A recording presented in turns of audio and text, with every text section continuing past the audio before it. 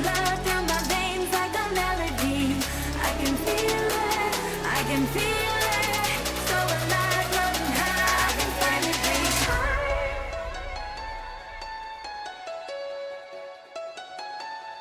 I can feel the gravity is pulling me away, pulling me away.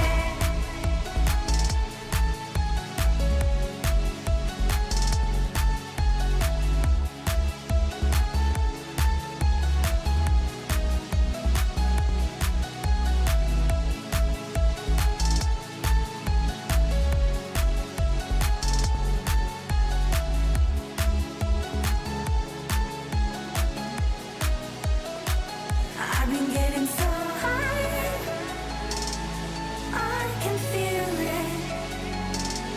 I can feel the gravity is pulling me away, pulling me away.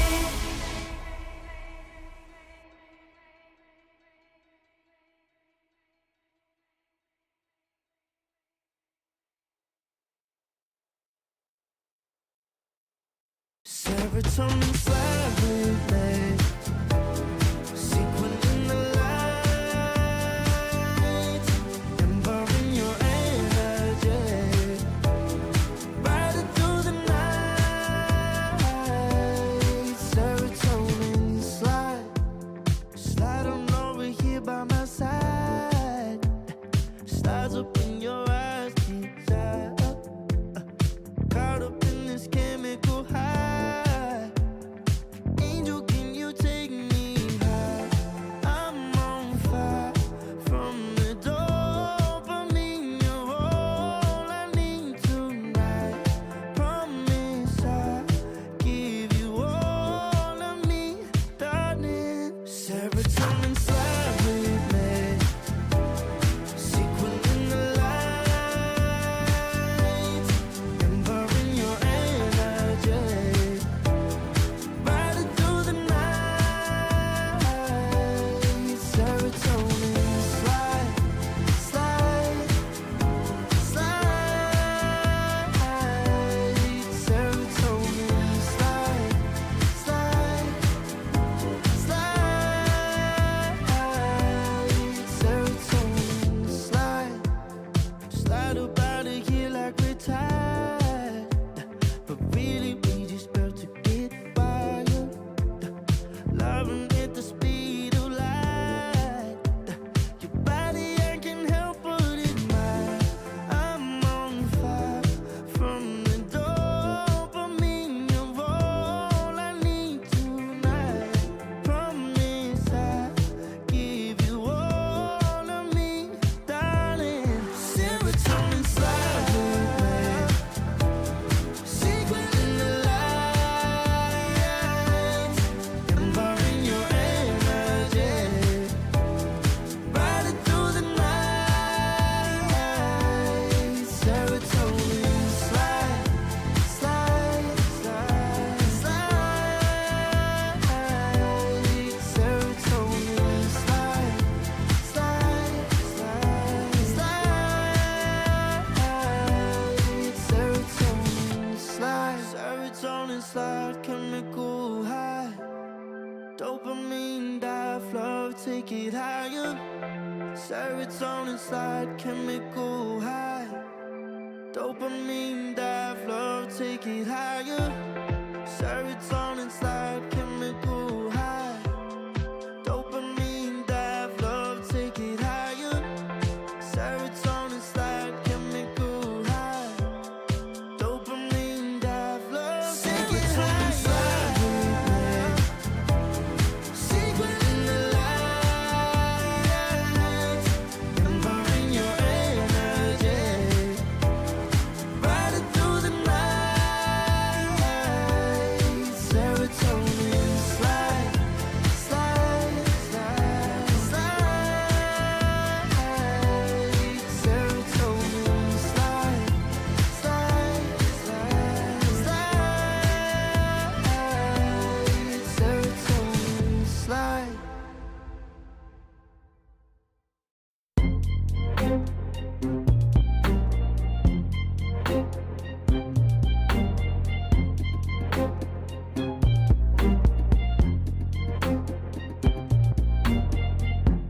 Took too long for me to feel, yeah.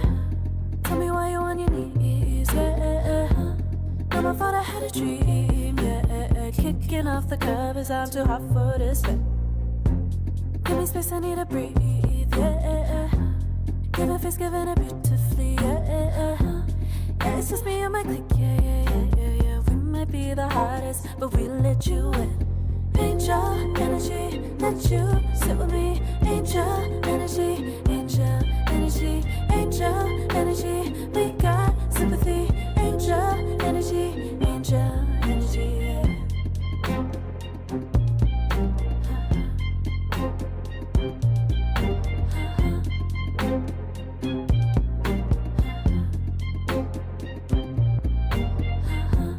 Take the time to breathe and rest.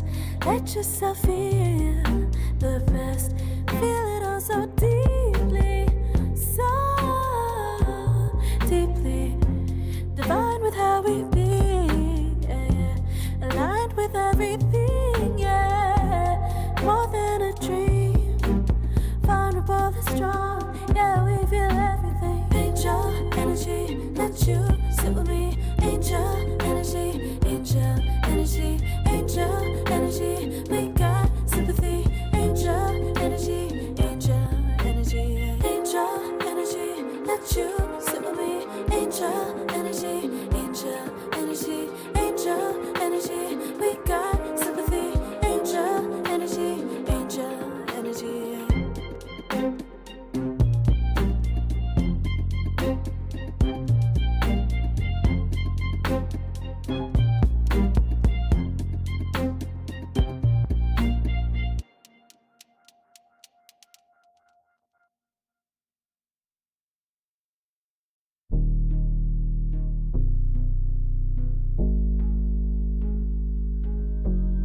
Never pressed, but I got the juice. Taking the lead, that's just what I do. I make mountains move with one hand tied, and still this world ain't satisfied. Everywhere I go, they stop and stare. I tell the truth, I take it there. Call me vicious, persistent, overzealous, that's fine. Main character energy, I stay taking what's mine. You need a foot on the gas, or put my name on the line. Main character energy, I'm just taking what's mine. And it's written in the stars, I'm a king like my sign, yeah. Raising the bar, the jaws drop like a surprise. Don't be mad about it. Don't be mad, don't be mad. Don't be mad about it. Don't be mad, don't be mad. I don't play the game, nah, I make the rules. Cards close to the chest, and I don't play no fool. Don't be mad about it. Look, yeah, my name stay in the mouth. Legs got broke, they said cast her. I'm the 911 response in a disaster. I don't ask, I just take. Treat the world like a man, I just blow them away. Yeah, I'm my #1 fan. Don't need a bark, I'm a bite. Switch me on, dark need light. Don't need pity, don't need spite. I just plop, plop, plop on sight. Could take your girl in 2 seconds. I just flash her a smile. I make petty look pretty. They run an inch, I run 3 miles. You need a foot on the gas, I'll put my name on the line. Main character energy, I'm just taking what's mine. And it's written in the stars, I'm a king like my sign, yeah. Raising the bar, the jaws drop like a surprise. Don't be mad about it. Don't be mad about it. Don't be mad about it. Don't be mad, don't be mad. Don't be mad about it. Don't be mad. I don't play the game, nah, I make the rules.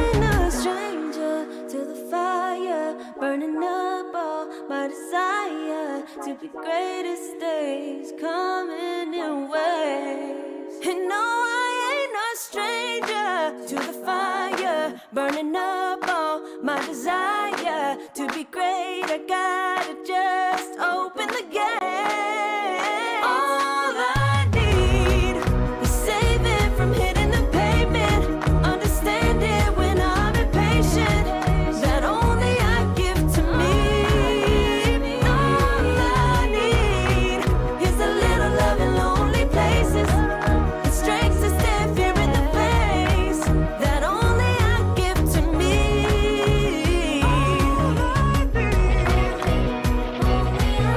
need, understanding when I'm impatient. All I need is a little love in lonely places.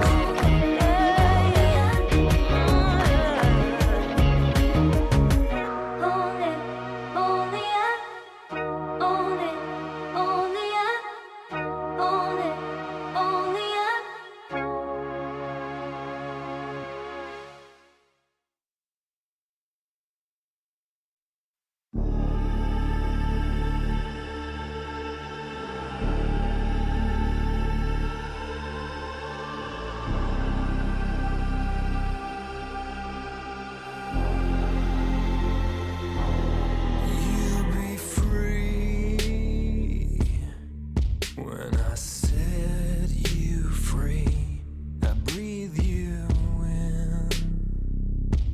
But all your sins won't disappear. You can see it's true that I want only you when we'll break free.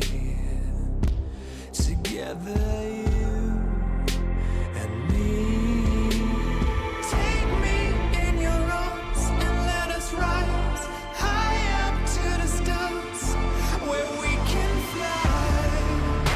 So come with me and pray. I want you to play my games and fulfill my black desires.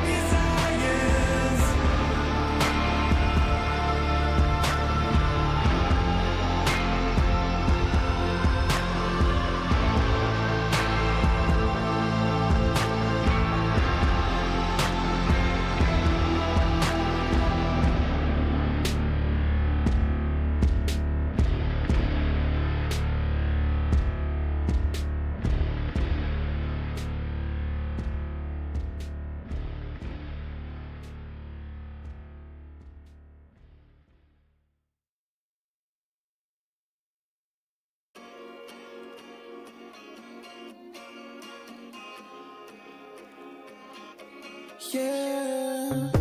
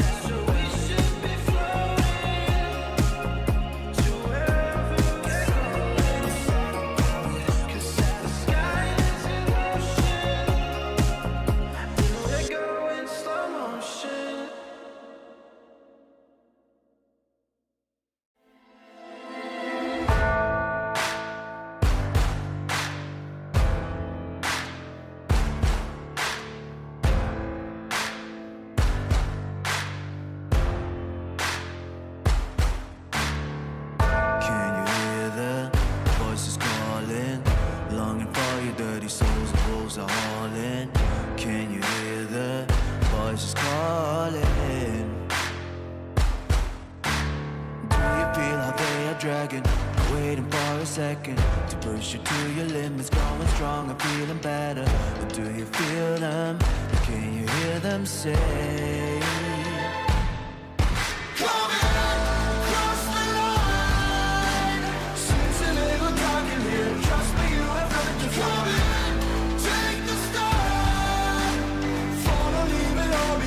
Welcome to the other side.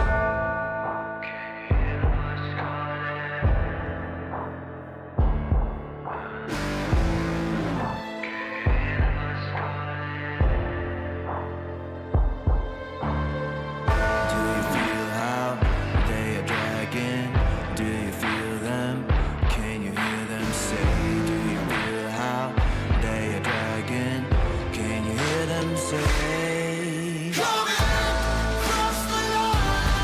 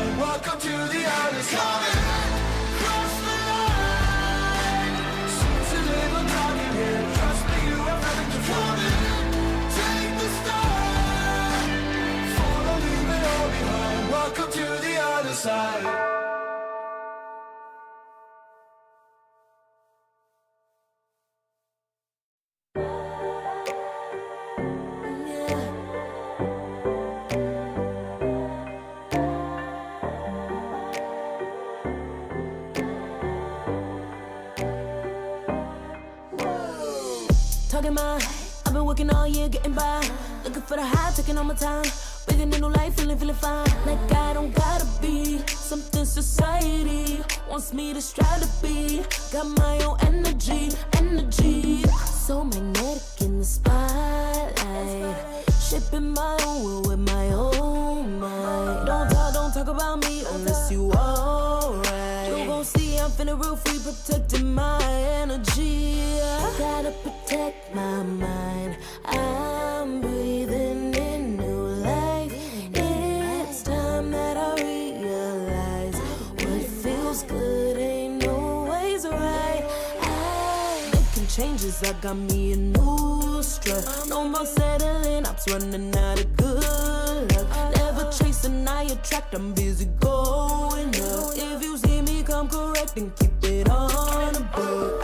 Get it, how I live it, that's the motto, how it goes. No more riches in the distance, hit the lotto, I'm the one. Not denying myself anymore, I'm done with it. Sky is the limit, I'm living like willow. Energy, energy, energy.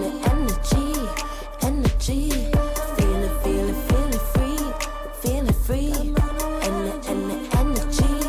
Energy. Gotta protect my mind. I'm breathing in new life. It's time that I realize what feels good ain't always right. I'm feeling good, feeling free. Feeling good, feeling free. All I need is me and my new energy.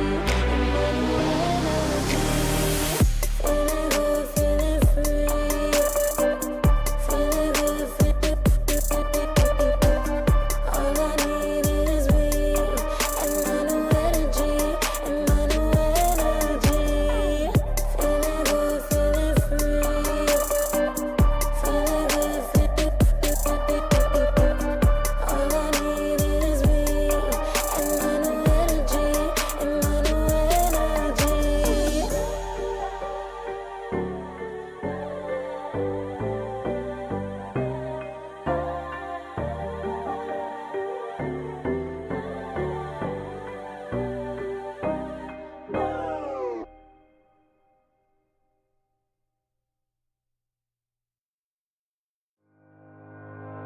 Think about it every night when I close my eyes. You're on my mind.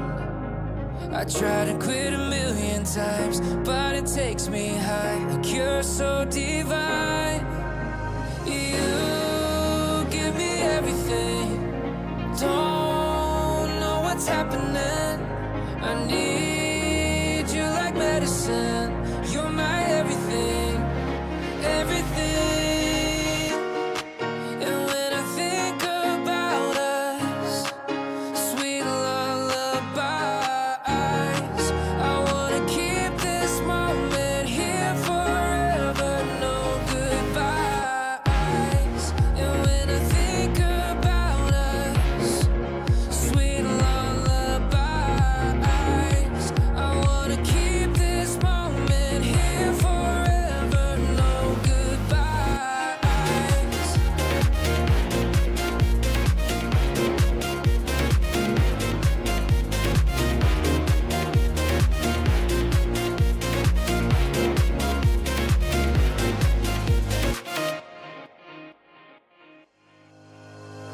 Think about it every night. What's up, everybody? Welcome back here to ESL One Birmingham, the good old Eastern European closed qualifiers. I'm trying to like reposition myself because I just, we came off the back of covering Dream League last week, and my brain was like, we're doing, run it back, do it all over again. But this Positioning to the time, east different. now. Yeah, a little bit of a different location. But I'm excited. It's going to be a great time. I know the qualifiers are always really fun to watch and see which teams, step up and will actually make it to the main event. Zach, I know it's early for us. How are we feeling today? Mostly good. Like you said, kind of early, but new region of Dota, slightly different play style from what we covered before. So I'm pretty pretty ready to get going. Pretty excited to focus more on offlane than usual. I don't know if you saw it because it happened kind of while we were prepping to sleep. Did you see they changed the role queue roles? Wait, what? They changed it from both support roles to hard support and offlane.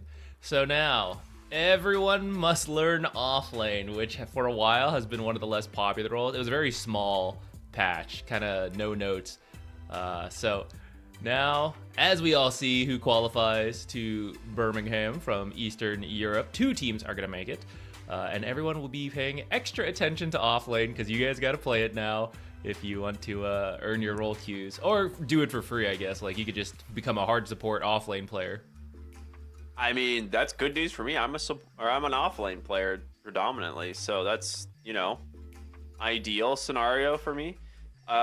Weird. Like, there's no notes on this. It just happened, and now we're just like, oh, okay, I guess they split this out of the role queue.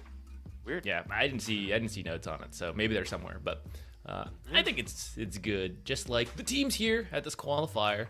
Excited to see which 2 make it through. Now, I was gonna make a joke about them with the role queues, but actually I guess they never needed it anyways. They're all too high MMR. They're playing in the immortal drafts and scrims. They don't care about this change whatsoever. Yeah, I forgot about Immortal Draft was conceptually a really cool idea, and then I think people tried it and were like, ooh, okay. It's cool when you have. I think it's cool if you had the right people, but since it's random, yeah. I've seen some good suggestions towards it. I kind of hope that'll be something that gets adjusted in the future. I mean, I think that's why all of us don't climb an MMR, like we choose to remain where we are because no one wants to end up in that draft. So, right, if they change it, everyone would just decide to start climbing. Yeah, I think that actually makes the most sense. I know when, I played like 10 games in Immortal Draft and I was like, thanks, I hate it, and stopped playing ranked. So, it actually makes perfect sense. I think every single person who plays Dota would be there otherwise. So. Instead, they're here watching the qualifiers. Our first series here this morning. Our first series here this morning should be fun. It's going to be our number 1 seed, BetBoom, the team that I think a lot of people have high expectations for. They just came off the win for ESL Dream League Season 28 in Eastern Europe. So they actually got the win there over Aurora 3-1. Looked pretty solid and dominant through the whole upper bracket. So it's a team definitely on a roll. And they're up against a Liga team, which is not a super unknown name in the Eastern Europe scene. But they came through Open Qualifier 2, which I think was a little bit surprising to me. Normally, this team, I would say, often is either invited to qualifiers or makes it through Open Qualifier 1. So I guess maybe they struggled a little bit the first time around, but we'll see how they do here today. Yeah, I think there's actually a lot of good teams in this region right now. So yeah, kind of hard to say as you make it down to there's some top teams like BetBoom, and then as you get towards the bottom, it's you're all good. Who do you pick? I don't know how it's decided, but they made it here through the qualifiers, and it's gonna be tough to beat BetBoom, their first opponent. But at least 2 teams are making it through as a double elimination bracket. So even if you don't manage to beat BetBoom, which is a pretty tall ask for any of these teams, honestly, they're looking pretty good. It is a Keeper of the Light patch for arguably the best Keeper of the Light team in the world, so they're gonna have a free ban on you pretty much every game. It's not gonna be easy to beat them. There are a lot of good teams here. I'm sure we will see some good efforts, but that's kind of opponent number 1, and then perhaps between the rest of the teams, you got to figure out who can get that second slot. Yeah, I think the competition for slot number 2 is actually going to be very close. I think a lot of people are going to consider Aurora to be one of the favorites, but 1W team, Power Rangers, and Avalis, the other invited teams, I guess you also have 4 Pirates as well, but in terms of names and recognition, Power Rangers, 1W, and Avalis are all very strong. So I think people will need to, you have to prepare and be ready for those stacks for sure. Yeah, and if you guys don't recognize the name Power Rangers, that's because that was previously known as Runa Team, and then the players, I think, left the org. I'm not 100% sure on that, but I think this is a temporary name. I don't think they can legally acquire that name officially, but they'll be playing under that identity for now, and if they qualify, I bet they're very likely to find a new name from an org soon after that. So as we take a look at the draft here, 10 seconds. Tinker actually getting banned out, which is interesting because this region we're actually starting to see some support Tinker actually make its reappearance in a way. Keeper of the Light is not banned. You could steal it. Liga team could try and steal it. They have played it. I know looking at the draft right now, we're going to see the Ember already removed. So there's not like the arguably the best hero in my opinion to play it with, but you could still easily grab the Storm Spirit later on. One hero that we're going to probably see contested quite a bit is this Templar Assassin. This is a hero both teams really like. It is a violent classic for the side of Liga. They played it a lot in their run through the qualifiers to get here, so BetBoom coming prepared. 10 seconds remaining. Just do it, guys. You know you want to. 5 You know you seconds want remaining. to. Simply do it. Lock him in. The old man. Do it. No need to save strats. Just do it. Just do it. I'm really thinking about it, actually. Should we do it? Oh, a different four-legged hero. It was close, you know. Yeah. There's no old man on this one.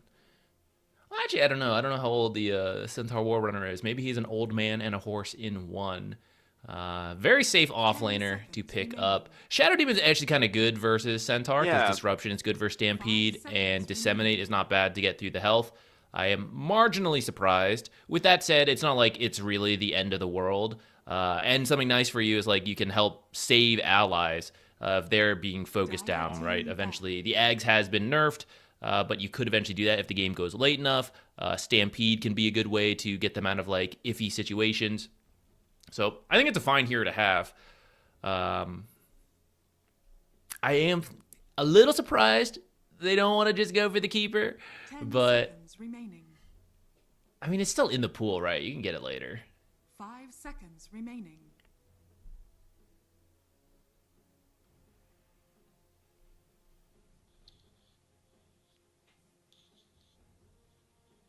So for bans, they get rid of Gyrocopter, and then their next ban, we'll see what they do here. I think for the most part, like, getting rid of some of the, like, really strong, like, meta support, something like the Tusk, wouldn't be a bad idea. But if they are more worried about the Keeper of the Light, then maybe get rid of that one, because you do have next pick for BetBoom, and I feel like for them, getting Coddle there is a pretty strong position. You don't have like 18th pick to secure like your preferable matchup along with having the Keeper of the Light, but there are still a lot of heroes that you can pair Coddle with, and it works out well. I think Centaur isn't even bad. Like basically double edge constantly, and War Stomp cooldown is very low at that point. So Yeah, I think it's fine. If anything, it works because although your combo is not like Bristleback level, but you want to move around a lot as Keeper of the Light. You want to be double stacking. You want to be doing some farming. You want to be playing with the mid laner. So your off laner needs to not just get wrecked while on their own. So Centaur is good for that. When it does get to them, I think they could consider an Ursa ban, since Ursa is good for Centaur. And then Shadow Demon's one of the better supports to mess with the Ursa. Maybe not in the lane so much, but throughout the game, you want to commit on things, kill them, but you just get Demonic Purge, your targets get disrupted saved, they just waste all your time. You hate dealing with it. So now that you're not going to be able to grab that support, I feel like it's another reason to take it out. The Puck ban actually came out. So they spent a lot of time on this. There's a lot of reserve time just for our getting into our second pick. 10 seconds remaining. Yeah, I guess it's fair because GPK is a very strong mid laner. So they were probably really thinking through, you know, a couple hero picks that are coming up, and then as they try to plan, like, what is our mid pick into our 18th pick. I guess they ended up that they wanted to take out the Puck, but I'm trying to now follow the logic. Puck's not actually as good as it used to be. Still a solid hero, I would say. But I see several counters still in the pool. For example, the mid Dragonite, mid Tiny. They would have been fine. The Huskar is actually still in here too, and he does well versus Puck. Oh, there he goes. Yeah, there's a lot of heroes actually that I'd be a little worried about. I think right now they're obviously considering something like the Caudal Storm Spirit because it is on the table, but if you go for the Caudal, Liga can take the Storm Spirit for themselves, and it does give them a nice save for the Storm in case, you know, they go to jump on them with the Shadow Demon already. I'm just curious, like, what hero you could pick to pair in the mid lane if you go for something like that. So we'll take the Phoenix for now. Tiny. Wow, Tiny is not banned. Wow. Okay. Yeah. This is why it's fun to cover a different region, right? Like, they have different priorities, not just the player preferences, but different regions have different play styles. And so, for example, Western Europe, we were seeing a lot of Huskar bans, a lot of Timbersaw bans. Both those heroes slipped through. We will see the Mars taken away. Well, I guess not really taken away since they already had the Centaur, but that's a really good pairing with the Phoenix. It is good versus Centaur anyways, so good crowd control to keep him or his allies in there. Shadow Fiend maybe paired with the Shadow Demon, we don't know, but actually Shadow Demon works with both of these cores. I guess there's a mid, I feel like mid Shadow Fiend would still be alive in this region as well. So perhaps some flex there, but the physical damage Shadow Fiend has been really good. Mars does a lot of physical damage, so I think that synergy is nice. And then Disruption can either set up the spear or, set up the raises. You can get one raise, disrupt, walk in to set up the next two.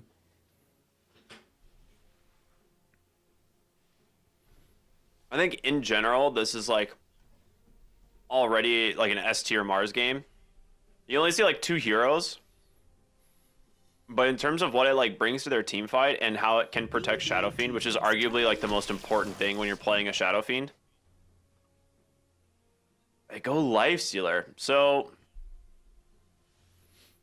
I'll be honest, this is a very like kind of, it's not as strong of a matchup as I remember. Like Mars does pretty well into Lifestealer the first like 3 to 4 levels, and then it's really like levels 5 and 6 and stuff like that where finally Lifestealer's like chilling and you just leave him alone in the lane. I wonder if the like Phoenix is going to be played as a 5 or if they plan to pick a new 5, because your lane support is going to decide a lot here.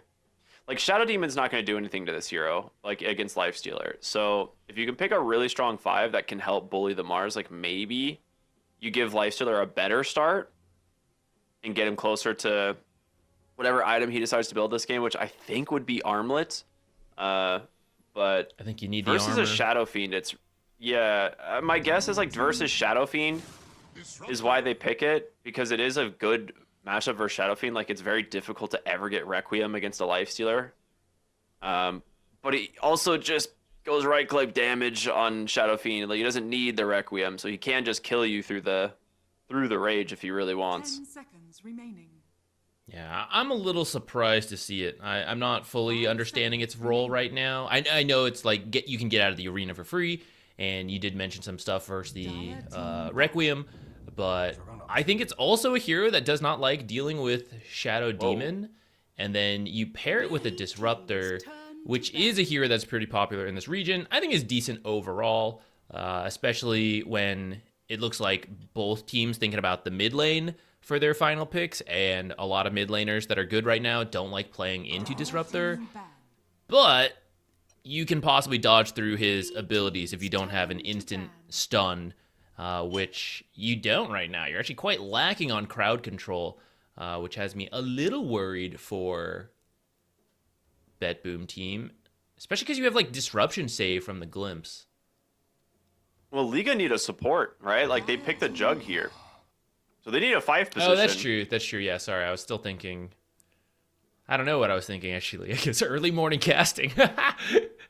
All right, we need a support, huh? I'm just shocked because like I feel like Shadow Fiend is not bad into the Centaur lane.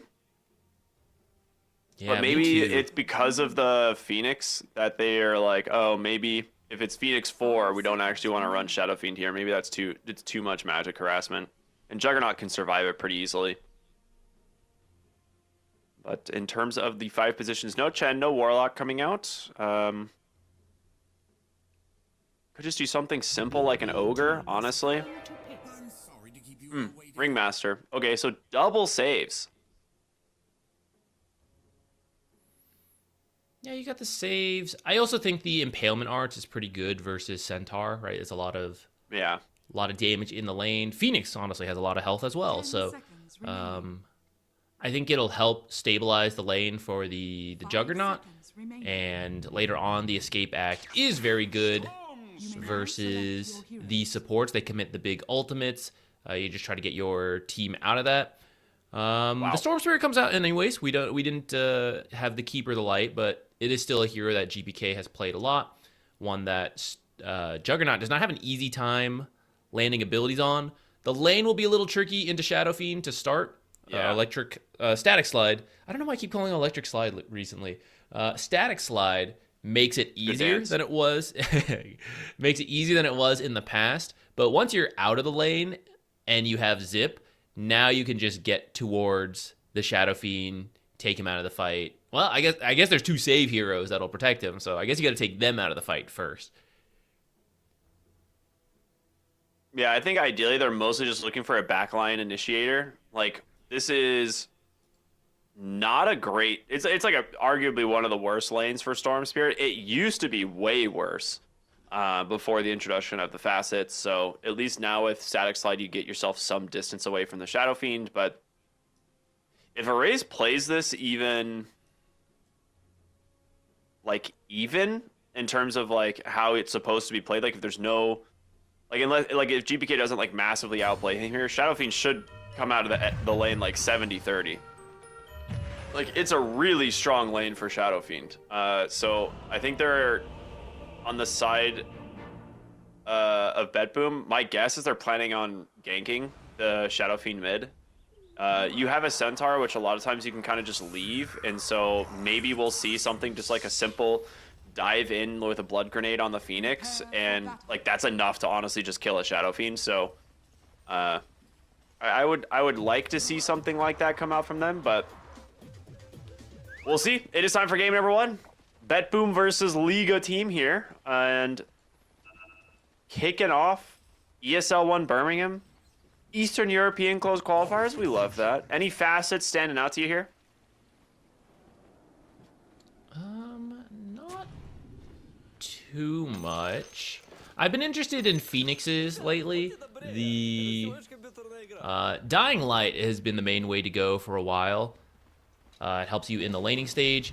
I keep thinking that people will go to Hotspot again because there are so many tanky heroes in the meta right now.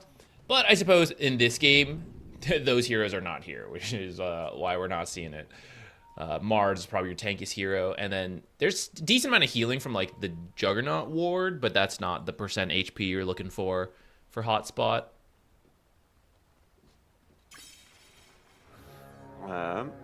We're gonna send back to Zach and myself really quick. But as we're jumping into this game, we got real quick thing we had to adjust. But I promise you're not missing anything. We're watching it. It's just a bunch of teams picking up some bounty runes and walking to the lanes. You know.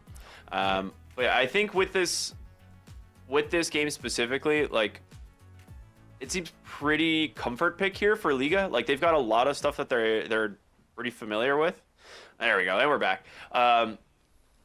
But I think the fact that they have like a favorable lane, especially in mid, is a really good sign for them. I think this is something that we'll see how they like kind of try to capitalize on. Yeah, the Juggernaut pick I don't fully understand. Like, I was okay with the Shadow Fiend carry, but I think it's okay. Overall, I actually like Liga's draft more, but I know BetBoom is a very strong team, and so I feel like their draft will still work. There are some difficulties to the execution, but I know they're a capable team. So that makes me, you know, I still believe they'll end up winning, but I don't know if I love their draft compared to previous things we've seen from them. Yeah, I just watched Violent, Blade Fury, the Centaur, and Centaur's health went up during Blade Fury, and and the Juggernaut's health went down. So, this is why it's like this lane is such a weird one. Like, Juggernaut will eventually do fine, but you're not gonna harass out a Centaur with this guy. Like, Juggernaut cannot harass Centaur at all. The benefit is that, yeah. Go ahead. Sorry. No, sorry, I cut you off, but I was gonna say, not usually with magic damage anyway, which is what like Blade Fury is. You know, you like do a little damage, and then you commit to finish with the Blade Fury, but magic damage, mobility, and high HP all counter that, and if you can just stand in the spin and fight, then you usually win, which is what Sender can do, because he has so much health, which is why we thought the Shadow Fiend was gonna go there with a high physical damage and a ranged hero, you know, constantly poke for free, and then raise to finish the job. Bottom lane taking a lot of damage here so far on the Mars. I mean, Lifestealer, he did go the triple gauntlet stick, or full wand at this point already, and a quelling blade, so he has a lot of damage to last it with, which is, you know, expected. The goal here, if you are winning the lane at like level 4, realistically, you leave Lifestealer here completely. Like, you never actually come back to the lane with anybody else, and you just let him 1v1 the lane. Like, that's like the ideal scenario for Lifestealer. Top lane, dodge of the stomp there by Violent. Gets a little bit of damage out with the Blade Fury. Again, the heroes should be able to sustain the lane. It's Juggernaut. He's got Blade Fury to reduce a lot of the magic incoming damage, and then he's got his healing ward as well. But without Blade Fury now, you can't actually contest the Lotus Pool, so they will just walk right up and take it away. Nice deny there of the healing ward there from Save. Free money. That healing ward is a little worse than it was before, too. In 7.40B, they changed the duration from 25 seconds down to 18 at level 1, which is quite a big significant difference. Reduction. Yeah, I suppose if it's getting killed early anyways by Phoenix, then that nerf doesn't come into play quite yet. But it does mean your laning is not as safe, because you would often hold the skill point. You know, if you don't need it, you take Blade Dance for a stronger lane. If you need some healing to reset, you take the healing ward. And I think that idea is still there. It's just you end up missing a good chunk of healing that you had in the past. Yeah, I mean, so you get a max duration healing ward. I mean, we're talking 36% max health versus 50% max health, right? Like, it's a huge difference. Glimpse back in the bottom lane. Mars might die here. Ooh, He's ticking down nice to the blood disruption. grenade. They're looking. Is he going to deny? He is. He just denies to the creeps. I mean, that's a perfectly fine death. He's dead for a while thanks to the increased respawn timer when dying to creeps. So it'll be a moment before he's back in the lane. But it does save him quite a bit of money, not having to, ferry out a bunch of regen and then just kind of wait on the sideline anyway.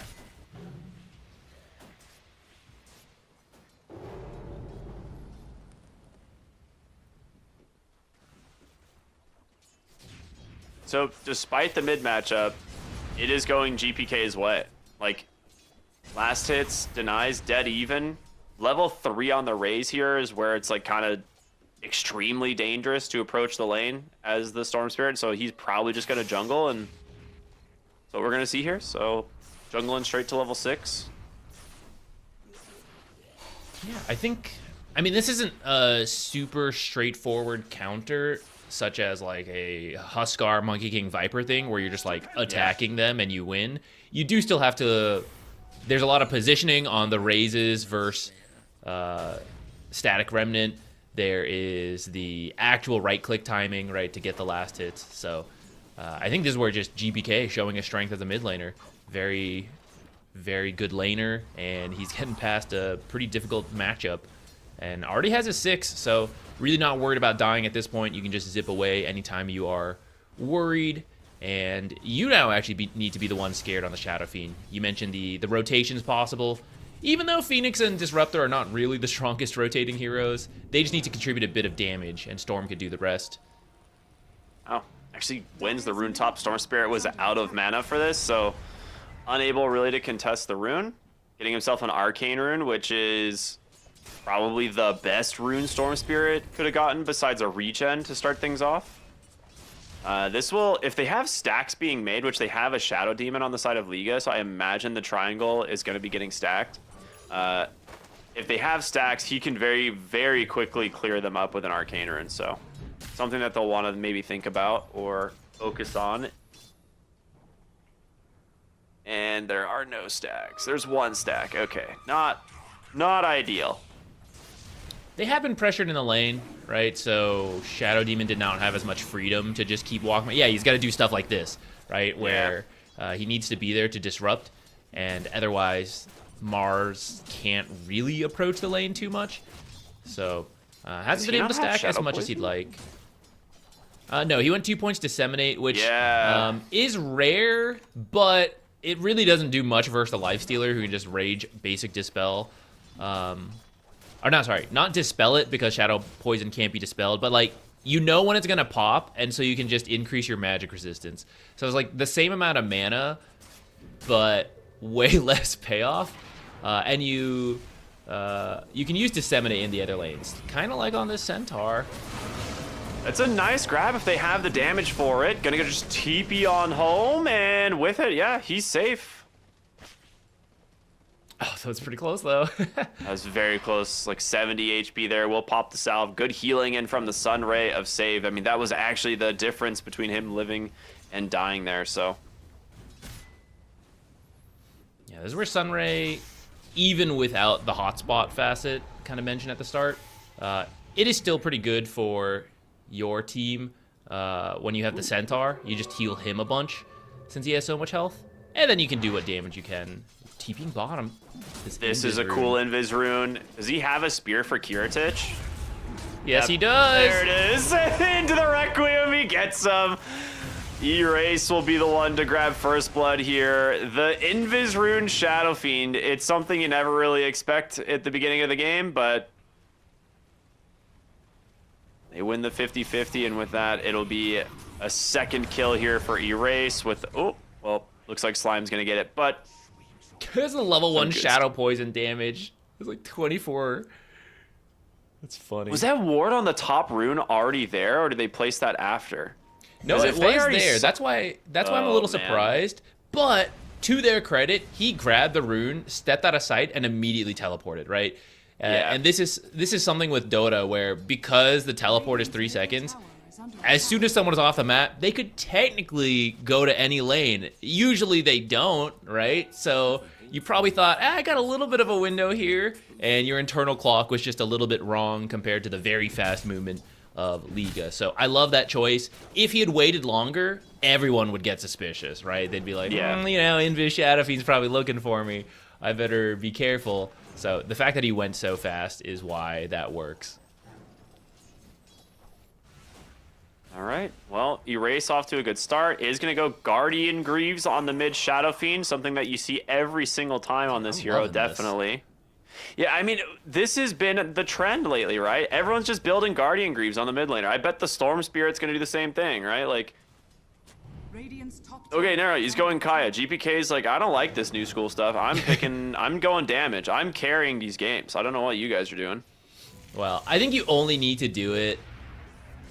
Well, I say that, but as I look at their draft, I was gonna say you only really need to do it when you want the dispel, or you want your team to play really fast. Which I think Liga is more interested in playing fast.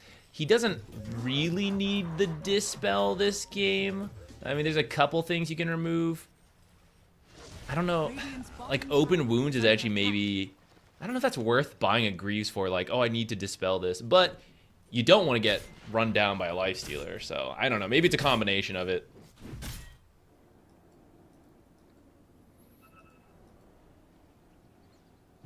I don't know if it'll really pay off this game though, because I'm unsure too. One of the dispel I'm not certain of, but the other thing that I mentioned is playing fast, and the only real setup on his team is the Mars, who had a very rough lane. So I'm worried if they're actually going to be able to group up and play the way they want to. You do have the disruption, so that could help, right? You could like disrupt into the rest of the setup, and Ringmaster can do a little initiating too, which is kind of, it's not the easiest to land those abilities, especially versus a Lifestealer and a Storm Spirit, and even like a Stampede Centaur. So I'm a little worried for that. Like, you want to play fast, and then BetBoom just like, no thank you. We're just gonna go be over there. You know, we're gonna slow Like things how down. polite they are. Like, I'm sure they "Ooh, say you it know, like that too. Sorry, sir, but no thank you. I'm going to just go farm elsewhere. Bye. Top lane, another smoke coming out this time from Liga, looking for a Wheel of Wonder into Requiem, which pretty easy to set up as long as you get the Tame the Beast into the wheel. Miro would be an amazing grab. They didn't wait long enough though. He stepped away. They probably thought he just read the movement. Rune and there's that they're late regen. to the rune. GPK will get the regen, and he's going to be the one that smokes up with Katomi. Level 6 now on the Disruptor. Having a little bit of time to soak mid lane, and Violent has already popped the Blade Fury. He is super dead now. You're going to come up with the Disruptor, or the Disruption. We'll see if they can actually buy some space here. Nice fear, but it's not in time. A stomp out from Miro with the Stampede's going to be enough to secure this one, as GPK running a little bit low on resources, but does have that regen running. Glimpse back, finds Erase. There's the Wheel of Wonder, pulling them both in. They're going to pop on one. Miro now in trouble, as in comes the Mars. Will have the arena, but not necessary. Just a couple more raises. So a 2-for-1 trade at the end of the day. Good rotations in for Liga, but it forces all 5 heroes into the top side of the map, and you still lose your carry Juggernaut. I think it was meant to be a bait because the rune was scouted by an observer that has now died, but it should have seen that smoke, and the Shadow Demon was there really early because of that, where Disruption is a great save.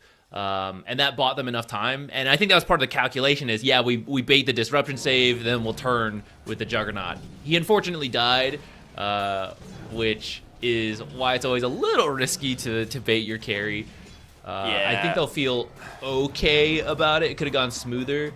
I think BetBoom probably also feels okay, because like you said, that's a lot of heroes that rotated over. Lifestealer, we see, he's in the triangle farming. He's like, yeah, I'm happy. I'm getting my Radiance farming time. I'm almost there, guys, and then we can get ready to fight. So I think probably the most painful thing is losing some Galvanized stacks on GPK, but since he didn't do the Guardian Greaves build, he's actually got the normal Kaya plus Soul Ring, even got the mystical enchantment on his Polywog Charm, so it's not as painful for him.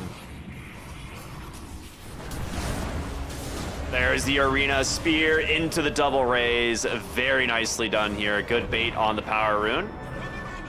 Topside amplified damage will be picked up by Katomi. I mean, Liga's doing the right moves with their cooldowns, which is really important. Bottom lane, Kiritich being chased down. Violence got the Omni Slash. He wants to use it, but will hold off, turn his attention mostly towards the tower, as those Impalement Arts will force the Lifestealer back. Bring the Phoenix in. They're looking to fight. You always got to be careful versus a Disruptor Glimpse, but these guys are backing up nice and early. I mean, Kiritich almost has Radiance. It's coming on the courier, if I'm not mistaken. Yeah, he goes top.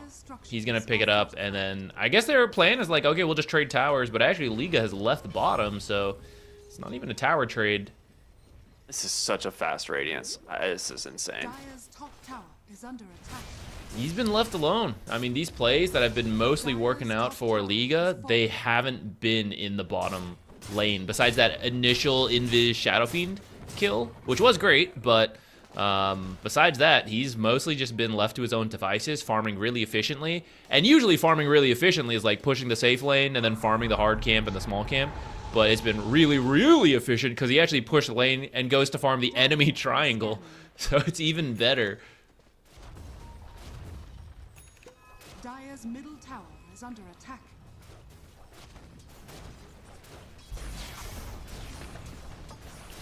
Miro finds a troll creep as well. Free tower. Dire's middle tower has fallen. Wow. Despite everything the- feeling like Liga was controlling the pace, there's a 4K gold lead Yeah. the other way. Is under attack. That was exactly what I was going to say. I was like, it has felt like Liga's the one making plays, right? It is 1-5. They found the Storm Spirit multiple times. Is under attack. But your Centaur is enormous, and you have just as farmed Lifestealer right behind him, bottom lane. The box can be able to bail out the Mars here, but with Lifestealer showing up, there's really nothing that they can do to this hero. Like, unless you get like the spear into Arena Requiem, right? Like, I just don't think he's going to fall for that. Okay, well, I say that, and he does exactly that and dies. All right, Kiritich getting a little bit overconfident.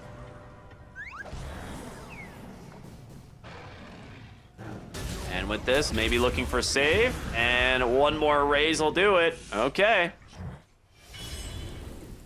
I thought there was no way he walks up to that without pressing rage, I'll be honest.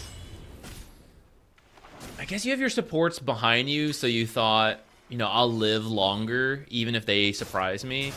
But miscalculating the damage coming from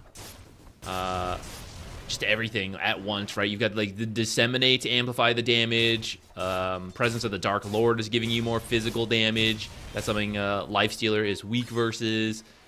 And then because you don't rage, yeah, all the spells are also doing their damage. So, I mean, it's one of those things you just trust yourself to press the abilities fast enough, right? And sometimes you're wrong because these are also pros you are playing against, but every pro believes they're going to be reacting first. Yeah, that's a very nice kill. I mean, you're getting yourself quite a good kill bounty, helping out your Mars. It swings 2,000 gold back for your team over the course of that death timer. And your Juggernaut is the one who's, you know, benefiting the most now. Like, he picked up the Battle Fury around like 14 minutes, about a minute before the Radiance, which is, you know, comparatively not great. But with that now, he's having a great time. And I think, you know, Juggernaut on even footing here might be able to start pulling ahead of this Lifestealer. It's a little scared. Catch a sight of the Shadow Bros together. Just Static Storm, run away. Well, Lifestealer's actually still in the area. Can they catch him? Demonic Purge? He's going to need to... Okay, yeah, they have to Stampede. I was like, he's going to need to infest something, but just gets the Stampede to bail him out, and he'll be fine.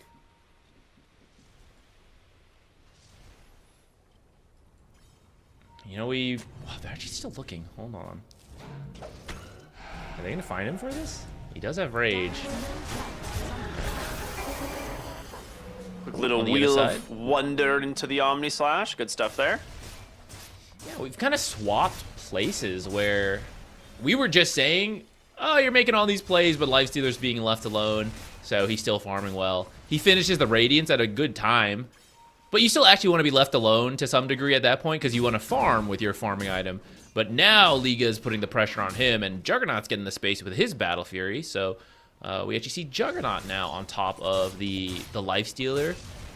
And I believe his Manta just finished, yeah, so not going to be easy to kill this Juggernaut anymore. He had a bit of struggle in the lanes, but now pretty strong.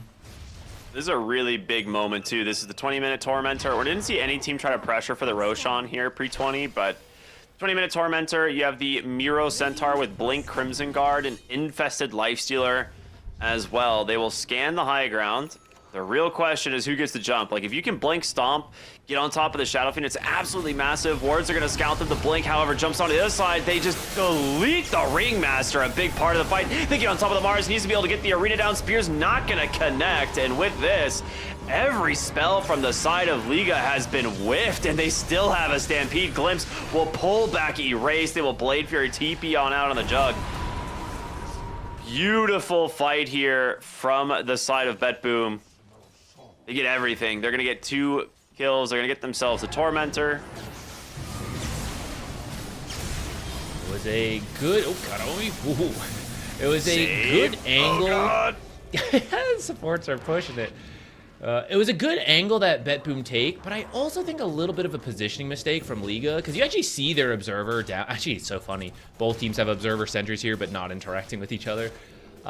They had the Observer down, but then were positioned around that Observer as well, and no one was checking the angle that BetBoom came from. So their smoke breaks, and they were still okay, right? They'd already made it to the high ground at that point. So a little bit of a mistake from Liga. You need one hero checking that side, or more heroes. Like, you position around that cliff where you have no wards, and then the other ward lets you know when smoke breaks across the tree line from you. Yeah, that's exactly what I was going to say. I was like, you put down vision, and rather than like kind of baiting a smoke, like if you want to have the ward there, like your Shadow Fiend was in a good position to bait the smoke, right? Like, he was in that tree line in between the 2 ramps, but then nobody on his team was available at all to play on the right right ramp. Like, it was just a Ringmaster who they like walk up onto the high ground, they place a ward sentry, and somehow the team, you know, approaching the high ground is the one that gets vision of the enemies first. Like, that's not supposed to happen. So, I mean, really good way to approach the fight from BetBoom. One of the benefits of this Blink Centaur, but definitely a positioning error on the side of Liga. And we're gonna see what happens now as Violent gonna try and just TP on out. He should be able to. Ooh, that was nice close. timing on the glimpse. Yeah, that was close. That's a tricky one to get because Glimpse has a travel time and a max time it can take. So you have to glimpse at the literal last second. Since the glimpse is not going to travel very far, it's going to be near instant. He was pretty close, but not quite enough. this is Blink Mars. If they could get over here quick enough to take the fight, it could be pretty huge. GPK does have a shield rune to work with. But getting the opening onto something like Save on the Phoenix, well, they're just going to walk the Centaur up to the high ground, and now they have a very good idea of where Liga are. There's no smoke available for them.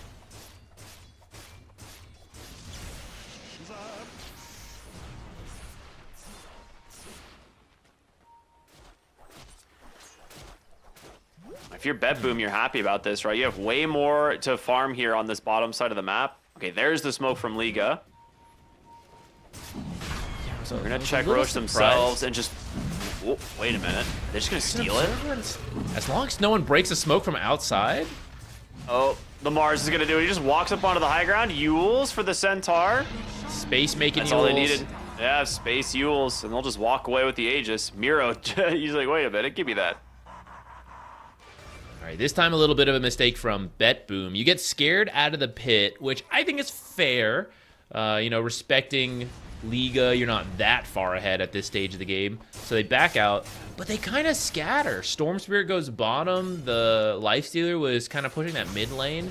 And so Liga able to just quite literally walk into the pit and take it. They didn't interact at all. Like, Mars moved up to check and make space, but he also could have just sat in the pit, and BetBoom never would have checked it in time.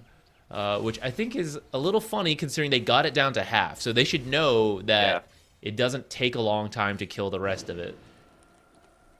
Yeah, I mean, I would say Liga's team fight is a little bit scarier, at least in my eyes. Like, yeah, you have like Centaur Stampede with Crimson Guard, you have Egg and stuff like that. You have Disruptor, Static Storm. But I do also see, you know, 2 saves on the side of Liga team and an Arena Requiem like Omni Slash, and you can't get out of the arena on most of these heroes, right? Like if you get stuck inside there, you're gonna die. So I get the idea of not wanting to fight around the Roshan with Arena, but I'm surprised kind of as you are. Nice find here from the Mars. Big egg into the Sunray, but there's gonna be the disruption to try and bail him out. The damage still there. Gonna need a box now to bail him out. Just, yeah, again, just every time. Multiple ways to keep their heroes alive. This Ringmaster Shadow Demon's doing work. Karaomi did not think they were going to be still in that triangle. He was going for a D ward, but gets punished for it. Now let's see if they can force mid. I actually thought this tower would fall a lot sooner because I thought that mid lane was going to go better. And then Shadow Fiend is pretty decent at taking early objectives, but well, even now, too scared to push it.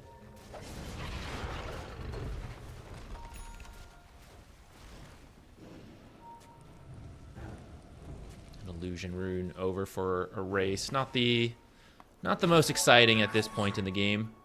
I guess you can remove spirit vessels, not bad.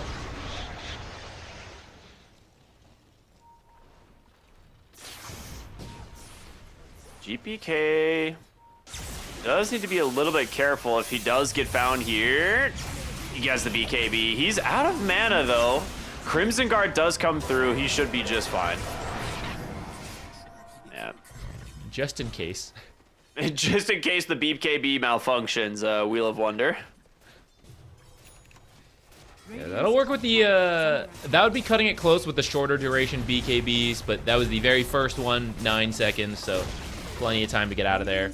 Though it does mean the first BKB, you know, just used to escape, and there is still a minute and a half on this Aegis, and I believe the Butterfly is on the way. Yeah, the Butterfly is on the way, so this Juggernaut, level 18, very scary, triple item timing, has the Aegis. Serrated Shiv as well. Very, very scary hero if you play behind him. Yeah, I was gonna say, I think with this, like, Aegis, they should be able to finish off this tier 2 top, and I think they need to focus on the mid lane towers as well. I think you need to get both tier 1 and tier 2. I don't know if you go high ground. I mean, you're gonna have Wisdom Shrine here in a moment, but just like clear the next wave and then just play for Wisdom Shrine, I guess. It seems to be what they're going for. I do think getting the mid tower would be nice, but right now they're trying to make a play for their own Wisdom Shrine, expecting BetBoom to realize, you know, we just lost our tier 2, we're probably gonna lose that Wisdom Shrine, let's try to steal theirs. Well, there's a really nice start to the fight. Disruption's gonna come out, the Requiem as well, but with the egg, as well as the Sunray, they'll still finish off the Shadow Demon. Now, I will say, during this, the Juggernaut decided to stick around. He went topside. He, I think, just took the tier 3 tower, and he's going to be TPing out now. So, you lose your Shadow Demon and your Wisdom Shrine, but you do manage to get a tier 3. It's something. I think that's worth it. You really only lost the support. Yeah. Your play backfires, but not that badly. So, did they get the oh, actually, they never wisdom? took the Wisdom Shrine. Okay, so it feels a little worse. Feels a little worse now that I realize that, but I think still not too bad. The early Wisdom Shrines are a lot worse to lose. These, like, mid-game shrines can be bad, but it's not usually, because it's not, like, such a key power spike on a certain level. Is the Shadow Fiend just dead? No, oh, well, Respect unable to close the gap, and as a result, the box will not save him. And now with GPK, he's got so much gas left in the tank here thanks to this regen rune. He's going to continue to play aggressive. Ends up popping the BKB, afraid of like an arena or a spear coming out, so we'll leave. And this is where you don't know what vision Liga has. So actually, BetBoom was a little bit scattered. They had a couple heroes in that fight, but the Lifestealer's top. Phoenix was actually in the triangle, trying to farm up the rest of this Hex. So you're just trying to get out. You think if Liga sees you, they'll know to commit, but they actually didn't, so they were just in retreat mode. So it looks a little funny with the fact that we can see everything, but I think from the player perspective, it's a safe call. Ooh, amplify top. That could be pretty big if someone can get there. Because there's a world you bottle that and then hold it till Roche could spawn early. We're getting down to the timing. And there's an 8,000 gold advantage on the Radiant side. Like, I don't understand how the supports have managed to pull so far ahead. Like, the Phoenix, I guess, has just been farming the whole game. Like, Save has a Scythe in like 300 gold. Radiant's bottom tower is under attack. Yeah, it's well, you got the Tormentor from earlier, right? So that helps with the gold for the supports. True. And then Save has been doing a lot of farming. He has 136 last hits. I know we don't usually look at that at this phase of the game, but he's been doing the jungling, right? At least, well, Tormentor. I was gonna say maybe you could think about the Tormentor to balance it out, and then it wouldn't look so lopsided. But actually, another Tormentor going to the side of BetBoom, this time for Storm, which is not one you want to buy for yourself, at least until you're like slotted out. But to get early from a Tormentor is actually kind of a nice boost to damage. Yeah. It is it's decent in fights for sure. I mean, the Electric Rave was a pretty strong talent. It's mostly paired with like the level 25 talent, I think, or like that was kind of like the main thing. It's like you typically pair it once you get 25 for the overload attack bounce. Like that's when it becomes like a very good ability. Wow, what a read here from the Lifestealer. Just rage TP's out, knowing that there's a smoke gank coming his way. And breaks the smoke in the process, which also is pretty massive. I mean, this game is really bizarre in the fact that there's almost no kills. Like, it is 5-9 at 32 minutes. Like, BetBoom's just straight up and like, we don't care if we get kills or not this game. Like, we're massively out farming you, and it's not even close. Yeah, I think they were also patient to get to this MKB because they had to get this for the butterfly on the Juggernaut, and he's actually pretty close to the Basher. I thought they might wait for this, but you don't know if Roche is early. If they did, they would know they could be content to just farm up the Basher and hit a really nice timing off that. But it could be right now, you know, and they lost the last one right under their noses, so I think they're hyper aware this time of the Roche spawn. We are not giving this one up without a fight. Another smoke angle. We'll see if Liga learned from their mistakes last time. Juggernaut's in a much better position. Oh, stay on the high ground, Jug. All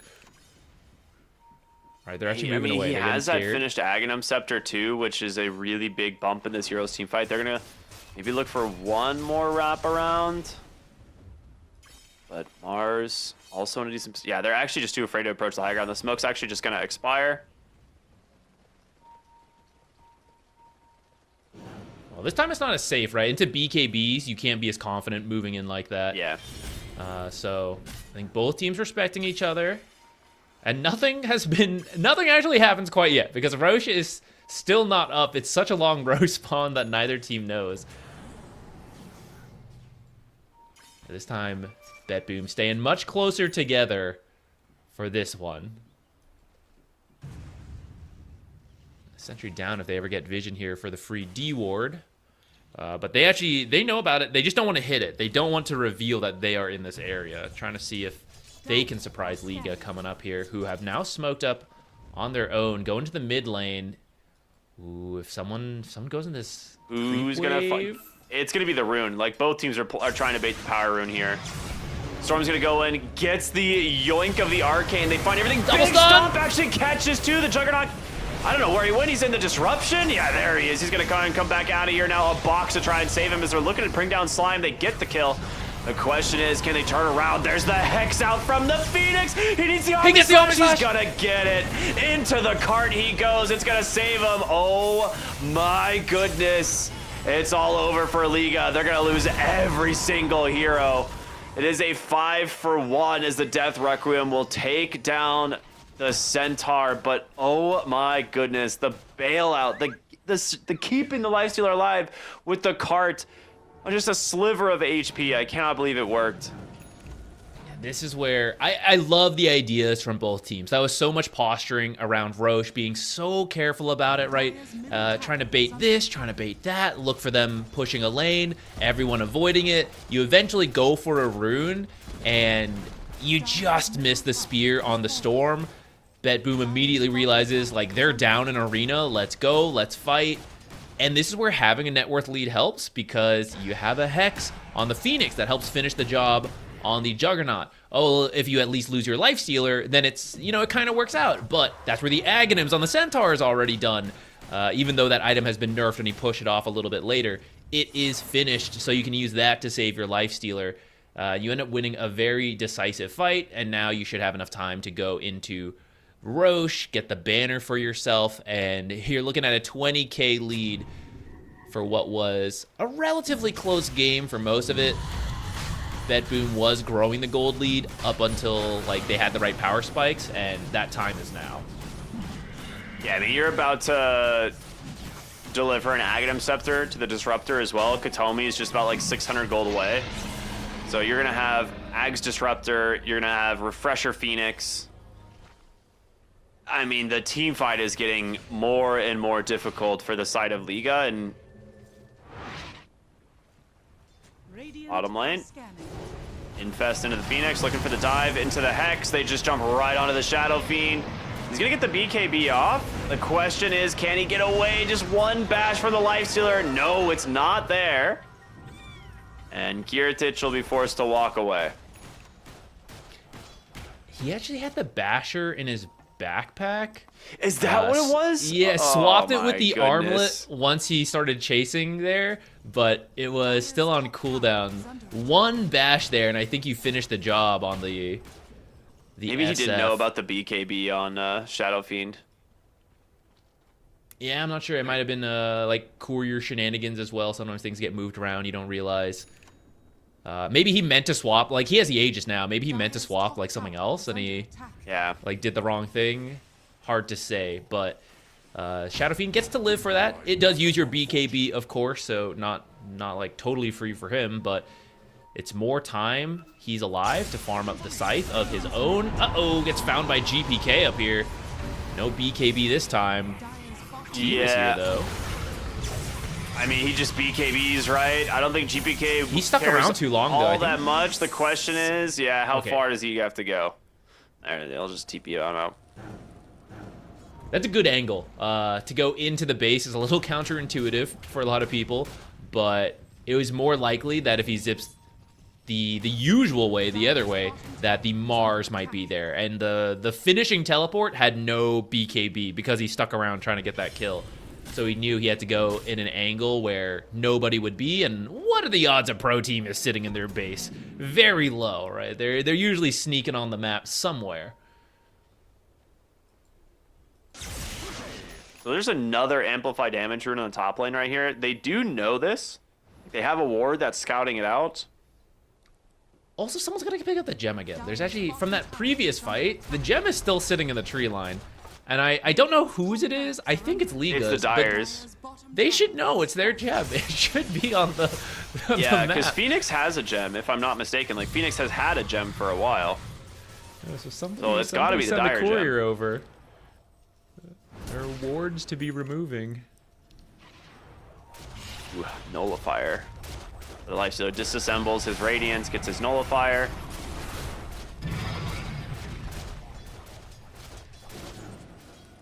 Using Lifestealer's illusions to try and deal with the wave, but Lifestealer loves fighting illusions. They are free healing for him. He gets so much health back.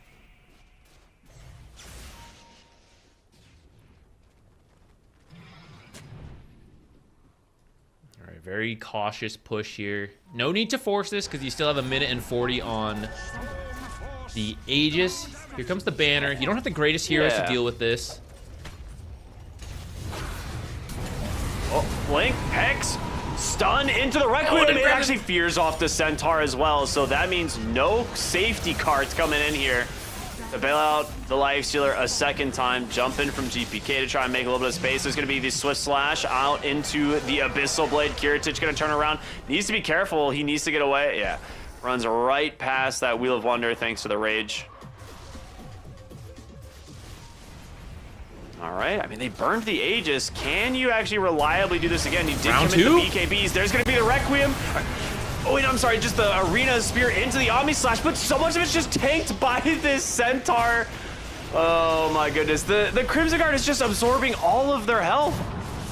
Another Swift Slash is out. He's gonna put in a disruption, but the damage from Kiritich is way too high, and now with the Juggernaut being dead, I think the game just ends. All 5 heroes still alive here for BetBoom. You can. It's the only play you could make, I guess.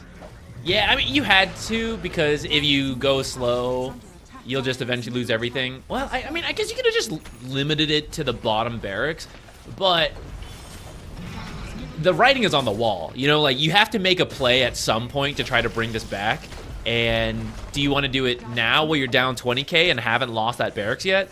Or do you want to wait and do it 25k down with 1 barracks down, or 30k down and 2 barracks down, right? Like, at some point, you have to take your best odds, and Liga felt that was it. Unfortunately, they had just a little too little damage. Couldn't actually finish the job on the Lifestealer the second time around. And now, trying to defend without your Juggernaut. I'll have to do the math after this to see how much damage this this Crimson Guard is absorbing, but like, that is the actual MVP of the game. Like, unironically, the dude just has a Heart of Tarask, he has a Crimson Guard, and anything this Juggernaut does is just completely absorbed. It's 7,100 damage, or 7,100 health right now on the Centaur. Like, how do you kill anyone when they have the Crimson Guard active?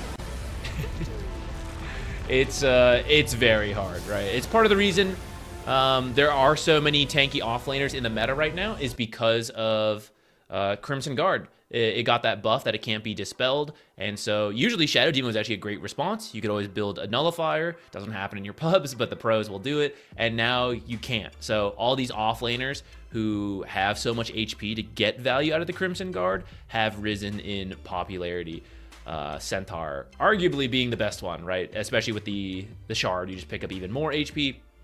So feels like they knew that would eventually happen. They played pretty patiently for a lot of that game. We were a little unsure of the draft, and I think we did see some of the weaknesses of that draft. Like, Liga did try to push it at the start of the game. I thought they actually made a lot of great plays, but sometimes, how to put this nicely, I don't know, like, BetBoom is the more experienced team, and I would say like the higher caliber team. So sometimes you have the draft, you have the plays, but they're all just sometimes a little too slow. And so it's working for you. You're like 1-5, but BetBoom reads everything, even as they lose fights, and they're like, you farm here, you farm here. So yeah, we're losing some fights, but you know, we're picking up the items faster than them. We'll eventually get there.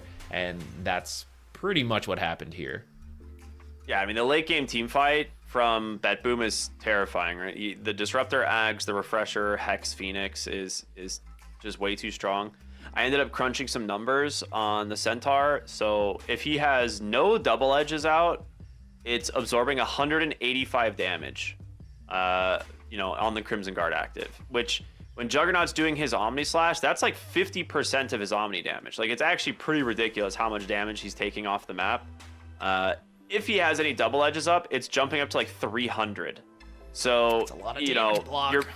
You're basically not doing any damage. Like that is a ridiculous amount to keep his team alive, and it's a really cool idea for him to just be like, yeah, it's time to get Heart of Tarask. Lifestealer, I think it was a kind of a quiet game from Kiritich. We actually saw him die a couple times early on, maybe with just a little overconfidence, or maybe just getting caught off guard. I will say the Mars actually played really well, despite having like 0 kills. He set up a lot of important kills. Like they picked off the Lifestealer twice. They got a kill on the Storm Spirit at the Rune. I think his arenas for the most part were pretty good. I think they just, you know, like you said, BetBoom a little bit more experienced. The first Tormentor fight kind of was this beginning of the end, I would say, for Liga this game. Yeah, that was their biggest mistake that kind of swung it away from them, right? It was pretty close up to that point. It was still kind of close, right? They steal the Roche, but then eventually you lose the fight. But I think overall that was actually a lot closer than I thought it was going to be. So pretty excited for game number 2. You know, if you clean up some of those mistakes, you think about why we lost a Tormentor fight, definitely see them being able to take at least a game off BetBoom, which is a big confidence booster, and we'll see about the series. But first, we got to get to game 2, so we will go to a quick break, guys, and we'll be back after that. Energy, angel, energy, angel, energy. We got sympathy, angel, energy, angel, energy.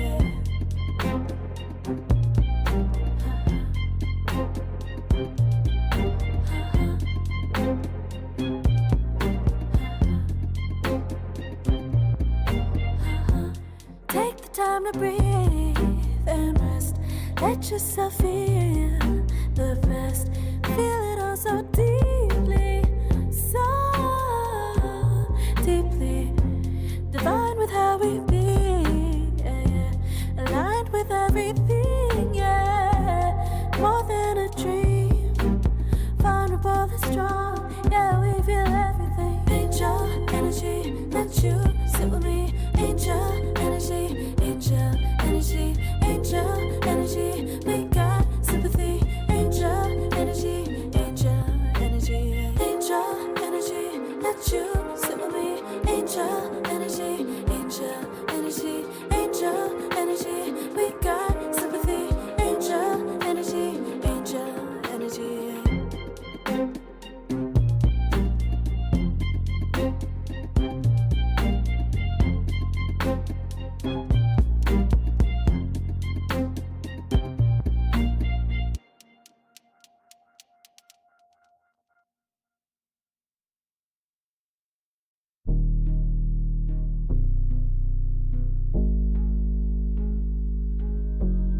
Never pressed, but I got the juice. Taking the lead, that's just what I do. I made mountains move with one hand tied, and still this world ain't satisfied. Everywhere I go, they stop and stare. I tell the truth, I take it there. Call me vicious, persistent, overzealous, that's fine. Main character energy, I stay taking what's mine. You need a foot on the gas, so put my name on the line. Main character energy, I'm just taking what's mine. And it's written in the stars, I'm a king like my sign, yeah. Raising the bar, the jaws drop like a surprise. Don't be mad about it. Don't be mad about it. I don't play the game, nah, I make the rules. Cards close to the chest, and I don't play no fool. Don't be mad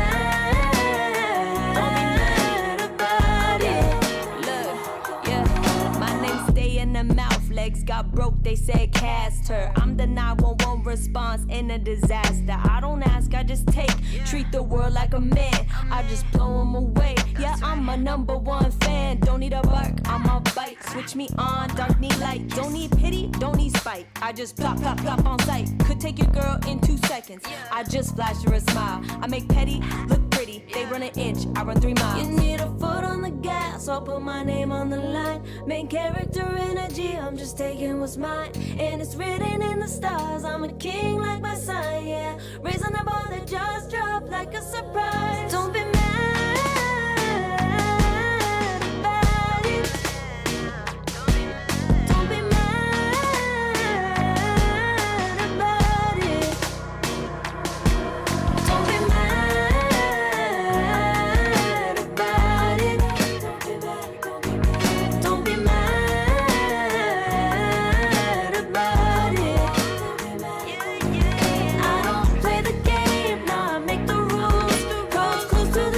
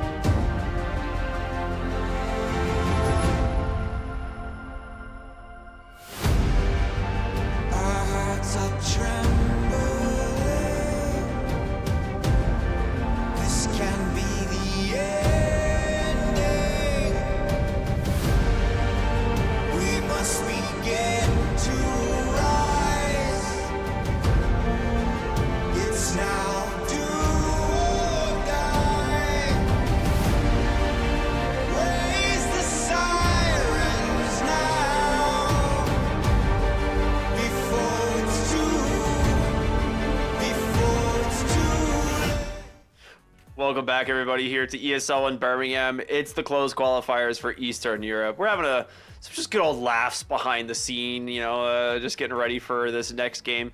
BetBoom versus Liga, game one, pretty dominant, I would say, from BetBoom overall. It was a very slow burn, maybe even like a simmer. Like, I don't even know if the stove was on for the first half of this game. Like a dying light, kind of. Yeah, nice reference.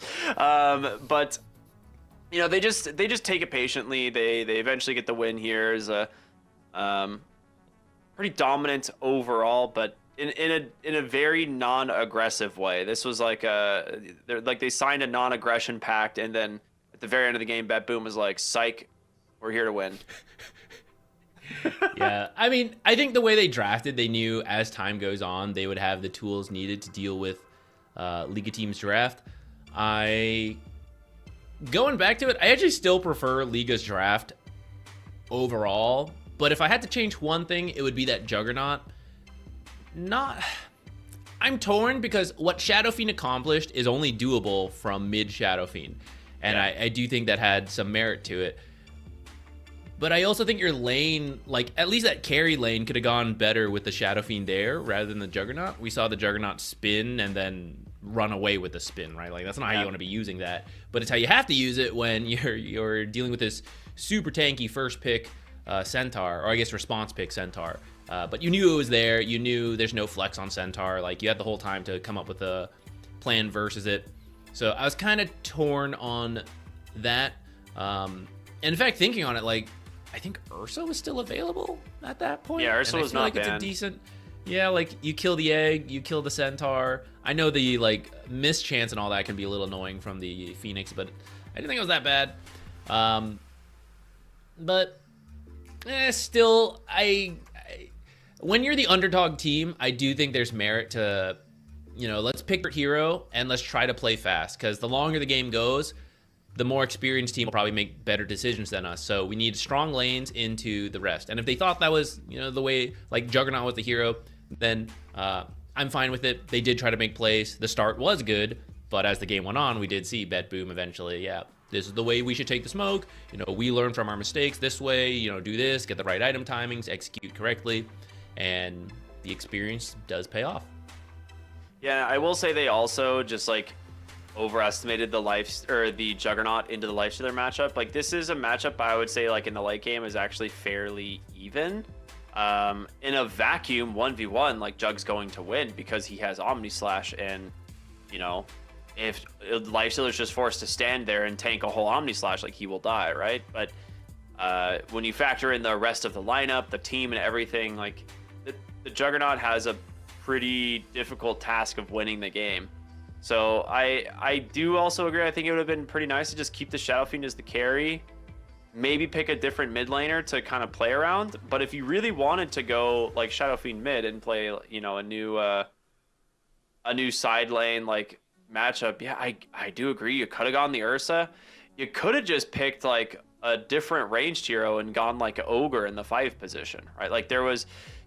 There's some ways of surviving that lane that you could have gone for if you were worried about the Phoenix threat. Ogre Magi just walks at Phoenix with an ignite, and Phoenix doesn't get to play the lane, right? So there's a couple different ways they could have approached it, but this was the comfort that they went for. It didn't quite work out. We'll see what happens in game number 2. The draft should be starting relatively soon, but in terms of BetBoom, I'm surprised the Coddle was just ignored here. This was a hero that we were expecting this team to kind of prioritize, but I guess with the Ember Spirit being banned, maybe that's the only hero they really want to pick it with, or they just Save is on this Phoenix train and he's I just want to farm.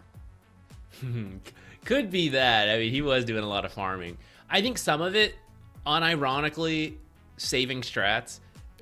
Because you kind of know BetBoom is a keeper team, everyone should at this point, but if they also show you they're a keeper team, that's just double downing on it. Surely you're just gonna ban it every time, but maybe if you pretend we don't really want it, we're not interested in the keeper, you let it slip through and then you can grab it later on. And not that every team thinks this way, but this is the first matchup. It's double elimination. You have the most wiggle room. You are top seed versus bottom seed. And I would say historically, Keeper is one of their best strats. So should you be revealing that now when it's only going to make it harder later on? Maybe not. Especially when I know we're highlighting it, but I mean, Save's a great player. He showed it with Phoenix, right? And there's plenty of other heroes that he is also good with. So it's not like you have to keep going for that strat. You can definitely do other stuff.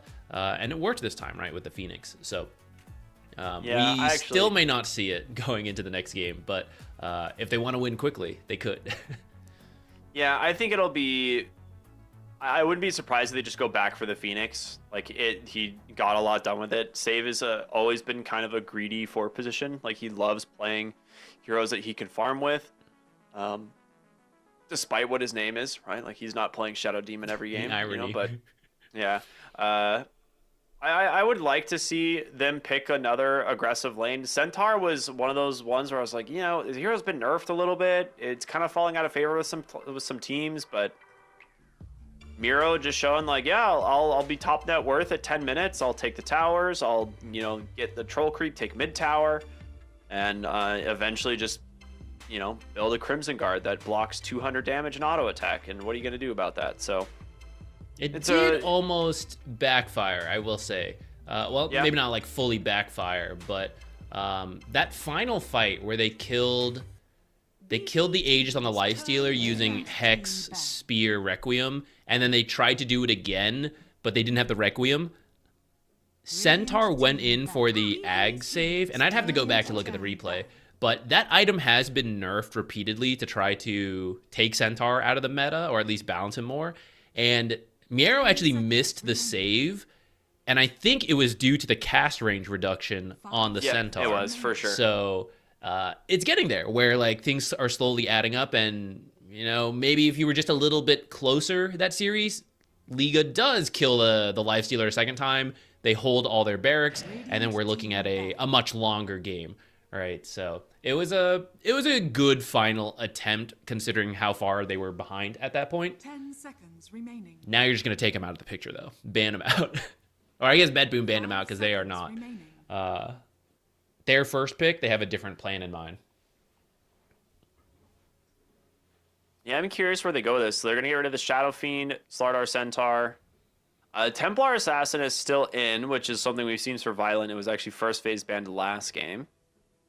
And then we'll see Shadow Demon, Hoodwink, and Viper. The Hoodwink is, I know something to Save likes to run, but that is a very interesting phase 1 ban. In terms of what's left, I'm guessing Jakiro or the Ember.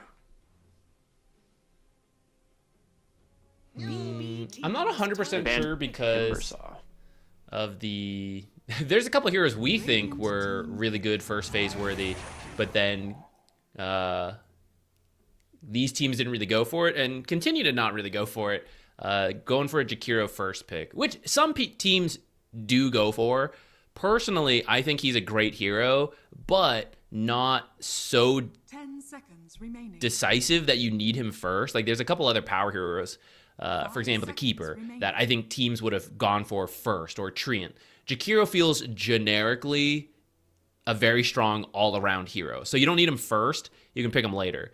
But for that same logic, you could pick him first because it's like, okay, yeah, counter me. Well, whatever. I'm gonna do well in the lane. I'm gonna contribute a stun, decent team fight with the slows, attack slows, damage on the macro pyre. So like, really, what's the biggest response? I'd say Rubik actually would be a great response if that hero was better.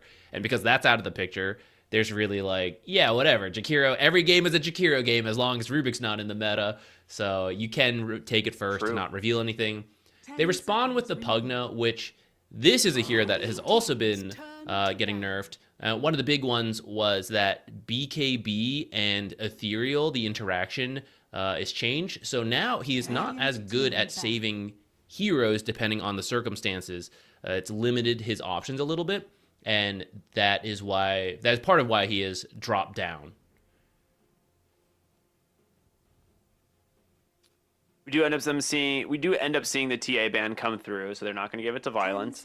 I think especially with Pugna, like TA Pugna is a pretty strong Lane, lane if they want to run it. I know that they also have flexed it mid a couple times, and I know BetBoom can also play it mid, so it's just a hero that's going to be contested in the series. So I'm not super surprised. The Chen removed, which Chen Pugna seems like a pretty aggressive support to. That's a lot of building and push early. Trying to I'm play. curious where they go with the bans here, because there's so many like meta heroes that we're not seeing banned, which is so bizarre. Like the Tiny completely ignored last game. There's the Ursa, so are they thinking like Tidehunter? They're going Gyro. Okay.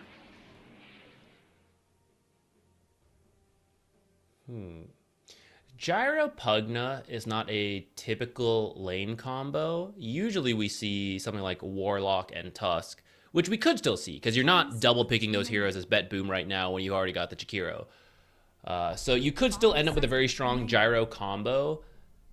But if you want something else, Pugna, you can kind of work with, right? Like, there's still some aggression there. Rocket Barrage doesn't mind the Ethereal. You can also just take it as a farming lane, you know, like constantly chip away and then just go jungle on the Gyro.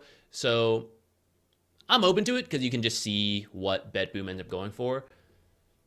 Ursa's pretty good versus Gyrocopter, but you don't like dealing with Pugna. Also you got banned out. Sorry, I missed that. I think Who they else? might just Blink's honestly actually go back for ignored. the Phoenix. Oh, Miro's Axe. Okay, that makes sense. Radiant team pick. There he is. Mr. Tiny. Okay. Could be So this is your- probably the off lane. Yeah, it could be that offlane combo, Axe Tiny, and if you don't want to deal with a Pugna Gyrocopter, you just creep drag, and then Axe will be okay. 10 But seconds this remaining. also still limits the mid pool for Liga, because there are certain heroes that don't like to lane 5 versus the seconds Tiny. remaining. For example, Puck. So Radiant now team you still have to respect the mid Tiny, because you could do a different position for. Okay, they do still go for a strong combo with a Tusk, which I think some of the idea here is that offlane Axe with Tiny could do the creep dragging versus Pugna, and you can't really stop it because you don't, like, how do you stop it? So now you have the shards and the snowball to potentially punish that kind of play, whether it's stopping him from creep dragging or, okay, you're creep dragging, so Axe is alone, so we're going to go cut him off and kill him. So now who you dragging creeps for, you know? They're all dead. They do end up going for the Tidehunter. I thought, like, with the Ursa ban, like, that was kind of their idea. But that is a pretty good Abaddon pick. It is a little bit bold into Tide Tusk, because it is a lot of damage.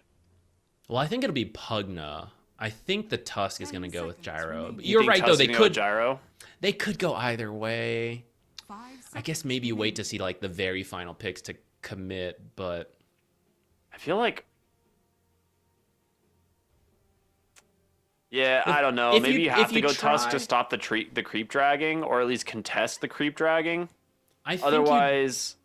Yeah. I think you do that because Tusk Tidehunter into Abaddon, you can do that, but then you're committing into a Jakiro, right? Who's going to have dual That was the breath. next problem, He's yeah. going to hit you both, and you're not really going to get to auto attack as much as you would like. Even though there's Blubber and like Anchor Smash, so the dispels are like kind of there. And you could also say like, oh, when they dual breath, we'll snowball and waste the time. So like, I don't know. There's tools both ways. But you're the safe lane on the side of BetBoom, so you're less pressure to make things happen, and you can react to what they do, so you're more likely to come out ahead on that. So you could go for it. I think depending on your mid matchup, you might do that just because you would rather have a Tusk be more free to roam mid than a Pugna, which is why these final picks might help them determine where they want these heroes to go. It's gonna be coddled, bro. Tiny mid with coddle. That'd be pretty sick, actually. Wrap back around. You baited them. Right? Like, they just started banning out some save heroes, and I was like, you know what? They could still put Tiny mid, pick up Keeper of the Light, and then you have, like, Coddle Axe in lane, which is going to be super annoying. And then in the mid game, you just have Tiny getting backpacked by a Keeper of the Light. The problem is Liga's heroes on paper already are pretty tanky. And if you do pick up like Coddle here, they just have to pick a tanky mid laner. And then suddenly like Tiny, his only real gank option is like Pugna.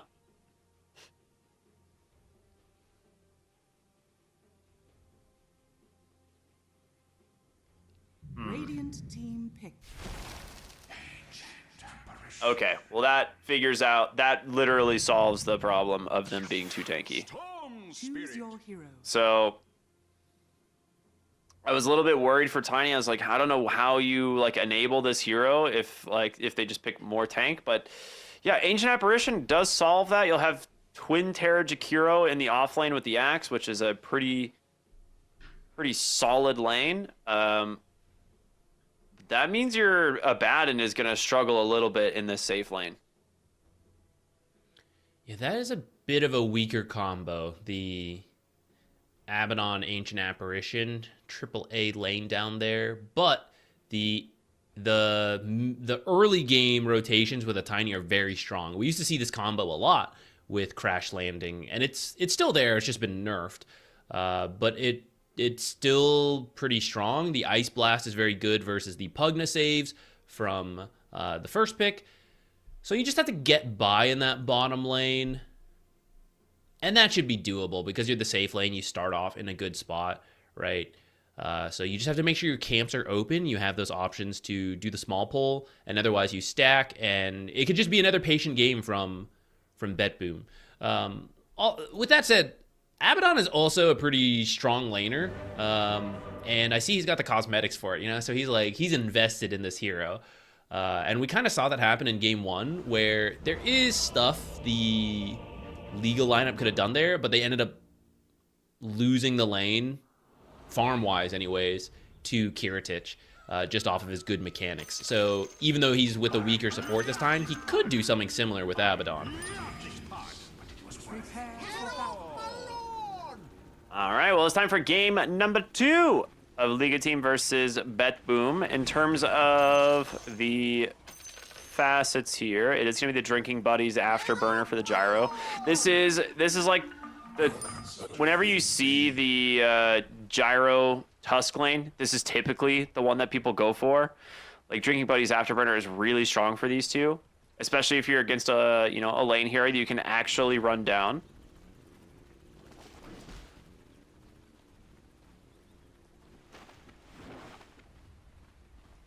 I do think this, man, I'm so worried about the Ancient Apparition. Like, the Ancient Apparition pick is so good this game.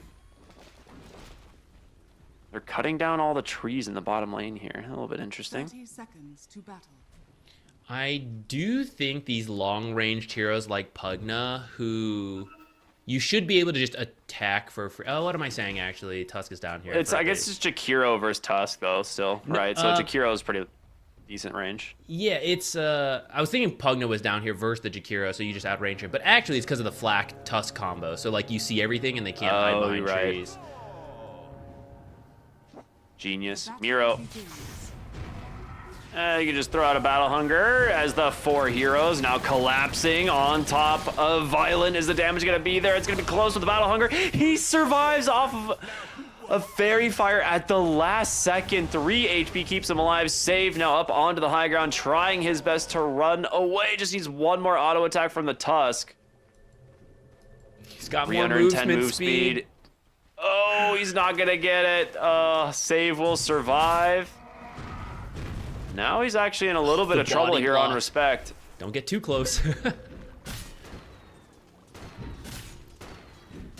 Oh, he lived, but he never went back, so you're starting the lane with no tangos and very low health. Miero, sure, he's sending out a salve here. like ASAP or something. Or just some tangos ASAP. The thing is the gyro is also low, so. Yeah, that was really close. That's where I know 5 movement speed doesn't sound like a lot, but it's situations like that where he would have closed the gap sooner, so save wouldn't have regened as much health, and he would have finished the kill. Ooh, Battle Hunger? If he got that Battle Hunger, I think Tusk dies. Yeah. This is where like the Twin Terror fans. This is the reason people go Twin Terror nowadays. Is like, it's just so much more damage in the lane stage over the course of the whole lane stage. You just get so much chip damage onto heroes. Yeah, even with the nerf to Liquid Fire. So the laning stage is worse than it was before. Or sorry, the level 1 is worse than it was before, where you were just using Liquid Fire for free harass. But by the time you get to level 2, the impact damage on Liquid Frost got nerfed by a tiny, tiny amount when most of the damage is coming from the proc. So it's still fine. All right. Actually do manage to find a nice kill on the top lane against the Pugna. I'm surprised about that. I don't know how they actually got on top of the Pugna. I mean, probably Maybe exactly like like how they're doing that, but Pugna is very fast. Like, really fast. One of the fastest little hero. I mean, I've said it before, like, when you take away all the flesh and muscles, like, that just weigh you down, you're going to be a speedy boy. So true, but counterpoint, Abaddon has done the same. He's using the same tech, so he is only 5 movement speed less than Pugna, and with the attack slows coming in, or sorry, the move slows coming in from the Ancient Apparition, that might have been enough. Plus the slow from Curse of Avernus. Yeah, I'm guessing like Blood Grenade, Vortex, you know, Ice, little Frost attack. I'm sure that it was the combination of the 3 that led to it, but another kill in the bottom lane. This one for Miro. I feel like this lane is going to be very good for the Axe. Like, the Battle Hunger spam is immense. Save on another lane bully. Last time he was on the Phoenix. This time he's just getting to play Jakiro, and he's going to have a great time. I would argue it's already a good lane for X. He did die. It's a bit bounced out by the fact he just got a kill. But sometimes living is almost worse in Dota, because you come to lane and and Axe died, but he's full health because he died and teleported here, and everyone else lived at 100 health. You know, so it's like technically I got the kill and I'm richer, but boy, do I have to play scared of this guy who died earlier, and not scared enough because you fall again. Respect. I think he'll live here. Oh, it's pretty close actually. It's back up. Okay, you'll get a trade for never mind, Fairy Fire. He had still had that from all these earlier fighting. I thought they all got used at this point. GPK is that was a nice fort on the creep wave there, Into but the he will tower? toss the storm back into the tower, so he's gonna take a good amount of chip damage there. Nice way of kind of evening up the lane HP. If he didn't fort the wave, he was actually dead on a race. Like 100% he would have died. So really smart play there to at least get the fortification at that last second.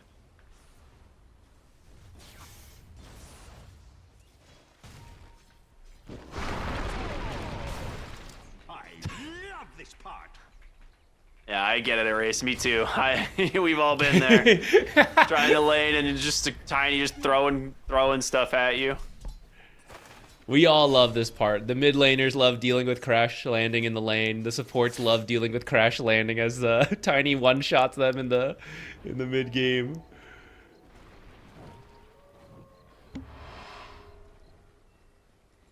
A lot of salves this game. There's been a lot of fighting this game. And this time, a very similar kill score to last time, 1-5, but this time backed up by a 2K lead for BetBoom. Whereas last time, I think it was five kills for Liga, but the gold lead was to BetBoom. Yeah, their lanes are all farming well is the thing, right? Like, you're not gonna be able to really stop the Abaddon from farming with the Ancient Apparition, like applying so much pressure to the Pugna. Like, the Pugna's not gonna be able to like really chip him down. This bottom lane is a disaster. Like, I don't know what else to call it. It is really rough here, as they're just constantly running them down with the dot damage and from not only Jakiro, but just 3 points battle hunger. Yeah, that was kind of a bait. So Axe was on the other side of the tree line, closer to Gyrocopter, who was low. I thought they were going to get him. But they go for the Tusk, bait Tusk's spells, which could have saved the Gyrocopter, and then they just switch over to the Gyro after that and kill him now that Tusk can't help him out. So it's a really cool call from didn't even need the call from Miero, but a cool choice of play. Liga trying to make sure GPK does not get off to too good of a start. The pressure from the ranged hero keeping him low, and then constantly bringing in more attention. Like either heroes from Liga to pressure him, or it's forcing the supports to come help him on the side of BetBoom, which should hopefully help your side lanes. Could certainly use it down here. Ooh, the drinking buddies to try and dodge out the damage from the Jakiro doesn't quite work, but with this save, in some trouble. Blood grenade out, damage in from the Pugna, gonna try and run him down. I mean, if he gets this, he might actually get the 7-minute wisdom, but Ice Path into the burst damage. Miro's gonna get the return. He's level 6 now. This is a problem. Respect needs to get the snowball out. Will he be able to actually survive? I doubt it. Here comes our first Calling Blade, and with this, you gotta be very careful on Violent. He's gonna do the same thing to you as well. Drops the boots there to try and buy some space, but he's got Phase, man. That's a triple kill for Miro at 7 minutes into the game. That is an absolute nightmare scenario. Dude, I appreciated the heat of the moment. Gyrocopter even dropped all his items to stick. Stick, yeah. Yeah, tried to min-max that as best he could to survive. And it was pretty close. It almost paid off, but yeah, this Axe is having too good of a game. This is where Battle Hunger, it got changed to not scale off of armor, but it became pure damage. So it's actually a little better in the early game, at least with different builds. Like before, you would have to do more armor items on the Axe, but this time, because you're back to the regular items, you can do Phase and the Bracer and actually use that with the Battle Hunger. Well, there's your tiny Ancient Apparition combo. Very spooky. Pugna about to also have a spooky time in the mid lane. Well, he'll get out of this for now, but not for long. Yeah. I guess at least you give the kill not to again. Ancient Apparition. Kiritich coming through the bottom lane. Does have the point for the ultimate if he wants. Miro, he's got his sights set on a Calling Blade kill, so he's just trying to figure out who's going to die first. They're turning their attention over to Violent instead. There it is. Gets the Calling Blade. Tusk is still dead. The call is up for Erase. He will be able to get away. Pugna, cancel the TP. Don't do it. Oh god, he's here.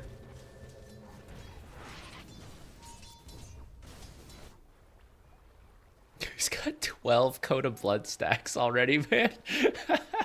He's got the bonus 3.6 armor, and he's going for Phylactery on Axe. So there's a Battle Hunger spam is going to be even stronger. The Culling Blade is going to be even more threatening. Miero getting out of control here at the top net worth. Yeah, I mean, he's doing the Phylactery build, which for Axe has just been incredibly dominant, especially if you're already winning. Radiant's bottom tower is under attack. After that, I'm sure it's, you know, Blink Dagger, but he's got plenty of time to decide what he wants to do. He was deciding if he wanted to kill Slime down here. He wants that 10-minute rune. Amplify damage for the Tiny. That's a big one, as he's closing in on his Blink Dagger, right?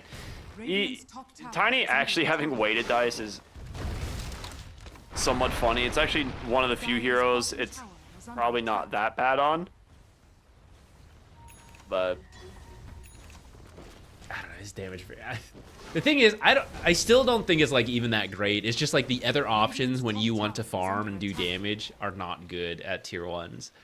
So there's like not a better choice. What an Ice Path there. They're actually killing the creep so he couldn't get a oh, did he just miss the Calling Blade? He did. Uh-oh. That's unfortunate for Nero. Yeah. Mid lane, another fight was going on. Ice Blast committed, but Storm barely lives before the threshold bursts him. You will lose your tower though, and maybe you stuck around too long. Tidehunter, pretty difficult target to go on. Erase will go in. They have the Ravage. If they don't have Ravage, never mind. Okay. Radiant's He opted to skip Maybe it for a stronger BetBoom lane, but very it, surprised as well.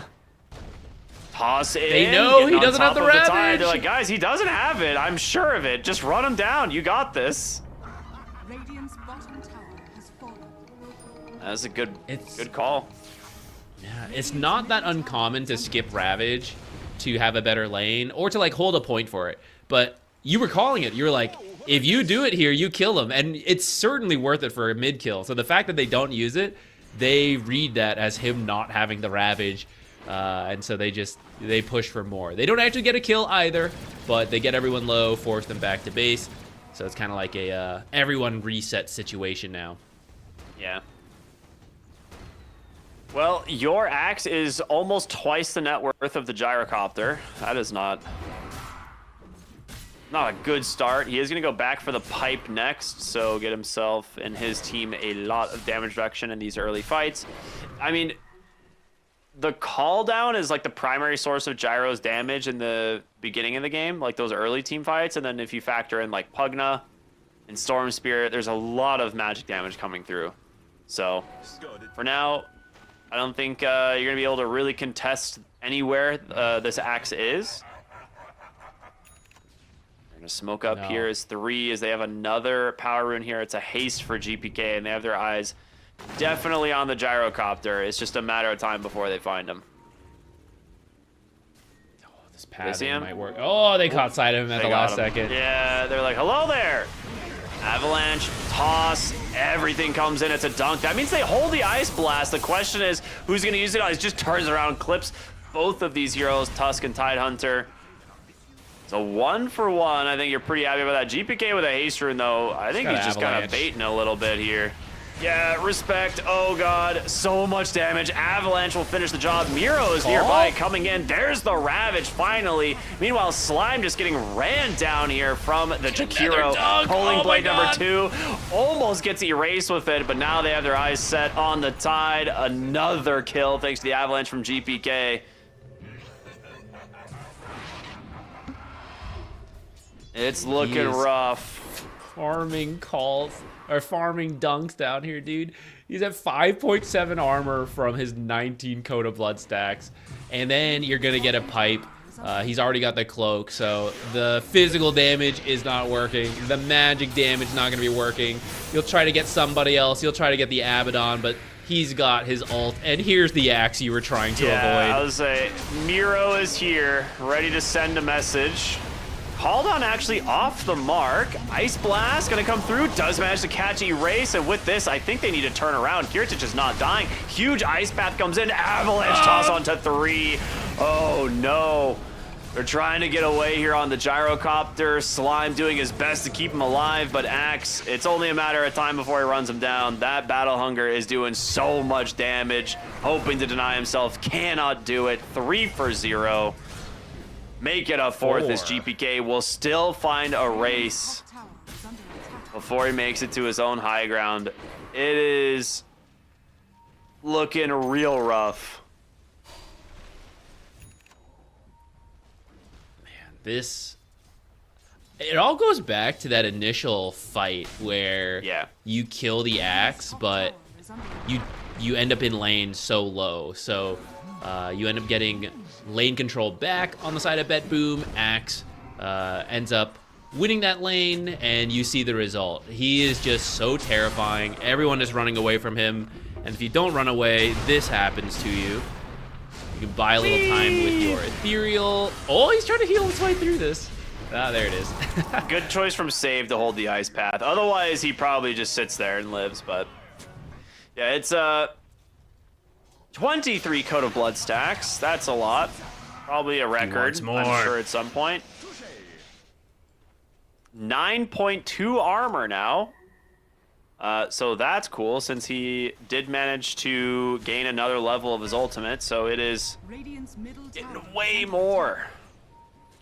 Yeah, it's pretty much a free plate mail at this point, so his 9.2k net worth is really like 10.6. Yeah. Very, very, very farmed axe, considering Tidehunter is the highest farmed hero for Liga, and he is not even 6k. It's happening again. Save in some trouble though. In comes an avalanche. Okay, they do manage to get the Jakiro, you know? Silver lining. Jakiro is dead, but Radiant's top not the tower most is under successful attack. trade. Dire's That's bottom almost tower an is under that's almost a attack. break-even trade gold-wise Nine though, are which scanning. really paints the picture of how far behind you are. If you know, you don't know the exact amounts in the game, but when you see that, Radiant you're like, scanning. things are not good, guys. Things are not good. We're gonna have to try to keep finding pickoffs. That's the only way we've got. We have to drag this game out, try to find pickoffs, but Shield Rune Tiny is not the guy to go for. Oh, he read him. Knows exactly where he wanted to go. Save. Here as well. Toss in the tree, dude. Uh-oh. Ice Blast. Ice blast. Oh, Oh, it's gonna get he's him. dead. He He's has dead. To, he has to dodge every tick here with Vortex. It's not gonna happen. Yeah, he doesn't have enough mana. They were trying to snowball, but they had no snowball. Nice snipe from Kataomi. Dying under your tier 3 at 17 minutes to the Ice Blast feels Is under attack. very rough for Liga. And Tiny, I was thinking it'd be really funny if both Tiny and Axe got Phylactery as their first item, but a blink on one of them is the correct option so you can make plays. Tiny did it, and now he's gonna go back for the Now he has Phylactery. He Phylactery, wants to join yeah. in on the fun. Dude, I'm glad this item is back. I do think it is a really cool item. That was like added to Dota in recent years, and it got pretty massively nerfed over the year. But now it's back, and it's honestly might be a little overtuned now because it was kind of forgotten about. Middle But tower has fallen.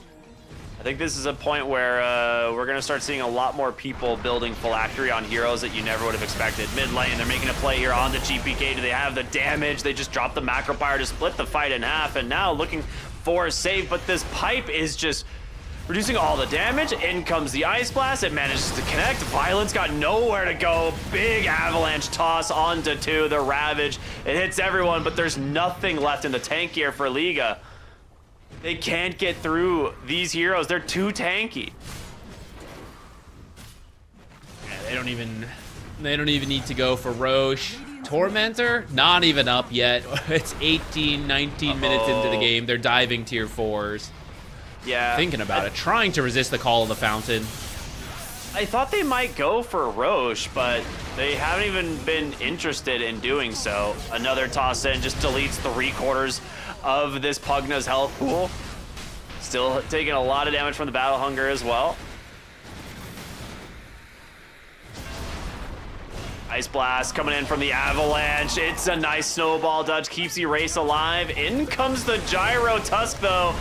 You gotta be careful, you're really in dangerous territory as there's another Culling Blade kill here for Mero. A toss again, just deleting heroes one after the other. GG finally comes through and Mero on the axe, finishing the game with 30 Code of Blood stacks and top net worth. You can really draw a direct line from the triple kill in the bottom lane at level 6 to the end of this game. There are games that go 3 times as long, and Axe does not have that amount of Code of Blood stacks, so he really ran away with this game. Props to everyone, of course, right? Like, I can't really point to anywhere on the side of BetBoom that wasn't doing well that game. He was just standing on the pedestal pretty much, right? Above everybody else. Which, you know, we'll give credit to Save. He helped set up that initial triple kill. He helped give Miero the strong lane to begin with. But Miero definitely, he made use of it. Sometimes you give a core a good game, they don't follow through, but he's like, don't worry, help me out. I got this, guys. Yeah, I mean, looking at like the post-game screen and just looking at the stats here, your GPK Tiny is 8-0 and 10, Kiritich is 3-0 and 9, and your Axe is 14-1 and 11. And your supports, like, it's not like these guys didn't do anything. They have so many assists. I do think this does come back to like the first pick Jakiro just being so instrumental to the game as well. The fact that they just move this to position 4 and then it just runs down this Gyro Pugna lane, like they actually have no idea how to deal with this at all. So it's, yeah, I mean, BetBoom just having like you said, the more experienced team, but having a much better read on the lanes in terms of how this was going to play out.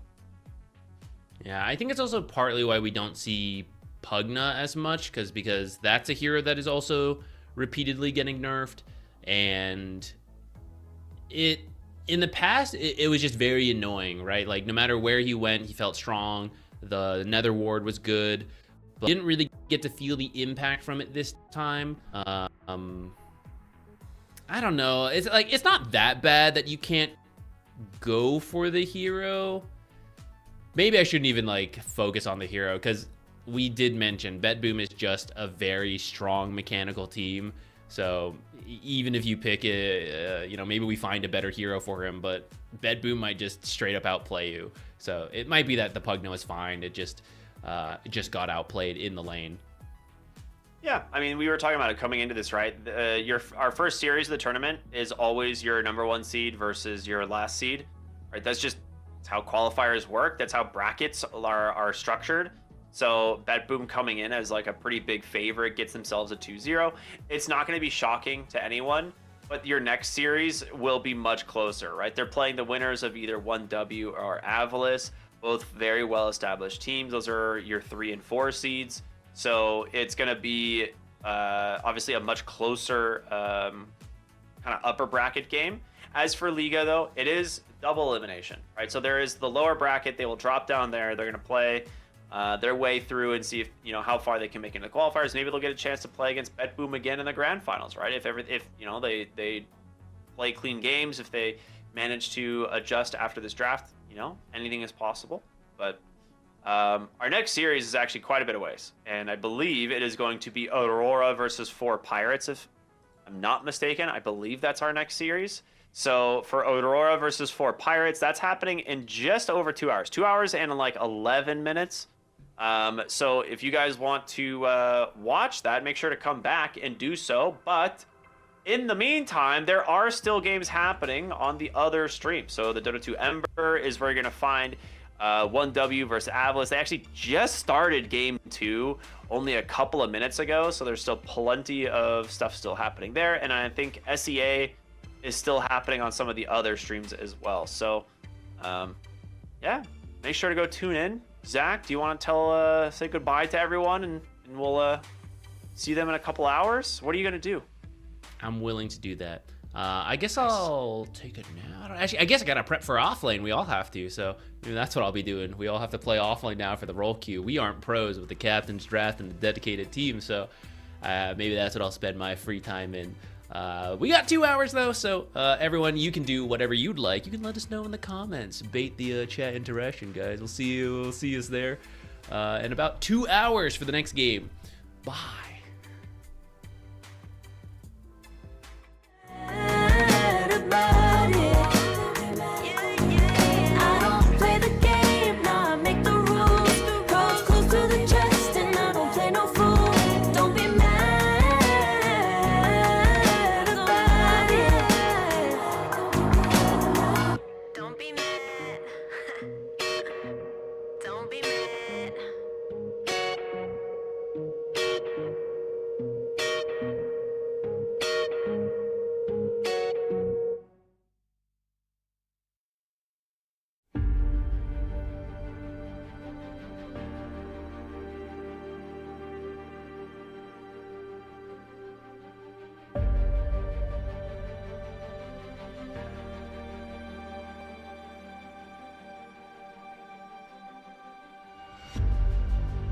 Earth is suffering, trouble is rising, mountains are melting, there's gonna be nothing left to breathe.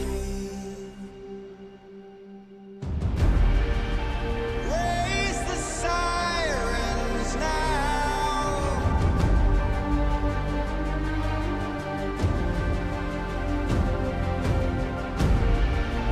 Break the silence now.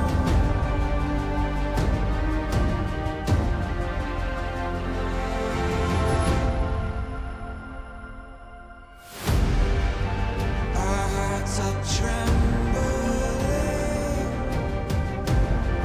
This can be the ending. We must begin to rise. It's now do or die. Raise the sirens now before it's too late. Break the silence now before it's too late.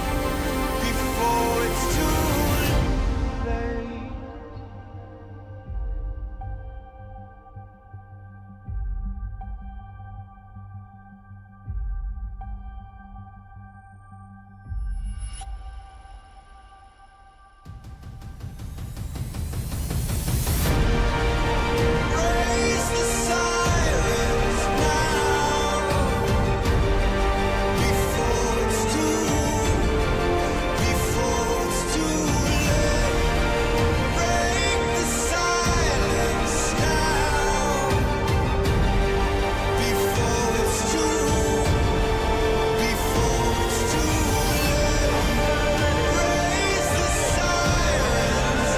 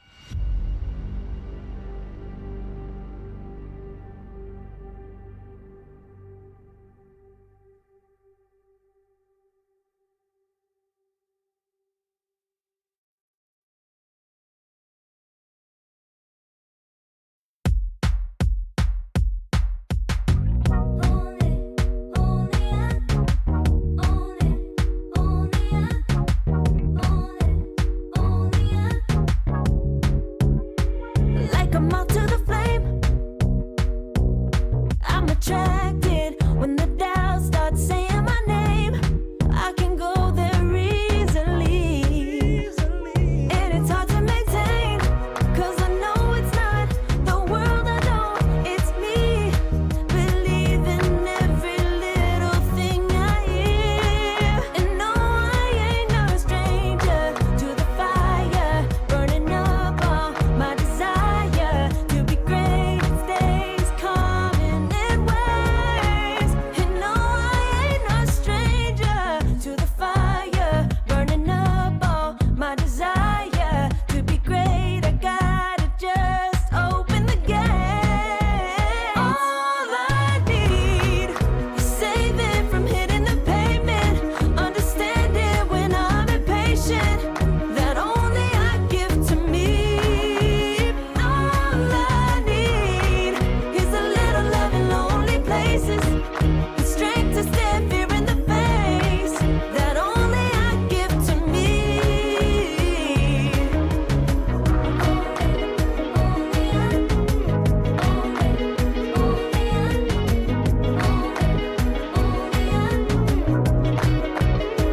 Now I'm running this race, yeah. Stallions couldn't catch up to me. I'm running till I get first place. I'm running till I get everything I ever wanted in my dream. No, I ain't no stranger to the fire, burning up all my desire to be greatest days coming in waves. And no, I ain't no stranger to the fire, burning up all my desire to be great. I gotta just open the gate. All I need is saving from hitting the pavement.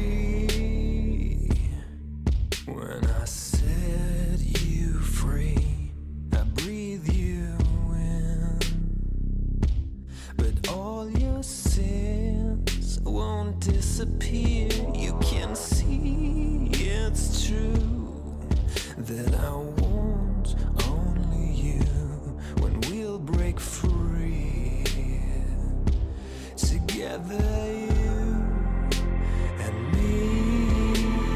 Take me in your arms and let us rise high up to the stars where we can fly. So come with me and pray.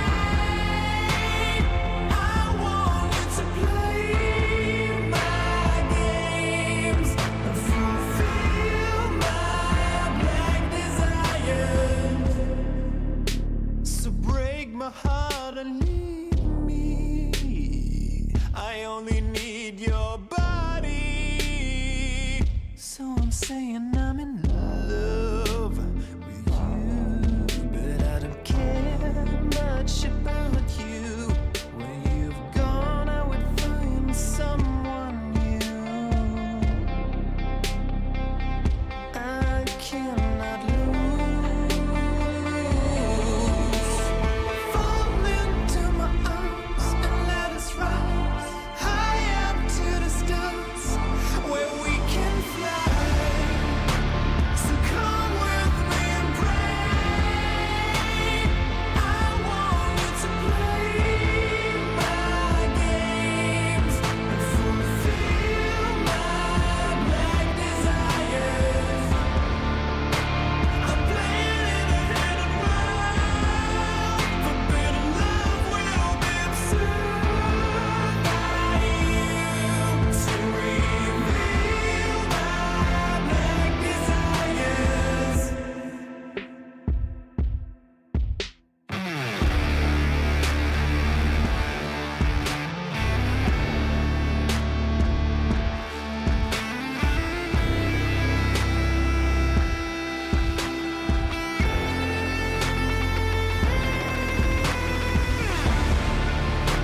So come with me and pray. I want you to play my games and fulfill my black desires. I'm playing in a hidden world. Forbidden love will be absurd by you to reveal my black desires.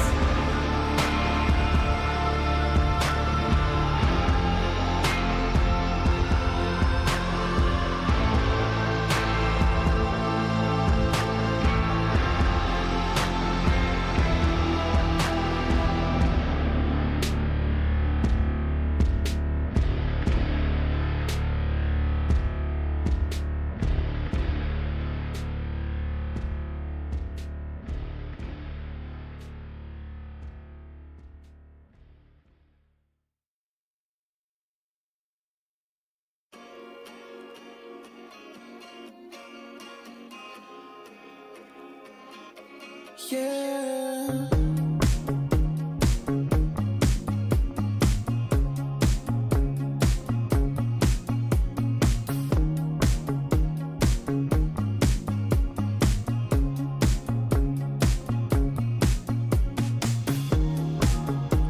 Someone else is in my place. When someone else is in your face. When someone else is at your place. I know a place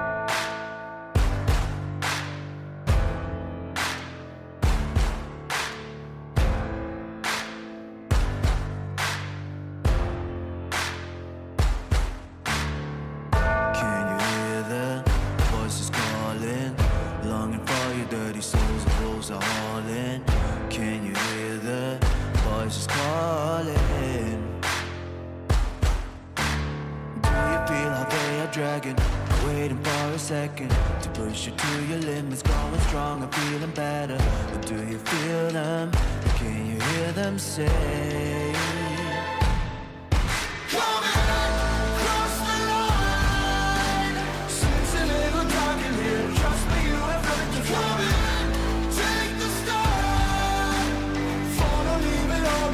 Welcome to the other side.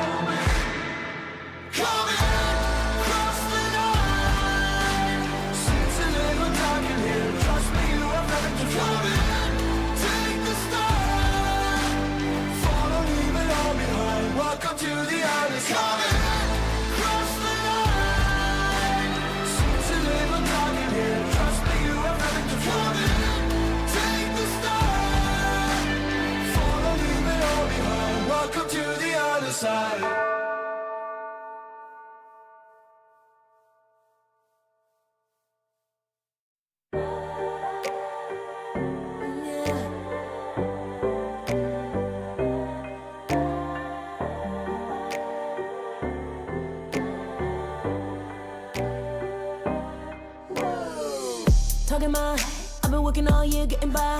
Looking for the high, taking all my time. Breathing in new life, feeling fine. Like I don't gotta be something society wants me to strive to be. Got my own energy. So magnetic in the spotlight. Shaping my own world with my own mind. Don't talk about me unless you alright. You gon' see I'm finna real free, protecting my energy. I gotta protect my mind. I'm breathing in new life. It's time that I realize what feels good ain't always right. I'm making changes, I got me a new strut. No more settling, I'm running out of good luck. Never chasing, I attract, I'm busy going up. If you see me, come correct and keep it on the book. Get it how I live it, that's the motto, how it goes. No more reaching in it, distance, hit the lotto, I'm the one. Not denying myself anymore, I'm done with it. Sky is a limit, I'm living like widow. Energy, feeling free.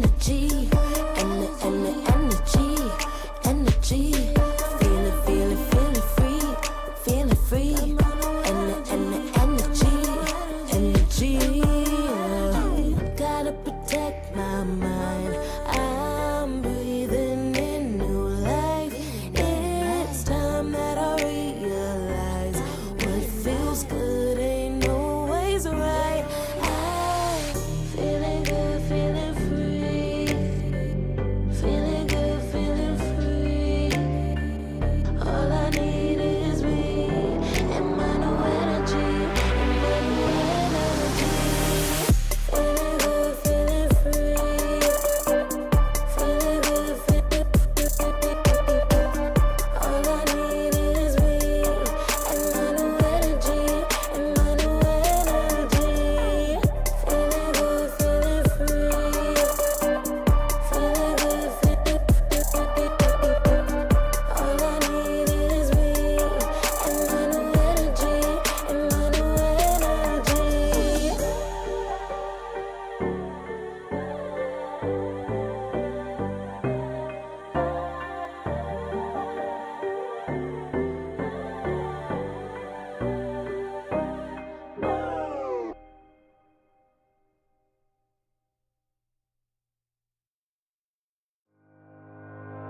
Think about it every night when I close my eyes. You're on my mind. I try to quit a million times, but it takes me high, like you're so divine. You give me everything. Don't know what's happening. I need you like medicine. You're my everything, everything. And when I think about us, sweet lullabies, I wanna keep this moment here forever, no goodbyes. And when I think about us, sweet lullabies, I wanna keep this moment here forever, no goodbyes.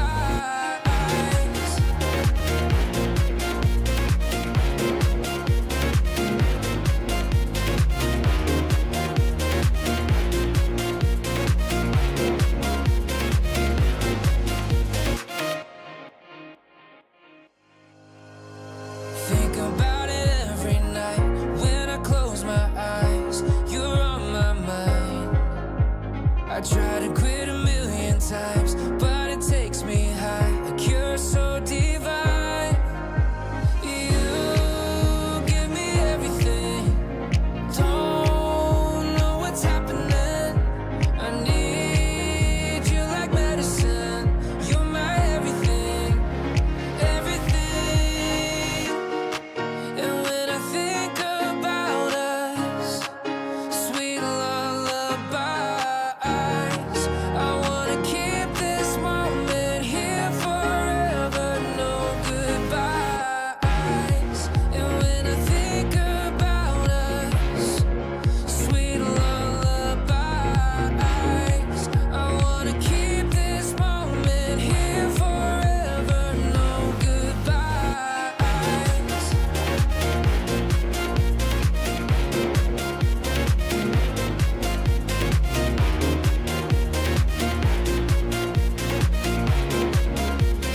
No goodbyes. And when I think about us, sweet lullabies, I wanna keep this moment here forever. No goodbyes.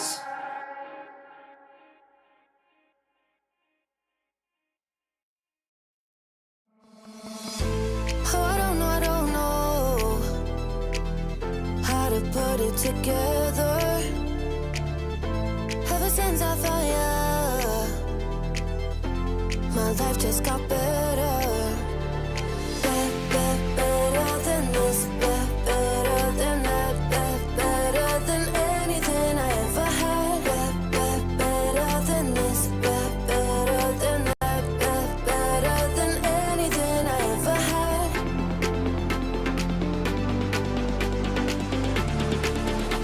Than anything I ever had.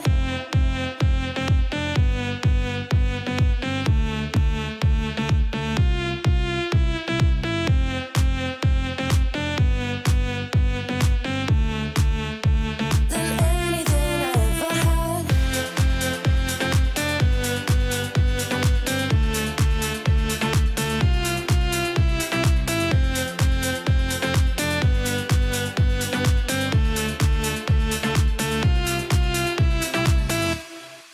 Every time I start to doubt if I'm good enough, looking straight in your blue eyes makes me feel better. Better than this, better than that, better than anything I ever had. Better than this, better than that, better than anything I ever had.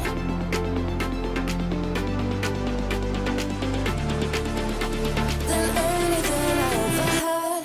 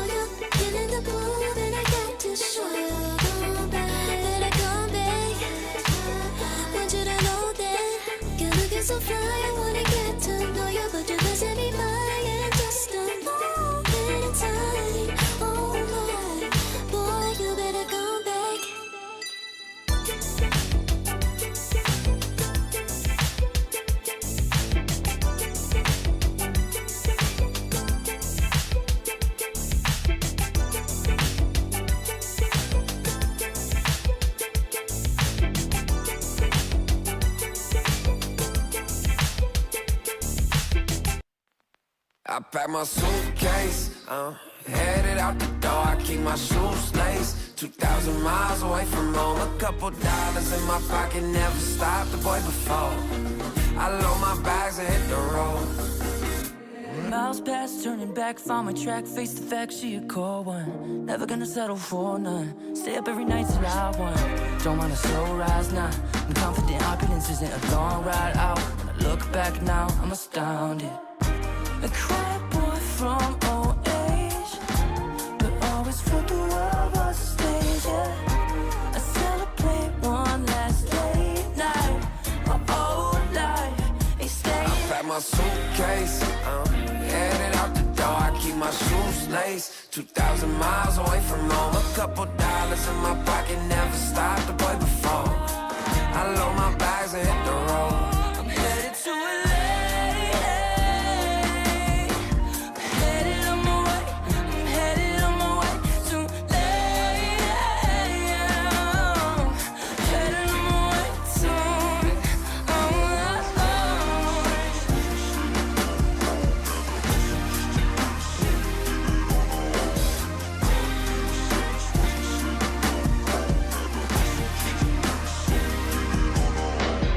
Couple thousand miles, throw it on the dash. Shit, the 10,000 hours, can't let them pass. Yeah, well, I was putting time in, you was pulled up wildin'. You always had shit to say, now when I see you, it's silence. Thought I'd have a Grammy by 25. Commas after commas next to dollar sign, yeah. Had to remind myself why I'm living this life. Look at all the late nights, it'll all come in due time, yeah. made for the fight, for the pain and the climb. Tied to the life I chose. Stay through the night, another day, not a dime. Race against time.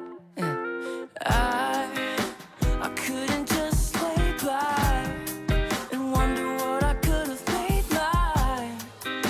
I'm closing on the moment, no one's gonna hold me down. I pack my suitcase, headed out the door, I keep my shoes laced. 2,000 miles away from home, a couple dollars in my pocket, never stopped the boy before. I load my bags and hit the road.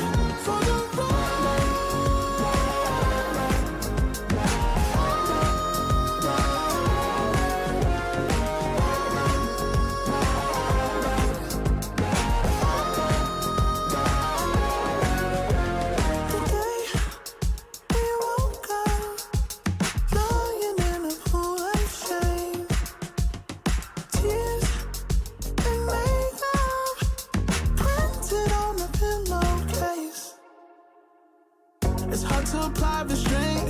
I'm trying to stay away. It's so magnetic. Ooh, I gotta have it.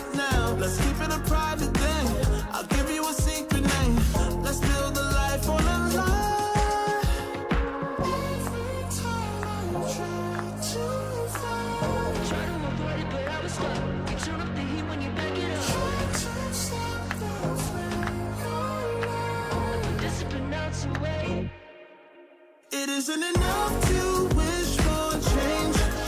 You either give in or pull away. We have the will to choose our fate. Whether it's wrong or right, I'm holding on for life. For the ride.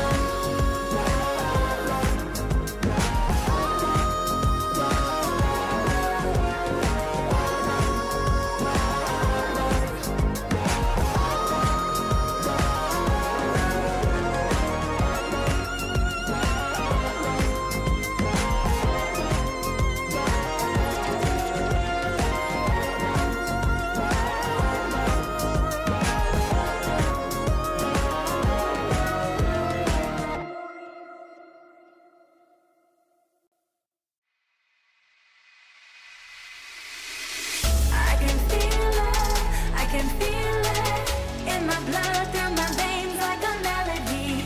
I can feel it, I can feel it, so alive, floating high, I can finally breathe.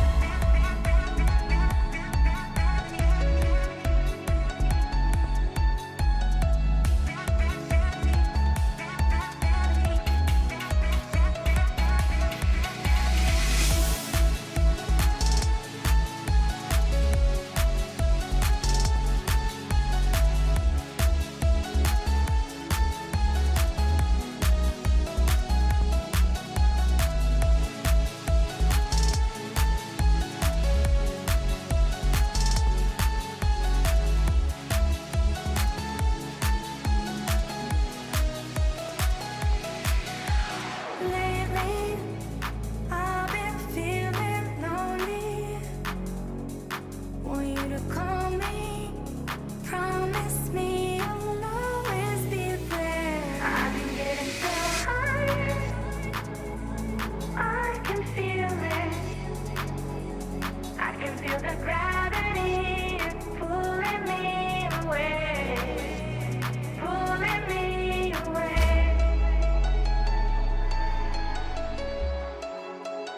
Pulling me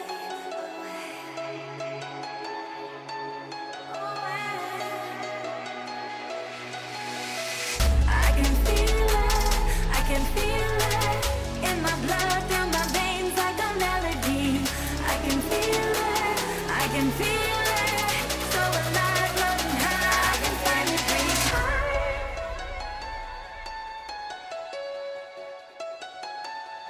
I can feel the gravity pulling me away, pulling me away.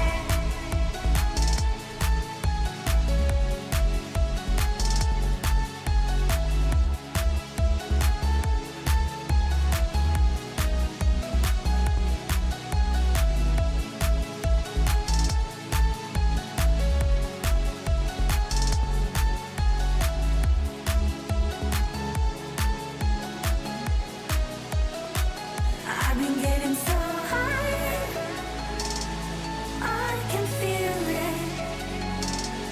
I can feel the gravity is pulling me away, pulling me away.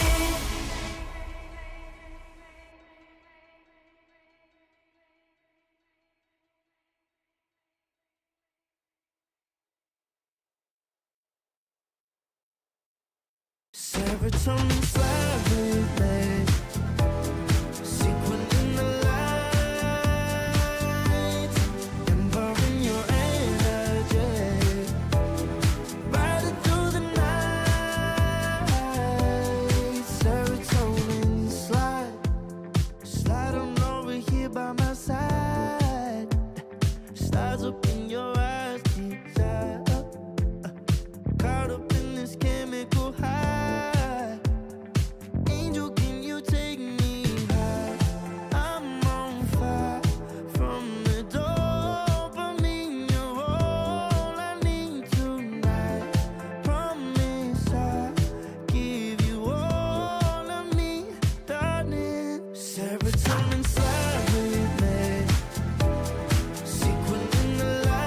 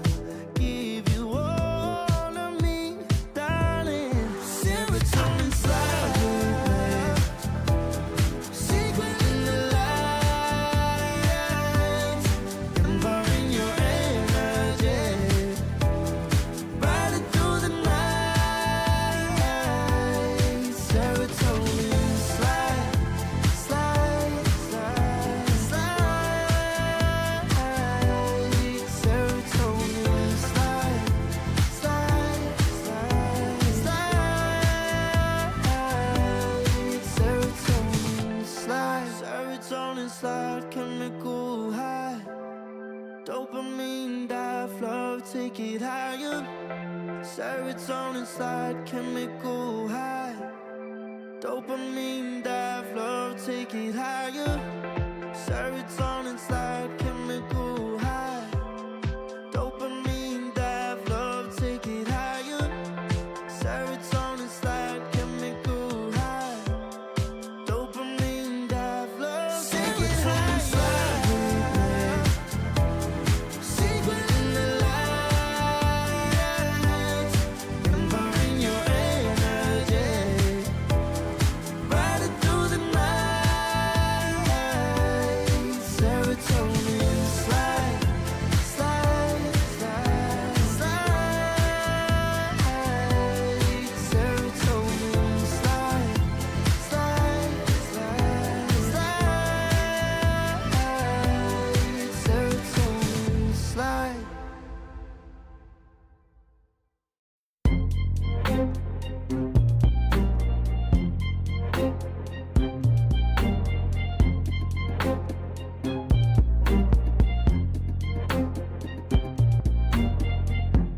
Took so long for me to feel, yeah.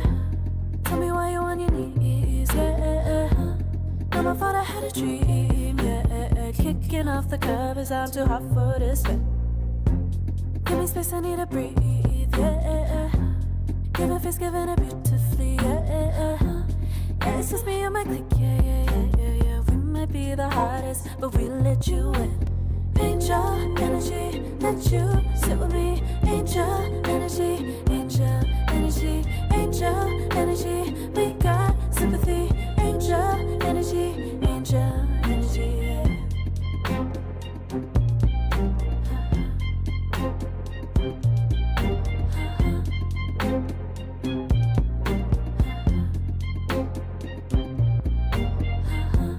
Take the time to breathe and rest. Let yourself feel the best. Feel it all so deeply, so deeply. Divine with how we be, yeah. Aligned with everything, yeah. More than a dream. Vulnerable and strong, yeah, we feel everything. Angel energy, let you sit with me. Angel energy, angel energy, angel energy. We got sympathy. Angel energy, angel energy, angel energy. Let you sit with me. Angel energy, angel energy, angel energy. We got sympathy. Angel energy, angel energy.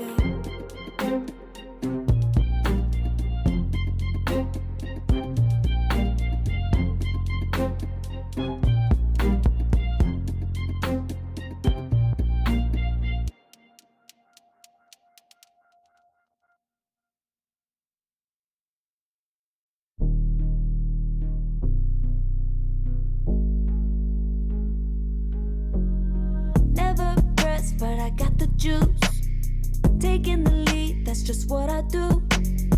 I made mountains move with one hand tied, and still this world ain't satisfied. Everywhere I go, they stop and stare. I tell the truth, I take it there. Call me vicious, persistent, overzealous, that's fine.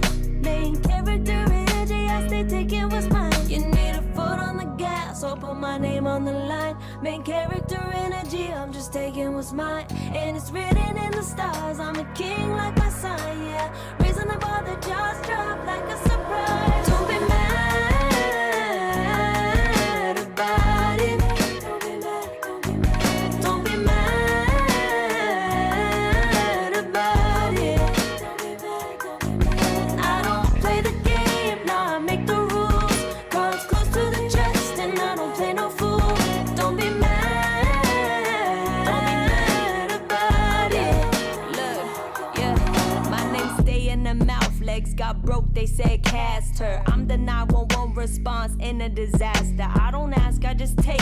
Treat the world like a man, I just blow him away. Yeah, I'm a #1 fan. Don't need a bark, I'm a bite. Switch me on, dark need light. Don't need pity, don't need spite. I just plop, plop, plop on sight. Could take your girl in 2 seconds. I just flash her a smile. I make petty look pretty. me. They run an inch, I run 3 miles. You need a foot on the gas, I'll put my name on the line. Main character energy, I'm just taking what's mine. And it's written in the stars, I'm a king like my sign, yeah. Raising the bar that just dropped like a surprise. Don't be mad about it. Don't be mad about it. Don't be mad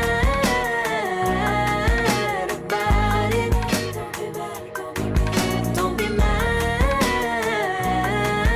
about it. I don't play the game, nah, I make the rules. Girls close to the chest and I don't play no fool. Don't be mad about it. Don't be mad.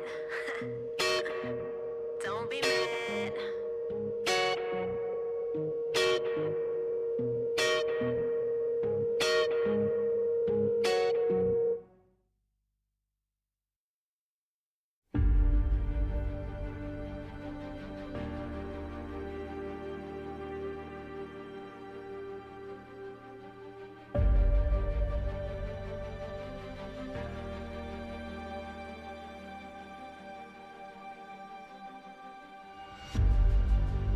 Earth is suffering, trouble is rising, mountains are melting, there's gonna be nothing left to breathe. Raise the sirens now.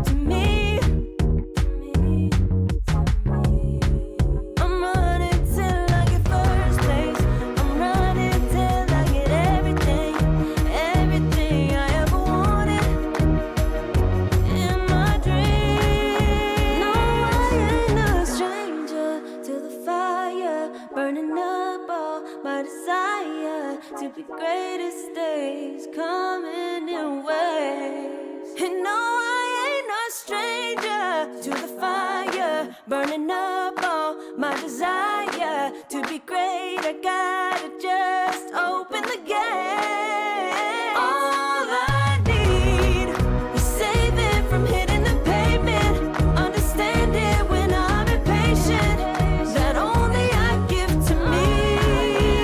All I need is a little love in lonely places, the strength to stand fear in the face, that only I give to me.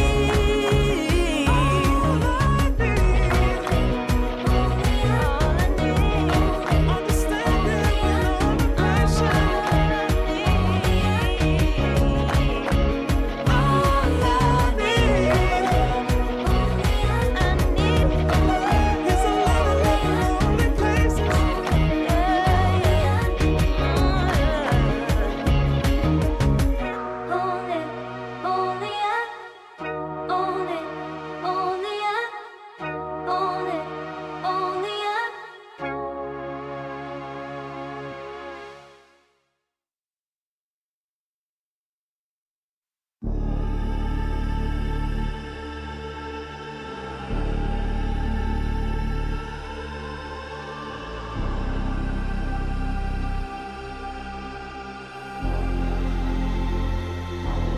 You'll be free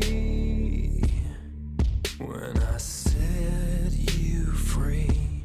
I breathe you in, but all your sins won't disappear. You can see it's true that I want only you when we'll break free. Together, you and me. Take me in your arms and let us rise high up to the stars where we can fly. So come with me and pray. I want you to play my games and fulfill my black desires. So break my heart and leave me. I only need your body. So I'm saying I'm in love with you, but I don't care much about you. When you've gone, I would find someone new. I cannot lose.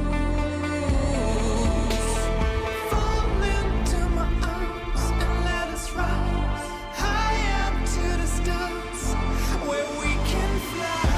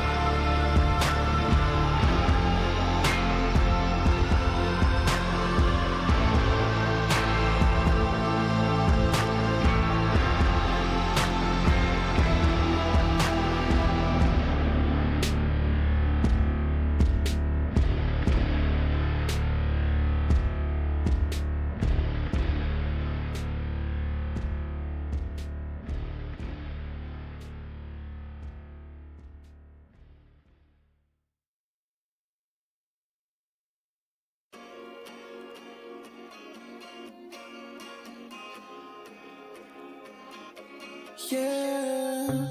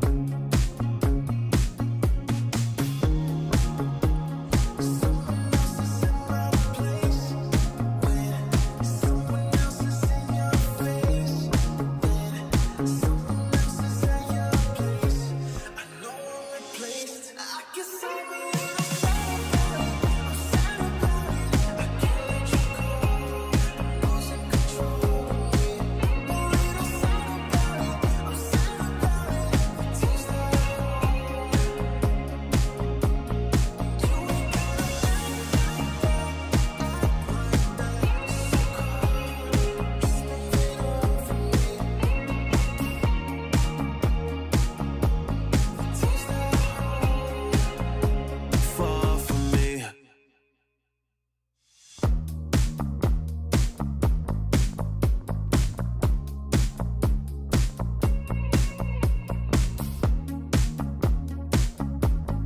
Girl, what's this shit about? You told me I was different than them. Now you got yourself another man. I hate to see you out with him. I guess I'm a little sad about it. I'm sad about it. I can't let you go. Losing control of me. A little sad about it. I'm sad about it. Taste the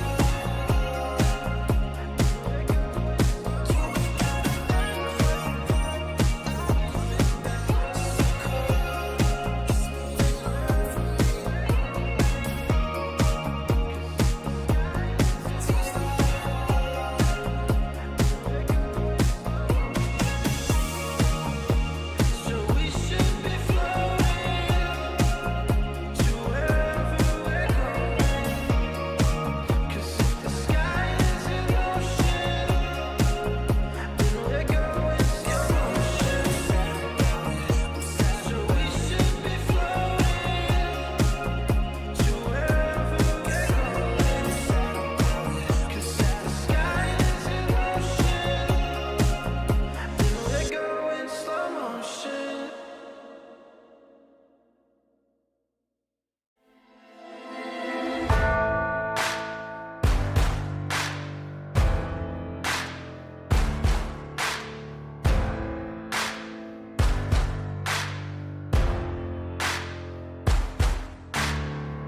Can you hear the voices calling? Longing for your dirty souls, the wolves are hauling. Can you hear the voices calling? Do you feel how they are dragging? Waiting for a second to push you to your limits, growing stronger, feeling better. But do you feel them? Can you hear them say?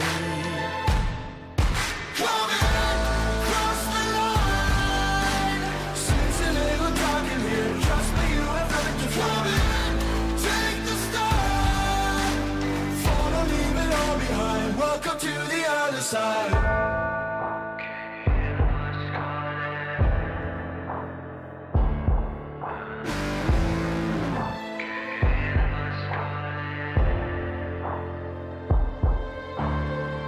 Do you feel how they are dragging? Do you feel them? Can you hear them say? Do you feel how they are dragging? Can you hear them say?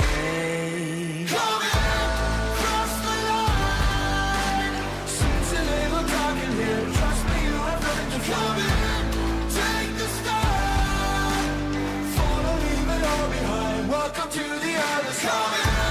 Cross the line. Seems a little dark in here. Trust me, you have nothing to come in. Take the start. Follow, leave it all behind. Welcome to the other side.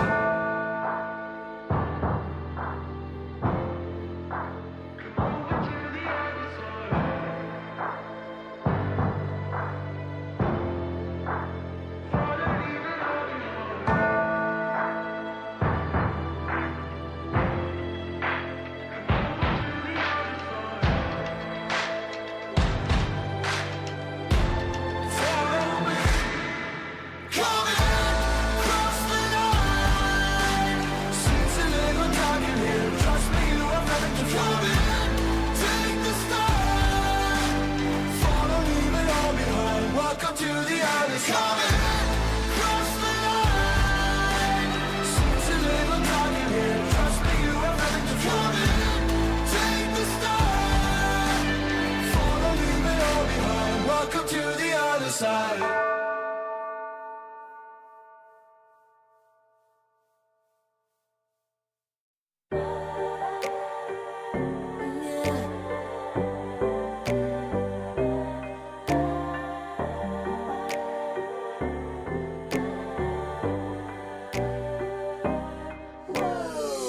Talking my, I've been working all year, getting by.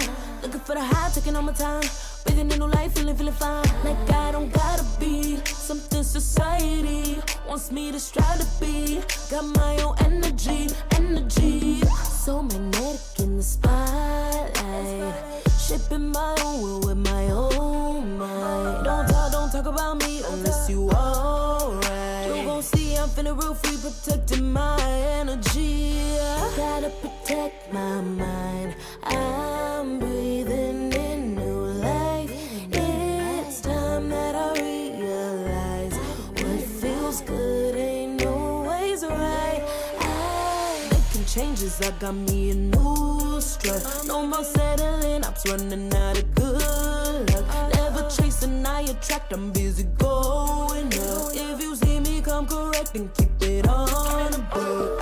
Get it, how I live it, that's the motto, how it goes. No more reaching in the distance, hit the lotto, I'm the one. Not denying myself anymore, I'm done with it. Sky is the limit, I'm living like willow. Energy, energy, energy. Feeling free. Energy. Gotta protect my mind. I'm breathing in new life.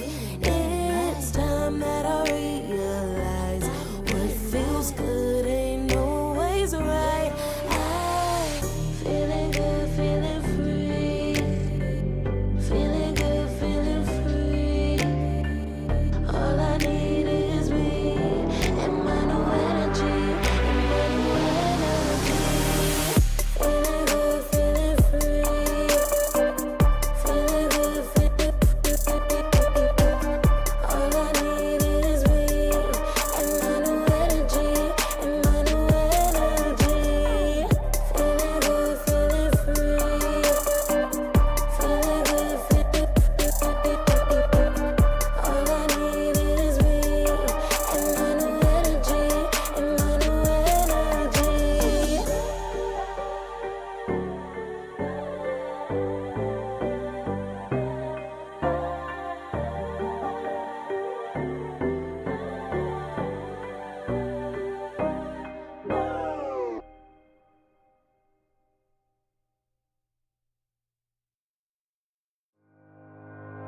Think about it every night when I close my eyes. You're on my mind. I try to quit a million times, but it takes me high. Like you're so divine. You give me everything. Don't know what's happening.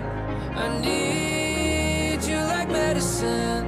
You're my everything, everything. And when I think about us, sweet lullabies, I wanna keep this moment here forever, no goodbyes. And when I think about us, sweet lullabies,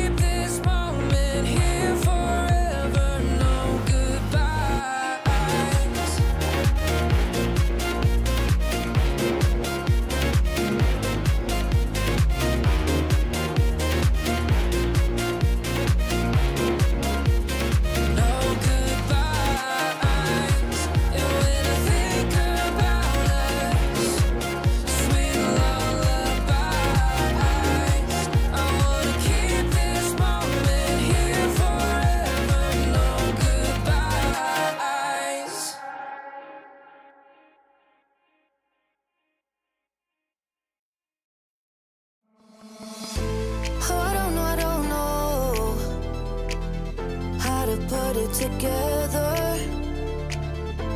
Ever since I found you, my life just got better. Better than this, better than that, better than anything I ever had.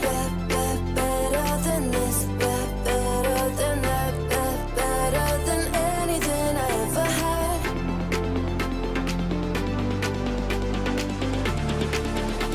Than anything I ever had.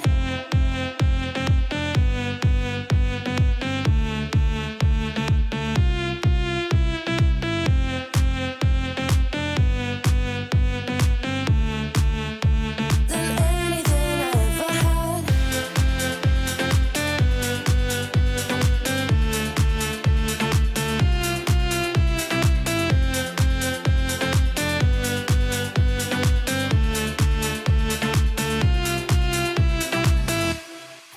Every time I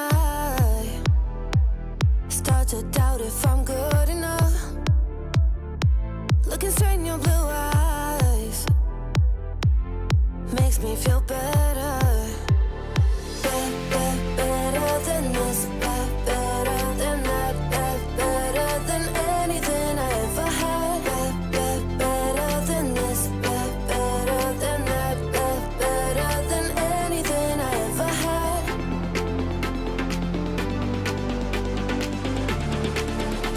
Than anything I ever had.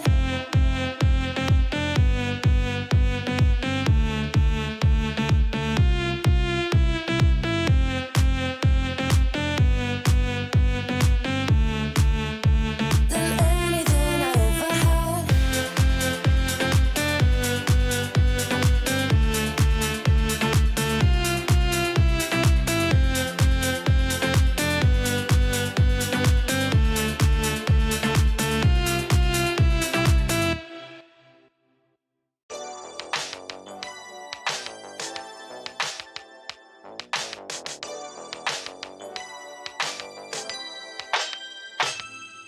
Ooh, that day that boy walked my way. Don't forget his pretty face. It was like we both had something to say. Yeah, but as soon as I saw him, his fine ass was gone. Think I should have followed him home. I'll put my number into his phone. A moment in time, so divine. Hope I see you again. Hope I see you again. A moment in time, so divine. Hope I see you again. Hope I see you again. You're looking so good, made me wanna know you. Feeling the blue that I got to show you. Come back, better come back. Want you to know that you're looking so fly. I wanna get to know you, but you can set me high in just a moment in time. Oh my, boy, you better come back. A moment in time, so divine. Hope I see you again. Hope I see you again. A moment in time, so divine. Hope I see you again. Hope I see you again. You're looking so good, made me wanna know you. Feeling the blue that I got to show you. Come back, better come back. Want you to know that you're looking so fly. I wanna get to know you, but you can set me by in just a moment in time. Oh my, boy, you better come back.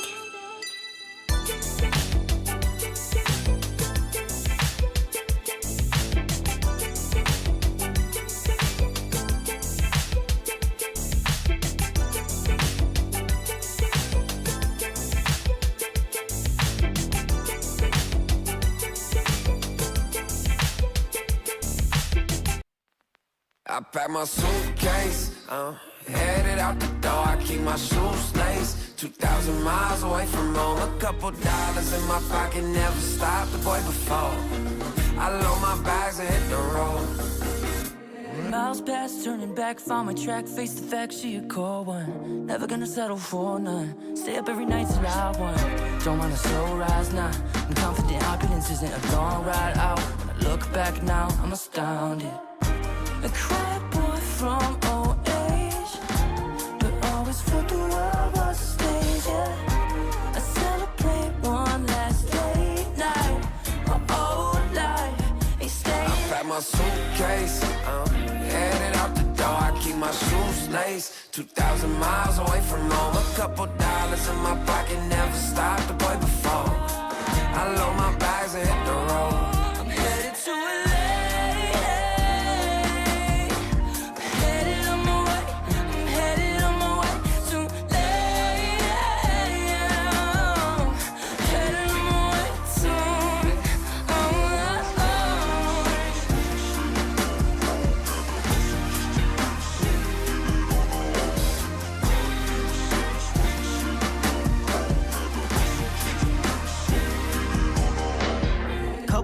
Miles, throw it on the dash. Shit, the 10,000 hours, can't let them pass. Yeah, well, I was putting time in, you was pulled up wildin'. You always had shit to say, now when I see you, it's silence. Thought I'd have a Grammy by 25. Commas after commas next to dollar sign, yeah.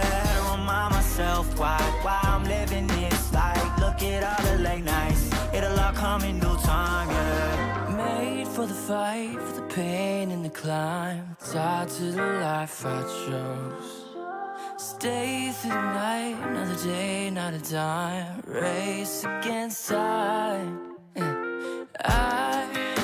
I couldn't just lay by and wonder what I could have made mine. I'm closing on the moment, no one's gonna hold me down. From getting Pack my suitcase, headed out the door. I keep my shoes laced. 2,000 miles away from home. A couple dollars in my pocket, never stopped the boy before. I load my bags and hit the road.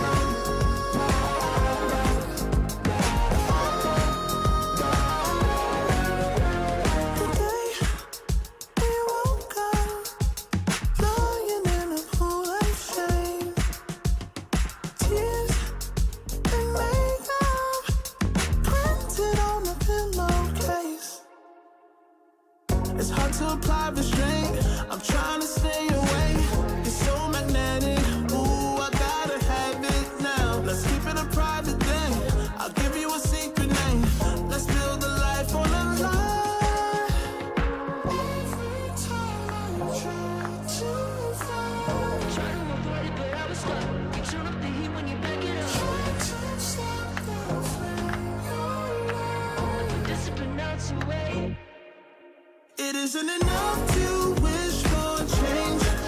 You either give in or pull away. We have the will to choose our fate. Whether it's wrong or right, I'm holding on for life, for the ride.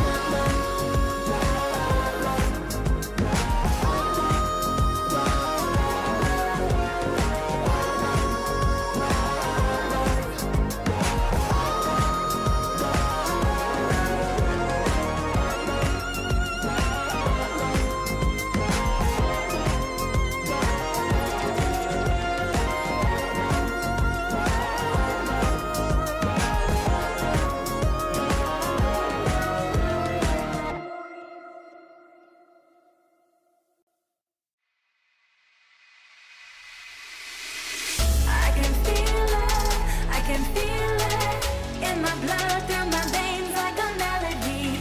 I can feel it, so alive from high, I can finally breathe.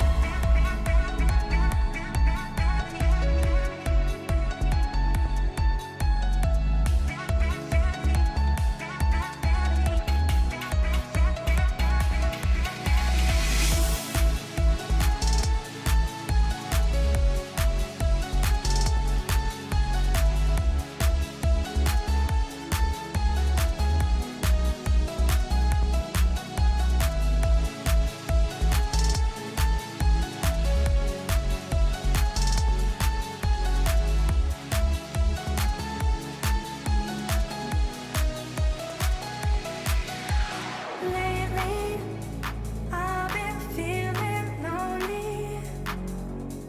Want you to call me, promise me you'll always be there. I've been getting so high, I can feel it. I can feel the gravity pulling me away, pulling me away.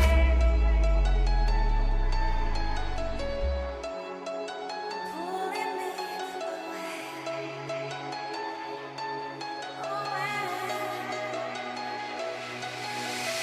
I can feel it in my blood, through my veins like a melody. I can feel it, so alive, floating high, I can finally breathe.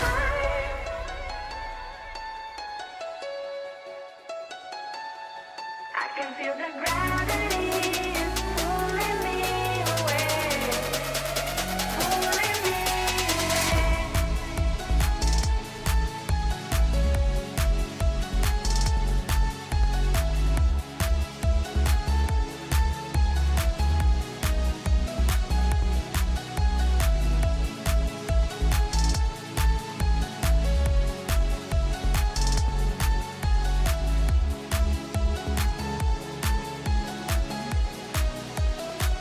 I've been getting so high, I can feel it.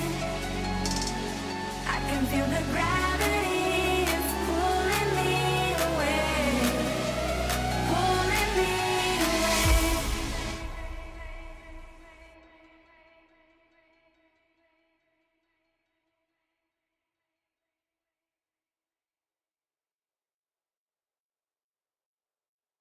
Serotonin slightly made, sequin in the light, empowering your energy, riding through the night.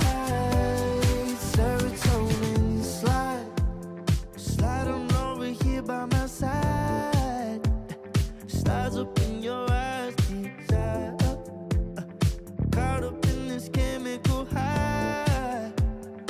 Angel, can you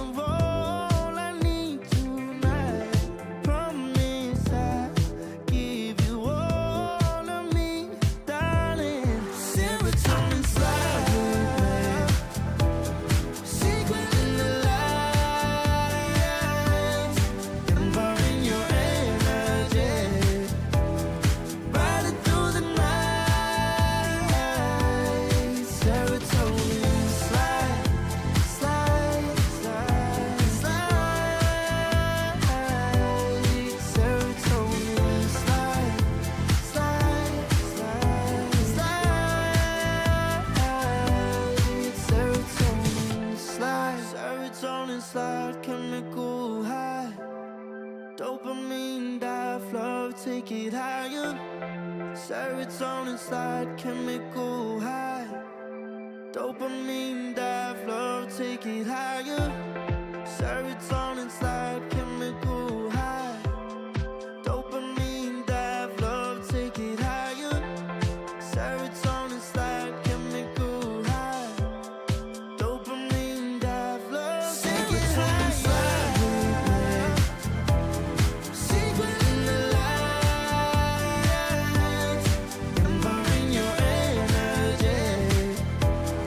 Riding through the night, serotonin slide, slide, slide, slide. Serotonin slide, slide, slide, slide. Serotonin slide.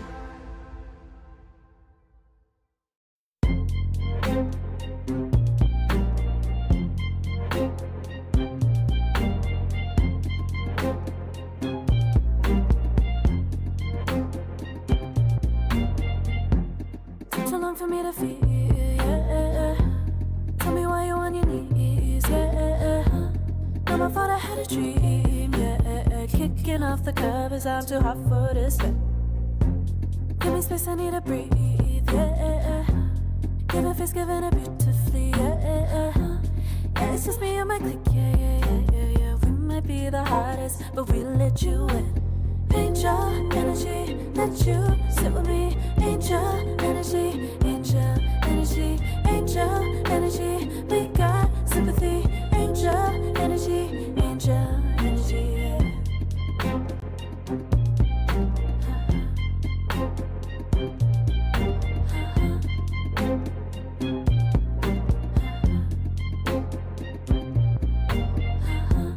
Take the time to breathe and rest.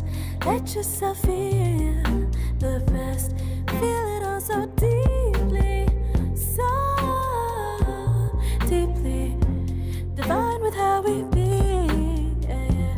Aligned with everything, yeah. More than a dream, vulnerable and strong, yeah. We feel everything. Angel energy, let you sit with me. Angel energy, angel energy, angel energy. We got sympathy. Angel energy, angel energy, angel energy.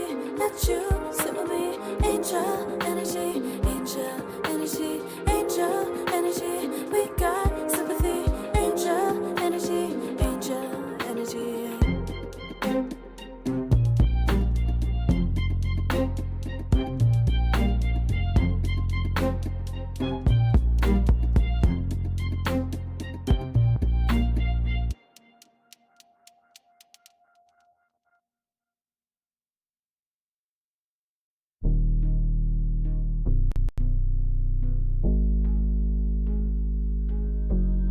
Never pressed, but I got the juice. Taking the lead, that's just what I do. I made mountains move with one hand tied, and still this world ain't satisfied. Everywhere I go, they stop and stare. I tell the truth, I take it there. Call me vicious, persistent, overzealous, that's fine. Main character energy, I stay taking what's mine. You need a foot on the gas, or put my name on the line. Main character energy, I'm just taking what's mine. And it's written in the stars, I'm a king like my sign, yeah. Raising the bar, the jaws drop like a surprise. Don't be mad about it. Don't be mad, don't be mad. Don't be mad about it. Don't be mad, don't be mad. I don't play the game, now I make the rules. Cards close to the chest, and I don't play no fool. Don't be mad about it. Look, yeah, my name stay in the mouth. Legs got broke, they said cast her. I'm the 911 response in a disaster. I don't ask, I just take. Treat the world like a man, I just blow him away. Yeah, I'm a #1 fan. Don't need a bark, I'm a bite. Switch me on, dark need light. Don't need pity, don't need spite. I just plop, plop, plop on sight. Could take your girl in 2 seconds. I just flash her a smile. I make petty look pretty. They run run an inch, I run 3 miles. You need a foot on the gas, I'll put my name on the line. Main character energy, I'm just taking what's mine. And it's written in the stars, I'm a king like my sign, yeah. Raising the bar that just dropped like a surprise. Don't be mad about it. Don't be mad about it. Don't be mad about it. Don't be mad about it. I don't play the game, nah, I make the rules.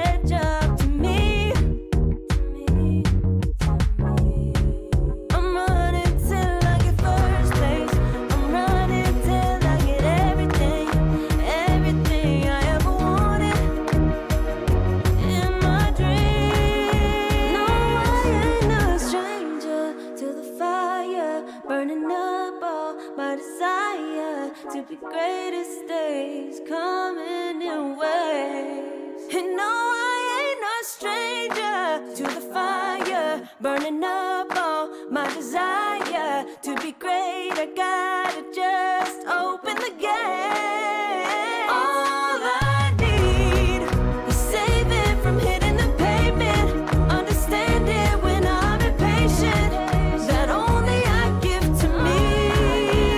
All I need is a little love in lonely places, the strength to stand fear in the face, that only I give to me. All I need, understanding when I'm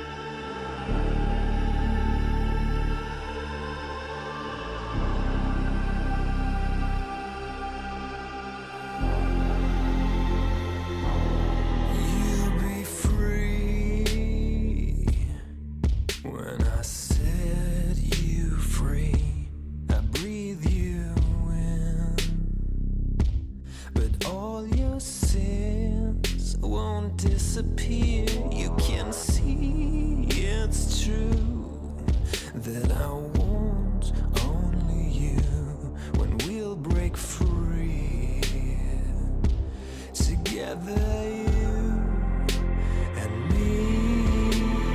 Take me in your arms and let us rise high up to the stars where we can fly.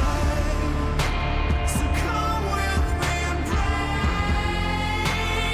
I want you to play my games and fulfill my black desires. So break my heart and leave me. I only need your body.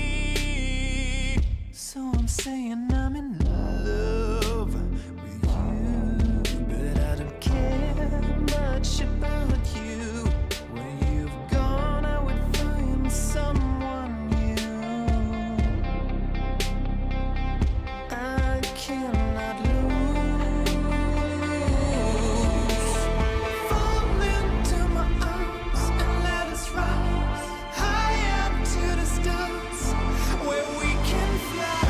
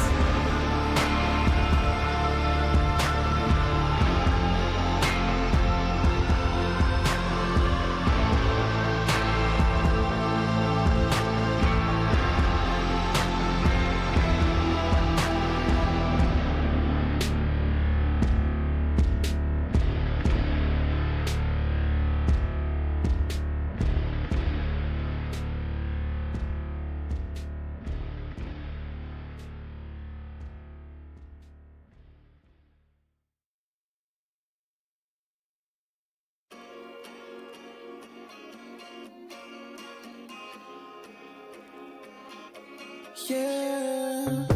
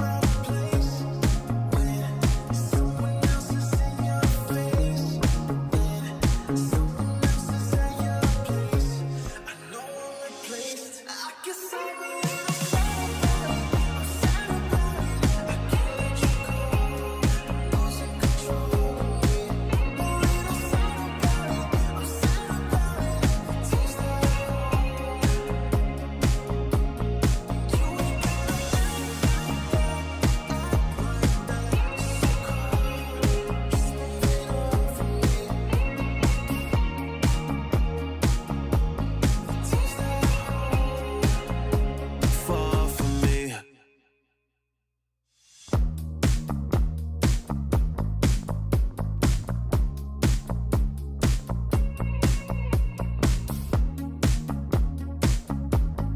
Girl, what's this shit about?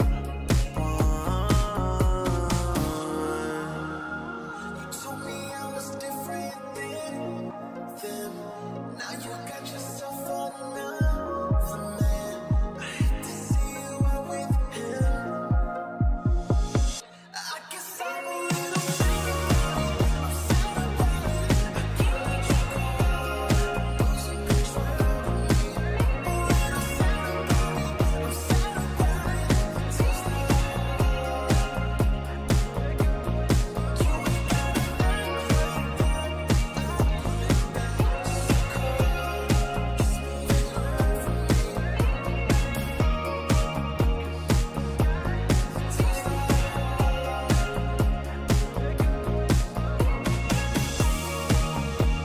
So we should be floating to wherever we're going. 'Cause if the sky is in motion, then we're going slow motion. So we should be floating to wherever we're going.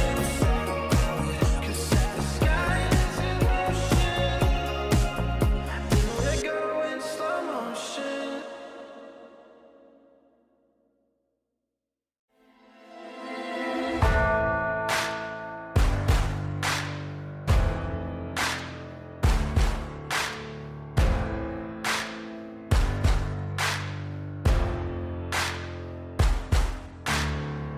Can you hear the voices calling?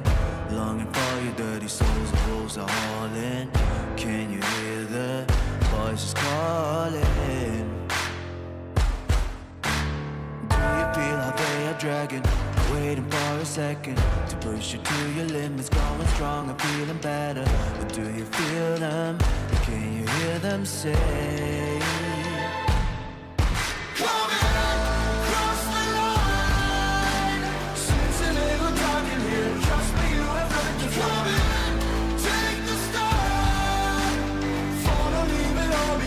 Welcome to the other side.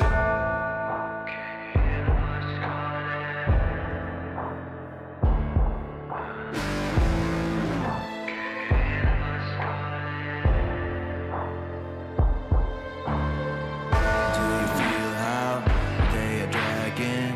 Do you feel them? Can you hear them say? Do you feel how they are dragging?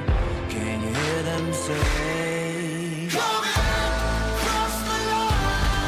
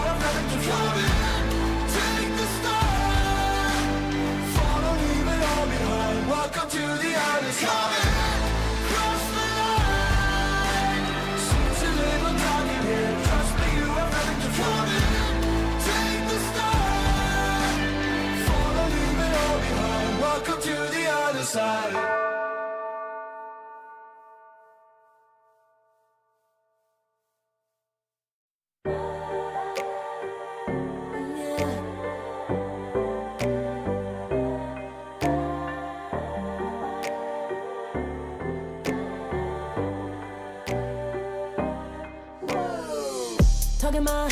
I've been working all year, getting by. Looking for the high, taking all my time. Breathing in new life, feeling fine. Like I don't gotta be something society wants me to strive to be. Got my own energy. So magnetic in the spotlight. Shaping my own world with my own mind. Don't talk about me unless you alright. You gon' see I'm finna real free, protecting my energy. Gotta protect my mind. I'm breathing in new life. It's time that I realize what feels good ain't always right. Making changes, I got me a new strut. No more settling, I'm running out of good luck. Never chasing, I attract, I'm busy going up. If you see me come correct, then keep it on the book. Get it, how I live it, that's the motto, how it goes. No more reaching in the distance, hit the lotto, I'm the one. Not denying myself anymore, I'm done with it. Sky is the limit, I'm living like we know. Energy, and the energy. Feeling free. And the energy. Gotta protect my mind. I'm breathing in new life. It's time that I realize what feels good ain't always right. I'm feeling good, feeling free. Feeling good, feeling free.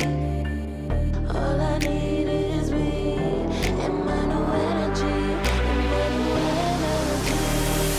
Feeling good, feeling free. Feeling good, feeling free. All I need is me and my new energy. Feeling good, feeling free. Feeling good, feeling all I need is me and my new energy.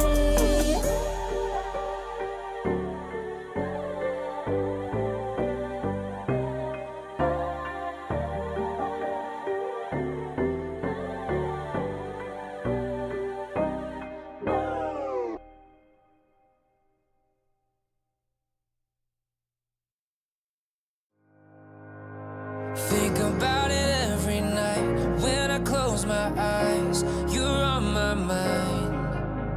I try to quit a million times, but it takes me high. Like you're so divine. You give me everything. Don't know what's happening. I need you like medicine.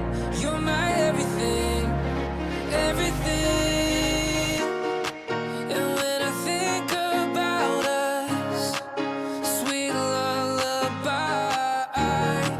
I wanna keep this moment here forever. No good.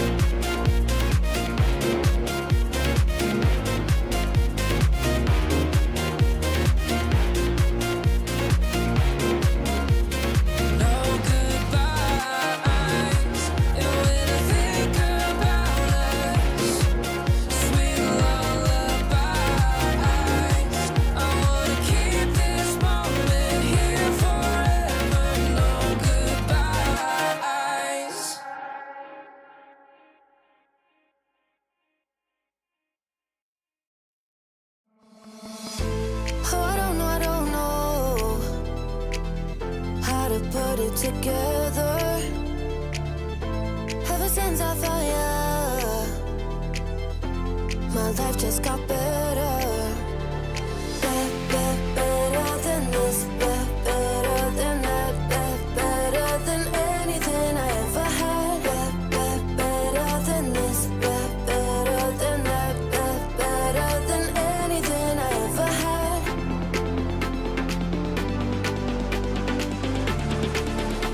Than anything I ever had.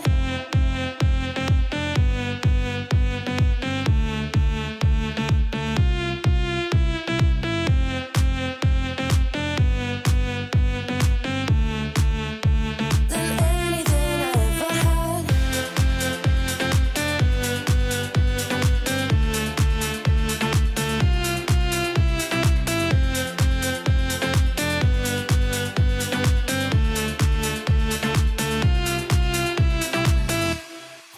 Every time I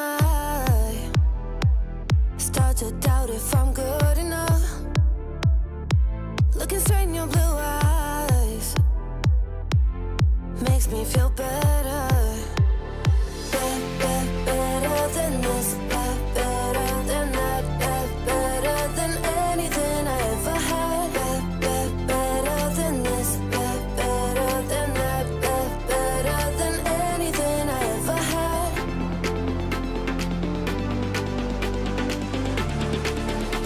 Than anything I ever had.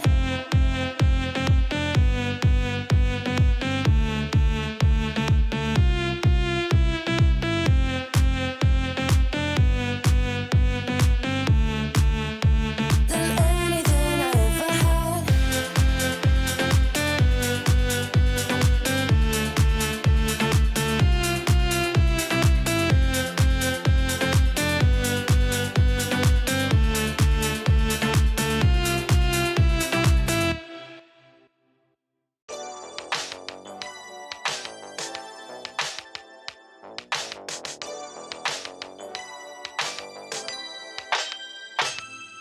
Ooh, that day that boy walked my way.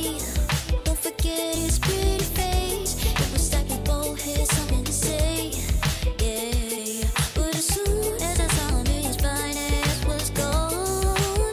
Think I should have fallen at home. I'll put my number into his phone. A moment in time, so divine. Hope I see you again. Hope I see you again. A moment in time, so divine. Hope I see you again. Hope I see you again. You looking so good, made me wanna know you. Feeling the groove, and I got to show you. Come back, better come back. Want you to know that you're looking so fly. I wanna get to know you, but you don't set me mine. And just a moment in time. Oh my, boy, you better come back. A moment in time, so divine. Hope I see you again. Hope I see you again. A moment in time, so divine. Hope I see you again. Hope I see you again. You're looking so good, made me wanna know you. Feeling the groove, and I got to show you. Come back, better come back. Want you to know that you're looking so fly. I wanna get to know you, but you don't set me mine. And just a moment in time. Oh my, boy, you better come back.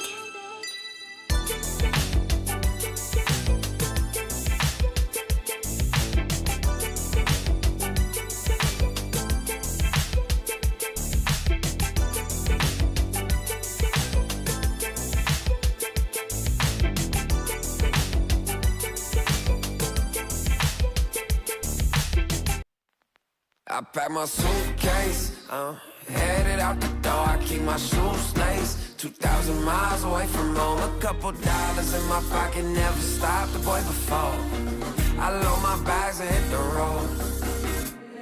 Miles past, turning back, found my track, face the fact, she a cold one. Never gonna settle for none. Stay up every night till I won. Don't want a slow rise now. I'm confident opulence isn't a long ride out. When I look back now, I'm astounded. A quiet boy from old age, but always felt the world was a stage, yeah. I celebrate one last late night. My old life, they stay. I pack my suitcase, headed out the door. I keep my shoes laced. 2,000 miles away from home. A couple dollars in my pocket, never stopped the boy before. I load my bags and hit the road. I'm headed to LA.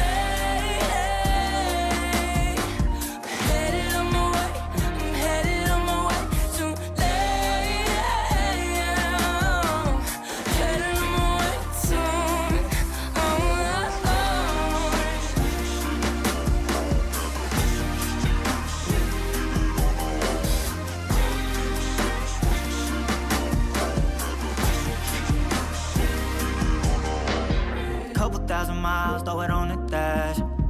Shit, the 10,000 hours, can't let them pass. Yeah, well, I was putting time in, you was pulled up wildin'.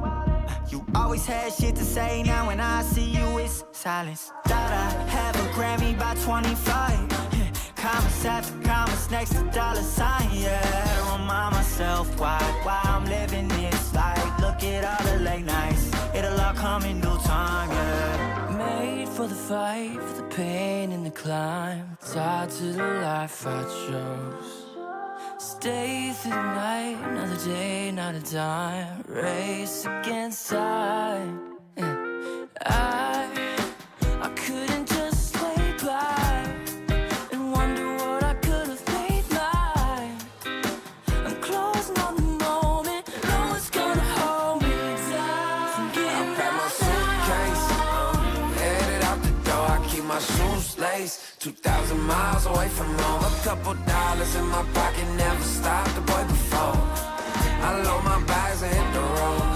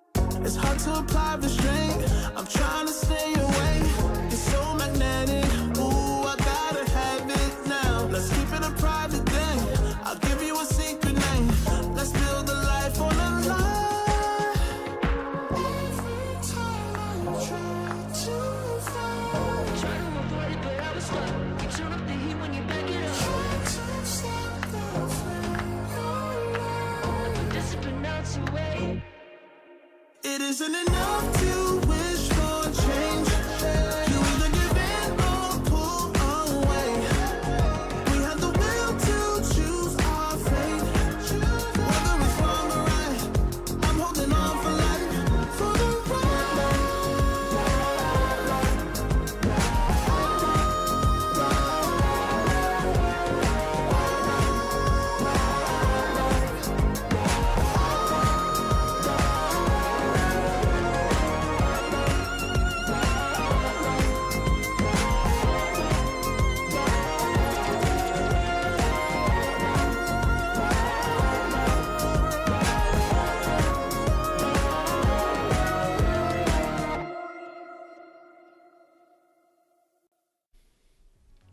Welcome back, everybody, to the closed qualifiers of ESL One Birmingham. We've got more Eastern Europe games about to begin. We, had a little bit of a break, a couple hours to kind of reset after our first series, and now coming up next is going to be Aurora taking on 4 Pirates. Now, another team that maybe some people are a little unfamiliar with, but they were invited. So they, they got to prove themselves now against what is arguably one of the better teams in the region. Yeah, I think, Aurora did just go through a little bit of a roster shuffle, mixing in some SEA players, actually. We'll see if that pans out for them. Their roots. Yeah, unfortunately, they lost to BetBoom in the last qualifier for Dream League, but kind of understandable. Like, that's another top team of the region. So, we'll see if they can do it this time, and it should be easier because even if you lose to BetBoom because it's double a limb, you should have a shot at the second place, which is what it would have worked in the last qualifier, but you got to do it again this time. And this should be a good place to start for Pirates. You always got to respect your opponents, of course, but this Aurora should be the far more experienced team. For Pirates is a they've been around trying different stuff, but these players are relatively unknown because they're starting the journey, trying to reach the grand stages, trying to reach the peaks that Aurora and BetBoom have. Yeah, they've been playing in Dream League Division 2, right? And I think that is where they've gotten the most practice recently, as well as a couple other qualifiers for different tournaments, and then some other kind of more Eastern European based lower tier tournaments. So they've been practicing, they've been competing. We'll see, like I said, how they do in this one, because even with the roster change from Aurora, I still think the team is pretty good. Definitely not it's hard to say, because this team, I think last year very quickly rose to one of the best teams in the world. They were placing top threes pretty consistently. And then, they had some roster changes, and now they're kind of reforming and getting back into the swing of things. But I think important for this team to actually make it to Birmingham, right? If you're Aurora that, this would be another good proving ground for them. Yeah. It could also be a bit of a redemption, because I believe they played Aurora in the Dream League qualifiers, actually. So we'll see what they can learn from there. They did lose 2-0. The games don't look too one-sided. I didn't catch those games because we were covering a different region. But of course, if you lost, you learned something from that as well. Arguably, you learned more than the team that won. So hopefully they've been reflecting on that, coming with a new draft, new game plan, perhaps. Yeah, I am actually curious what the draft is going to look like, because I think there is, it's still a lot of the meta heroes that we've been seeing, but the last series kind of showed me that a lot of what maybe Eastern Europe is not playing as much of the meta heroes, and they have kind of a different read on what could be strong. We still see things like the Jakiro and whatnot, but in terms of the bans, the bans were very different from what we've been seeing, at least in phase 1 specifically. Yeah, I think it's, this is where every region brings their specialties, right? And a lot of the Western European teams have that different a lot of them have the same style. They have like different specifics, but they overlap heavily, which is why we see things like the Huskar banned so often in that region. But I think there's definitely less emphasis on Huskar in this region, and they have certain heroes like Disruptor, which I think he's fine. I don't think he's bad by any means. I also don't think he's broken, but we still saw him in like the last series, for example, even when other top tier supports were available. It's because this region just likes Disruptor. They play around him well. I think that's okay. I think it's fun to even come on with those different ideas. I still feel we should see Keeper of the Light. That kind of went ignored in the last series. Pretty surprised by that. I'm sure he will raise his head eventually. Could be in this upcoming series for Pirates. Played it in some of their other qualifier matches. Aurora, I don't think I've seen them play it recently, but I know they should be able to. Yeah, I feel like there's, most teams are capable of playing the Keeper of the Light, especially with how good it was, like, just about a year ago. Like, you had to have a Coddle player on your team. Like, there was no way you could play the game without a Coddle player. Aurora Gaming's turn to ban. Dire team ban. That said, Mira is not really a Coddle player, actually. He's usually on other supports. I don't think that's one they frequently go for. 5 seconds remaining. I just realized that there's no sky in the background here. It's just dark. Yeah, that's what happened. That's the Dota world. They stole the night sky. Night Stalker, are you here? Truly, we need Keeper of the Light to be in the game. Yeah. 5 seconds remaining.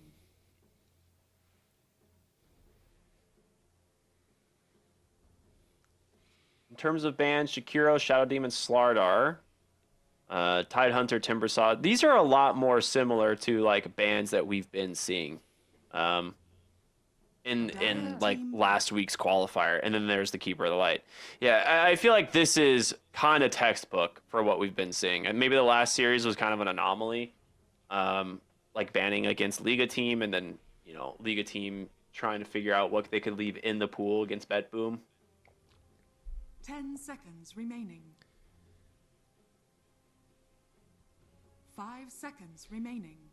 Yeah, we would see a lot of teams consider Clinks here in the other regions.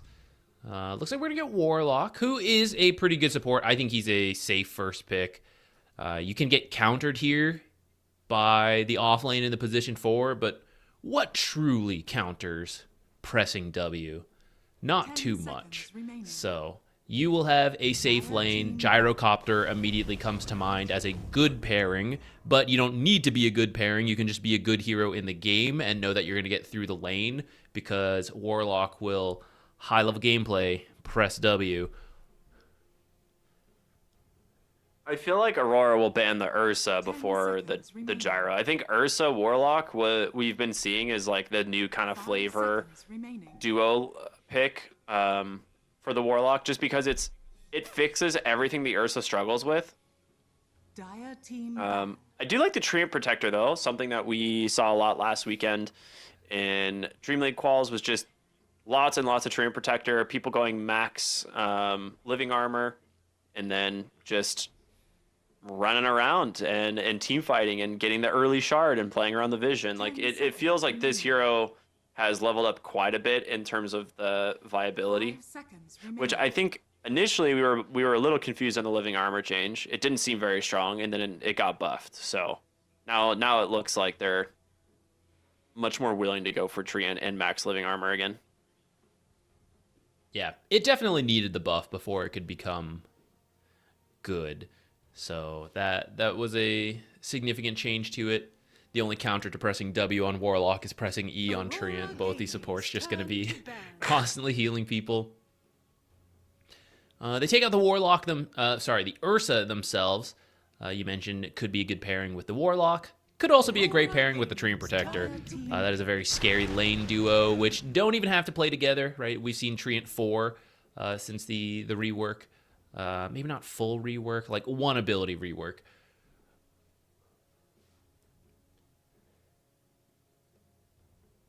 elemental team. Tiny coming 10 out. seconds Could be remaining. the position 4, could be the mid. Good flex here. 5 seconds remaining. And it's just overall a very solid hero. Nice to have the lockdown versus Warlock too. Something to cancel the channels of the upheaval. It is very annoying for the melee heroes, whatever carries you end up with. You just gotta trudge through that slow. All right. The Underlord is in the game. Okay, so I was actually going to ask about this. How does dot damage fare against living armor? Because is it like old refraction where it's like if you just burn them, does it just lose all 4 block charges immediately essentially and then it does nothing? Yes, but there is a minimum threshold of 20, I want to say. I will double check that real quick. So it's not quite as bad as old refraction, but dot damage can still 20. Yeah, can still get through it very quickly. The Marcy. We haven't been seeing a lot of Marcy 10 seconds ever since the Fleeting Fury got removed. She is still kind of the same as a support, but I think the loss of the flex potential deprioritized her for a lot of teams. But I still think she's pretty decent as I think that was fine. Position 4 or 5, which does seem to be the role here. I suppose there's a world you still do the carry with that facet, but I don't think that's as strong anymore. Yeah, I think the pick-me-up with Underlord is a decent gap close. Like, it allows you to get on top of Treant or the Clinks if you really want, and Treant does not have a lot of armor. And Marcy Underlord is a lot of physical damage, so I wonder if that's the idea, like allowing them to just chase the Treant Protector if they see him. And trying to deal with those two with a Pit of Malice on top of you, I feel like you're never getting away. I don't know if you really want to go Pit of Malice early, because you typically pay for like Max Aura and Firestorm, but in the mid game when they actually have these spells, yeah, like Dispose, Pit of Malice, and then Rebound, like there's so many things to just keep you there. Yeah, at least for the laning stage, I don't think you even need to get Pit early just for Treant. Like, you could dispose him out of the trees as well. You like to poke from the tree line and then immediately back out. But now if you show your face, Marcy could just rip you out of the trees, and then you become a lot slower. You can just take a lot of damage to the Firestorm and Atrophy Aura. He might get away because you don't have the Pit, but if he can't do much in the lane, I think that's plenty. See the Void Spirit come out. One of the safer mids still left in the pool. And could be laning versus the Tiny, but we talked about that flex potential. This could be Tiny and Axe in the off lane, and a counter pick could be coming out for Aurora for their last pick. So I do think you need something generic like Void Spirit. If you do get shut down, all you need is level 6, and you can start making plays happen. All right, they'll ban the Shadow Fiend. I think you still need to ban the Huskar here. They ban Brood. Okay. Brood Metal carry would actually be kind of an interesting idea against Clinks and Axe. Yeah, I think Brood is actually quite good. I'm surprised we're not seeing her a little bit more. 10 seconds remaining. Eventually, they have the ways to deal with it, like the Burning Barrage, Axe Spin. But the early game, like she gets 6 and then you have spiders going everywhere, that would be very hard to deal with. I think Huskar, still good, in my opinion, like you said. Aurora Gaming's turn to Oh, okay, that's also another annoying one. And that one's arguably worse for Underlord. Because of the break, you lose your Atrophy Aura, lose a lot of your tankiness. 10 seconds remaining. 5 seconds remaining. Potentially needing a carry still. We might just end up wrapping back around to Gyrocopter. It is still a good pairing with Warlock. It's not that bad versus We Axe just saw Tiny. it struggle into Axe, but I don't think that was necessarily the Gyro's fault as much as it was Jakiro just crushing the lane and then being low HP at the start. Yeah, it was also a weird level 1 fight, and that was a Tusk Gyro, which is strong, but strong damage-wise and committing in. Warlock is strong in a different way, where you have a lot better casual harass potential with Flak and Fatal Bonds, and then you have a lot more healing from the W, which I think helps to address the battle hunger a lot better than what Tusk can. Tusk is like, you're winning that lane or you're losing the lane. There's no in between, because you have to go all in for both sides. But Warlock can take a much more casual approach and just do fine. They go for the Abandonment. That one's actually very smart. Can't really battle hunger him if he can just dispel it every time. All right, the good old Monkey King is back. And last pick will be Queen of Pain for the mid lane. This is a Makoto classic. I was thinking to myself, I was like, have I ever seen Makoto play Huskar, right? Like, I don't think I have. I have no idea if he like ever really plays the hero. But Queen of Pain, that is definitely one of his go-tos. So Quap into the Void Spirit. It is a favorable lane for the Queen of Pain, but it's also one of those things that like Void Spirit has a couple ways of dealing with it. But it should go fairly well for Aurora in that mid lane. Yeah, I also like that one of the new ways you're playing Treant Protector is this kind of like Bounty Hunter, right? The Invis, scout people out, and you want your team to come play with you. You have the Invis Clinks who might also run over and help out, which is great. But having someone on your mid laner who can join pretty quickly is good. Something like Huskar would need to build a blink to be able to close the gap that quickly before you just saw him, and then you would kind of know, like, oh, if he's running at me, like, Treant must be nearby too. Queen of Pain will be able to just blink in over the tree line while still being a lane bully to the melee Void Spirit and also contributing a lot of early damage before Clinks is really online. We did see an Axe have an amazing game last time, but it's not usually the case to be so rich, and when it's a more normal Axe game, you don't have the greatest early damage.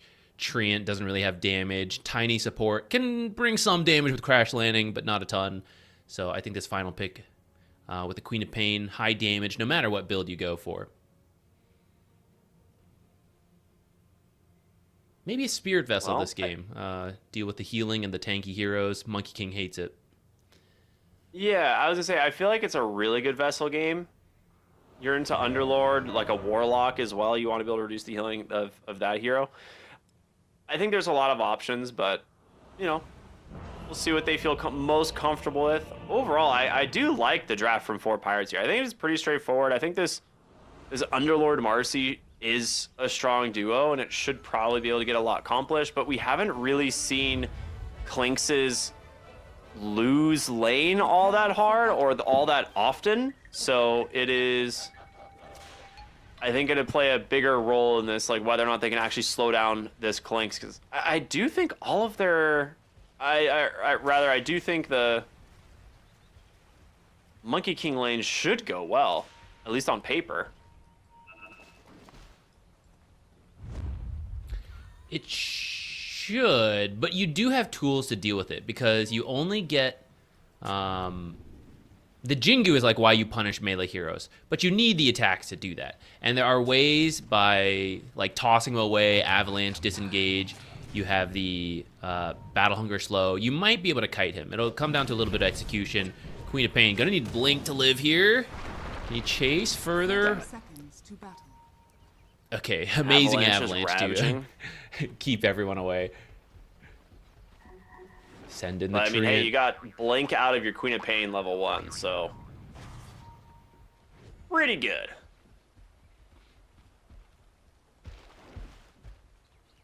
At least this matchup, you don't usually, you can like skip Q because of Dissimulate. I think you still get a couple points, like at least one, and you can debate more. Now that you've gotten W first, you might just end up maxing E, and you don't care if he dodges those, you just farm. So it may not be as painful as others, but level 1 will be... Like, you miss your ability to secure the creep. Using his blink to fix his creep block. There's a use for it, I guess.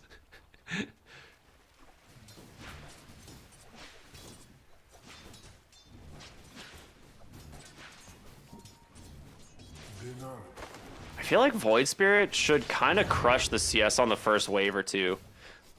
Just because she doesn't have the dagger or just the scream to like try and do the damage. Oh gosh, bottom lane. That's not good. First blood for WS on the Axe. How often do you see an Axe ganking you from the off lane at the first wave? You certainly were not prepared for that. And what did he miss for it? A single creep, because Tiny did the body blocking early, it went under the tower, so it shoved out pretty quickly, and he grabbed the next wave. So things are getting kind of funny here in the creep dragging department, but Axe at least got a kill and has the whole creep wave. Or most of it. I mean, he even used the Fatal Bonds here onto the Tiny to try and get some damage, but it's also going to shove the wave. He already had a double wave, and now it's pushing even further. So this should be, like, yeah, oh, well, I mean, if they actually get the hard pull here, this is pretty rough. Okay, no, he managed to grab it. Okay, a little bit of shenanigans in the lane.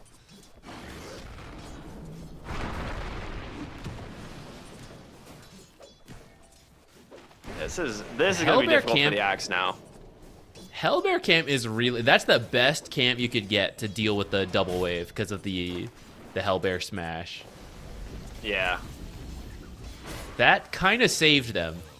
In the same way sometimes you get kobold and you just lose your lane because it's the worst small camp. That Hellbear camp spawn was so lucky for them.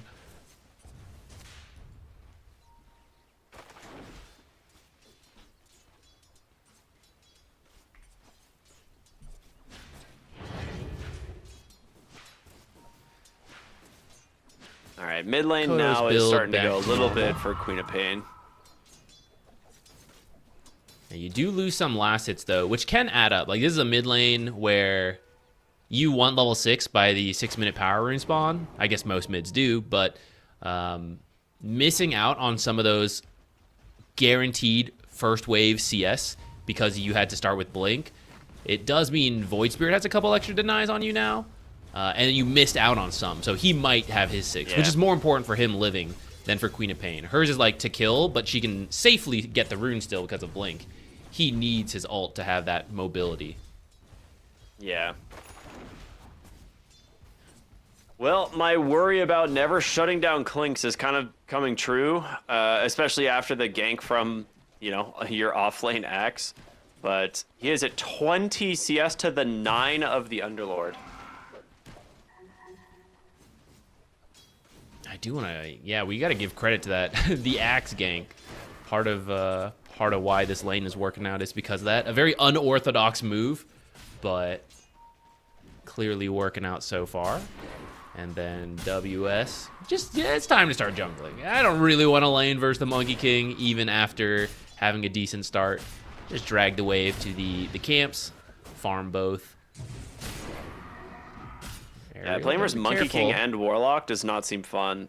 This just Warlock might is a lot be a more kill fun if he can get in range. Yeah, just an avalanche is all you need, really. I mean, you just toss him away, but wow, WS just walks down the Warlock and gets the kill.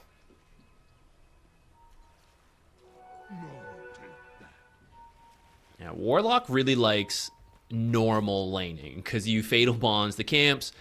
Your heal is extremely value, and then you just do pull camps to fix equilibrium. But he has no real tools to stop you from creep dragging, and he certainly does not enjoy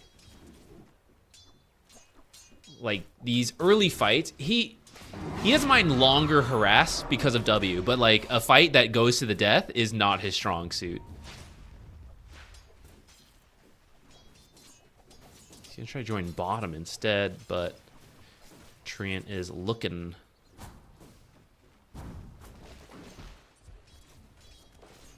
They're a good job of just constantly cutting the trees in this lane. We've seen this as a pretty decent way of dealing with the tree and protector.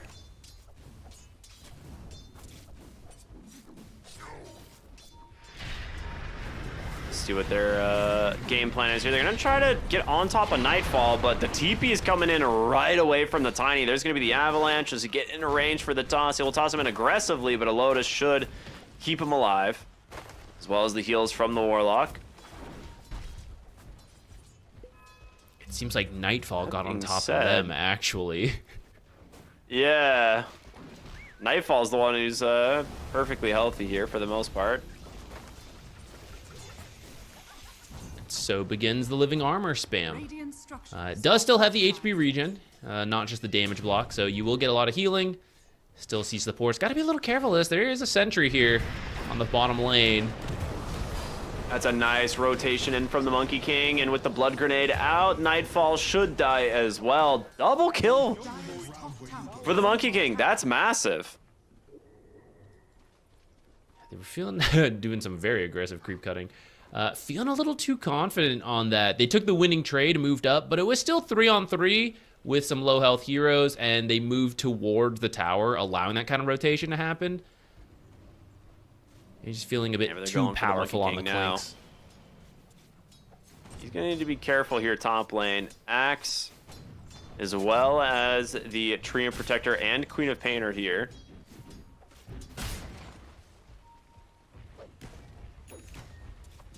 I think they're going to go for this dive. Yeah, Blood Grenade is out. I mean, he's got Wukongs, but it don't matter. WS gets his first Calling Blade of the game.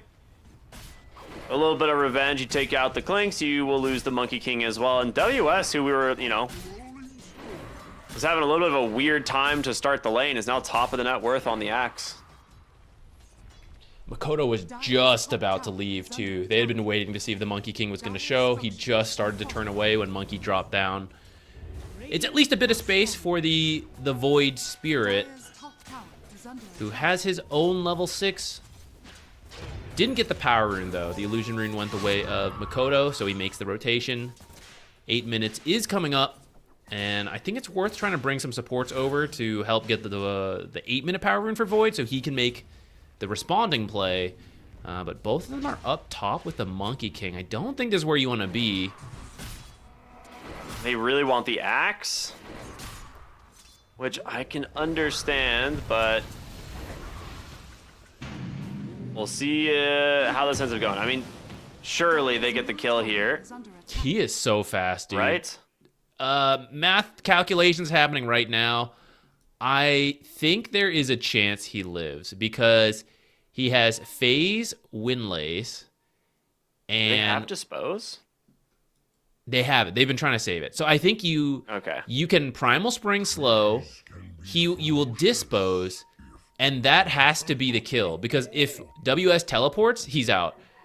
And if you try to save Dispose past the initial Primal Spring slow, I think he will just run away from you with Battle Hunger and Phase Boots. So... if you rotated another hero, you could maybe do it, but Underlord doesn't really want to TP back there. That's why WS ran this way. It's like, if I die, they're all on their own half of their map. Like, buy their tier 3s at 8 minutes. They don't want to be here. It's a waste of their time. So Underlord really doesn't want to respond there. He would have been willing to go to the tier 1 and you convert the kill into, like, the enemy offlane tower. But by your own base, nobody wants to go there. I mean, his Phase Boots isn't active anymore. They're actually just gonna give it up. They realize, like, yeah, this is not happening. We're out. See ya. If you chase too far, Tiny is reconnected, so you better be careful. Instead, they're just looking not careful mid. enough. Dude, that is the worst possible outcome from this. Dire's middle tower is under attack. Didn't even have to use the amplified damage rune on the Queen of Pain. That she secured because the supports were top attempting that axe play. They don't want him to creep cut aggressively, but they don't really have the best supports to deal with it. And now Marcy hanging around too long, also gonna pay the price. Dude, if Axe sees this Warlock and gets a Battle Hunger on him, his game is real sad.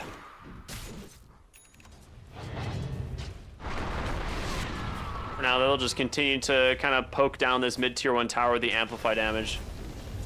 It's, you know, they got a Marcy coming to the mid lane here as well. They don't really want to sit here and tank the tower for too long, so they will back away.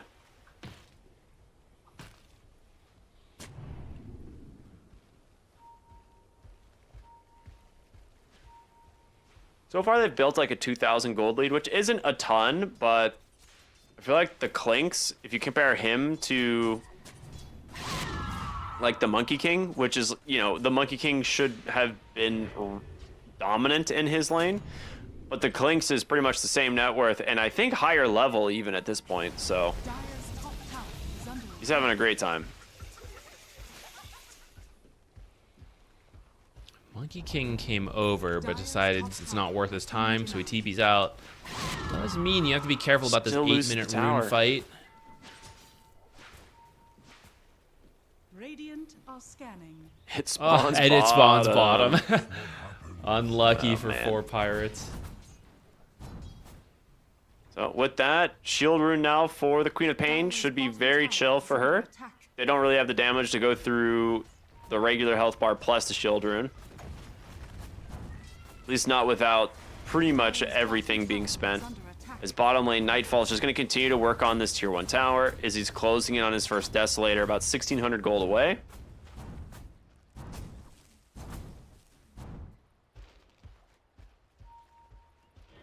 Yeah, you need some successful Underlord ults. They got to start making these plays happen. You've got Chaotic Offering available as well. The only one you can play behind is the Void Spirit, though. And he seems content to farm towards his Spirit Vessel. Maybe that's the timing they'll go for. Makoto trying to put some pressure to make him use his Astral Step back home, where Axe is waiting to meet him. Though Marcy will run into him first, so they'll take the Marcy instead. Oh, Nice pick-me-up. Maybe not. I mean, there's no getting away from this at all. The Axe is definitely just going to get the chop. Okay, never mind. Gets the kill there with the Queen of Pain instead. WS stuck on the edge of the Wukong's command. The Diffusal doing some... I think it's a Diffusal. Where all his mana go? It has to be. A lot of damage coming through. Big Sonic Wage. Avatos onto 2. As they will take down the Warlock. Yeah, it is Diffusal Monkey King. Okay, so he needs to just fight. The problem is whether or not they will let him. Tree and Protector is going to get caught there, though. Up in the trees. Quick Boundless Strike to get the kill. Seeing if they can chase down this Tiny. It's pretty fast, though. Oh, he's going to go in. This is really deep. Especially with the Axe coming. They might be able to... Okay, I was like, they might be able to just, like, kite him out with, like, spells, but... You would need your Queen of Pain to rotate in. Yeah, I thought they were going to, but Clinks and Queen of Pain mid, maybe looking for a different opportunity. Oh, they are indeed. We'll see which one they can do. No overgrowth, but the Queen of Pain plenty tanky, and the Clinks almost kills the Marcy. Able to get away just for now, though.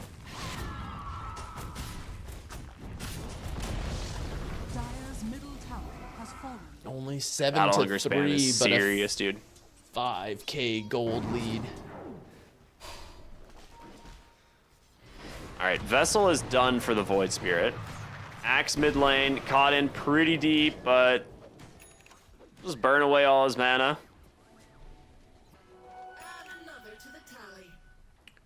You're right, yeah, 5,000 gold advantage already for Aurora.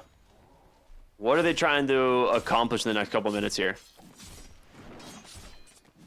You have the pipe on the Axe.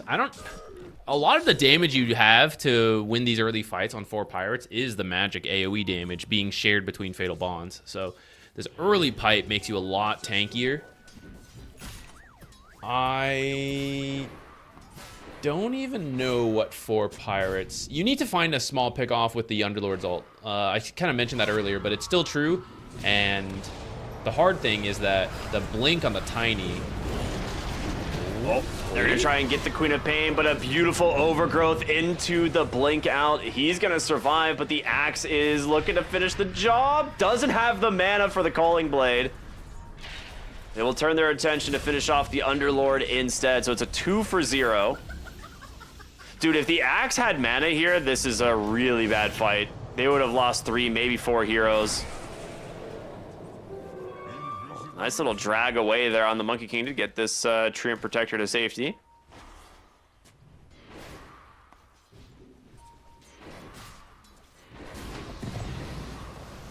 They're going to try once again for Axe. Do they have the damage is the question. Like, once he's out of mana, it's not too overwhelming, but if you could drop everything, including the Golem, we'll finally bring him down, so... Nice pickup there.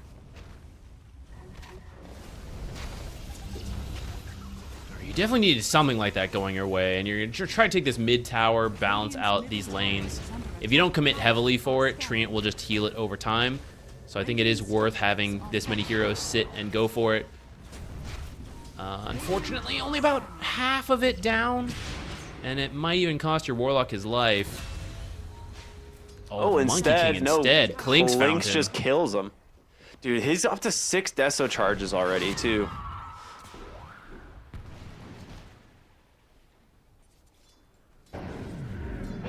Okay, what I was, before that fight broke out, what I was going to say is, the way things are going, Tiny is going to get his Blink, and that's what Aurora is waiting for. I say waiting as if they haven't already gone through all the towers and taken a bunch, but their actual playmaking will be the Tiny Blink, since Axe is going for the auras and doesn't have a Blink himself, although he's now working on one too. Once you have that, the kills become really easy, and the kills are already not that hard. Ooh, Mira does not get in range for the toss, otherwise maybe would have been enough to help bring down the Void Spirit there.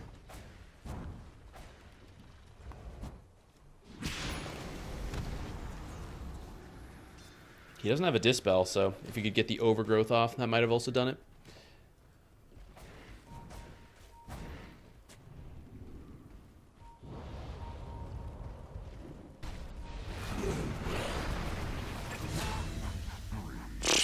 Okay, just a single route into a kill. Yeah.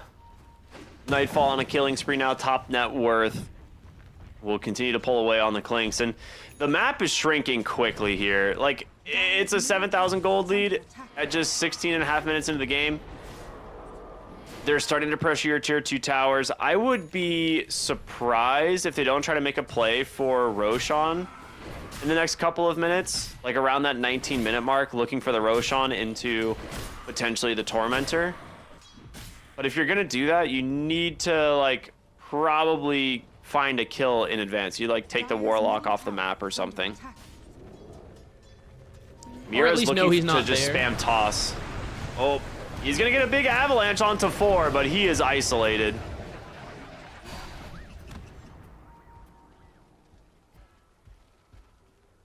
I think he was like running through the trees there, spamming toss to the Axe to try and like find the Monkey King in a tree.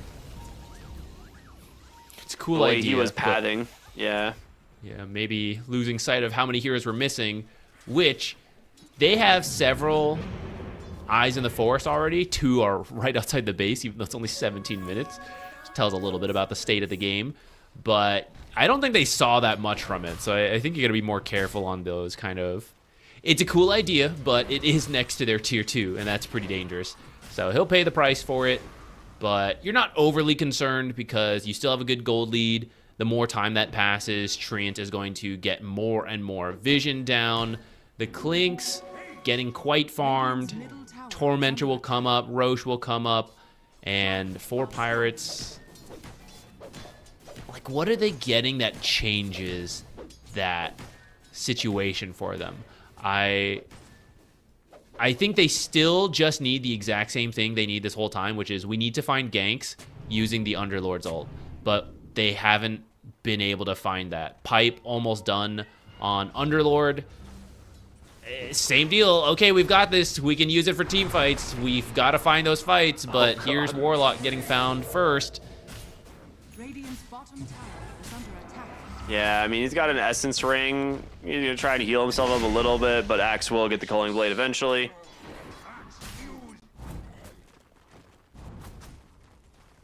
Radiant's middle tower And Clinks is will be under rushing the Aghanim Scepter after the Deso Aghanim Shard. Sometimes you are forced to go like another item before the Ags. But this game, it's actually so good. They don't have great heroes at fighting into this. Like Marcy has to basically like use her Unleash to actually just kill the skeletons. Overgrowth top lane, Makoto in a little bit of trouble. Still has a Sonic Wave to play with. It's a lot of damage, but the pipe will reduce some of what's coming out here, and they will keep that Marcy alive as they rotate in some extra heroes. Uh-oh. Dude, Makoto, don't do it. Don't do it. This is so scary. He's gonna do it. You know he can't resist. He's gotta. Man, Cat Warriors are running there because he thought they saw him and they were chasing him, and then they just channeled the Watcher, and he's like, oh, actually, I'm fine. Let's go. Turns around. Warlock taken out once again. Oh, now gosh. looking at the Void Spirit. Runs it right into the axe. Nice dispose, but it's just too little too late. Already down both supports as the Tormentor spawns. They're in a really good spot. This should be a free Aghanim Shard for the side of Aurora, and they've got some good ones this game. You already have the Eyes of the Forest, right? Treant rushed it, but as long as it doesn't go to Tiny, I think you're pretty happy. Getting the Queen of Pain Shard right here would be nuts. Yeah, that silence is very useful this game. They've been pretty lucky this game already. Does that continue? Yes, Ask and you Makoto shall with the receive. silence. Wow. Void Spirit already has the Yules, so at least he has a way to deal with it. But this is now another way to get to Warlock and Marcy and kill them before they can even do anything in this fight. Underlord is working on a second item, Lotus, but he is still about 1,500 gold away, so you can get some value out of the shard before then. Tower is under attack. It's a good farming tool as well, right? You just blink on a wave, scream, and it usually kills the full wave. I think as long as you have a Kaya. So it just increases her ability to wave clear and shove lanes.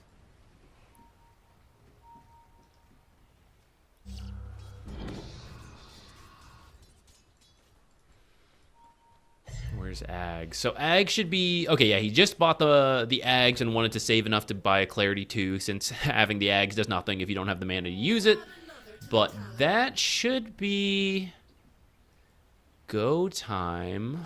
Ags on Queen of Pain's actually also pretty close. So maybe the double Ags timing, get Roche, start looking to clear up these tier 2s. Dude, if I'm Warlock in this game and a burning army spawns next to me, what do you do? I'm no longer You just Warlock die in the mid-lane? game.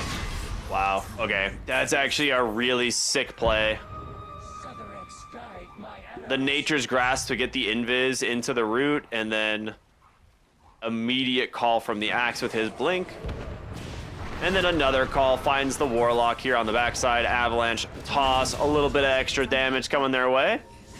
They are just bleeding heroes on the Dire, and I honestly don't know when you can get back into this. They do manage to find the Monkey King. Overgrowth off the mark. They thought he might have still been in the tree. Able to get away, though. I think they didn't see him jump. Well, even with that, it should set you up for Roche, a 12k lead. I think you have to fight this as 4 Pirates, but I don't think it's going to go well. But the way things are going, you're just going to lose over time. So you have to take some kind of radical play like this.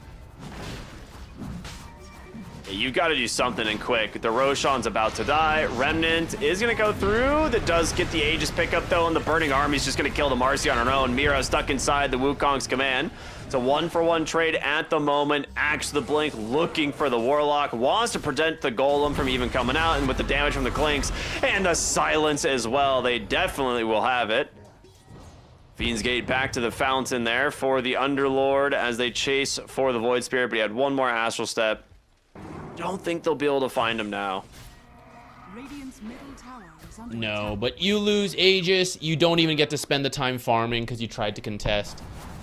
Underlord has now made his way top to try to shove that out. But the downside of playing against someone like Clinks, you're scared. Because he was bottom, yes, but he's a very fast hero. He can run, he can teleport.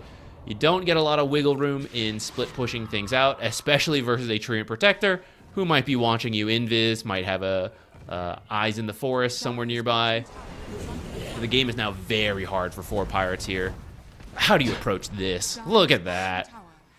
Yeah, this is where the game gets really difficult, because even if, like, they don't want to fully commit to the high ground, Klinks just drops the burning army on the high ground, and that will be enough to kill the towers. They're going to try and grab a kill onto the Tiny here. Treant is somewhat close by, but prevented from joining thanks to the Pit of Malice, so Mira gives up another death there. The rest of the team not going to let it slide. They do manage to find a potential kill onto the Void Spirit. Astral steps 1 and 2 to get away, and then now nice pick-me-up there to survive. Okay, so Makoto ends up missing on that Sonic Wave. Now looking for Kaori here on the Treant Protector. A nice bit of Malice holding him in place. Wait a minute. 2 dead on Aurora now.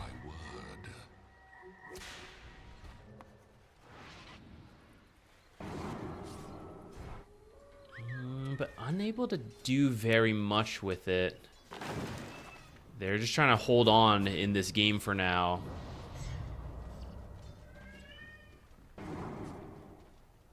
Nightfall should get the mid tower here.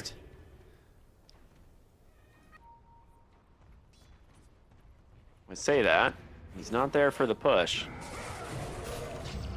And he's not there to now kill the Void Spirit. Well, with the Tiny, it's going to be close. Burning Army is down, but yeah, gets the dissimulate now. Looking for the axe. Great pullback here. Monkey King doing a lot of damage with the Lotus Orb protecting him, and the call instead will be right onto the Marcy. They take down that hero as well as the mid-tier 2 tower now. Dire's middle tower has fallen. A little sloppy there, I feel. Initiating too soon, but by nature of being 15k ahead, it works out. You still get the Marcy. I think if this game was closer, you get punished for that kind of mistake. Instead, you'll just go high ground, toss back the Underlord. Supposed to be the tankiest hero on the team. Sure seems to be dying pretty quickly. Yeah, oh boy. Oh boy, that'll teach you to ever try and kill one of my skeletons. Were you standing by your tier 4s? How dare you? Well, now with the lane of racks available in the mid lane, they should be able to finish this one off. They'll have 1 fortification after this as well. But I don't know how you really stop this is the thing, right? Like, the Aegis, there's still, what, probably like 2 minutes left on this? A minute. Okay, minute, 10 seconds. And I was like, Burning Army's coming up, so your buildings are very dead here. Monkey King is trying to use this time to finish a disperser. That's it. That's your item, and you're gonna have to win the game off of that. It's looking pretty tough, especially because you don't even have to push anymore. If you didn't want to, you could just wait, reset, second Roche, all that jazz. They're so strong, they're just gonna head in, and they might actually run into the Monkey King. I mean, they've got the numbers here on the side of the Dire, but they don't have the ability to start the fight, and that is the big issue. They're too afraid, too far behind. No Warlock Golem either at the time.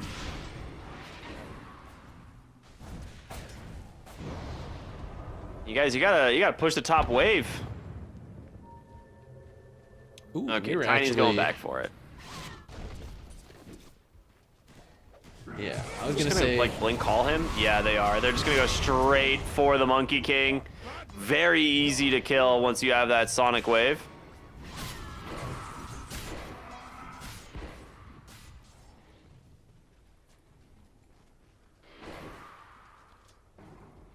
they're just playing all 3 lanes. They don't care. They have so much vision. If you look at the mini-map, the trees, the sentries, usually it's dangerous to scatter in all the lanes, but now they know if they are safe or not. Gonna go for this Underlord. Did they have enough to get him?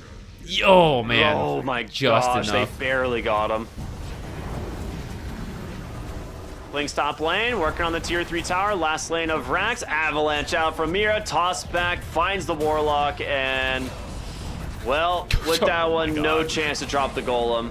Does get the Fatal Bonds off, however, so we'll see if maybe they can try and punish someone with that, but the team's not quite there, and this is just Mega Creeps. 27,000 gold advantage here at the 29-minute mark. 24-8. It's it's looking over, I would say. And there's the GG coming out. Aurora, very straightforward victory for them here in game number 1. Yeah, they had a very, very sneaky early play with that Axe gank. You show the tiny body blocking top. You assume Axe is either with him or, you know, escorting his own creep wave. You don't think he's waiting down there to gank you. So that was a very sneaky play to get your bottom lane off to a good start, which could have been a little tough, right? With the Underlord, he's got a lot of damage. He could contest the Clinks, but not when you're dead, and then Clinks just immediately get to level 2 over you. Yeah, I think stuff like that is pretty creative, but it's also like a really good way of just like kind of creating the snowball early. Like your Clinks, you know, is going to farm in the lane for the most part, but you would expect the Underlord to also farm in this lane, and the fact that that part doesn't happen, you never get your auras online. And WS ends up being like top net worth after like some really good movement in the top lane, like with Mirror dragging waves constantly, with the Axe actually getting some extra kills onto the Warlock that like probably shouldn't have happened. It just kind of creates this snowball of Aurora Gaming really choking out the map early. Yeah, and I think that early lane for both side lanes got very chaotic, which I think more experienced teams can handle a little bit better, and that's what we saw. Especially like that, some of the kills happening top on a Warlock. It's like you draft for a plan, your plan goes out the window, and you have to adapt from there. But Aurora knows all the moves. You got TI winner Mirror on there. He's been through the simulations. He knows the optimal way to handle it and just get off to a good lead. And then a little bit of luck going your way in the mid lane too. I think all like 3 of the power runes going your way right off the bat. Finding a couple kills off of those. Pretty smooth sailing for Aurora, even though they are not the team of Pirates. We'll see if it can go the other way for them in game number 2, because you'll need. I don't even think the draft is that bad, but you'll need to step it up to have a shot in game 2. Yeah, I agree. All right, everyone, we're gonna go to a break, and we'll be back in just a little bit here for Aurora versus 4 Pirates. Stay tuned. We'll see you in just a bit. Serotonin slide, slide, slide, slide. Serotonin slide, slide, slide, slide. Serotonin slide.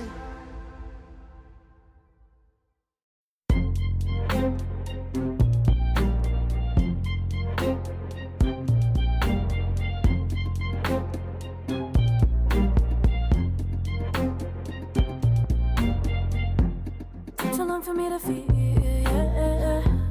Tell me why you're on your knees, yeah. Never thought I had a dream, yeah. Kicking off the covers, I'm too hot for this bed. Give me space, I need to breathe, yeah. Give a face, giving it beautifully, yeah. Yeah, it's just me and my clique, yeah. We might be the hottest, but we let you in. Angel energy, let you sit with me. Angel energy, angel energy, angel energy. We got sympathy. Angel energy, angel energy.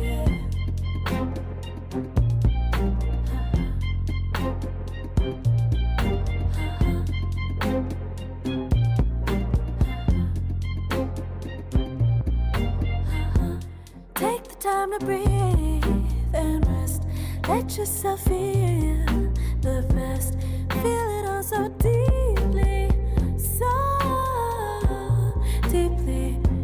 Divine with how we be, yeah. Aligned with everything, yeah. More than a dream, vulnerable and strong, yeah. We feel everything. Angel energy, let you sit with me. Angel energy, angel energy, angel energy. We got sympathy. Angel energy, angel energy, angel energy. Let you sit with me. Angel energy, angel energy, angel energy. We got sympathy.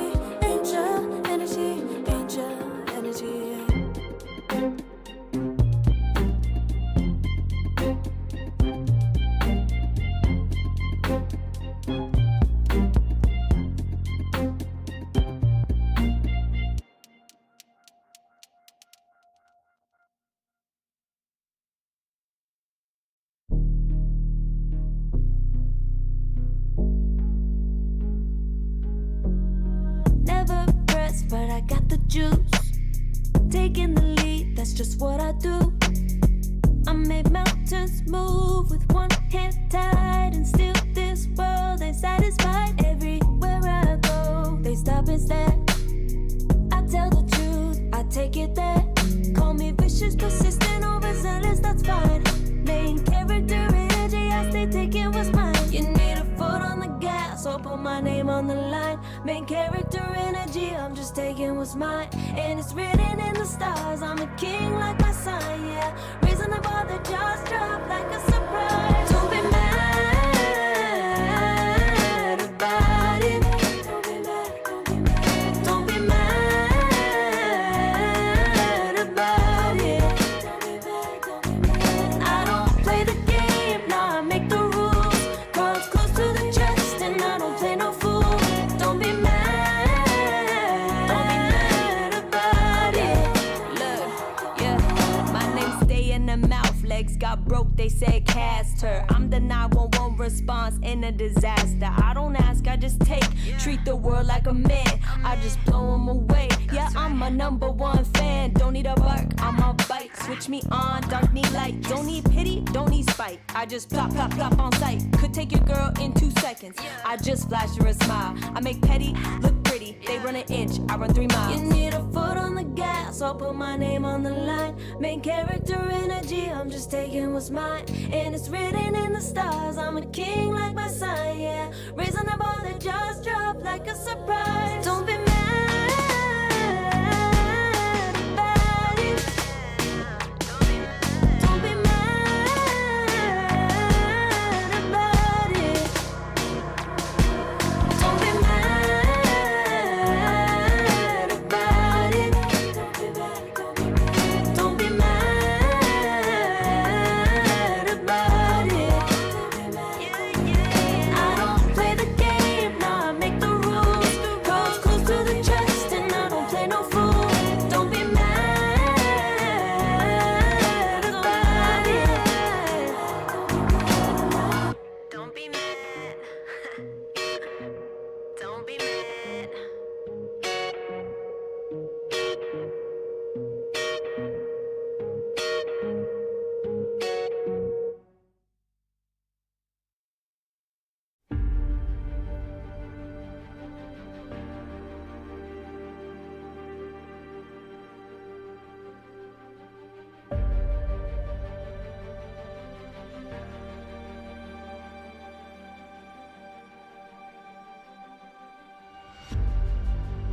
Earth is suffering,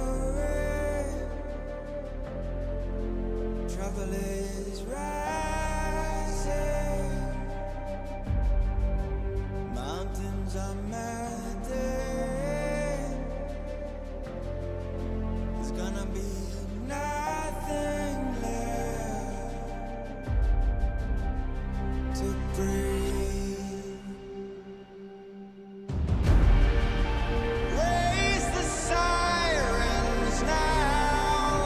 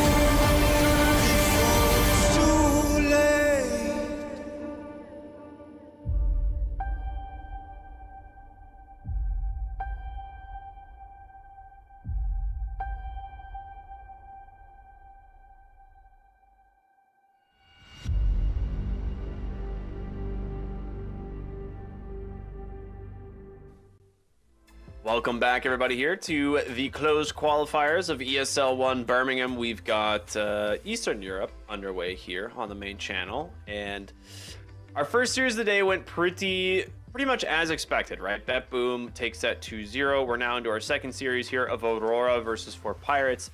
Again, another series where like one of the teams is pretty heavily favored, and I feel like game 1 in this series was the most one-sided of a series we've seen today. Yeah, seeing a lot of Axes doing quite well. I mean, I know we're pretty early into it, but this Battle Hunger spam, even though it was supposed to be nerfed, is still just proving very strong, even when you get counter-picked. On paper, you know, Monkey King should do well into Axe. You get your Jingus, you can deal with it, but they are avoiding him through creep dragging. If you chase over, you get tossed back.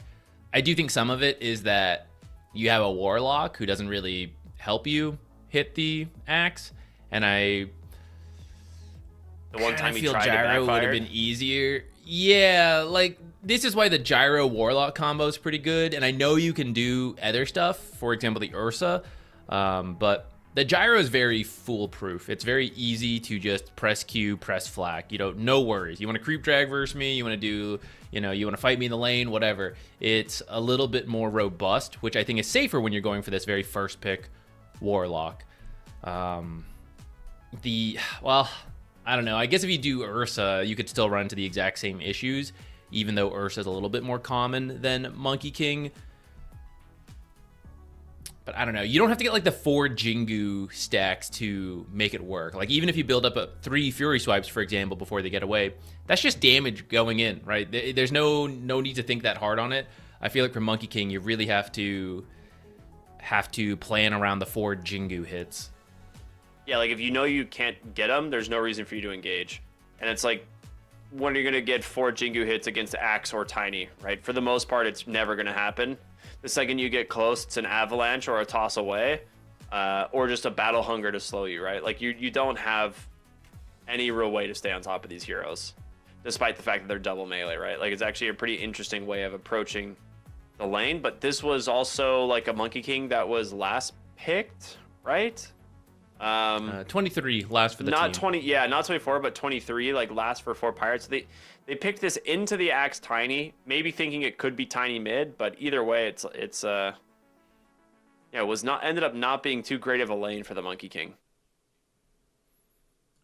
Yeah, I mean, it could have been Monkey King was doing okay, right? Like to step back from it, he was doing okay in the lane, but then the rotations is where Aurora ended up pulling ahead off of having Axe be strong enough to contribute to those. They bring the Queen of Pain up. It was kind of close, actually. Monkey King was being careful. This was after he rotated bottom and got some kills there, right? He was trying to wait a little bit, needed to wait, I don't know, 5-10 more seconds. Queen of Pain ends up getting a kill, and then there goes your Monkey King, who is having a decent start. Axe just pulls away from him after getting that kill. I think at 10 minutes he was 1,000 gold up on the Axe from such very early creep dragging. So can you look to your other lanes to help you? No, Clinks won another lane. We keep seeing teams try to deal with it, and I think this is some of the idea of the Monkey King, is that what we have seen be the most successful to deal with Clinks is not to beat him in the lane, but rather to survive the lane and then get him later. And you have to gap close on him and kill him quickly. Ursa needs the Battle Fury, and then he needs the Blink. Monkey King, in theory, you go Diffusal, you can just go, right? You can jump straight onto the Clinks. You don't need another item from there. You can go from the tree line. So the timing is way earlier, but you need other people to go with you. And actually the draft is like, okay, you got the Void Spirit, you got the Marcy. Okay, yeah, maybe. But Marcy lost in the lane, so she's pretty weak. And then Void Spirit, I won't say he lost mid. It was going okay. I'd say Queen of Pain pulled ahead due to the rotations more than the lane itself. But they weren't able to connect it all. They didn't bring the Void Spirit and the Monkey King into the Clinks. So maybe more than the draft, you can also say the team movements were tough for them. Yeah, like Void Spirit really wanted to finish the vessel, right? So he's just sitting mid, waiting. He's like, I've almost got it, guys. I've almost got it. Like I promise, like we'll be able to fight. But at that point, it kind of just was too late, you know, with how bad the side lanes went and the amount of power runes that Makoto was able to get early on as well. Like I can't remember what it was. There was like the time where they were chasing the axe like across the top of the map, and it was like the 10-minute power rune, I think. And it ended up being an amplify damage. And because of it, you know, the Void Spirit's just sitting back behind his tower while there's 3 heroes from Aurora just sitting there camping the runes, and it's an amplify damage. And then he ends up dying on the Void Spirit to the axe who wrapped around the tier 2 towers, right? Like, it's just stuff like that is so bizarre and just can't, like, those are the types of deaths that, like, maybe could have been avoided by him, but yeah, it's just like a snowball of things that went wrong for 4 Pirates. Yeah, I think the game got very bizarre from the level 1 axe gank into the tier 2 wraparound axe gank. It was just maybe really strange, and 4 Pirates was not prepared for that. But that's okay. That was game number 1. Here's game number 2. Just have a fresh start, you know? Get it out of your mind. Aurora has used 4 seconds on their first ban. They're crumbling. This is it. This is time for the game 2 comeback. 5 seconds remaining.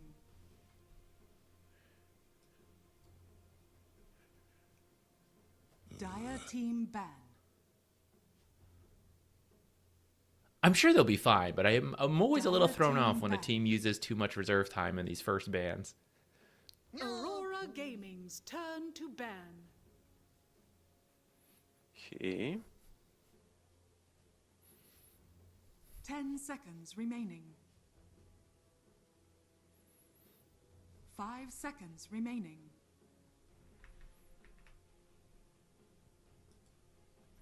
So we can see what Aurora wants to go for their first pick. Recently, they've done things like the Warlock themselves. They've done Wind Ranger, Jakiro. If they have first pick, it seems they go for strong supports more than some OP cores. Yeah, we're not like seeing the Clink's overall first pick as much. 5 seconds remaining. I think I agree that like Treant Protector, Warlock, stuff like that seems pretty good. Treant Protector is going to get banned though, so 10 seconds remaining. Aurora Gaming's ban Shadow Demon. Dire team pick. Alright, they just go for the overall first pick Clinks. Like, yeah, worked pretty well last game. Good luck trying to deal with it again.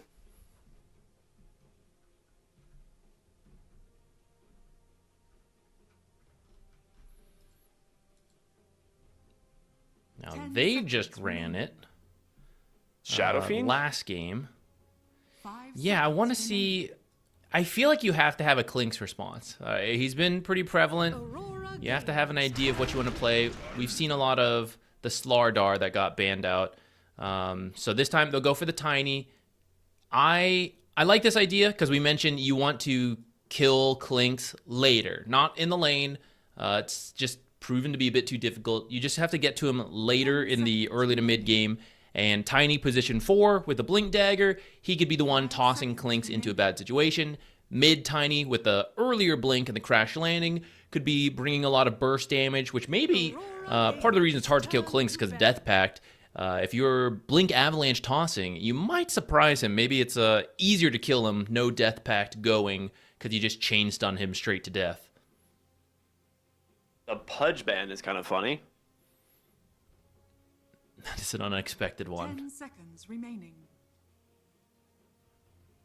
I suppose if you're Aurora, though, the only way you...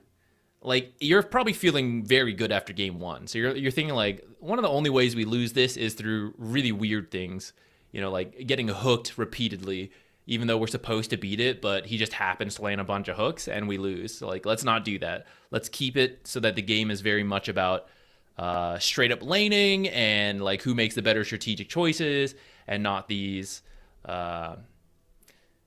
very what's the right word here, the skill shots are very luck / RNG based, and if you're the better team, you don't want to interact with that. Yeah, I feel like generally against Clinks, it's an interesting matchup too, because like Pudge has almost no armor and actually struggles really heavily against like high amounts of physical damage. But early on, if you can like pull the Clinks into a bad position, it might be a decent way at actually trying to address the hero. But yeah, I agree. It's just limit the kind of weird interactions and just make it a straightforward game for the Clinks. They ban out the Phantom Assassin, which we saw as well before.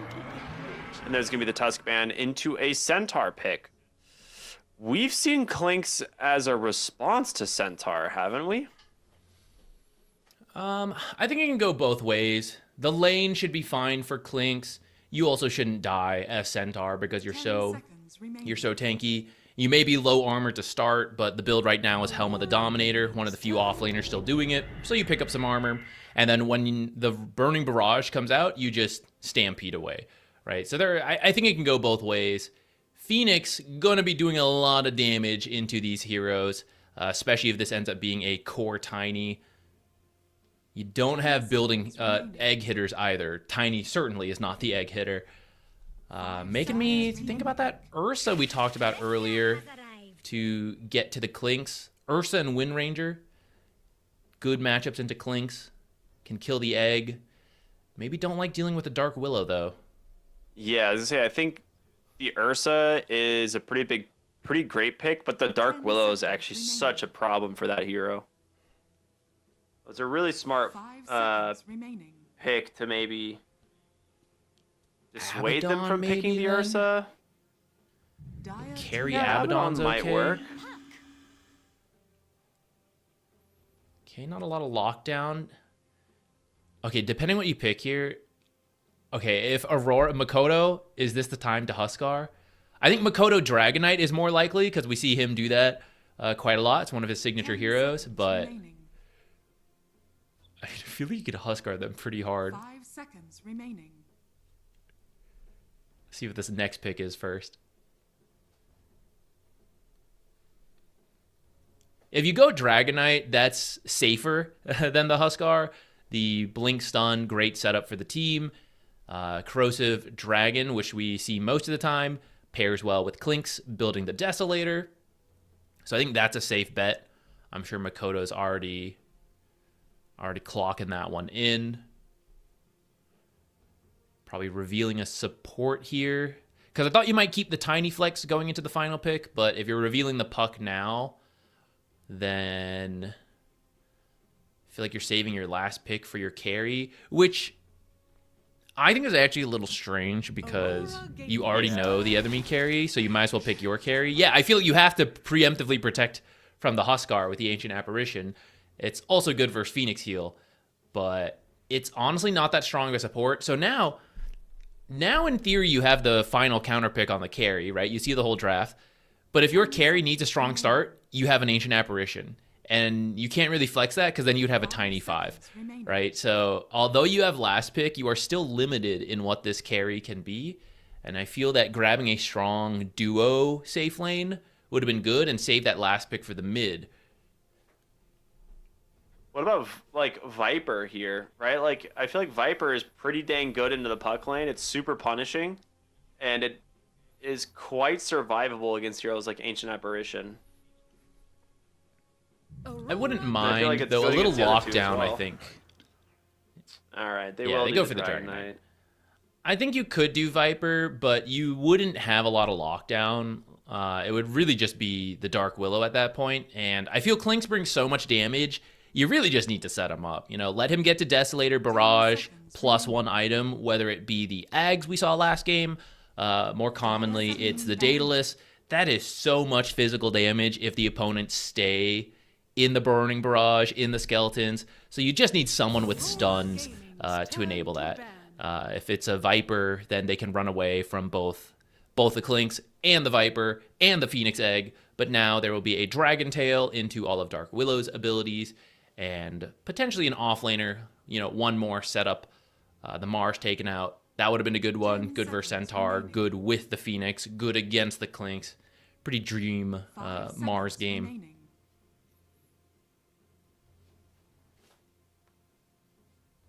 Also would have had a lot of safe matchups into the final pick carry. Yeah. Which I'm still open Here's to the what Wind other- Ranger ban. I think that's a good one. I actually really like the idea. It's like she's one of the few heroes that can maybe like get on top of the Clinks and Dire team back. have the burst damage. They'll ban the Abaddon again. think Maybe that one's thinking also about good. Axe. Aurora Gaming's turn. Yeah, to there's the pick. Axe ban. You don't want to get axed twice after that last game. Dire team pick.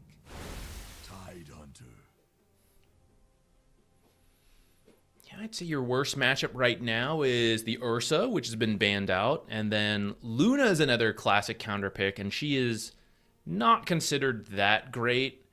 I think you could go for her and get through the lane, but I don't think she would have a wonderful time versus the Clinks. 5 seconds remaining.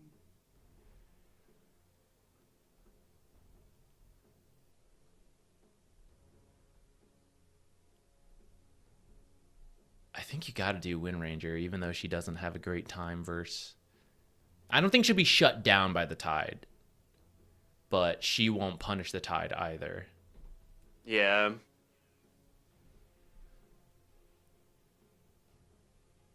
Honestly, yeah, I'm not really sure where else you go here. I mean, Troll Warlord's another, but I don't feel like that hero is super meta right now. It's good if he's good versus certain heroes, Yeah. like Ursa, I feel, but you need to see that matchup coming and then you do it. I don't think on his own it's worth it versus Clinks, especially when you can't hit the egg and then there's going to be a bunch of Dark Willow junk on the floor that you're going to run through. You're going to waste your time hitting a Tide Hunter or a Dragonite who are super tanky. Doesn't feel like a great troll game, which is part of the issue with saving this last pick for carry, is that it feels very restrictive, and I don't know what to expect. But okay, actually, wait. Carry Necro. That's a cool idea. That's hype, actually. I don't know how they take buildings, but that's a hype pick. Go out with a bang, you know, whether it's a win or a loss here, go with the carry Necro. I've seen a couple carry Necros. I really don't know how, like you said, how well it's going to go in the game. On paper, I feel like I would definitely favor it in lane versus a Tide Hunter. Yeah, that part's good. Early game, I mean, like, you can't be killed by Clinks easily to start, 10 seconds. but eventually a Nullifier will come out, and I feel like Clinks will have the damage 5 seconds to get you at that remaining. point. I was wondering if Dragonite might do the Ice Facet versus Necro, but I also don't think you have to. Like, the Corrosive is fine for the lane, especially to shut down Puck, and then pair with Nightfall, and Gush, actually. You know, we got 3 negative armor sources now. And then just someone will build Spirit Vessel to help with the Necrophos, and then eventually you get the Nullifiers that you can kill him through the Ghost Shroud. Shiva's on Tide Hunter's not a bad item this game either. It's not an egg hitter. I feel like every egg is going to go off.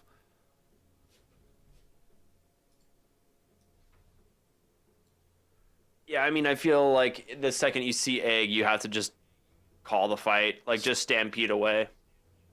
Unless you can somehow find he the might be Phoenix ravaged. first, which is maybe Puck. Like, Puck's job is to do that. Yeah, but I think this will be an underfarmed Puck when you're laning versus Makoto Dragonite. I think he should be stomping this. Oh, I like that sword. I think you're probably right.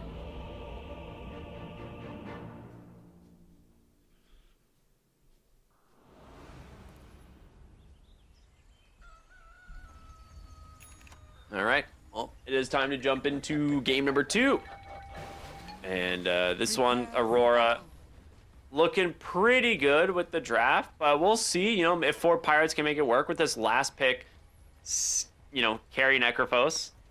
We've seen a couple teams run carry Necrophos, and I mean, not you and I today or anything, but like it has been something that has trended, you know, in pubs and as well as some previous qualifiers and stuff. So see what they do with it.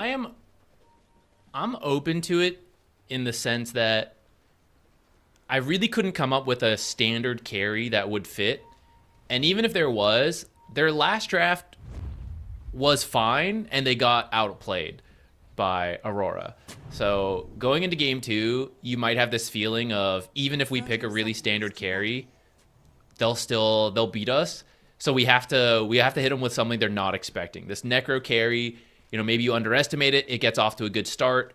It's picking up kills. It frees up your support to start roaming, and it just causes the chaos that you create the chaos instead of Axe creating the chaos against you. You know, so you're trying to get that going for you. But Aurora doing their own chaos creating, smoke deep around the river. I thought they were gonna find this Necro. Ancient Apparition sees that rune disappear. He knows they are here. Necro very scared this time around. Okay, Necro's got to get out there to go block the enemy wave. He's a little scared because he doesn't know where the other heroes are. He's thinking, I'm going to get ganked again by some random hero. He's actually just waiting at the tower, so this should crash then again. I mean, they did the same thing last time, or on the offlane though. Like Tiny did a pretty good creep wave block. So Nightfall will have to farm under the tower.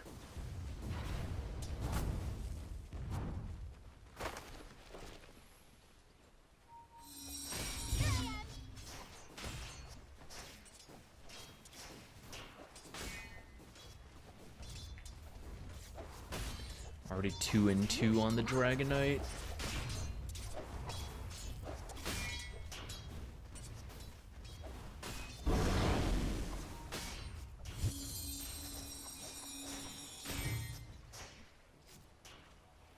Yeah, that's how it goes. Now, previously, Puck was countered by Dragon Knight, and then people got really good at Curveball and abusing Puckish, and then I was seeing Pucks actually win this matchup.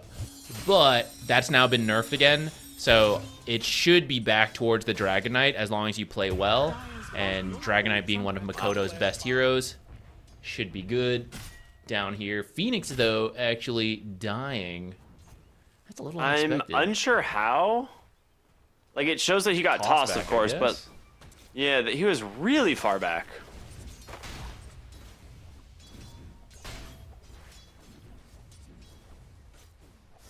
A little too aggressive before getting dive. Because once you have dive, I don't think you die in this lane. Unless you get avalanched mid-dive. Oh, touche.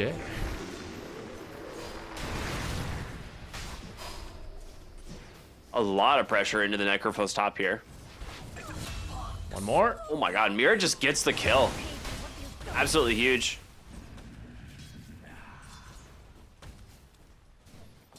Dies for it, but that's support for carry. You're pretty happy with that, as long as WS doesn't die here. He's pushing it, man. It's scary.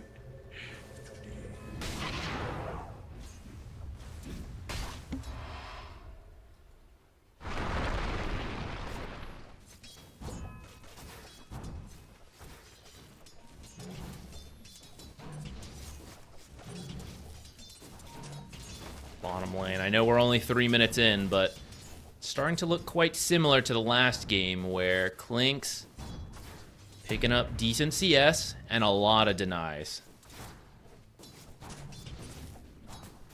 Last game it was the Underlord that struggled. This time Centaur a little bit better at early recovery because you just max retaliate and farm up. But you still don't want to be too far behind.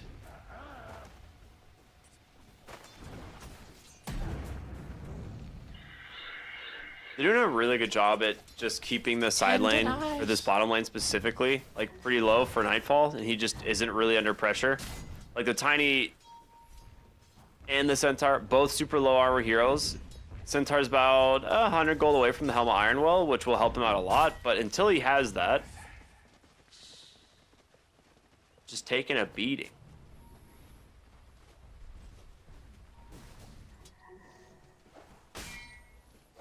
Yeah, it's getting a little concerning. He will make it to Helm of the Iron Will at least, but it's pretty far behind already. Now having to TP home, it's only going to get worse. Tiny can TP It's out. a long but walk back. Dyer's courier has been killed. yeah, safe lane is looking like a repeat of game number 1. Let's see if they can adapt to bringing in your mid lane a little sooner this time. I want to see them bring in supports for the 6-minute rune.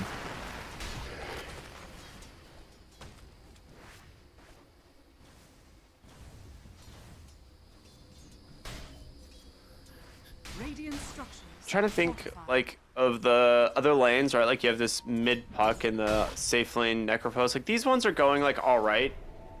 The Tidehunter's not really being slowed down, and the Dragon Knight, as we know, is having a better game. But maybe with Coil at level 6, they can try and accomplish something.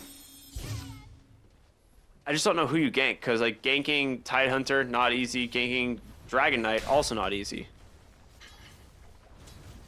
If you come through the Twin Gate, Clinks is probably your best bet because you could amplify everyone's match damage with the Ancient Apparition. But you need so many heroes to go. If Aurora is paying attention, you should be fine. Like, to get out of there. Especially because you can't depend on the Centaur to help you out since he's taking a beating here.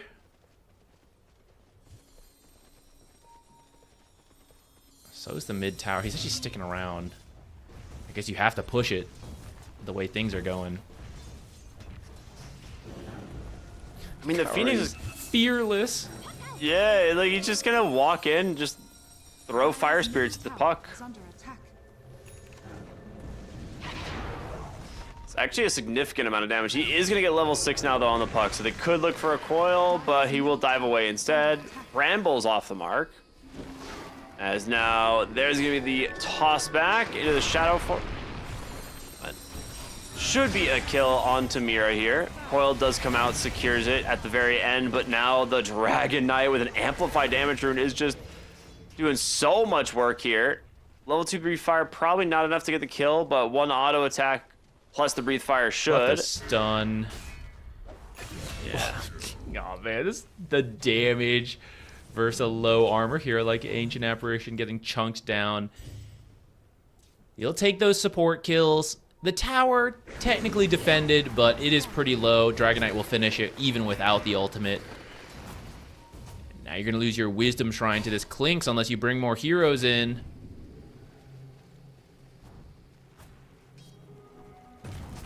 They just give it up completely.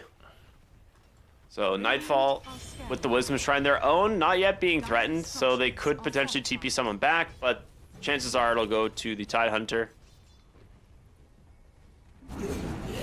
No one could TP because they all had responded mid earlier. Now another dive going in.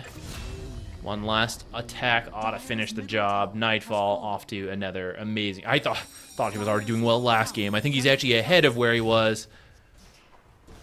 It's really saying something considered Makoto is ahead of him this game. Not even 8 minutes quite yet, and he's already at 4,000 gold. This is the matchup I was worried about, the Dragon Knight versus Puck. Let's see what rune he gets. Already got Amplify, which is a pretty big one. It's gonna be like a haste. Oh, okay, illusion. Illusion. Okay, not the best, but it looks like he's just going to use it to steal their jungle, which Yeah. they're already really strapped for cash, and now you're going to take away some of the stack gold that they set up. I was gonna ask how much longer on the Dragon form, because then maybe, you know, you get the Ancient Camp with it, but They know he did this because they had a ward seeing the illusions, barely out of the enemy sentry range. So they're trying to make a play top, knowing Dragon Knight's busy stealing their triangle. It's a Tidehunter, though, sitting by his tower. You have a no-blink Tiny. You got a Kobold Cup. Maybe you can get close. They're going to try here. I mean, you don't have. I mean, it might be enough damage. It's gonna be Necro. close. He doesn't have the He needs mana. Mana for Reaper Scythe. He's like 2 mana away. Yeah, he's gonna be able to Ravage and walk. Oh boy, Dragon Knight's here. The turnaround. Oh boy. He needed to use Q to have enough damage to kill the Tide, and he was hoping it would damage the Tide and kill enough creeps to give him enough regen to get his ult. He eventually got it, but it's just a little too late. This is where the little 1 extra intelligence buffs, they do matter. Sometimes it's hard to see, but it's those situations where Necro has a kill or he doesn't in this game. And now you're going to lose your safe lane tower, bumping it up to a 3k gold lead for Aurora. Dire's top tower has fallen. Now you got a jungling Necro. I don't know if you can afford to get Boots of Travel. I guess I don't know what else he should get, but Boots of Travel is like, I'll depend on my team to start stuff and show up, and his team is not having a good time. I think you just like unfortunately have to go Boots of Boots of Travel, because if you don't, there's just like you have 0 kill threat on this hero. Like he can't chase anyone down. He's not a very fast hero and needs to be able to like TP around the map to show up. So I think you have to go the Boots of Travel and then hope for the best. Well, there's a lot of hoping going on.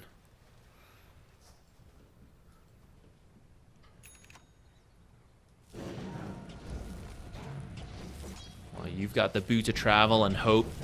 Nightfall halfway to his Deso.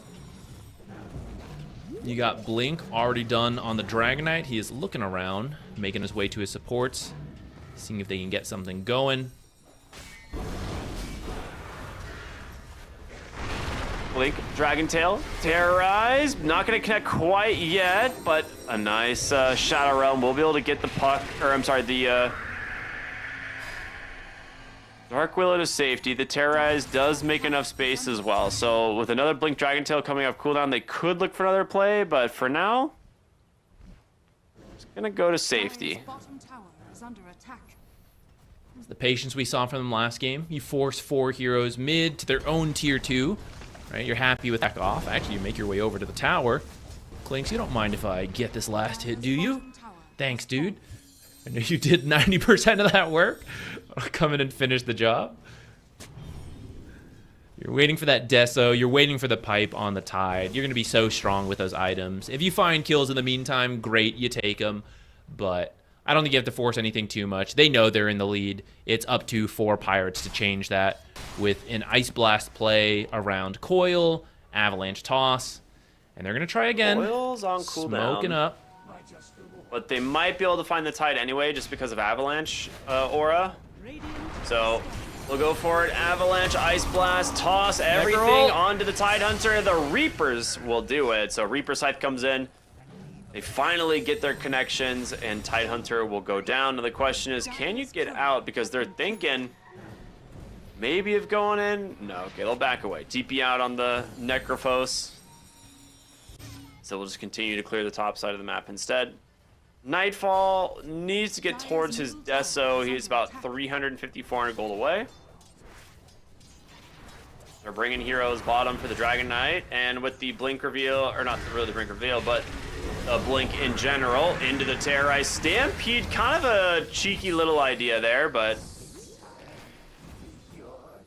Nightfall was close enough. That will be another kill for him. I think probably the full Deso. Another jump in, looking for the Tiny. Bedlam will make quick work of him.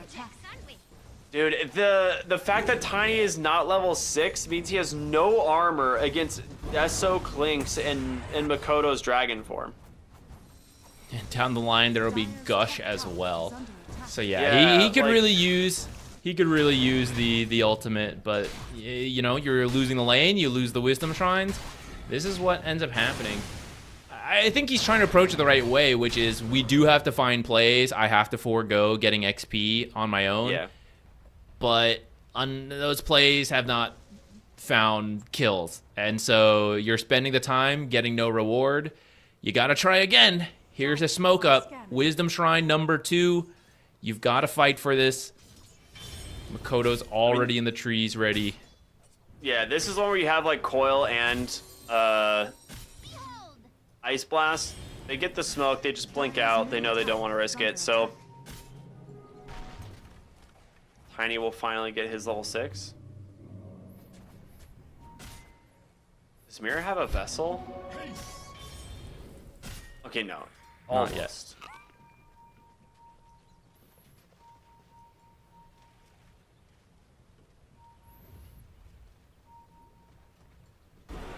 Haste on the Dragonite. They know exactly where the Tiny is. They saw him for a moment. They also know the Ancient Apparition is hiding in the trees over here. So very quick kill for them. Nightfall gets the credit and also his first Deso stack. And Tiny trying his best to get away here. Will get the toss, and it might be enough unless Dragonite wants to go in with a blink, and it's exactly what he's going to do.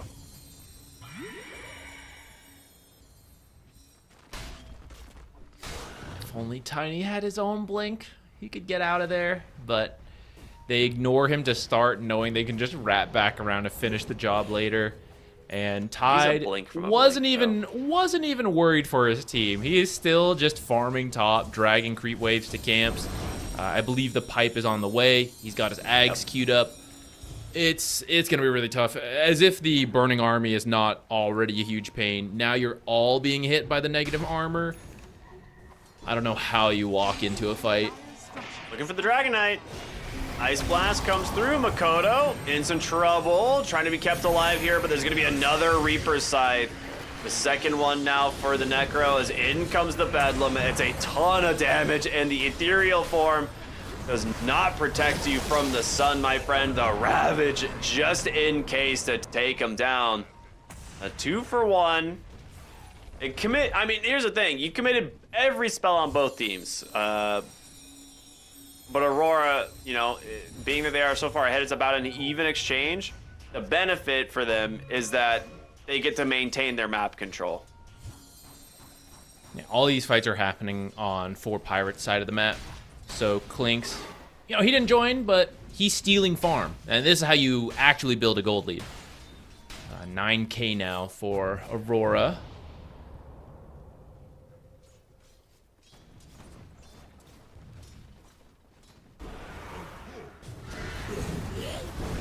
Oh, another Dragon Tail stun bottom. Gonna pop the Crimson Guard, but you're just taking too much damage. Ice Blast only manages to clip the Dragon. I guess it hit Mira as well, but does not manage to hit the Clinks, the hero that they probably wanted to. Dragonite had a shield rune the whole time, jumps in aggressively, just gets a courier instead. Sunray now over onto the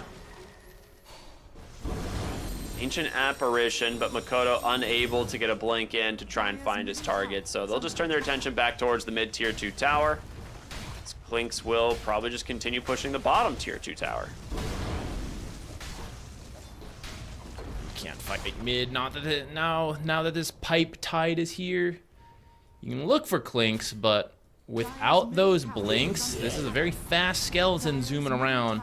You only have Coil to work with to initiate, and then you can walk the rest of the heroes to follow up, but that initial play is really tough. Unlike for Aurora, easy blink in, Dark Willow follow-up. Should be a quick kill here in just a moment. I don't think you get a Deso. I don't think he connected with that. Did he get a Deso charge? I don't know. I think he might have already had 8, but either way, it's, you know, I don't think it's going to change too much in this game whether or not he gets, you know, that extra 2 damage or not. Radiant are scanning. He's closing in on that Aghanim Scepter, about 2,000 gold away. Now, we saw last game there. Oh my gosh. Oh my gosh. Okay. Puck almost got double bonked there by the ogres, but he's fine. Might get double bonked in a moment. I'd say last game they made a really good play for the Tormentor, and I'm curious if we're gonna see something like that as well. Ooh, instant D-ward, that hurts. The Roshan into Tormentor should be pretty straightforward. They have a lot of minus armor. You have Dragon Form, Gush, and the Deso. I think you should do it, and that's exactly what they're gonna do. Yeah, your best bet here is pray to snipe this with Ice Blast. And then pray to snipe the Tormentor with Ice Blast as well. This Ice Blast, a little bit too early. They... I like that they're... Just do it. Like, They guys, can't actually guys, enter I the got a pit. pipe. Yeah, I got a pipe. We don't need to leave. Dark Willow in some trouble, but instead just goes aggressive thanks to the help from Makoto, and they will take down the Ancient Apparition. Bedlam does not care about your Crimson Guard. Radiant's bottom tower is under I have attack. enough damage that even if it did, I think you would still get the kill. Necro now in a bit of trouble. Gonna You have to ravage just... this, right? I think so. Yeah, it's worth it. I mean, with Nightfall coming in, he's super dead. Pops the Stampede, but the Gush comes in to secure the kill, and now no Stampede up for your defense. You can say at least you forced Ravage, Dire's top but I think they're happy to use it this way. Radiant's bottom tower is under attack. Ags now I don't think you almost need, done like, the on big, the like- Tide. Top tower has fallen. Yeah. I don't think you need like the big 5-hero Ravages or anything in this game. I think getting like a 1 or 2 hero Ravage to secure a kill is probably good enough with how far ahead you are at this point. Dude, the Tide's Ags is 100 gold away, 150 gold away. And Clinx's is right around the corner as well. So the double Ags and Makoto finishes the BKB. These heroes are absurdly strong right now. I think there's nothing really stopping you from just marching bottom and taking that tower once this Tormentor is done. Which... Shard can go to Mira or Dragon. Oh, Ice maybe Blast? Ice Blast? Got him. Oh, okay, you get the Phoenix. You get something. He might get Mira as well. It'll be close. Nah, I think Mira's he's gone. okay. Yeah. That was... He almost got both. That would have been huge. I don't know if it would... Probably not enough to turn this game, but it would be a starting point. Dire's bottom 700 tower gold is for under that. attack. Oh, man. That's how you know things are rough. Yeah. So the Aghanim shard ends up going to Makoto. It's, you know, it's kind of mad. It's not like probably the one that they were hoping to get, but it's still a little bit more damage for the fights. Also just decent wave push. I'm a little surprised they're not just pushing a tower before Tiny has Blink. I feel like that's one of the few ways you throw is getting tossed back under your tower. I suppose they don't know the Blink timing though, so they will avoid, but not well enough. Necro kill. Nope. Oh, Necro's dead. That is a lot of damage. Ice Blast comes through. Ravage to connect. Ends up getting 3. The Tiny gets caught on the far end. The Terrorize is going to prevent his TP. And Makoto gets a triple kill. Beautiful usage of spells there from Aurora. Actually connect onto everything they needed. Radiant's bottom tower is under attack. With this, 3 heroes dead. I think your high ground is probably going to die with them. So fast. The damage on the tower is Like the absurd. I feel like you could have saved the Burning Barrage for the second lane of Rax here. Well, it's fine. You just get it, get out, get the cooldown going. It's only 70 seconds. It's actually not that much. That's true. Dire's top barracks has fallen. Dire's top barracks has fallen. Dire's middle tower Well, is they're under gonna have to attack. wait. Nightfall needs mana. Oh gosh, there's an amplified damage rune bottom.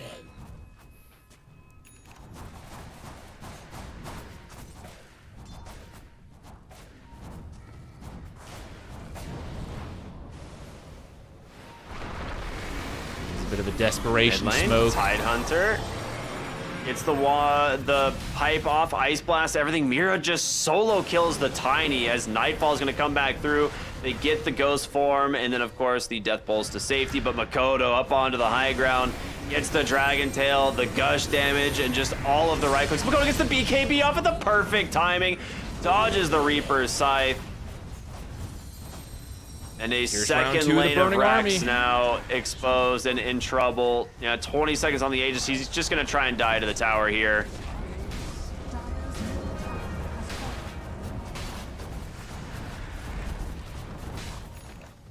back in fighting shape here on Nightfall, trying to just finish off the lanes of Brax. Tiny, nice toss in aggressively. Dragon Tail stun with the silence. He'll get the kill. Terrorize coming through, and the Sunray doing so much work. But a nice silence in from Puck. Coil onto 3, catching the back line. He wants to get the Phoenix, but the damage just isn't there. Very similar to last game, man. They hit this same exact timing, and they just walk through your base. I can't imagine what's the worst that could happen to you. You need a couple tosses into the fountain. That's about all you got going for you. I think this one will be closed out here. They're hanging on. They'll do their best. I can appreciate it. I think the writing is on the wall. You're going to need them to feel the call of the fountain, get coiled, toss them into the fountain, ice blast them in the fountain, necro ult perhaps on top of that, and then you will have killed one hero on Aurora. Yeah. Well, tier 4s are gone. The Burning Army making quick work of it. The last smoke most likely here from the Dire as they're looking for the initiation. Big avalanche toss. The Ravage just cuts it down though. They immediately turn this on its head, and that will be a pretty much a full team wipe. Puck the only survivor. The GG comes out, and Aurora take a very convincing 2-0 here. I think Game 1, Aurora outplayed the draft. They created a lot of chaos, and they just showed they were an experienced team that knew how to handle those kind of funny situations and then win the game from there. Game number 2, to me, is a more straightforward, we've outdrafted you, now we outplay you. You don't have much to do in that kind of situation. At least in game 1, you had a workable draft, so they were able to find a couple plays here and there. But this time, you lose multiple lanes, you lose the Wisdom Shrines. Almost had some cool Ice Blast snipes, but besides that, they were pretty much on the back foot from the get-go. Yeah, I mean, you get the mid counter lane of the Dragon Knight into the Puck. Clinks again in a good lane. We knew it was going to lane well versus the Centaur, and like the idea is that like Centaur kind of can somewhat farm and then eventually has like Crimson Guard and Stampede to like save people. That never happens. And then Tidehunter was just like pretty free top, like almost entirely. Like Necrophos actually, you know, it did do some damage to him during the lane stage, but again, like the lane is much weaker thanks to the supports. Like it's Ancient Apparition versus a Dark Willow, and Dark Willow is a very dominant support. Yeah, Necro also got nerfed recently. The kills you get on the Scythe are worth less. They're giving you less regen. So it was already a weakened hero that we don't see that often. I understand why they tried to get it, you know, because of the Tidehunter, the Dragon Knight. I can see some good matchups, but you have to win the lanes. You have to really snowball that game, because otherwise a Clinks is just going to outscale you over time. And if you lose your lane and then aren't able to find plays, then you just get outscaled in the early game a lot sooner than maybe you were hoping for. Yeah. I mean, it was a good attempt, but very much showing kind of like their experience and coordination as a team on Aurora, and they will move into the upper bracket semifinals, which they will be playing the winner of Power Rangers and Inner Circle, which is on the other stream right now. And that series will be in about 2 hours, if I'm not mistaken. So they will have a short break, and then they will be jumping into their next game. For us, you and I are going to be covering... Let's see, who ended up winning between Avlis and 1W? It looks like 1W. So you and I, on this stream, will be back covering BetBoom versus 1W team in about 2 hours and 14 minutes. So that should be a pretty fun series. One to look forward to indeed. I would say definitely a closer one. But we're going to go to a break because, like I said, it's about 2 hours away, everyone. So stay tuned for more here on the ESL One Birmingham closed qualifiers for Eastern Europe. Grab a milkshake or something. We'll see you in 2 hours.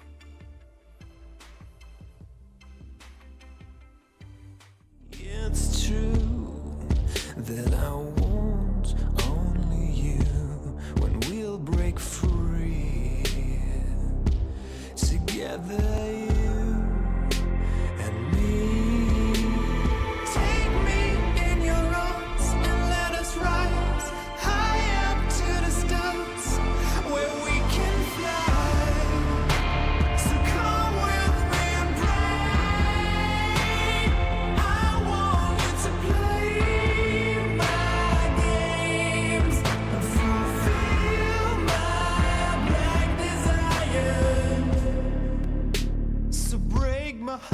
gotta leave me. I only need your body.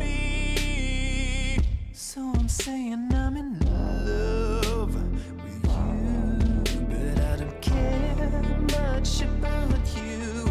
When you've gone, I would find someone new. I cannot lose. Fall into my arms and let us rise high up to the stars where we can fly. So come with me and pray. I want you to play my games and fulfill my black desires. I'm playing in a hidden world. Forbidden love will be absurd by you to reveal my black desires.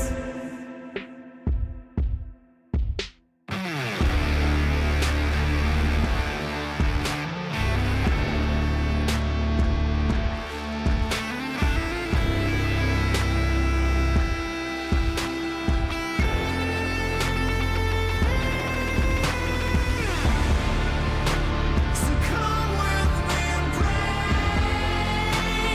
I want you to play my games and fulfill my black desires. I'm playing in a hidden world. Forbidden love will be absurd by you to reveal my black desires.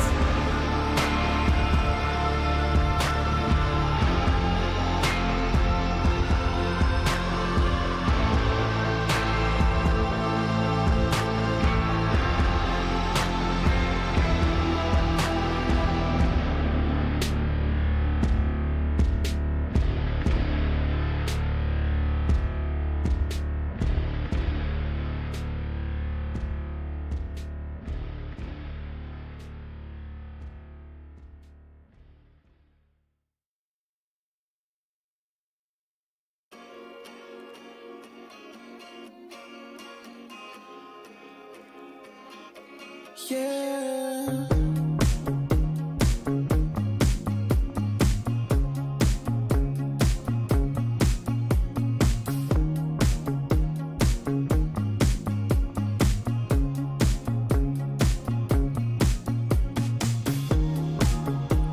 Someone else is in my place. When someone else is in your place. When someone else is at your place. I know I'll replace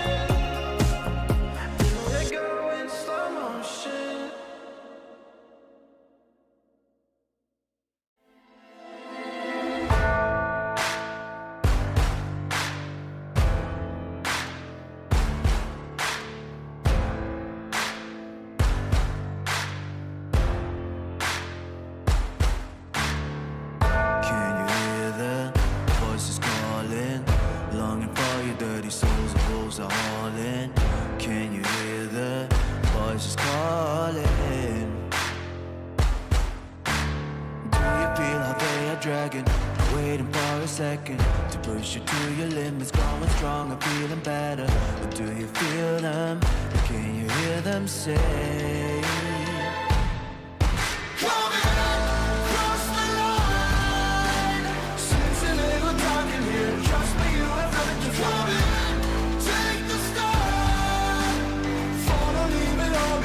Welcome to the other side.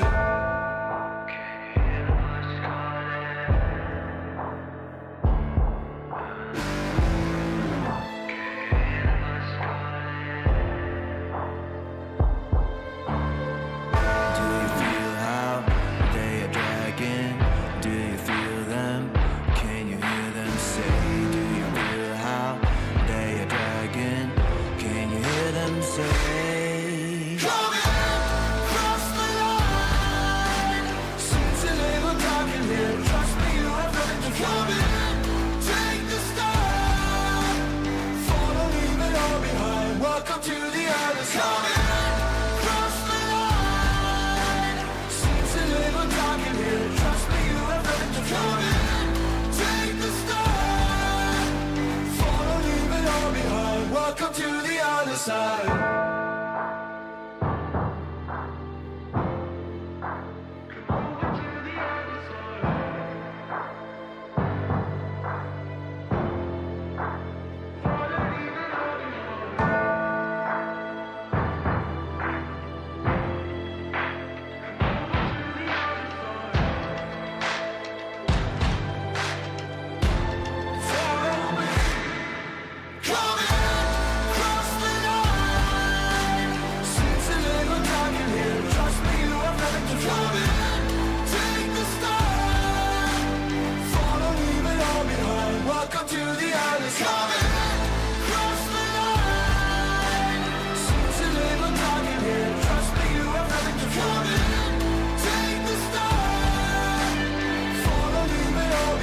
Welcome to the other side.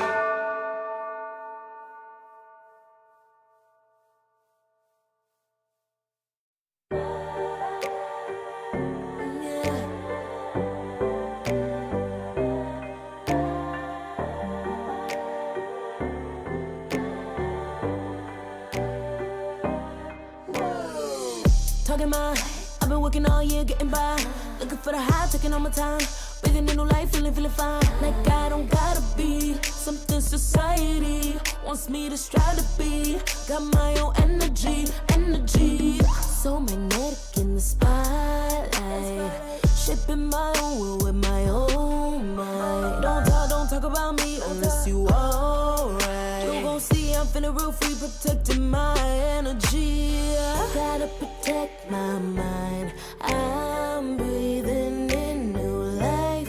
It's time that I realize what feels good ain't always right. I making changes, I got me a new strut. No more settling, ups running out of good luck. Never chasing, I attract, I'm busy going up. If you see me come correct and keep it on the book. Get it how I live it, that's the motto, how it goes. No more reaching in the distance, hit the lotto, I'm the one. Not denying myself anymore, I'm done living. Sky is the limit, I'm living like widow. Energy, energy, energy.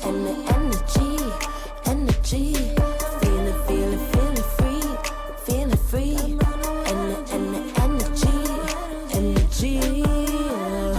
Gotta protect my mind.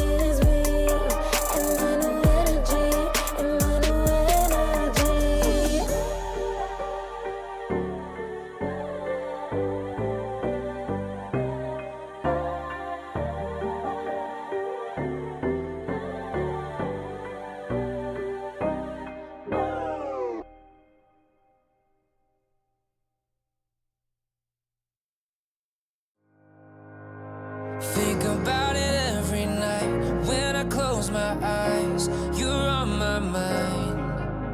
I try to quit a million times, but it takes me high, like you're so divine. You give me everything, don't know what's happening. I need you like medicine, you're my everything, everything. And when I think about us, sweet lullabies, I wanna keep this moment here forever, no goodbyes. And when I think about us, sweet lullabies, I wanna keep this moment here forever, no goodbyes.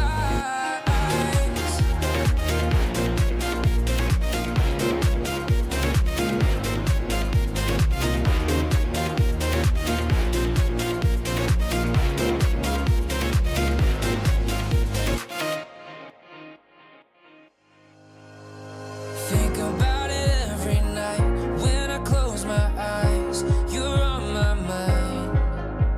I try to quit a million times, but it takes me high, like you're so divine. You give me everything, don't know what's happening. I need you like medicine, you're my everything, everything. And when I think about us, sweet lullabies, I wanna keep this moment here forever, no goodbyes. And when I think about us, sweet lullabies, I wanna keep this moment here forever, no goodbyes.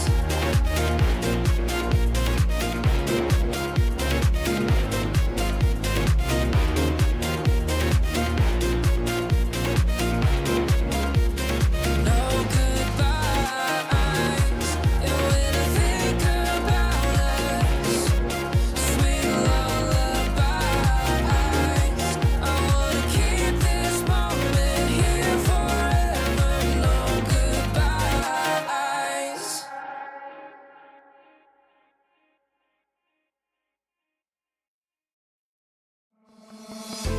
Oh, I don't know how to put it together. Ever since I found you, my life just got better. Better than this, better than that, better than anything I ever had. Better than this, better than that, better than anything I ever had.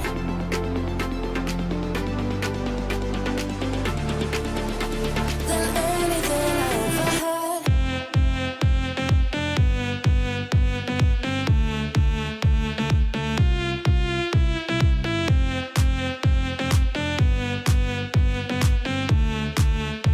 Than anything I ever had.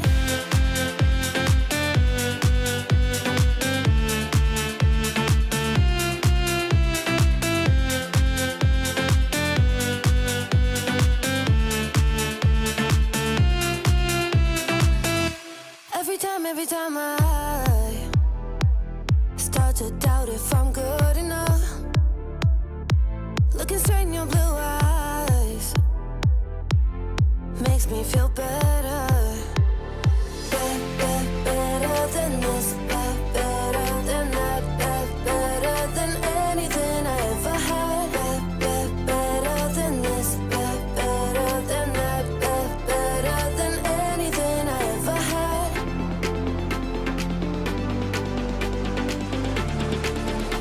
Than anything I ever had.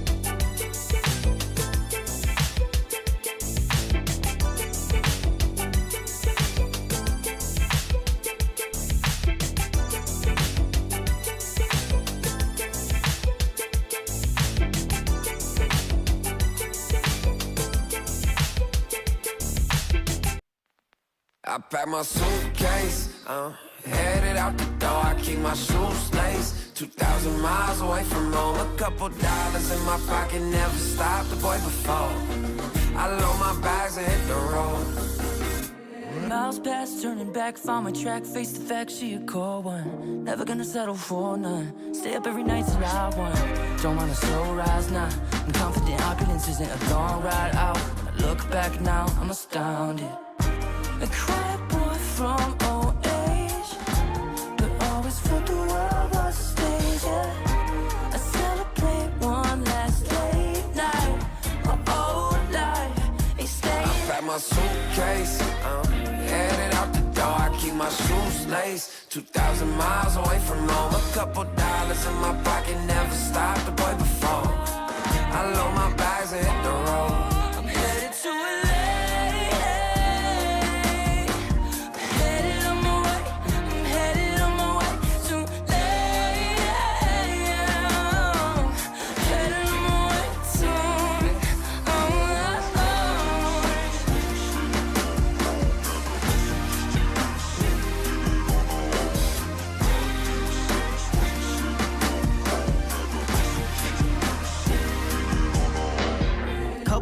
Miles, throw it on the dash.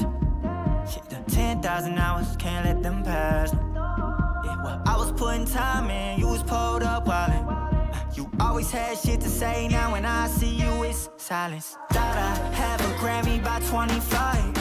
Commas after commas next to dollar sign, yeah.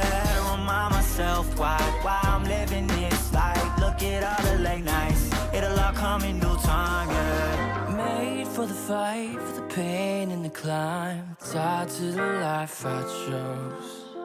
Stay through the night, another day, not a dime. Race against time.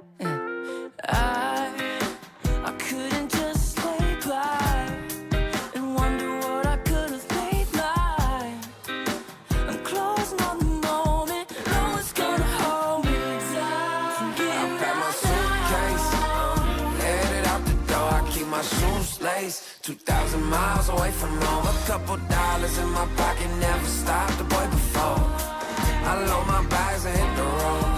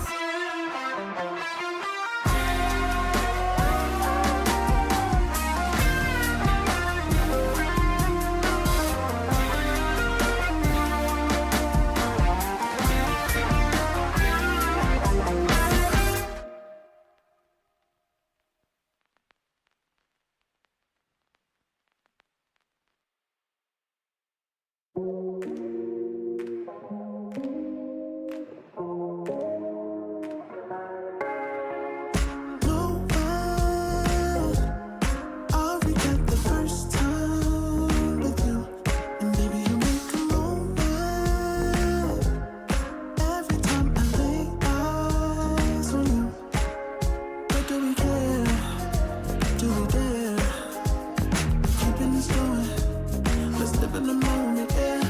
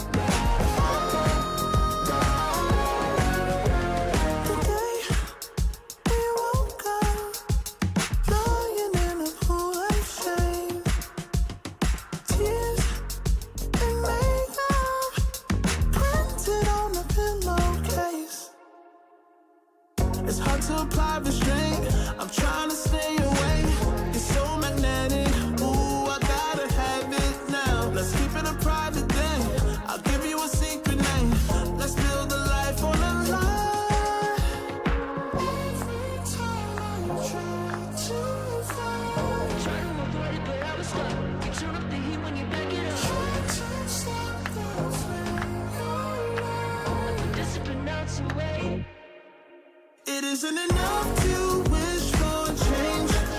You either give in or pull away. We have the will to choose our fate. Whether it's wrong or right, I'm holding on for life. For the ride.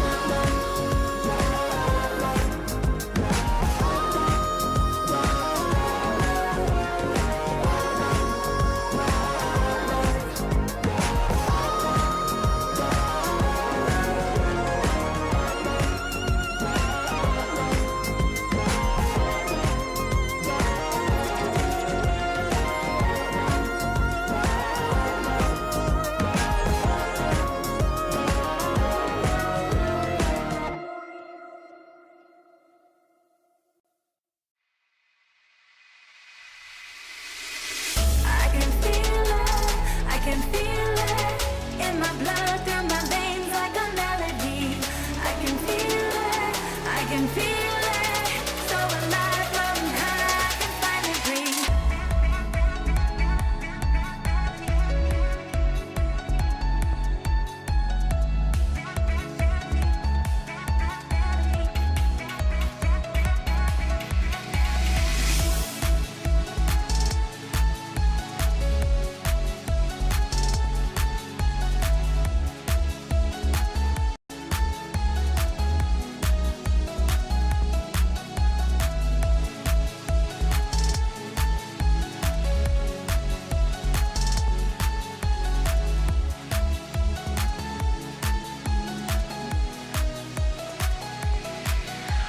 Lately, I've been feeling lonely.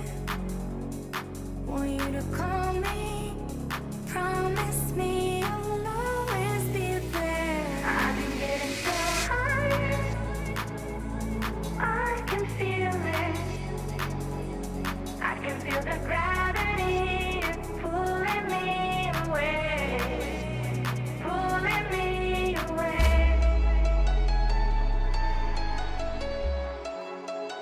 Pulling me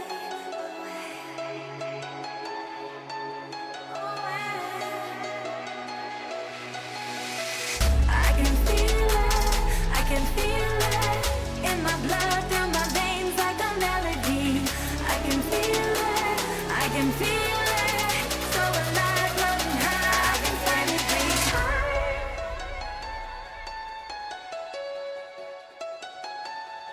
I can feel the gravity is pulling me away, pulling me away.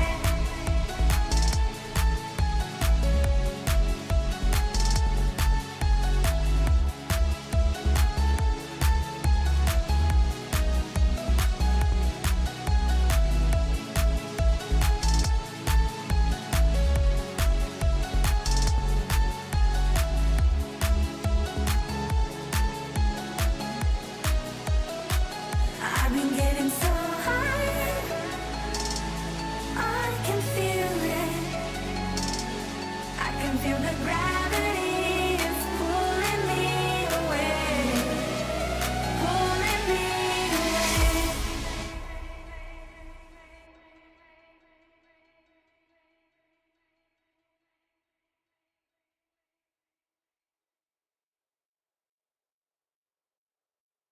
Serotonin slide, sequin in the lights, involving your energy, riding through the night. Serotonin slide on over here by my side. Stars up in your eyes, desire, caught up in this chemical high. Angel, can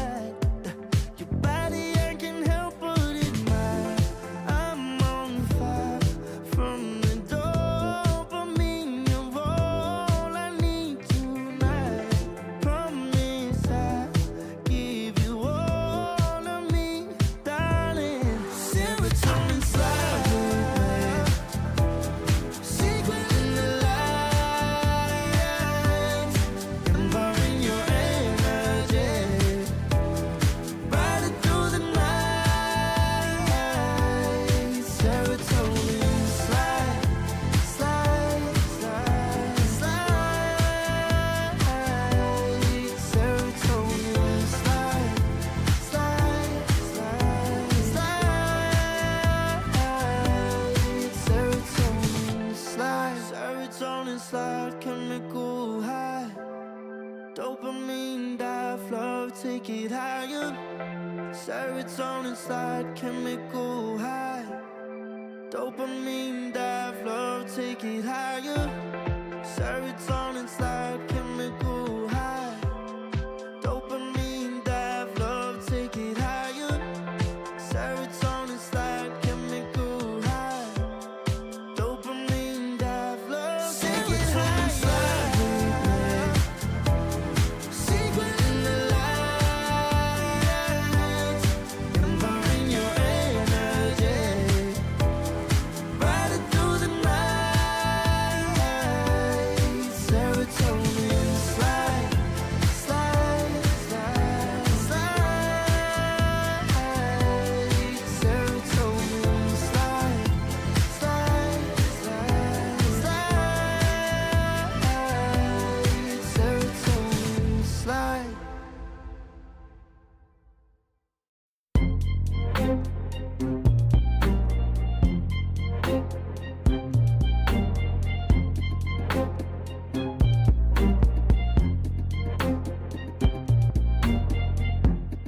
Too long for me to feel, yeah. Tell me why you on your knees, yeah. Never thought I had a dream, yeah. Kicking off the covers, I'm too hot for this bed. Give me space, I need to breathe, yeah. Give a face, giving it beautifully, yeah. Yeah, it's just me and my clique, yeah. We might be the hottest, but we let you in. Angel energy, let you sit with me. Angel energy, angel energy, angel energy. We got sympathy. Angel energy, angel energy. Yeah.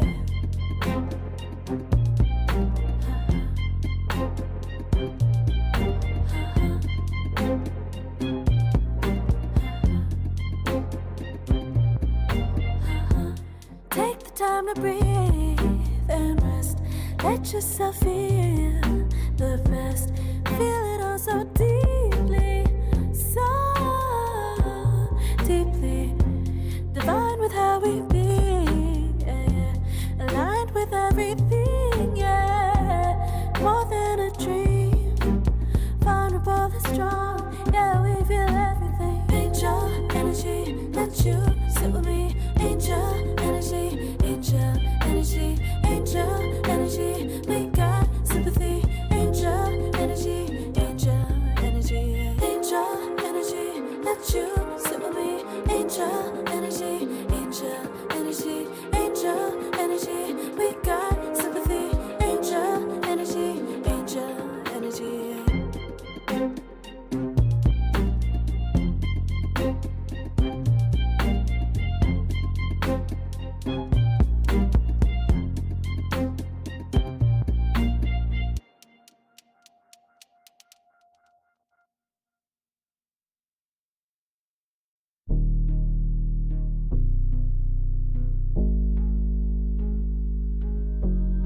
Never pressed, but I got the juice.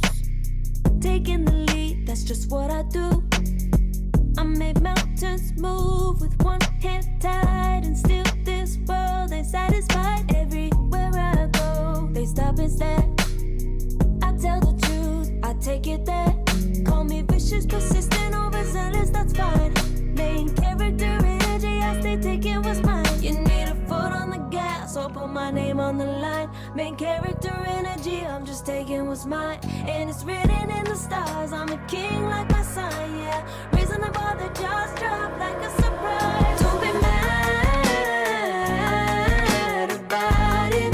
Don't be mad, don't be mad. Don't be mad about it. Don't be mad, don't be mad. I don't play the game, nah, I make the rules. Cards close to the chest, and I don't play no fool. Don't be mad about it. Look, yeah, my name stay in the mouth. Legs got broke, they said cast her. I'm the 911 response in a disaster. I don't ask, I just take. Treat the world like a man, I just blow them away. Yeah, I'm a #1 fan. Don't need a bark, I'm a bite. Switch me on, dark need light. Don't need pity, don't need spite. I just plop, plop, plop on sight. Could take your girl in 2 seconds. seconds. I just flash her a smile. I make petty look pretty. They run an inch, I run 3 miles. You need a foot on the gas, I'll put my name on the line. Main character energy, I'm just taking what's mine. And it's written in the stars, I'm a king like my sign, yeah. Raising the bar that just dropped like a surprise. Don't be mad about it. Don't be mad about it.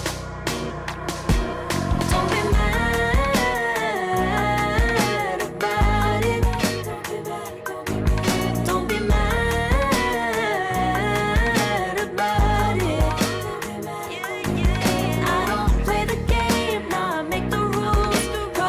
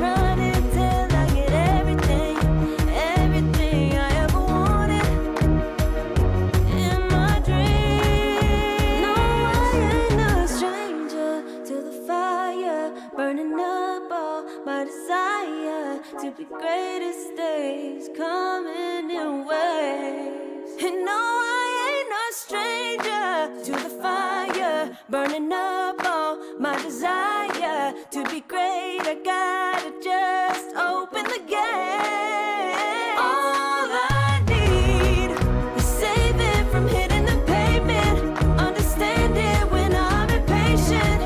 That only I give to me. All I need is a little love in lonely places. The strength to stand fear in the face. That only I give to me. All I need. Understand it when I'm impatient.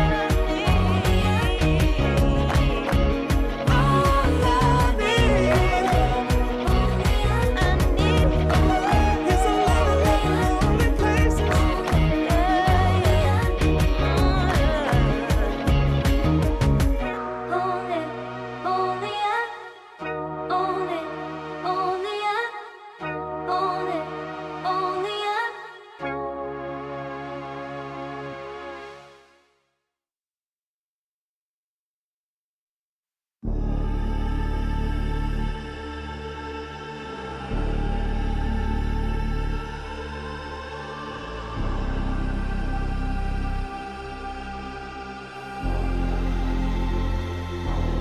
You'll be free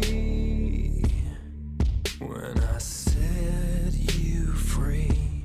I breathe you in, but all your sins won't disappear. You can see it's true that I want only you when we'll break free. Together, you and me.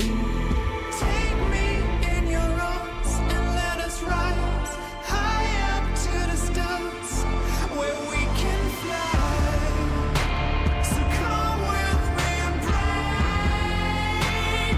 I want you to play my games and fulfill my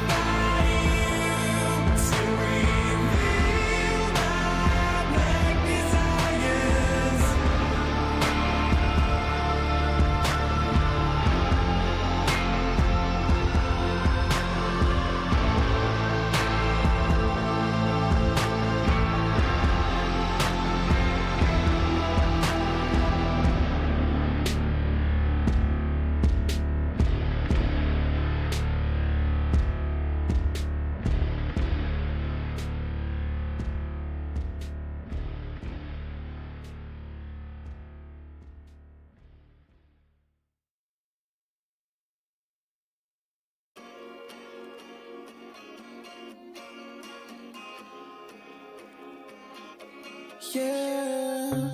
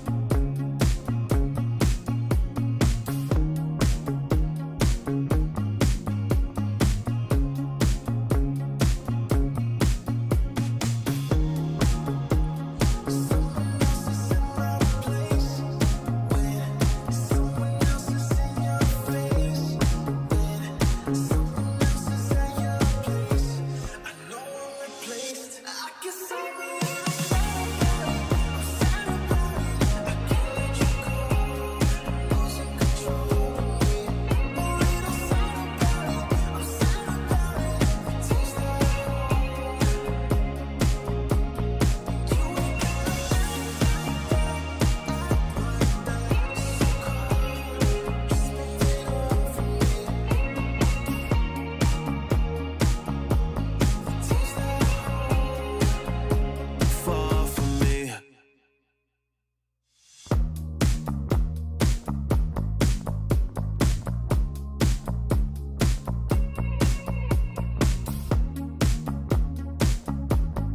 Girl, what's this shit about? You told me I was different than them. Now you got yourself another man. I hate to see you out with him. I guess I'm a little sad about it. I can't let you go. Losing control of me. A little sad about it. I'm sad about it. Taste of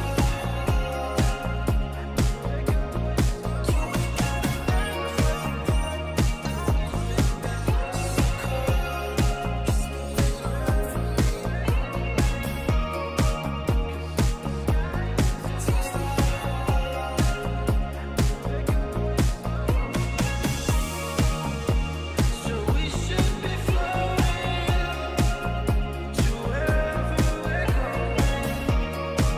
'Cause if the sky is in motion, then we're going slow motion. So we should be floating to wherever we're going. 'Cause if the sky is in motion, then we're going slow motion.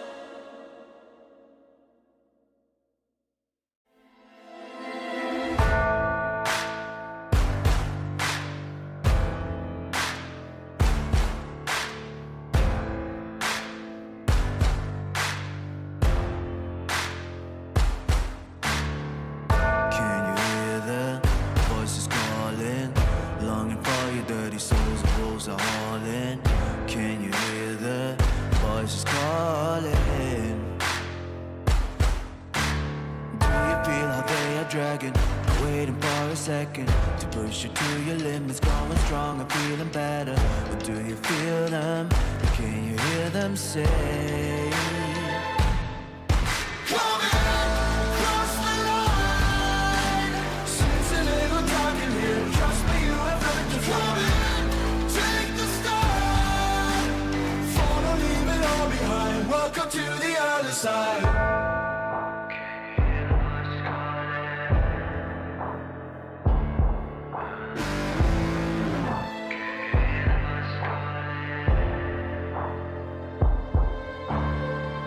Do you feel how they are dragging?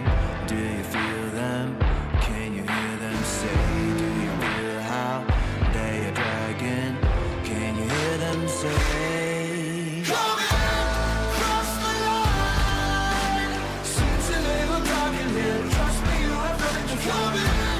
Take the start. Follow, leave it all behind. Welcome to the other side. Cross the line. Since a little dark in here, trust me, you have nothing to fear. Take the start. Follow, leave it all behind. Welcome to the other side.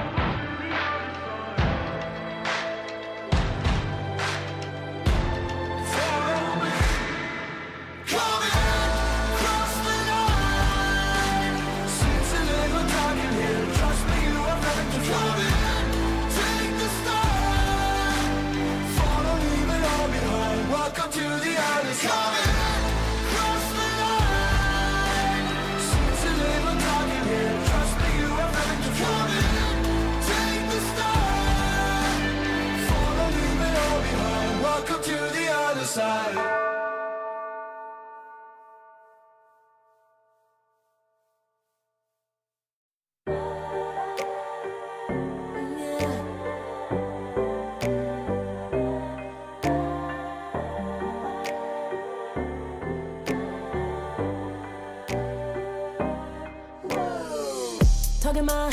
I've been working all year, getting by. Looking for the high, taking all my time. Breathing in new life, feeling fine. Like I don't gotta be something society wants me to strive to be. Got my own energy. So magnetic in the spotlight. Shaping my own world with my own mind. Don't talk about me unless you alright. You gon' see I'm finna real free, protecting my energy. Gotta protect my mind. I'm breathing in new life. It's time that I realize what feels good ain't always right. I'm making changes, I got me a new strut. No more settling, I'm running out of good luck. Never chasing, I attract, I'm busy going up. If you see me come correct, then keep it on the book. Get it how I live it, that's the motto, how it goes. No more reaching in the distance, hit the lotto, I'm the one. Not denying myself anymore, I'm done living. Sky is a limit, I'm living like willow. Energy, energy, energy.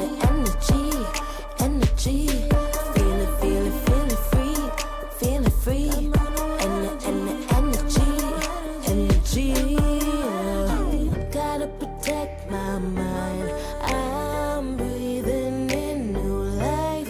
It's time that I realize what feels good ain't always right. I'm feeling good, feeling free. Feeling good, feeling free. All I need is me and my new energy. Feeling good, feeling free. Feeling good, feeling free. All I need is me and my new energy. Feeling good, feeling free. Feeling good, feeling free.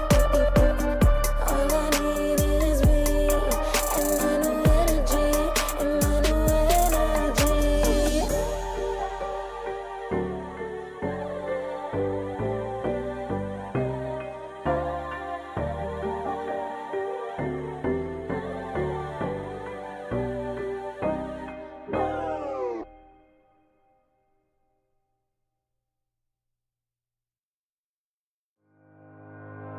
Think about it every night when I close my eyes. You're on my mind. I try to quit a million times, but it takes me high. Like you're so divine. You give me everything. Don't know what's happening. I need you like medicine. You're my everything, everything. And when I think about us, sweet lullabies, I wanna keep this moment here forever, no goodbyes. And when I think about us, sweet lullabies, I wanna keep this moment here forever, no goodbyes.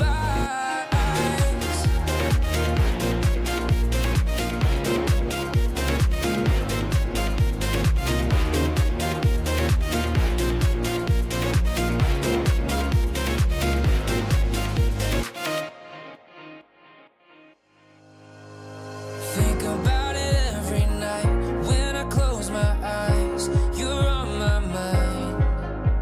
I try to quit a million times, but it takes me high. Like you're so divine. You give me everything. Don't know what's happening. I need you like medicine. You're my everything, everything.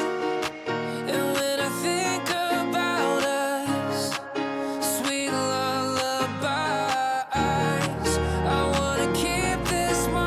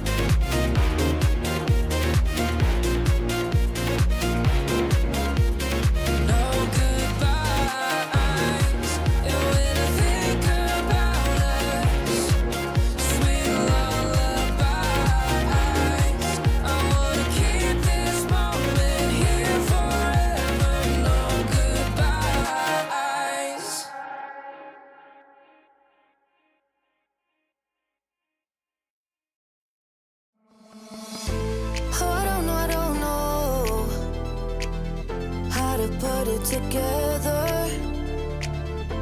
Ever since I found you, my life just got better. Better than this, better than that, better than anything I ever had. Better than this, better than that, better than anything I ever had.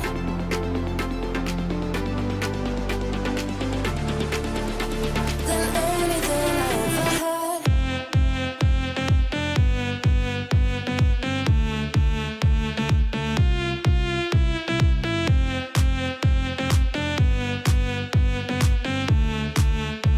Than anything I ever had.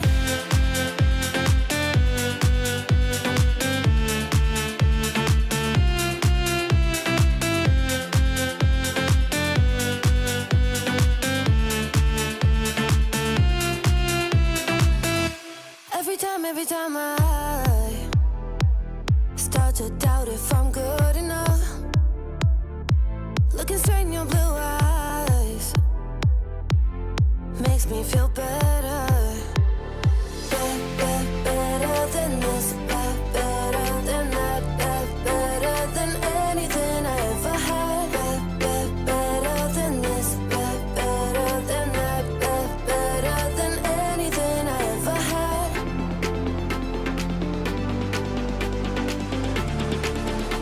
Than anything I ever had.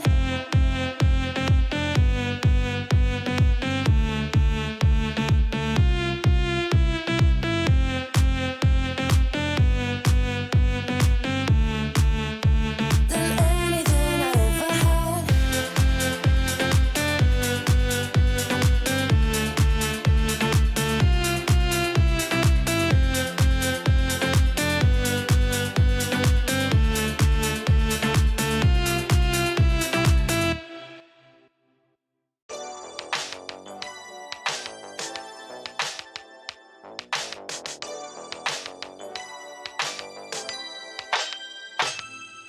Ooh, that day that boy walked my way.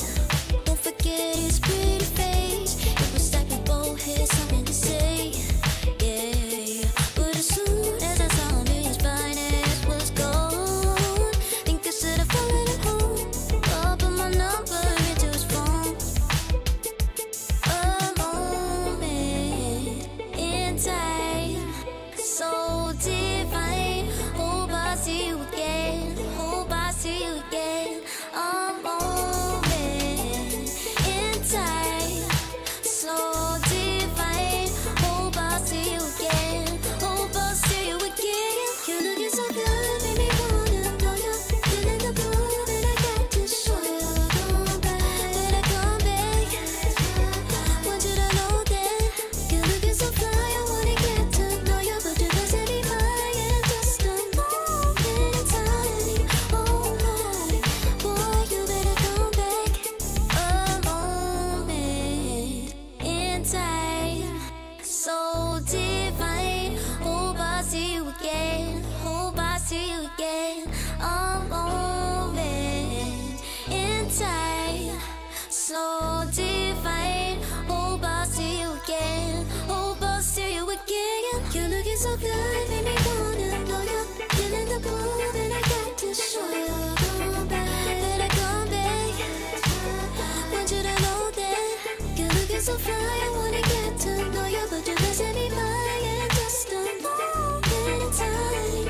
Oh my, boy, you better come back.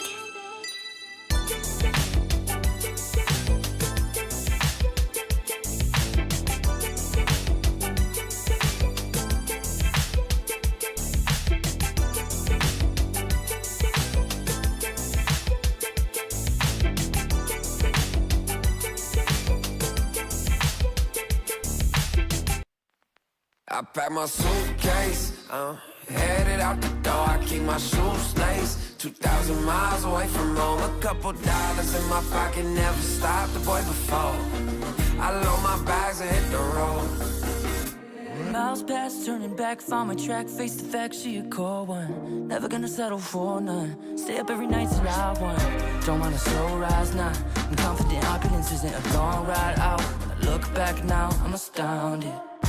A quiet boy from old age, but always felt the world was a stage, yeah. I celebrate one last late night.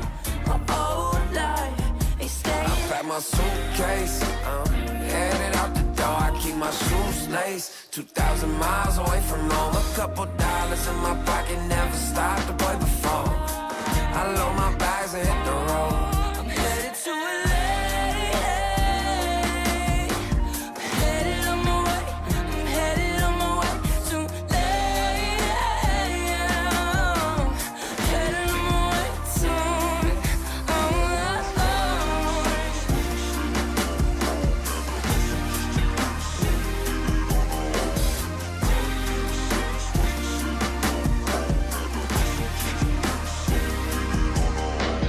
Couple thousand miles, throw it on the dash. Shit, the 10,000 hours, can't let them pass.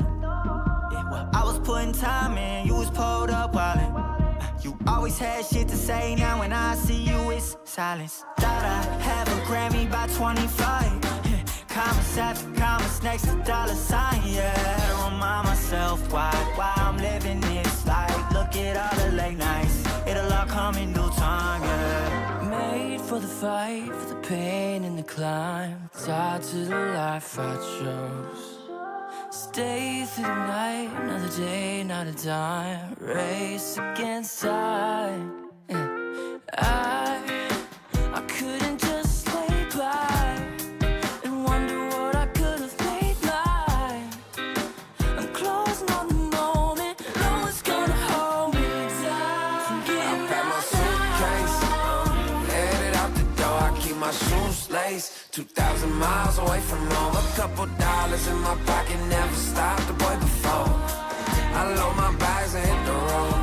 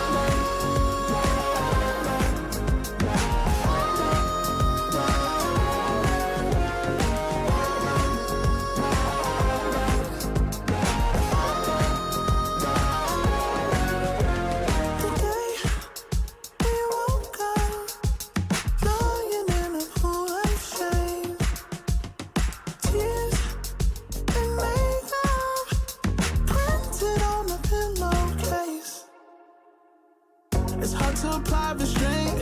I'm trying to stay away. It's so magnetic. Ooh, I gotta have it now. Let's keep it a private thing. I'll give you a secret name.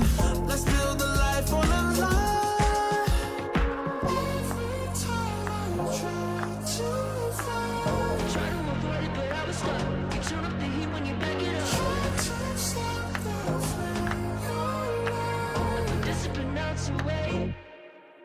It isn't enough to wish for change. You either give in or pull away. We have the will to choose our fate. Whether it's wrong or right, I'm holding on for life. For the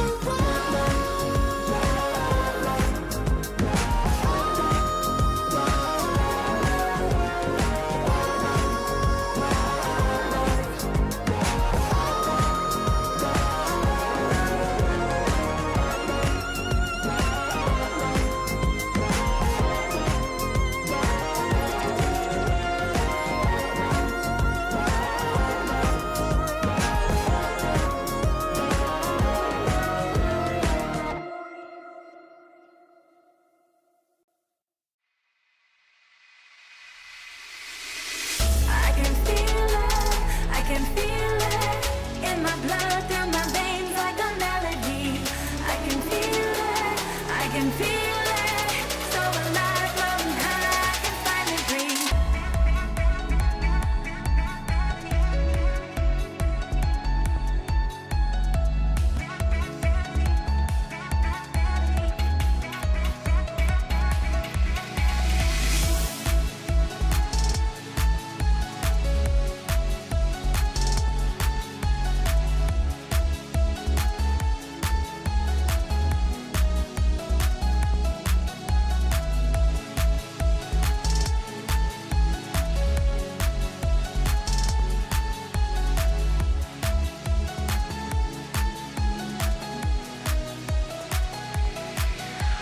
Lately, I've been feeling lonely.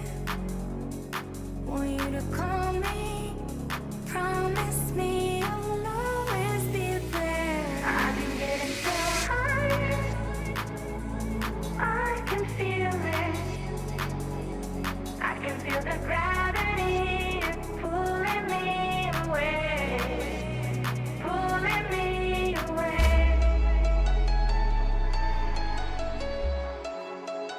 Pulling me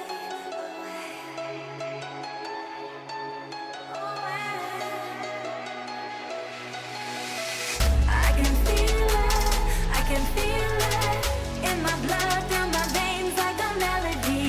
I can feel it, so alive, floating high, I can finally breathe.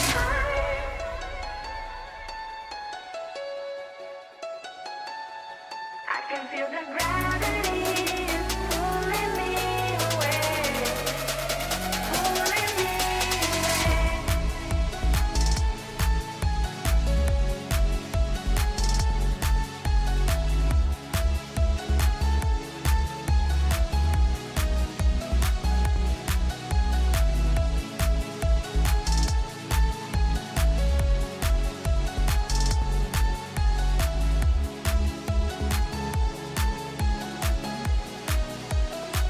I've been getting so high, I can feel it.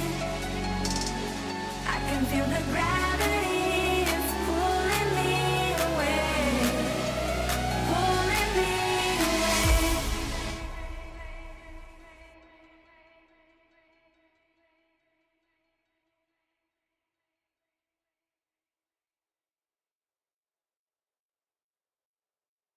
serotonin slide, sequin in the light, empowering your energy, riding through the night. Serotonin slide on over here by my side, slides up in your eyes, desire, caught up in this chemical high. Angel, can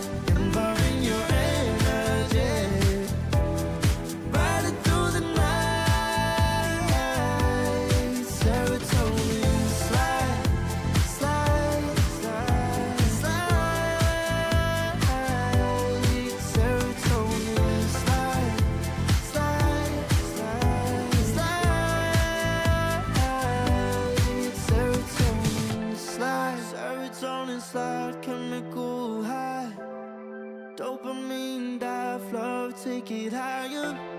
Serotonin slide, chemical high. Dopamine dive, love, take it higher.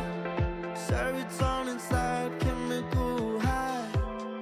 Dopamine dive, love, take it higher. Serotonin slide, chemical high. Dopamine dive, love, take it higher. Secret in the lights, empowering your energy. Riding through the night. Serotonin slide, slide, slide, slide. Serotonin slide, slide, slide, slide. Serotonin slide.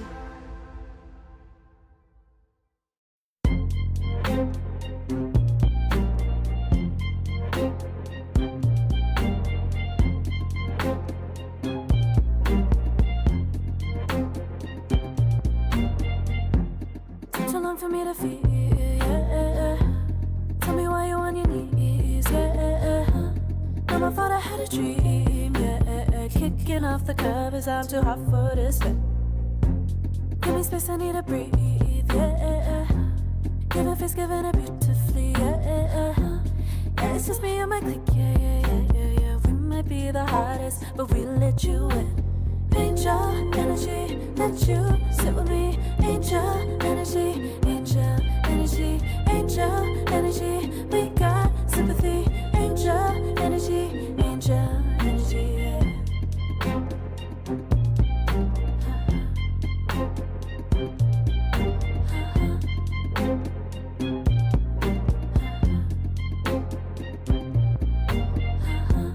Take the time to breathe and rest.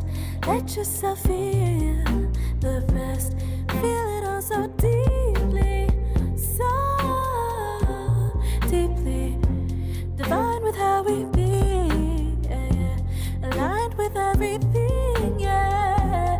More than a dream, vulnerable and strong, yeah. We feel everything. Angel energy, let you sit with me. Angel energy, angel energy, angel energy. We got sympathy. Angel energy, angel energy, angel energy. Let you sit with me. Angel energy, angel energy, angel energy. We got sympathy. Angel energy, angel energy.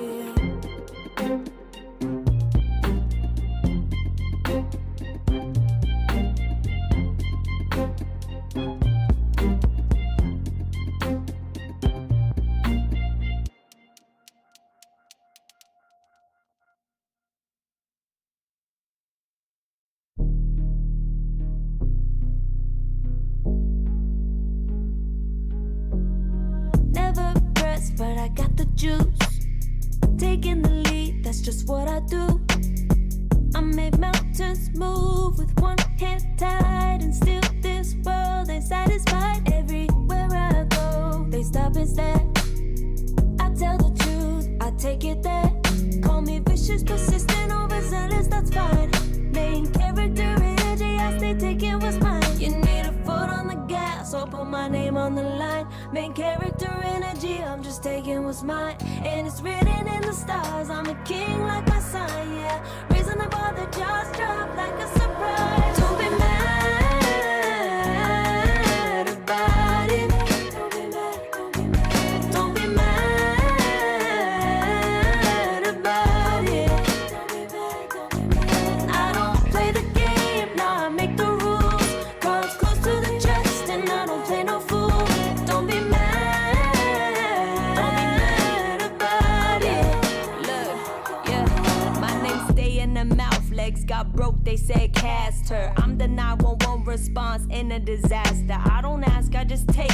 Treat the world like a man, I just blow them away. Yeah, I'm a #1 fan. Don't need a bark, I'm a bite. Switch me on, dark need light. Don't need pity, don't need spite. I just plop, plop, plop on sight. Could take your girl in 2 seconds. I just flash her a smile. I make petty look pretty. me. They run an inch, I run 3 miles. You need a foot on the gas, I'll put my name on the line. Main character energy, I'm just taking what's mine. And it's written in the stars, I'm a king like my sign, yeah. Raising the bar that just dropped like a surprise. Don't be mad about it. Don't be mad about it. Don't be mad about it. Don't be mad about it. I don't play the game, now I make the rules. Cards close to the chest and I don't play no fool. Don't be mad about it. Don't be mad. Don't be mad.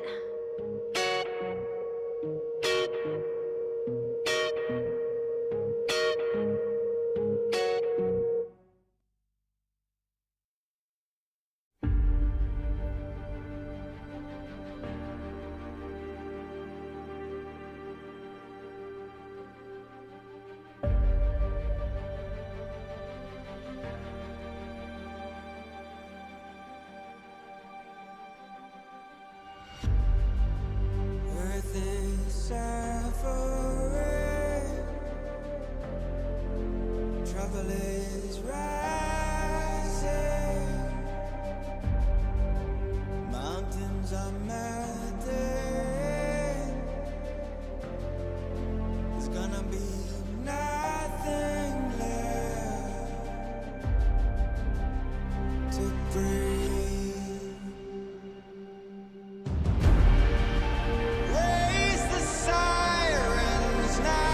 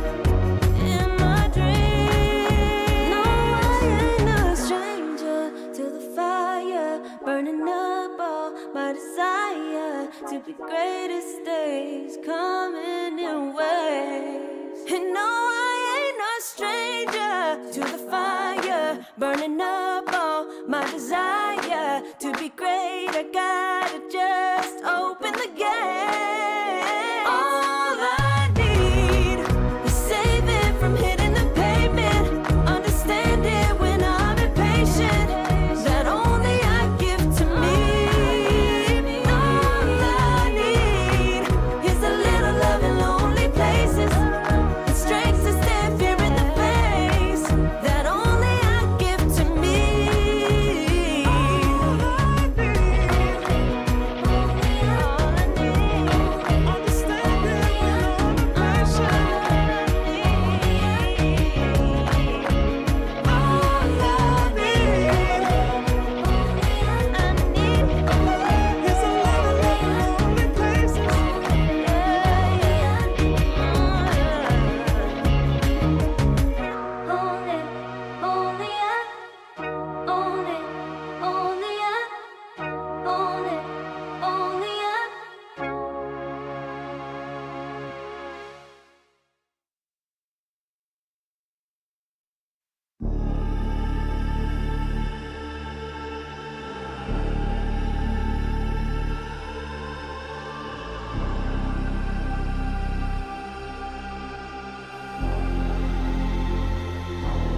You'll be free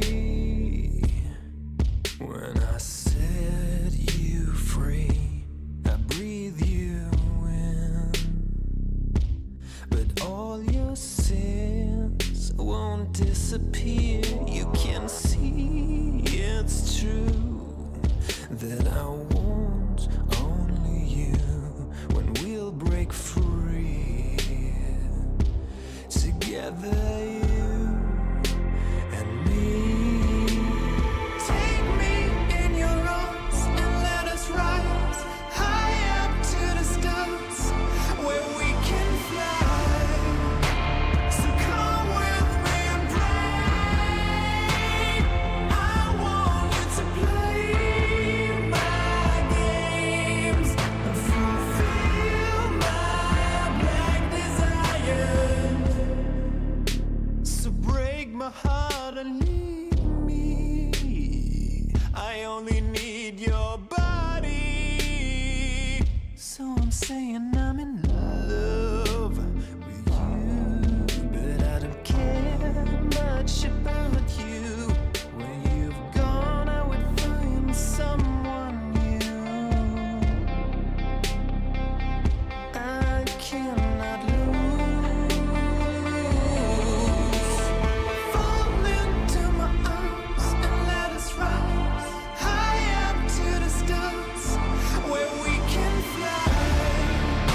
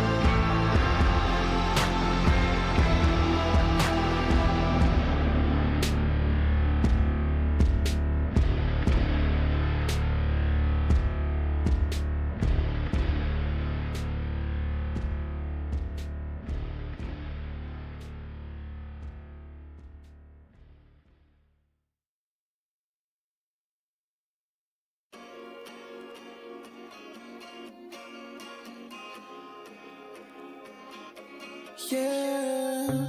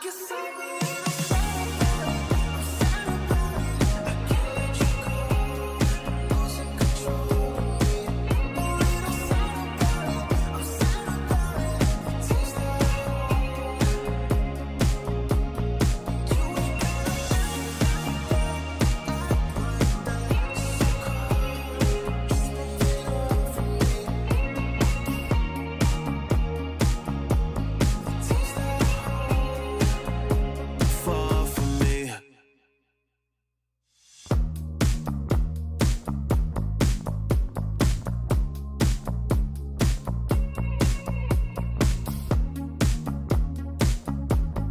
Girl, what's this shit about? You told me I was different then. Now you got yourself another man.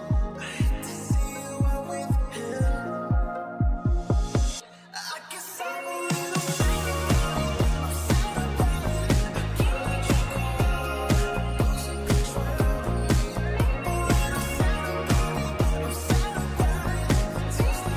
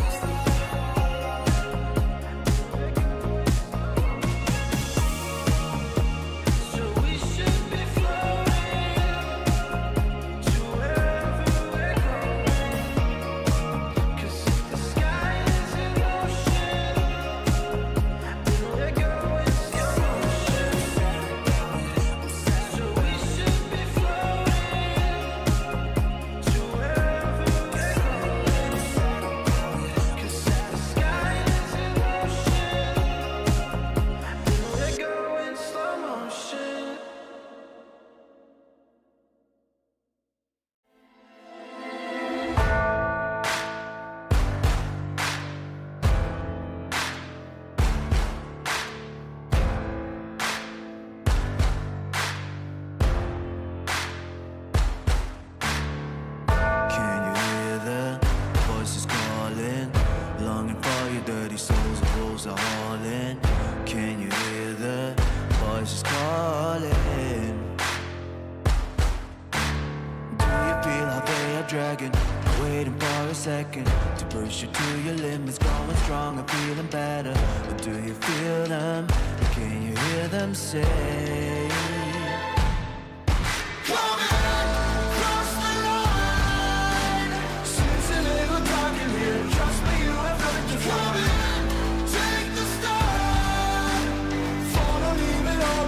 Welcome to the other side.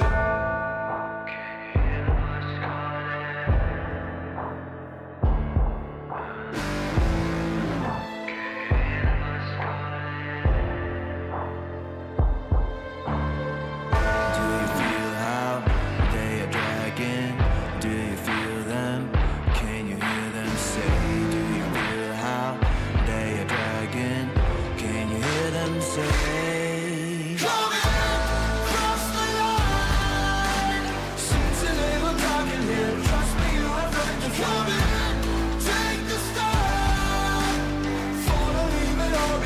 Welcome to the other side. Cross the line. Seems a little dark in here. Trust me, you have nothing to fear. Take the start. Follow, leave it all behind. Welcome to the other side.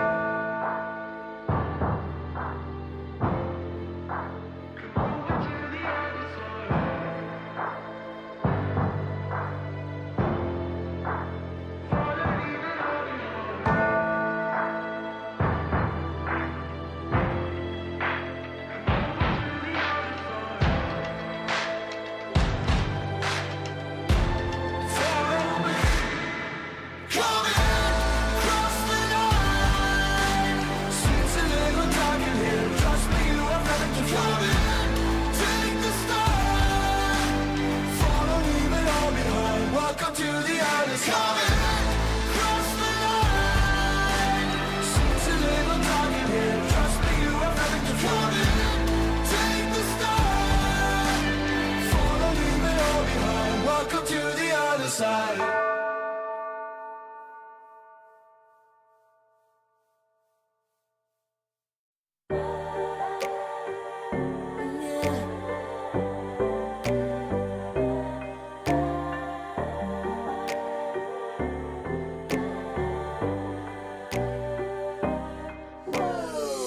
Talking mine, I've been working all year getting by. Looking for the high, taking all my time. Breathing in new life, feeling fine. Like I don't gotta be something society wants me to strive to be. Got my own energy. So magnetic in the spotlight. Shaping my own world with my own mind. Don't talk about me unless you alright. You gon' see I'm feeling real free, protecting my energy. I gotta protect my mind. I'm breathing in new life. It's time that I realize what feels good ain't always right.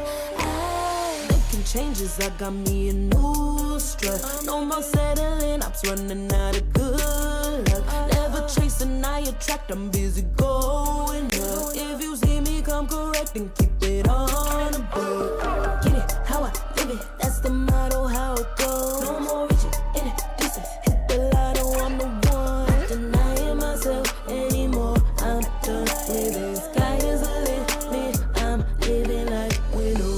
Energy, energy, energy. Feeling free. Energy. Gotta protect my mind. I'm breathing in new life.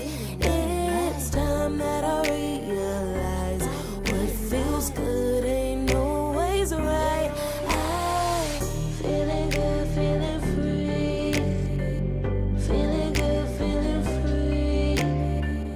All I need is me and my new energy. Feeling good, feeling free. Feeling good, feeling free. All I need is me and my new energy. Feeling good, feeling free. Feeling good, all I need is me and my new energy.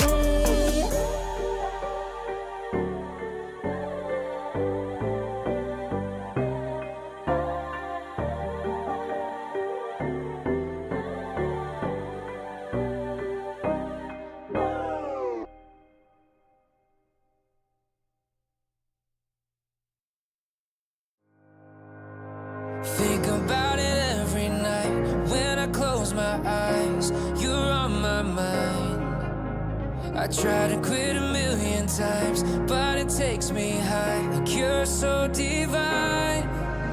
You give me everything. Don't know what's happening. I need you like medicine. You're my everything, everything. And when I think about us, sweet lullabies, I wanna keep this moment here forever, no goodbyes. And when I think about us, sweet lullabies,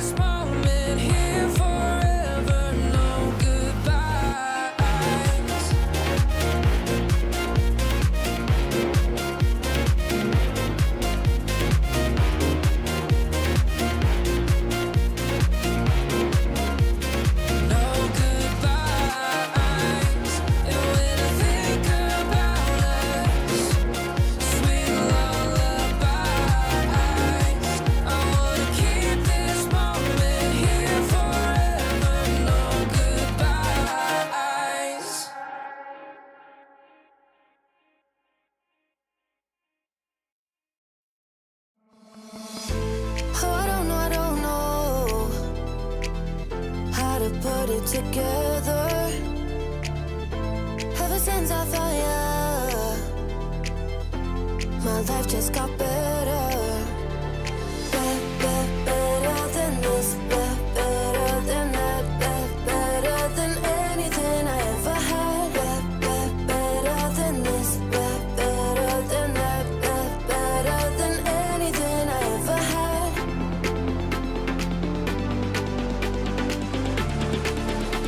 Than anything I ever had.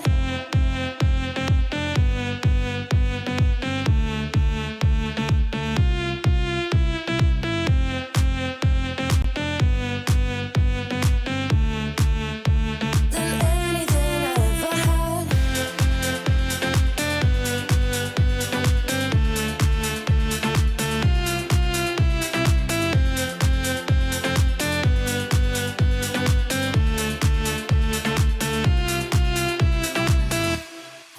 Every time I start to doubt if I'm good enough, looking straight in your blue eyes makes me feel better. Better than this, better than that, better than anything I ever had. Better than this, better than that, better than anything I ever had.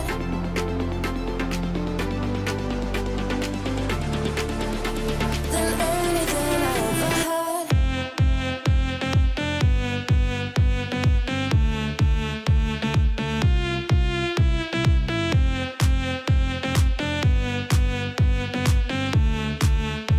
Than anything I ever had.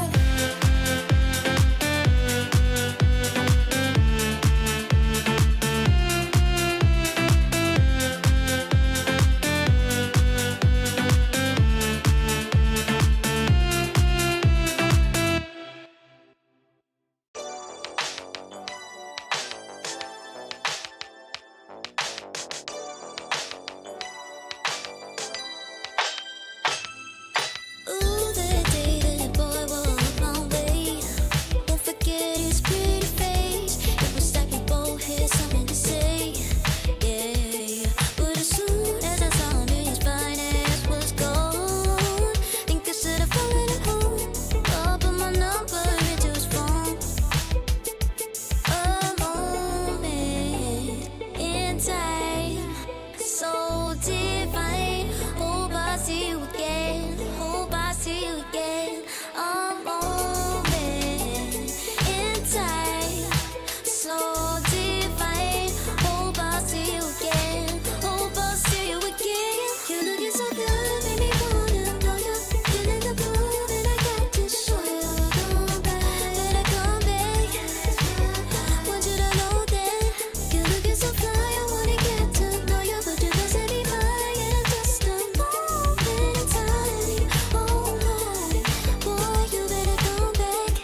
A moment in time, so divine. Hope I see you again. Hope I see you again.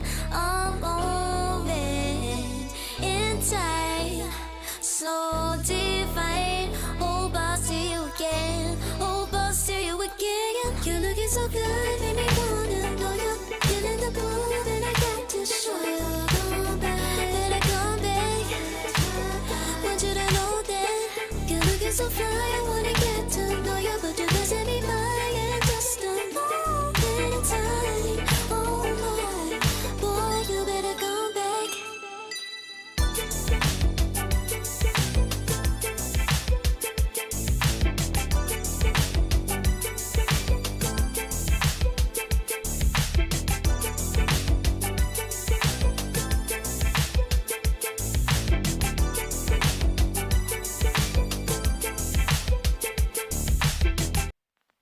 I pack my suitcase, headed out the door. I keep my shoes laced. 2,000 miles away from home. A couple dollars in my pocket, never stopped the boy before.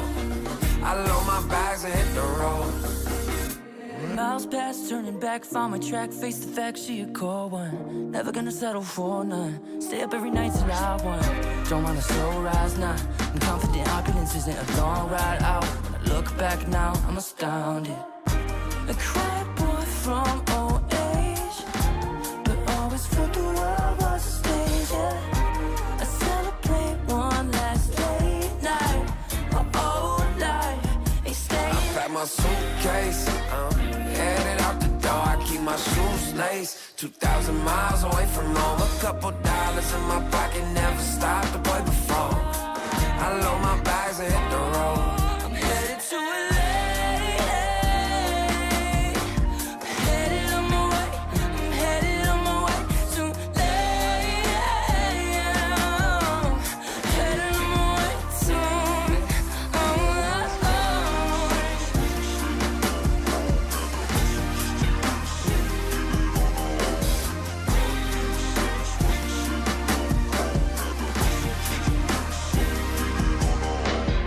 Couple thousand miles, throw it on the dash.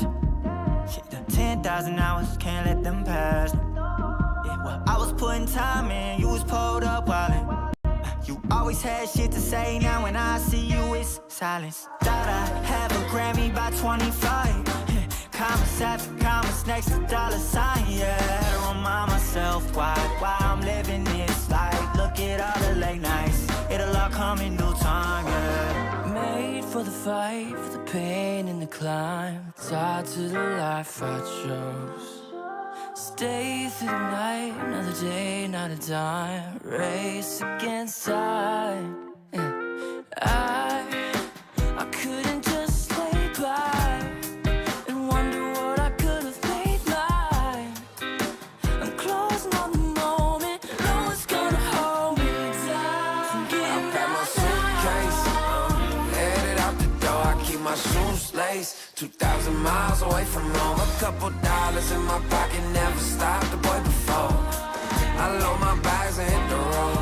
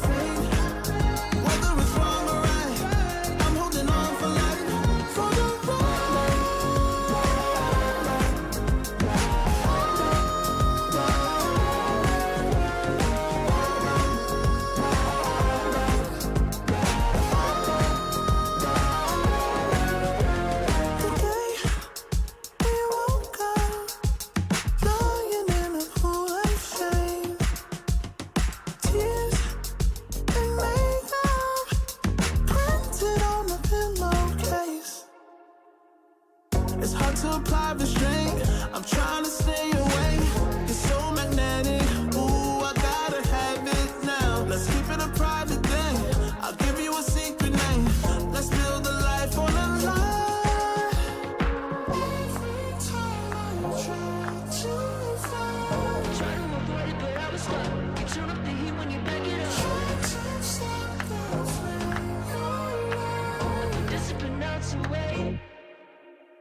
isn't enough to wish for change. You either give in or pull away. We have the will to choose our fate. Whether it's wrong or right, I'm holding on for life. For the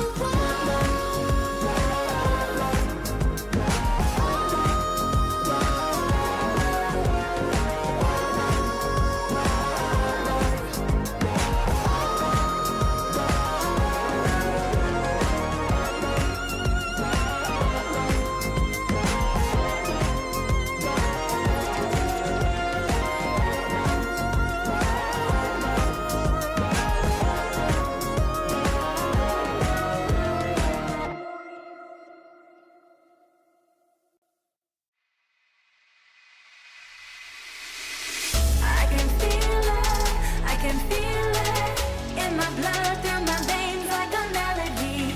I can feel it, so alive, floating high, I can finally breathe.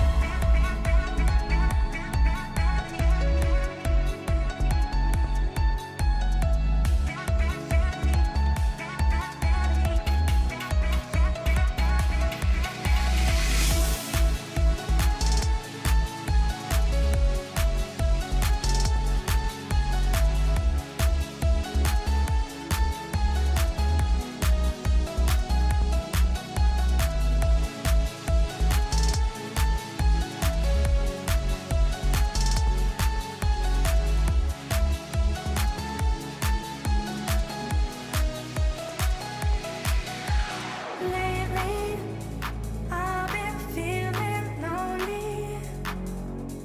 Want you to call me, promise me you'll always be there. I've been getting so high, I can feel it. I can feel the gravity is pulling me away, pulling me away.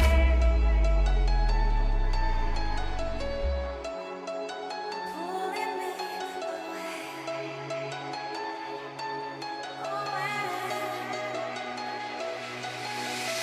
I can feel it in my blood, through my veins like a melody. I can feel it, so alive, floating high, I can finally breathe.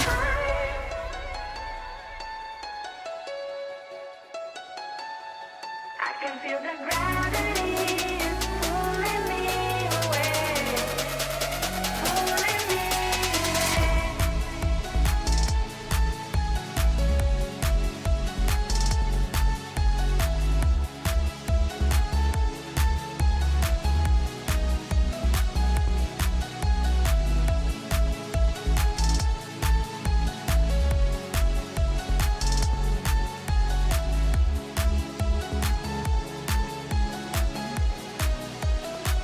I've been getting so high, I can feel it. I can feel the gravity is pulling me away, pulling me away.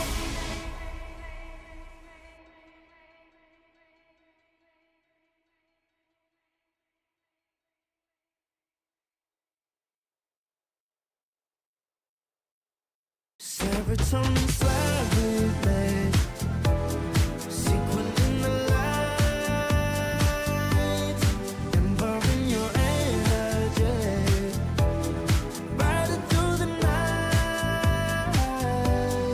Serotonin slide on over here by my side, slides up in your eyes, desire, caught up in this chemical high.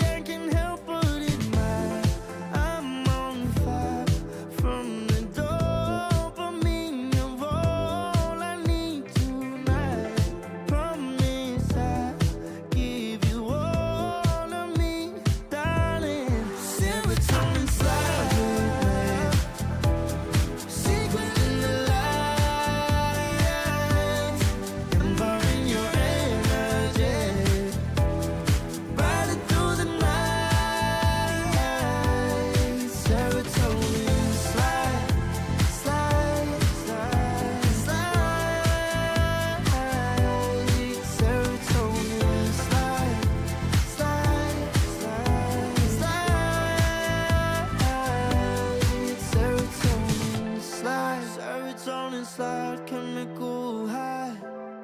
Dopamine dive, love, take it higher. Serotonin slide, chemical high. Dopamine dive, love, take it higher. Serotonin slide, chemical high. Dopamine dive, love, take it higher. Serotonin slide, chemical high. Dopamine dive, love, take it higher. Secret in the lights, empowering your energy. Riding through the night, serotonin slide, slide, slide, slide. Serotonin slide, slide, slide, slide. Serotonin slide.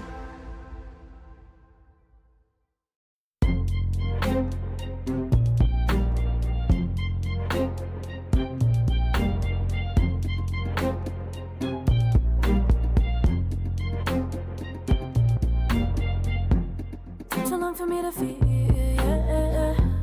Tell me why you on your knees, yeah. Now my fault I had a dream, yeah. Kicking off the covers, I'm too hot for this bed. Give me space, I need to breathe, yeah. Give a face, giving it beautifully, yeah. Yeah, it's just me and my clique, yeah. We might be the hottest, but we let you in. Angel energy, let you sit with me. Angel energy, angel energy, angel energy. We got sympathy. Angel energy, angel energy. Yeah.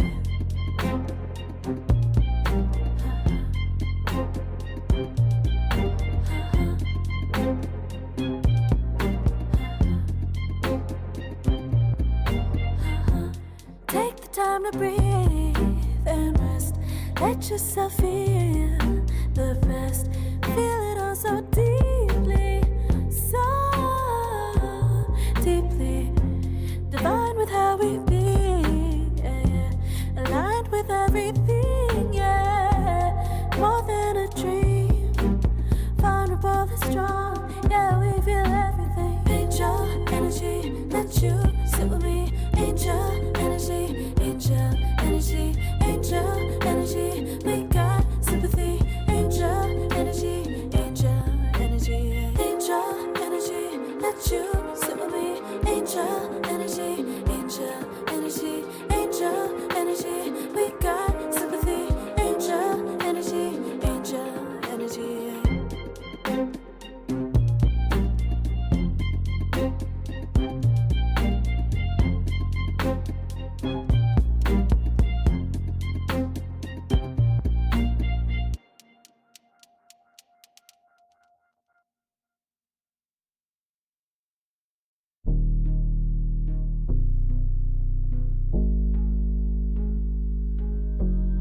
Never pressed, but I got the juice.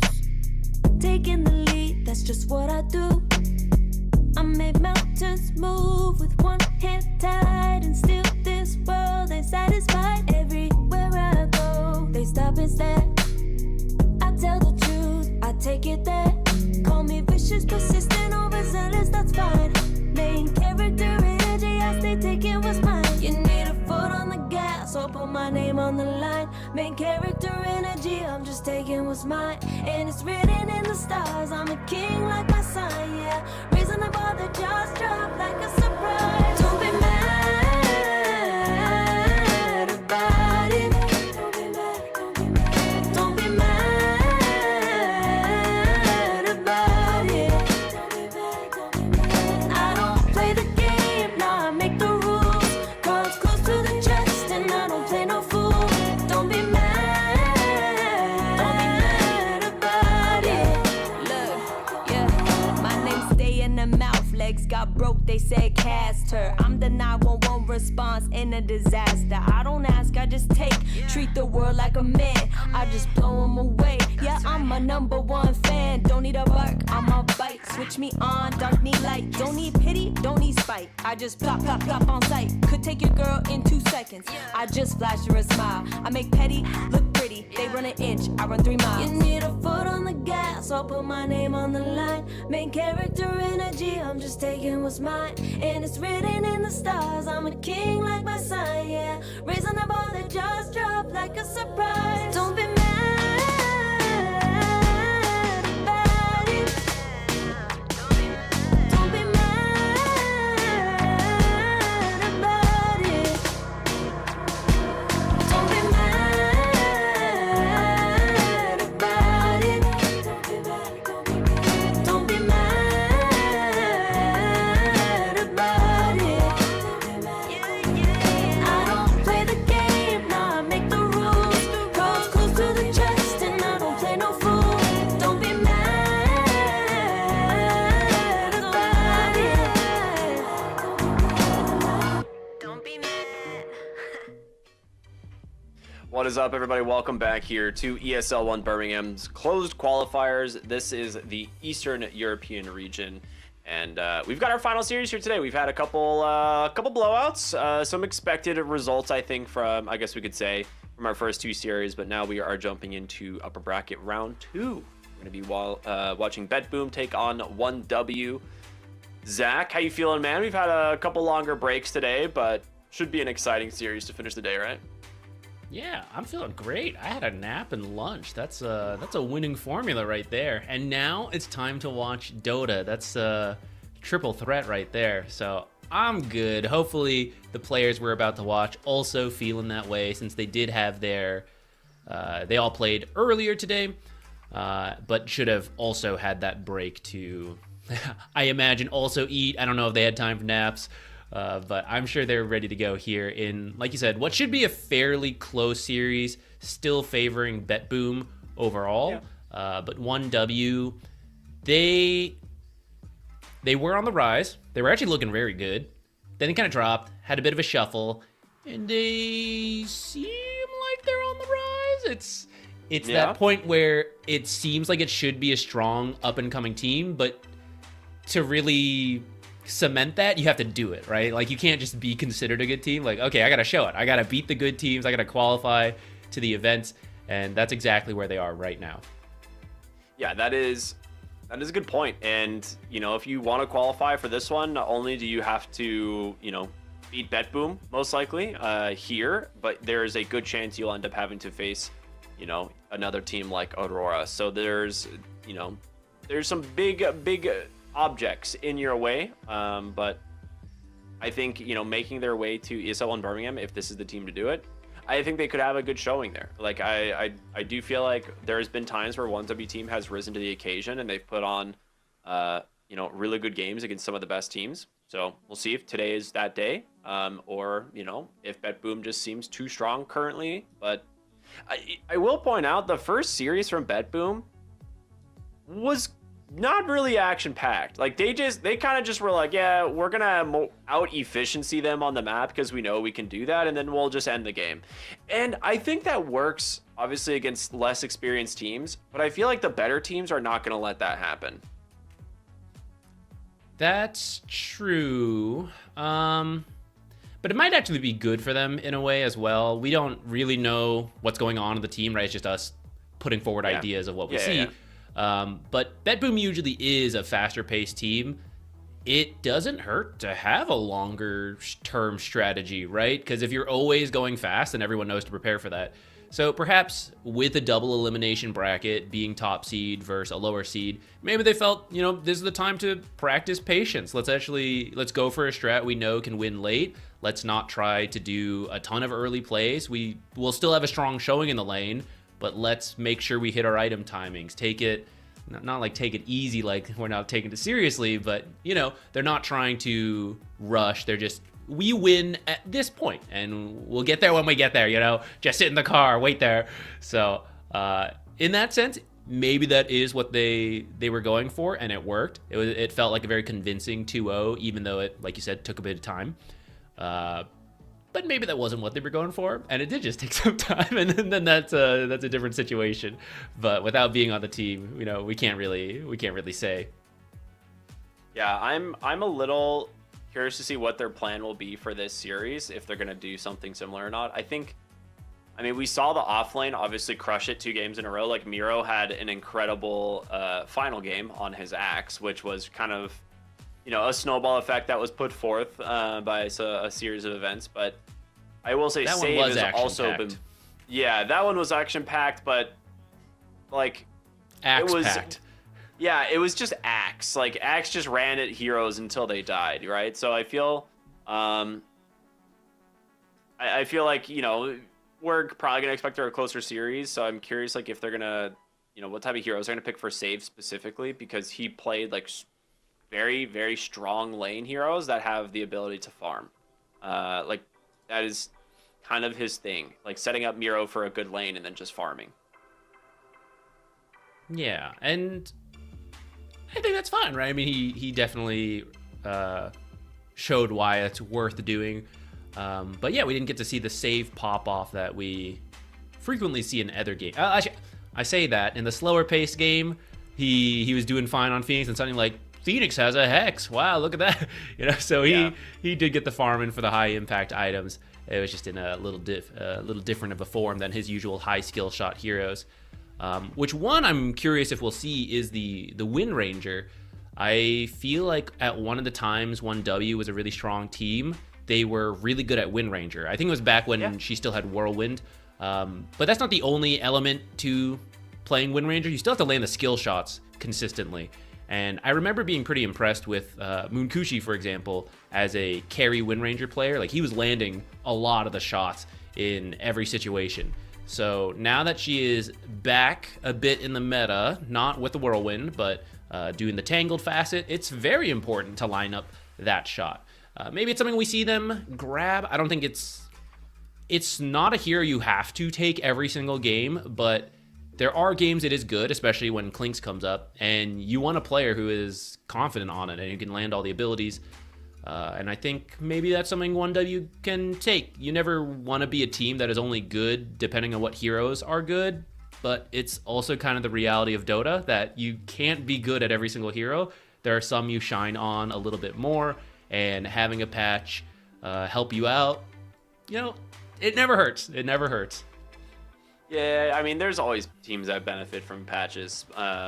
That's always going to be how it works. And I agree. Like, it's not a fault of the teams. Like, sometimes you just get lucky and you're like, yep, this is a good patch for us, and so you just play the best you're gonna you can, and you get wins against teams that you never thought were really possible. But that's just how Dota is sometimes. Looks like we finally got these teams underway. Like, one of them was having some PC problems, but looks like we are ready to jump into the draft here for game number 1 of BetBoom versus 1W. And the first set of bans, I'm curious to see what they're going to prioritize. BB teams turn Hey, the Tinker. Dire team ban.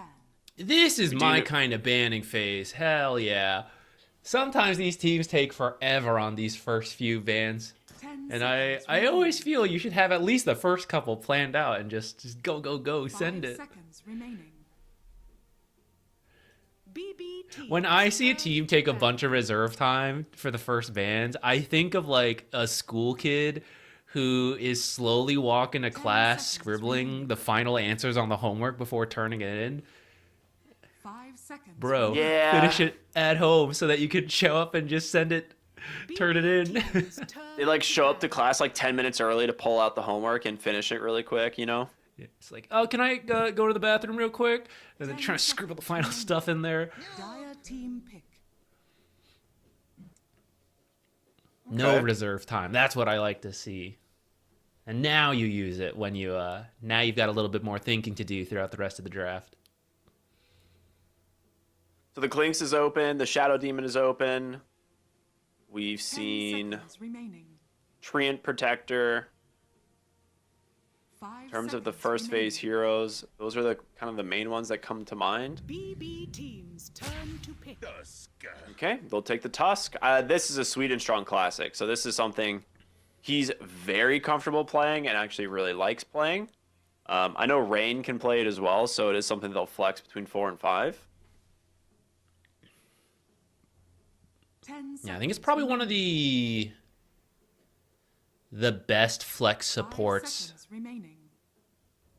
in the game. Like, you can move Treant Protector to each role, but I think he's better in the 5 position, right? Same with Jakiro, same, even Shadow Demon, the response.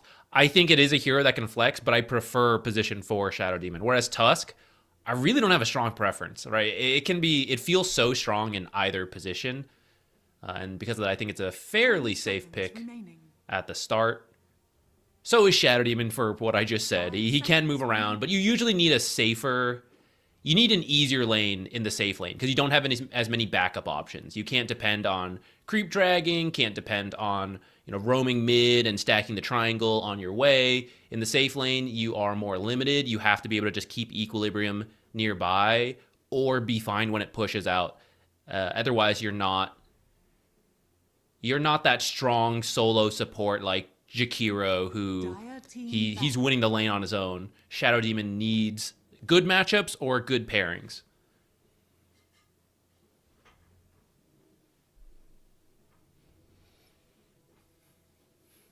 Guess we're not going to see the Wind Ranger then. At least for 1W. I think you hate playing against Shadow Demon. 5 seconds. Makes sense. Maybe that's why they prioritize the Shadow Demon. I mean, it's possible. It's not like guaranteed or anything, but it's definitely a possibility that they're like, yeah, we know they like to pick this hero. BB teams turn Let's just to battle. remove it from the pool. Miro's Axe as well as the Gyrocopter are going to be banned here from 1W. And then on the side of BB team, what could they want for their next pick? I mean, you have to consider 10 Clinks, seconds right? Like, remaining. I think if it's not something you want to play, you need to ban it. Yeah, you could be considering it. I also think grabbing an offlane pairing with the Shadow Demon is a pretty safe choice Team pick. because you could always flex it for something better. But something like Beastmaster, like if this is your offlane pairing and you have to deal with Tusk, it's not too bad. They commit on you, you can disruption save, waste time. If the lane is super bad, you're just double stacking with the Shadow Demon on one side, Boars are stacking on another side, and you're dealing with the waves, and then you're just jungling to catch up. It's very safe, and you know Beastmaster is going to offer something in every game. Miero, he's going to find his way. He's a very good Beastmaster player. Yeah, something like Warlock, it's annoying, but you'll get by. Ursa? They're just going to rock the Warlock Ursa here? It's not like the best matchup in the Beastmaster typically, but yeah, it's like the question is, are you comfortable playing Ursa into Shadow Demon? The alternative is, the Clinks, but I feel like Warlock Clinks is not really the pairing we've been seeing. It seems a little passive, and I actually do think like Beastmaster plus an aggressive 4 could probably run you over in the lane. So that's true. You could just move Shadow Demon to the 5 role, grab someone else.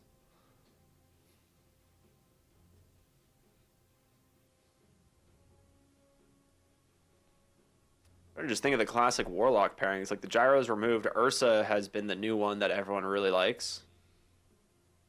In terms of other carries, there's something like Troll Warlord. We don't really want to pick Troll Warlord blind. Like you do typically need to see your carry matchup for this.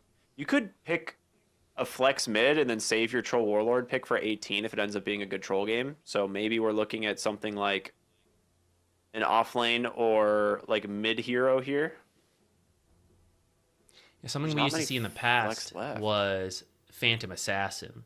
Not because you do a bunch of damage together, but because you get her through the lane and she carries you later. And she used to be pretty good versus the Beastmaster. I think that matchup is a bit better for Beastmaster now.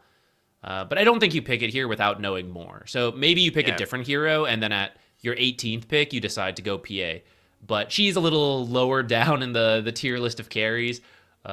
We've seen her tried as a response to the Clinks. I don't think we'll see her till later. Oh yeah, the Luna. That's that can work. You got the glaives for the Fatal Bonds. You're also just a pretty strong laner in case this isn't Beastmaster Shadow Demon and you end up having to deal with someone else. If you get disrupted, though, you give some pretty strong illusions over to the side Yeah. of BetBoom. I mean, you could still just run Beastmaster mid and then pick a Darkseer here. Ooh. Like, I feel like that is something you have to consider when picking Luna, is if Darkseer is pickable. Like, that is number one, because Darkseer wrecks this hero.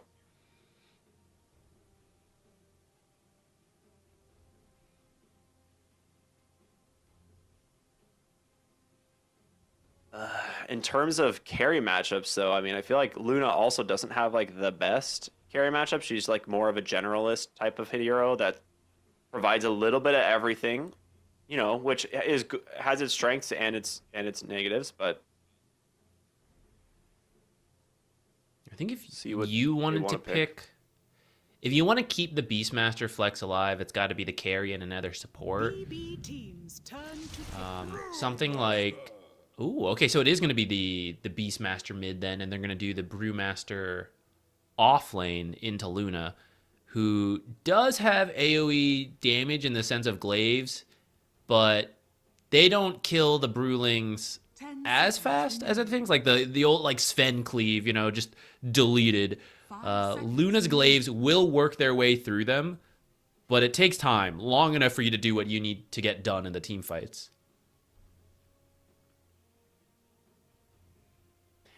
I'm curious what they pair here.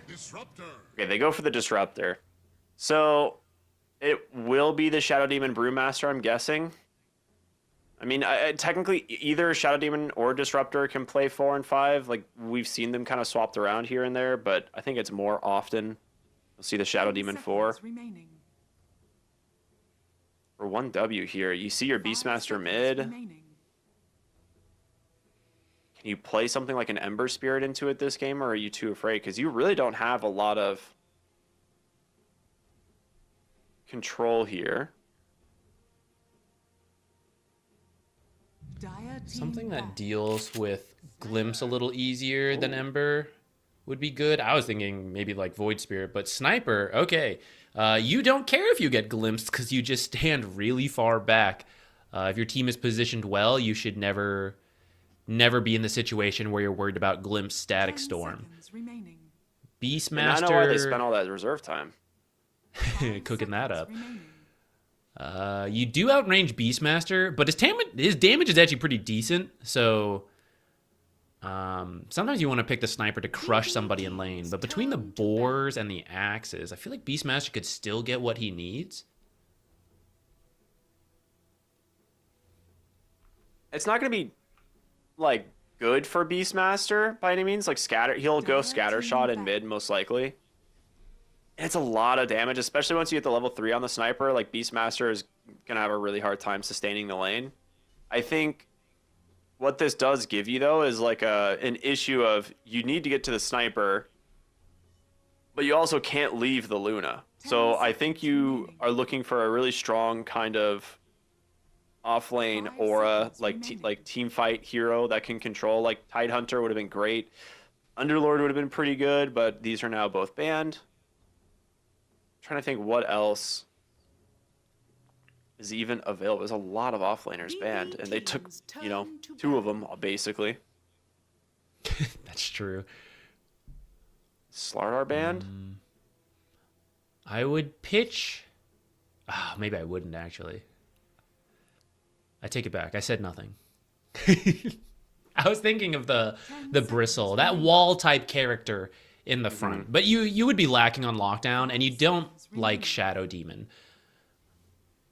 Yeah, I mean, there's a hero like Slardar, but Slardar is not a aura building hero. That is I want to fight with my teammates, and who does he fight with this game? Like, you have a Luna who needs to farm, you have a Sniper who's going to need to farm probably to an Aghanim Scepter, and you have to somehow run in and deal with Beastmaster, Brewmaster. So I honestly am lost on the offlane pool here. Primal Beast maybe, but again, like Shadow Demon Disruptor, rough support duo.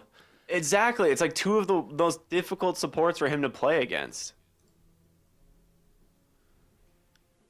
And okay, we don't really see this hero often. Maybe Doom. or the Mars is like the fallback. You either pick the Mars here. Team pick. Okay, well now they ban the Mars. I was like, I think the Mars gives you the team fight in terms of like your only other like real hero that you can bring in the off lane. I know this hero's banned or not picked very often right now, but Doom is pretty good versus Brewmaster split, and he can build auras. But it's also greedy as heck. Dude, holy you're heck. a genius. It's the only hero left in the entire pool. Like, I actually don't know what else they could go for. You also need something pretty safe because the counter pick is coming up here, so you can't get wrecked in the lane, which Doom is generally fine, especially with the Tusk. You have the options to fight together if they pick someone weak. You can creep drag. You've got the Devour to get gold if your lane's rough, so you'll have enough. I had been thinking about Doom earlier when we were thinking about the carry picks, because we used to see Doom with Warlock, but it is pretty out there, so I didn't bring it up. And I didn't bring it up for off lane, but you were brave enough to do it because yeah, sometimes you get towards the end and it's all that's left. But now it will wrap back around out of the laning stage. You'll pair with the Fatal Bonds pretty nicely. So I'm curious what facet he goes, because they did remove the whatever the buyback Boring one was. one was. Yeah, it was such a dumb and boring facet, and I hated it. I thought if they removed it, they might buff his other facets, but this is why he's kind of fallen off the face of the earth. Looks like he's gonna go Gluttony, which is the Devour. Basically has 2 charges, so It's the Midas talent. it's weird because it technically increases your cooldown on Devour by 10 seconds, but gives you a second charge. So it's like a probably not much more money, to be honest. Like outside of like the very first Devour, and then after, what would it be like? I don't know. There's like a certain number of minutes in the game where it essentially becomes negative value. But the benefit is that you're actually getting the upgraded creep abilities, which could potentially cause, certain lanes to tip in your favor, or, late game get some pretty cool auras. Yeah, it also comes down to if you're getting killed, right? Because when you're getting killed and you can build up the second charge, that is getting it back into the positive efficiency. Whereas in theory, as long as you're using it off cooldown, no facet is better for Devour money. Yeah. Well, it is time we go. Wow, there's a lot of tips going right into this game. Speaking All of money, Save is rich.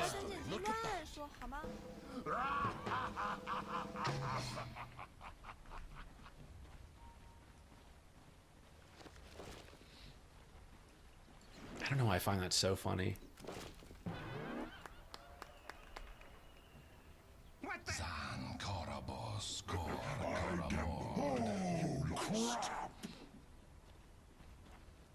Long smoke around from 1W, looking to get into the triangle.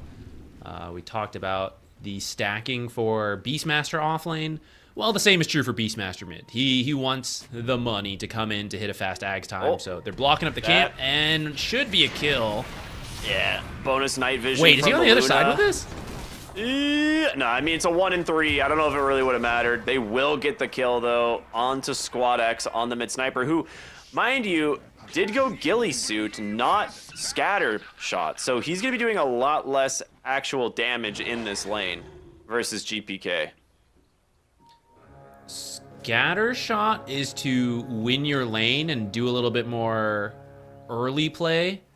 Ghillie suit is carry mode facet. Yeah, that's he's what going those Maelstrom, mean bro. to me, which I think that makes sense because Luna's going to be a little bit more upfront. We were talking about needing a wall. It's sort of your carry Luna, right? First, you got to get past her, and the glaives are bouncing everywhere, Eclipse, and then you got to get to me.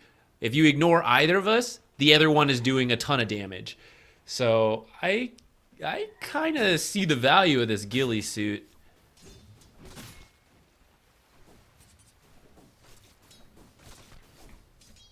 We'll see how it plays out. We'll see. I definitely don't hate it, like I don't hate the idea of it. I think as long as he is actually building hero like a carry and isn't going like ghillie suit and rushing Aghanim Scepter, then I think it'll be fine. I definitely don't want to see the Aghanims. Doom, I'm assuming level 1 didn't go Devour, but a lot of times, like, with this facet, you might opt for it just because you just get, you know, 2 charges right out of the gate, but usually wait till level 2, use it on the jungle creeps anyway. Katomi taking a lot of damage here. Is it going to be enough? No. Electromagnetic Repulsion pushes them away. Legitimately saving Disruptor there. Scorched Earth had quite a bit of duration left still. Yeah, I think that's why he's saving the skill point, right? You don't want to eat a lane creep with Devour in most cases, so you want to see if the jungle camps even spawn. Otherwise, you're going to have to walk way too far, and it's not worth it. So you hold the point. Does anything spawn? Is it anything I even want? Then I might do it. If not, do we come into a fight? In that case, Kataomi stepped up a little bit. They took off almost all his health and killed him. So definitely worth going Scorched Earth level 1 instead for that. Try his luck at 2 minutes to see if anything spawns nearby. He's going to go all the way back to the camp somewhere to find it. I mean, you got to start putting the Devour on cooldown, right? Well, oh, thank goodness. I thought they just missed that. Oh, he did end up, though. That turnaround means he didn't unblock the camp in time. Oh, that hurts. Moment of hesitation. And that's why you stick it in the corners. Lane. So, the like mid lane of Sniper, Beastmaster's kind of going as expected in terms of CS, right? Like, this is pretty much how we thought it would go. Like, you're not going to stop this Beastmaster farm, especially if you're going to go this fast. With the other one, at level 3, you hit a pretty big spike. Like, you might be able to actually, like, put a lot of pressure on the Beastmaster, but with this facet, not so much. So, they are both farming well. Whoop, Katomi, bottom lane, looking to try and survive. Repulsion's going to push them away, but the Doom is fast with that Scorched Earth. He's on a sliver of HP, just needs one more attack, but can't get it. Triple S will just go back to the wave. Ends up popping his 2 Devour charges and will go to the Lotus Pool. He still doesn't have an ability. Feels bad. This is where you wish you had any of them. Yeah, he doesn't want to leave the lane. And he got the Pinecone creeps for their hard camp, which not a good one for eating something with There's early Devour. There's a ghost. Spooky. I mean, to be fair, the ghost actually is a lot, like, it's a lot of movement slow, especially since it's going to be upgraded. The ghost would have killed Disruptor. 28% movement slow? I mean, that's pretty huge. Yeah, you're usually hoping for that, the mana creep, get the free mana. It did get nerfed, the ability to burn mana, but I think for your own mana pool, it's really good. Or mana regen. And burning some mana is better than no creep burn, so. Top lane's been kind of quiet. Just a lot of farming here on the Luna, which is, you know, best case scenario here for Munkushi. You're not really going to be able to pressure the Luna out of the lane. The best you can hope for is to just find CS on the Brewmaster, and Miro's doing kind of just that, right? 18-3. That's not bad at all. Right there on the net worth, or right there on the CS charts with all the other heroes. Yep, and in between the laning, I see Save has already stacked the medium camp a couple times. There's a triple stack waiting for somebody to clear up. We'll see who they give it to. Ancients are still blocked. At this point, I think you just let it expire naturally.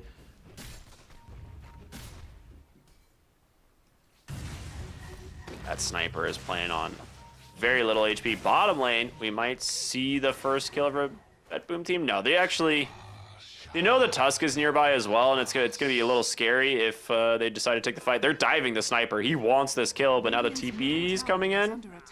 Okay, Squad X gonna get some breathing room here. I know he had a salve being delivered. If he had it popped right away, oh my god. GBK, who is the true sniper? What a read. Dude, that is insane. Bottom lane, Triple S in danger. He's gonna die as well. And now Disruption coming through here from Save. Sweden Strong gonna try and maybe turn this around here with the tag team. Blood Grenade out, trying to get as much damage onto this Shadow Demon as possible. But he's healing quite a bit through it. Will finally get the kill, but underneath the tower, The dive from Kiritich paying off, getting a second kill. Dude, what a read. That was completely blind, by the way, for those of you that were wondering. He had no idea the sniper was there. Squadix pinged a ward as soon as he got killed. He's like, he must have seen me for that to work. He puts a sentry down, but it was in the soul. He felt it. We call those things, you know, shout out to Mr. SVG. That is what we refer to the industry as a soul read. Read his soul. That is such a... I mean, like I said, Squadix had ferried out a salve, and I think he got it sniped in the tree is what happened, so he had to back to base, and then he sniped him again. So it wasn't even just one. It was 2 times with the axes. Blind, he got him.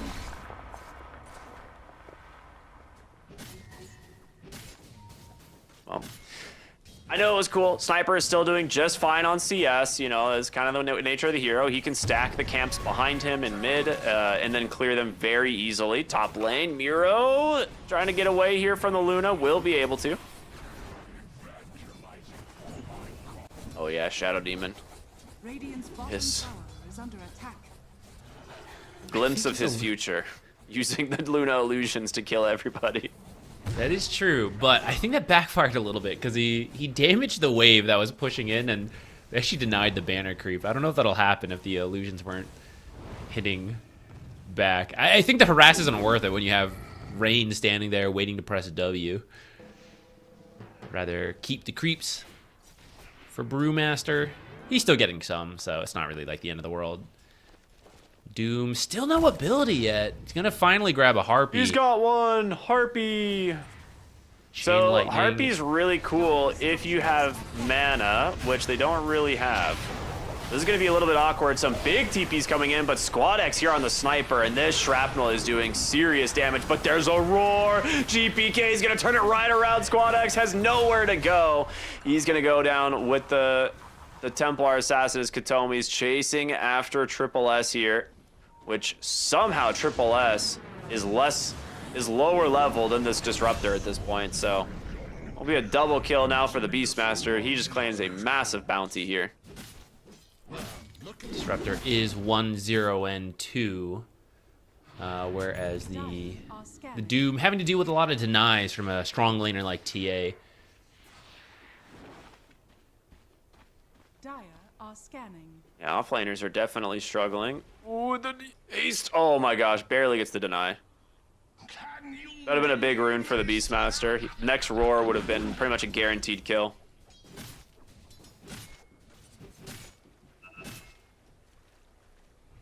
The sniper going Maelstrom. I guess that makes sense with the ghillie suit facet, planning to be a carry. Yeah. They get Kiritich a second time. He just TP'd out. Early Golem from the They earlier dropped the charges. Golem. Yeah, it's a good disruption here. He's getting low, but do they have the damage to finish the job? It's just on a sliver of HP. Sweet and Strong does commit for it. Did he snowball the Golem? Can you do that? That's awesome. I had no idea. Me neither, but he did, which is the good thing. Maybe he did, maybe he was just spam clicking, hoping. He was just spam clicking everything around him. He's like, get in here. Can the snowball? Triple S is running away. He's like, no, please. I'm already so underleveled.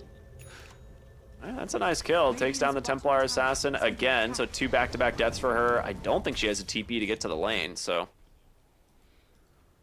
Yeah, 1 second. Now, but it feels he's weird. Just gonna...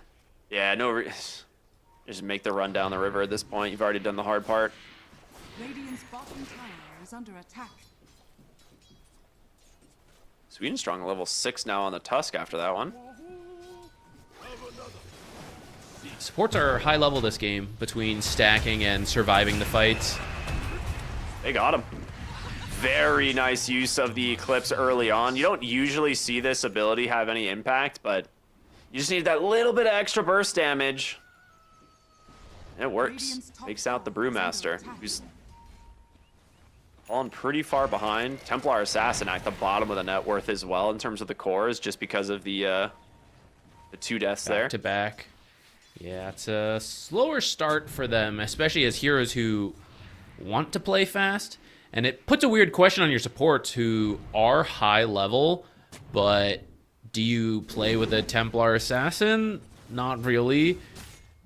GPK would like to finish his Ags, and then Brewmaster.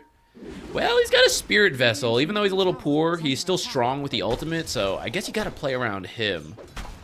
But it does feel weird to play with cores, 2 cores who are poor, and then 1 core who doesn't want to get involved. At least not yet.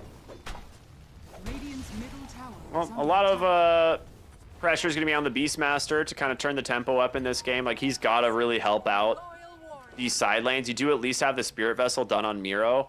He has queued up a Midas, though, which I am not a huge fan of Brewmaster Midas or like the Brewmaster Radiance anymore. I think from what we've seen, this hero has looked really strong building kind of some of the auras early on.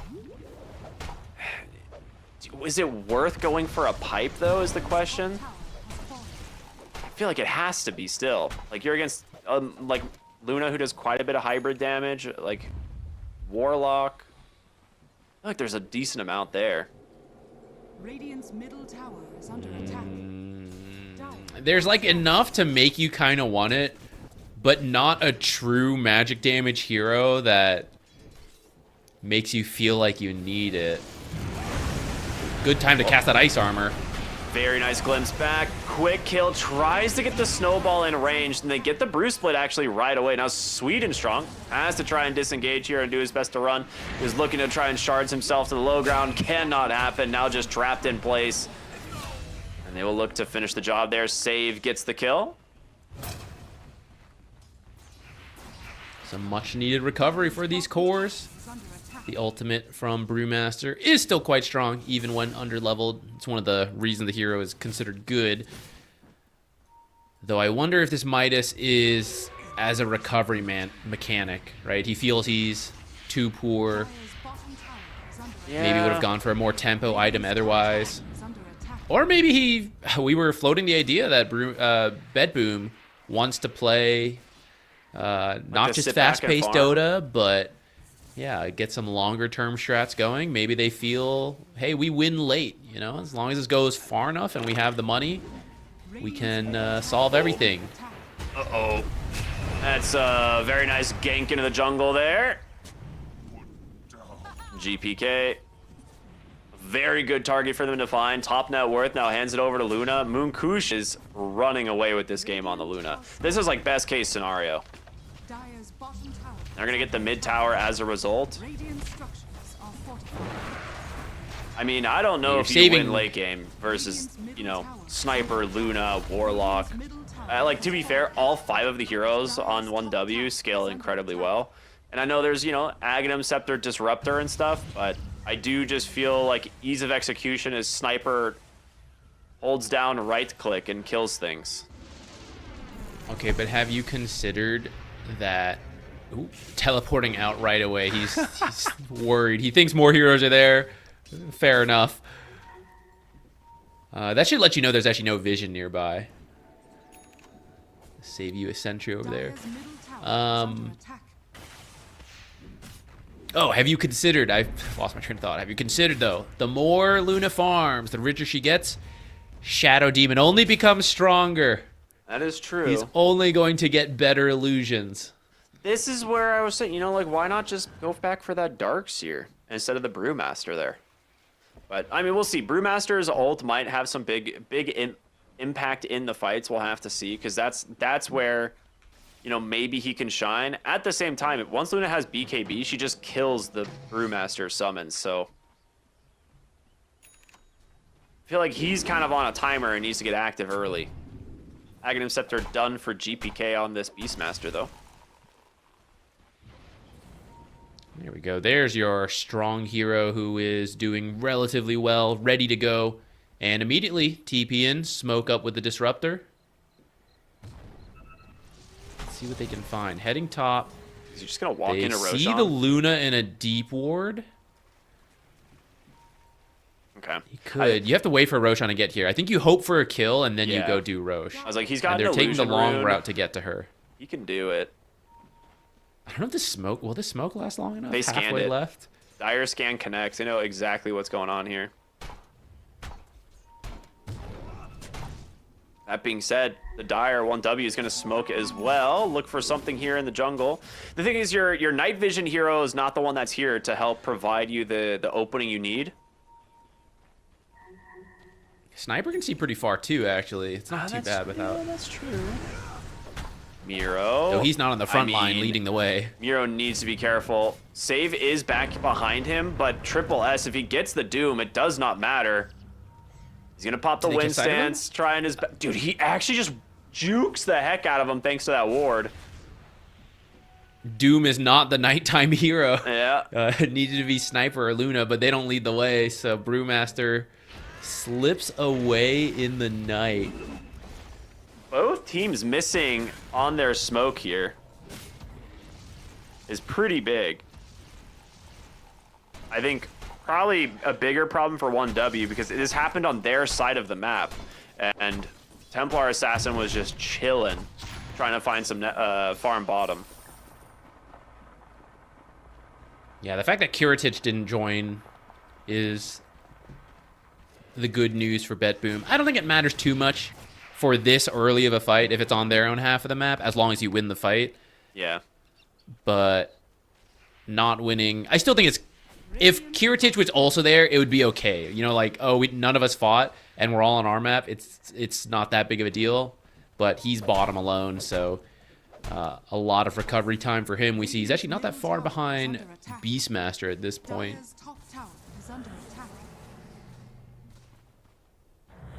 I suppose relatively you're further behind than you want, though. Like, you're supposed to be a carry that wins your lane and gets really far ahead. Yeah. Getting double killed kills a lot of your momentum on a hero like TA. And she's got her Desolator done now, so TA is a threat for sure, and it looks like maybe they're just going to go for the rotation here onto her in the bottom lane. And Sweden Strong's found her. So Ice Shards, he has a Tumbler toy! Oh my goodness, he knew exactly what was going to happen. And just like that, Roshan is dead. Great call to get a Tumbler's toy. I think that's one where a lot of carries can't resist. You know, like, well, I want a little bit more damage no matter what it is. Whatever's better at fighting, but he sees the utility in it against the Ice Shards, knowing he'll have refraction in a lot of cases, and it actually pays off, right? Like, that is literally the situation you get this item for ahead of time. I mean, I feel like a lot of time has been wasted on 1W over the last couple of minutes. Not only did you miss your smoke to try and kill the Brewmaster, you fail on your gank onto the Templar Assassin, they take Roshan, and now you're kind of trying to fix your waves. I wonder if they can fight the Tormentor, or if they're just going to be too afraid now because you're playing into an Aegis. And they don't have they still don't have any vision on the top side of the map at all. Yeah, 1 minute away. Sniper's pretty close to Dragonlance, and then he'll get fairly scary. He might be able to fight behind him and go for Tormentor, but he's got to finish it real soon so you have time to make your way to the Tormentor. Yeah. Or you just give it up. Ice Shards, like the shard for Ice Shards is nice, but you don't have to have it. And Warlocks is also not that great. So their own shards are not worth taking the risk of a losing fight for. Disruptors is okay, though maybe good versus Ghillie Suit, and Demonic Cleanse would also be very nice to have. So you want to steal it away, but I think if your game plan is to fight later, at the rate things are going, you know, wait out Aegis, wait out the shard, it's not the worst shard to have to give up. And it seems that's the call. They're just going to use this time to farm as much as they can.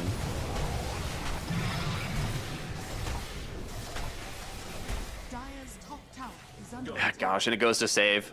So best case scenario there for BetBoom. Bottom lane, GPK just happens to walk into rain. I think he was trying to avoid a gank and just like blinks right next to him.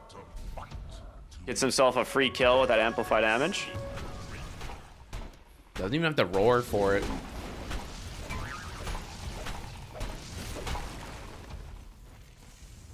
Dire's bottom tower is under attack. Dire's bottom tower has fallen. Time to draw some lines. We want to play in here. You're going to get the Wisdom Shrine at this rate. You can maybe try to steal it on the other side to balance it, though no one is nearby right now.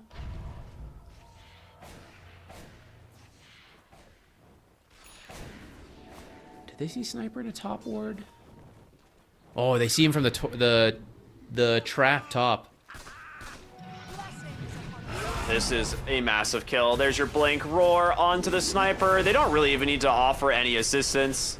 It's just in case the rest of the team is there. GPK is the beast of this game right now, so that's a massive find. This is where if some of those earlier ganks would have paid off, maybe you're feeling more confident on the map right now, but this is also why Doom feels not great in the current meta. Like, we haven't seen him do anything outside the lane. Have you considered, though, that he has level 3 Hurricane? Actually, this thing has no scaling. I'm coming to realize. Yeah, it doesn't do anything. No, he's just being ripped off. That's the way. What about the armor aura? The armor aura, though. No, that one also doesn't scale. It's just flat 3. All right, he should take the wolf aura at this point. Well, never mind. He's just gonna kill it. I'm looking at a random neutral Wild Wing Ripper to see if there's like scaling that just isn't shown, but no, it just says level 2 or level 3, but it doesn't. There's no scaling on it. It should. The armor should be stronger, or the Hurricane cooldown should go down or bring you further. I don't know, man. I don't need any more Chen buffs in my games. It's a Doom buff. This would be a Doom buff, that's true.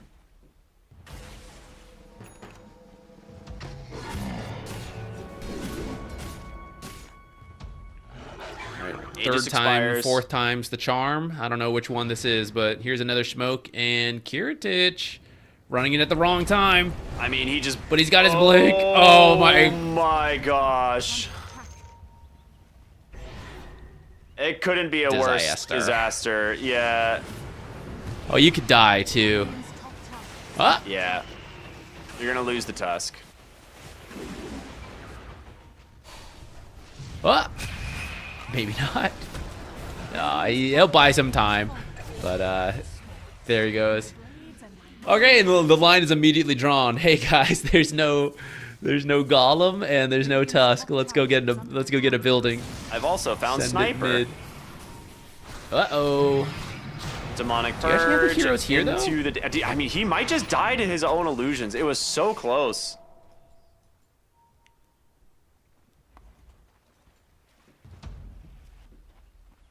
I think in that scenario, if he actually just opens Demonic Purge and holds Disruption, he just kills the Sniper, like 1v1. Maybe, but it would take a while, and you were by the enemy tier 2. It's kind of kind of scary.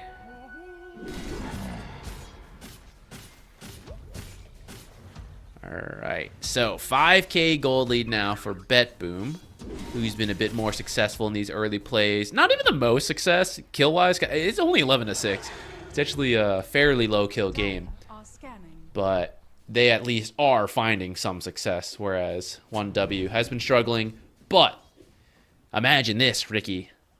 One successful fight. Fatal Bonds, Golem, Glaives, Sniper hitting, everything, right? You crush that fight. You have a really good pushing lineup. Between Sniper and Luna, you destroy buildings.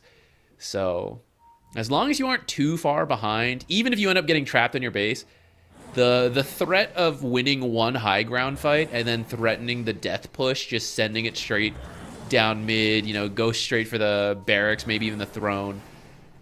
You always have to be a little scared of that. Yeah, I think your team has like this bonus night vision, and both times we have not seen them accomplish anything with the night vision. So I'm curious what the plan is going to be this time around. Save just jungling on Shadow Demon. Looks where you gotta, He's got his Blink Dagger, though, so it was worth it.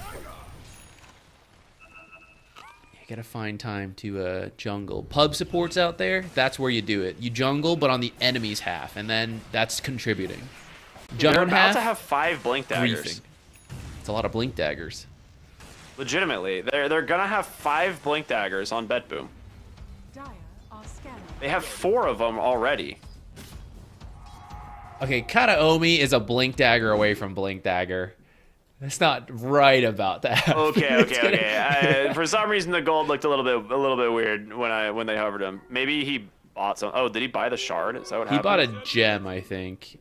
Oh, okay. I was like, this dude definitely had more money than 100 a moment ago. Where did it go? Actually, Okay. I thought he bought the gem. Oh, to the Beastmaster. Beastmaster has it. Okay.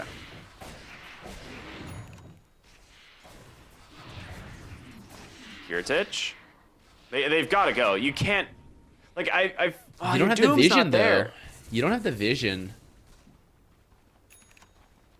The thing is, you have to be really confident in the fight because on one side you have the night vision, but BetBoom has the TA traps. So if you don't know where enough heroes are, you're really scared to overcommit. Is this a full Daedalus on the TA? I think it should be. Yeah, there it is. Yikes. 2 Deso charges though. Not been very involved in these fights. Not like a Clinks that we've been seeing, but still. Maybe this upcoming Roche fight will change that. The Luna is still farmed. Like, she's been staying at the top of the net worth, has the BKB Butterfly, so very durable in the fights. Would love to get to the 20 talent, as that's a pretty huge upgrade for this hero, but for now, they're going to try and, once again, look for a gank. You need to have the night vision up front for these smoke ganks, and they don't have it. Jump in just right away, managing on top of the Brewmaster, but is the damage there to find him before he gets the split? No, it's not. He gets the split off. Anyway, Luna will turn to try and get, you know, something, but you dropped everything on the Brewmaster's head, and he lives. Being able to change your stances helps a lot if you're on the right one in those situations. But also, this Hand of Midas, we weren't sure if it would pay off. It has, because the game has dragged on, so he's got the plate mail, he has magic resistance on his neutral item, has his Aghanims. He's fairly tanky at this point, along with the saves behind him. Wow. He just killed Kiriti's Tusk just with a three trap. shots That's a him. dieback. Yeah. That is, in fact, a dieback. And Triple S, I think, is dead here as well. Demonic He's Purge so comes out. He's going slow. to pop the Crimson Guard. He's got nowhere to go. This game is falling apart and fast for the Dire. I will say that was another scenario where if your Luna was the one up front, the fight probably goes very different.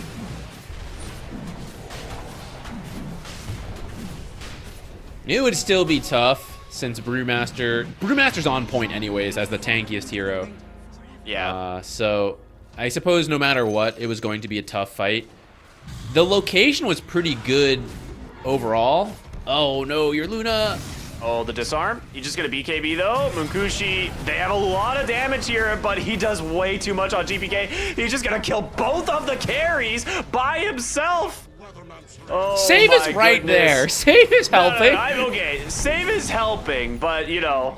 This is classic damage was core all player GPK. writing the story right there. You guys wouldn't believe this. I just soloed the enemy team. Yeah, look at them. They're like, save. You did that. Way to go, save. No, he pressed cleanse. He pressed cleanse. He did it. He did it.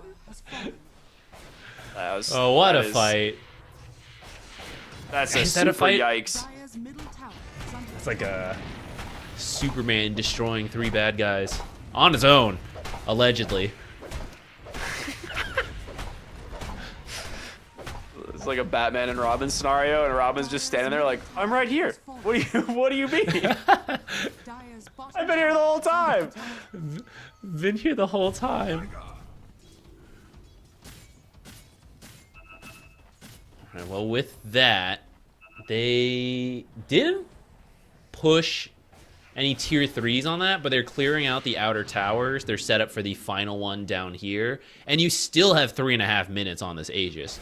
So, really some patience coming from BetBoom, and not feeling the need to rush high ground. at all, even though you have like a Deso TA.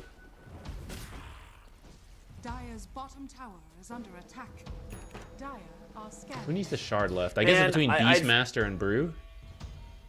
I feel like this isn't a good representation of Doom, is the thing. Like, I feel like that hero on paper should have been able to do more this game.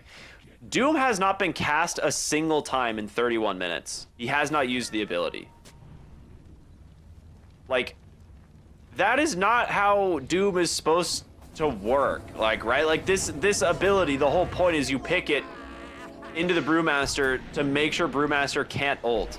And I will say the last fight was massive in terms of the Disruptor placing down the Static Storm the way that he did. But I'm also pretty sure Triple S held the ult thinking that Miro was gonna die. It was pretty close. I do think, as we were getting to the end and like, what offlaner is there that, you know, fulfills all these things you need? They pick Doom. He's built auras. It means he doesn't have a blink. So it is a little hard to get these blink Dooms. That Brewmaster Part 1 in particular, maybe you could have just walked up and done it, but some of these situations we've seen him try, and he just has to walk in and people get away, or you don't find him, you know, whatever the case may be, but he's still... Okay, he just bought the Blink Dagger. I think he sold something for it. Okay, the Fatal Bonds on barriered creeps is very funny. They should have not killed those, because it would have killed... Yeah, it's like he has to commit a demonic cleanse, because it would actually eventually kill him.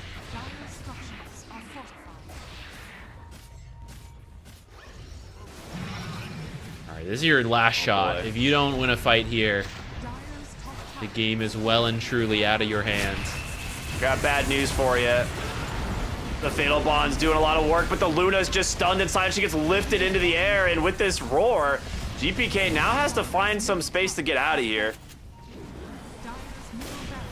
After it's all said and done, they don't even claim the Aegis. And Miro just solos the mid-racks with Primal Split instead. These guys are tipping. I like this. Too often the pros make a good play and no one tips them. I like this. They're pumping each other up.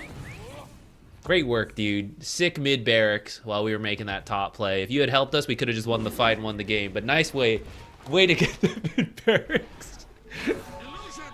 I think that was a good call. I think when you don't kill the sniper there on the initial jump roar, you do just disengage. So Brewmaster just sending over a couple Brewlings to finish off the tower in the mid lane is getting something out of nothing. I think, oh boy, GPK is very dead. Doom him! That's the refresher. Can GPK actually die is the question. That's a... He has another... It's going to be difficult. He did pop the refresher, so he has BKB. He has a second roar. He'll just try and No way, you gotta kill him. Way. He finally dies. Beastmaster 2,000 goes down. gold. 2,000 gold for the Dire. Munkushi getting the majority of it. Save tips. I'm like, yeah, nice one, buddy. Great call. Really glad that you said go on this guy.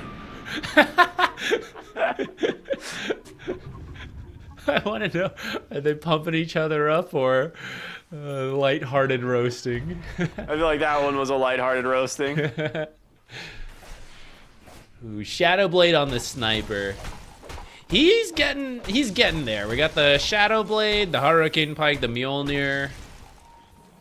Oh, Silver Edge next. I don't know. I think you have to all in on damage at this point.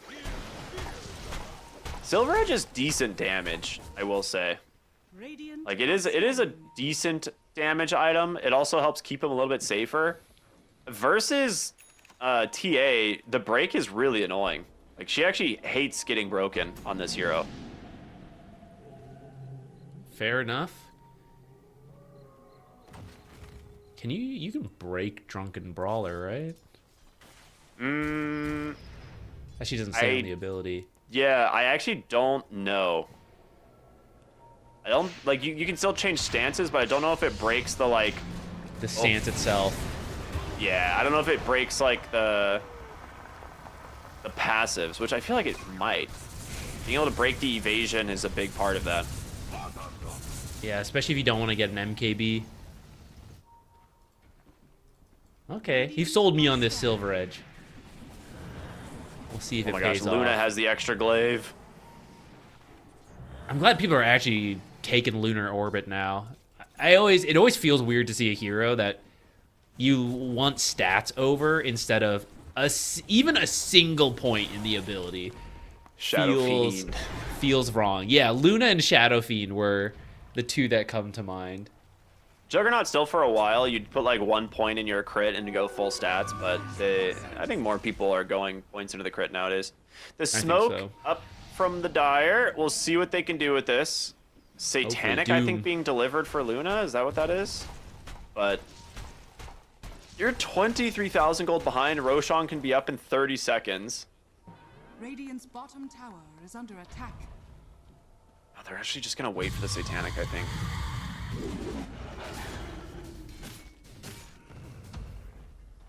Dire are scanning. It's the last piece is on the courier, I think. Yeah, here it goes. All right. Will there be a miscommunication doom on that smoke then? Yeah, I don't know, man. I don't even know who you doom at this point. Like, ideally, it's the Beastmaster, right? Like, I think he actually is a bigger target than Brewmaster in these fights. I agree. Beast, Brew, or Shadow Demon. Any of them is okay. I think Beastmaster's #1, but removing the saves is not bad. Yeah. There's some good wards here. I mean, they know exactly what's going on here on BetBoom.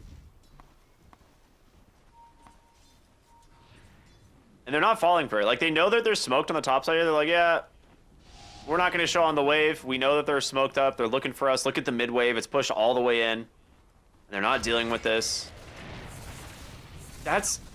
Is this like the 5th smoke this game from 1W that has Dire's done nothing? barracks are under attack. I haven't been counting, but they have 8 kills. So I think it's in that ballpark. Oh, Roshan is up. Roche. Ooh, good call, getting vision of a creep camp, because he's going to need to snowball out of here.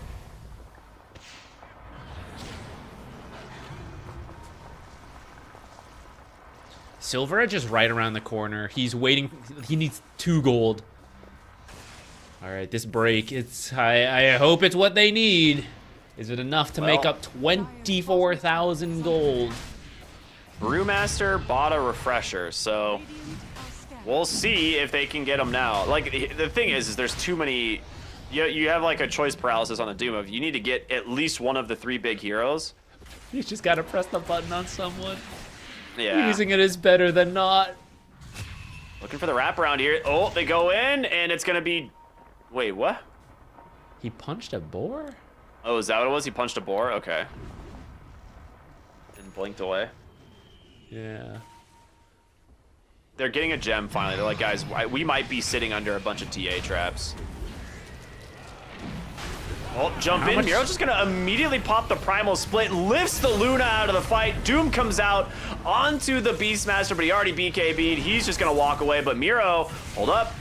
Needs to get away here. He's trying to. There's just that one left, but we'll just cancel it. Pop the refresher. He's made enough space. He's gonna go do it again. Jump right back on the high ground. He's gonna throw the Luna into the air once again as they look now for the Doom. Jump in from Sweet and Strong, but he's now stuck inside of the silence. Aegis is claimed. Save trying to finish off Triple S with the help of this Brewmaster. They will be able to do it. They will get the Shadow Team finally. As a snowball to make a little bit more space. Another Cyclone coming in from Miro as Squad X just on a sliver of HP, trying his best to deal what damage he can from the trees. They're kind of doing it, but Mukushi will finally die. Giratich will close the gap onto Squad X. They get the kill, and the Aegis will bring him back a second time. Triple S glimpsed back in. This might be a dieback. He's just completely isolated. Triple kill for the TA. The best fight we've seen from 1W, which is not a good thing, I think. Dire's Yeah, middle I mean- barracks are under attack. So imagine this game was Dire's middle closer. barracks has fallen. You win that fight, right? They finally Yeah. are able to attack. We see the combo, the Fatal Bond, the Luna, the sniper hitting. If you weren't 20,000 behind at the time of that fight, right, it would have been smoother. But they just missed all of their plays. The first Doom comes out, what was that, nearly 40 minutes into the game? Yeah. Dire's top barracks has fallen. Most of that fight, too, and I think...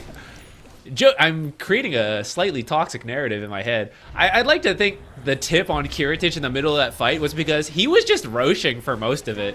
BetBoom Yeah. won a lot of that fight without him doing anything, and then he just comes in for kills. That's what I like to think that tip is like, hey, great job, buddy. Sick. Thanks, GPK.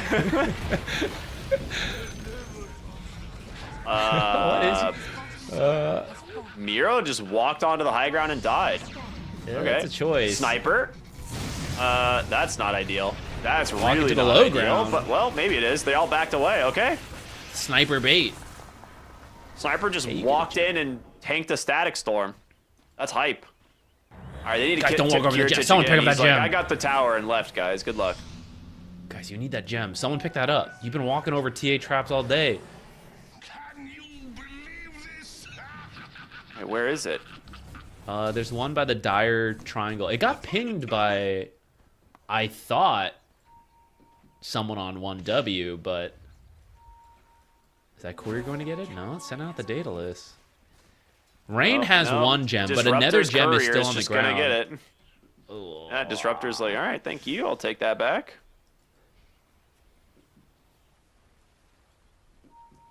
All right, there's smoking top. Tormentor is up if they want to try and get it, but Radiant's middle tower is under attack. I think right now the most important thing that they can do is try and position themselves to get another pick off or another kill, but BetBoom's not falling for it. They go all the way back to their base. I mean, a Tormentor at this point is nothing to them, so there's no need to risk staggering more deaths, I think. Yeah. We're having fun with the cast. I think probably they were too. You're kind of crushing this game, and I think you slip up at the very end, you lose a couple of heroes, and you go, okay, guys, stop. No more fun. No more fun. Get serious here. Focus up. So proper reset. You're still 29k ahead. The shard on Warlock will not do all that much. Just don't take a bad fight that staggers all of your deaths. We mentioned that death push potential from 1W's lineup. You goof off a little bit, Luna suddenly takes some barracks.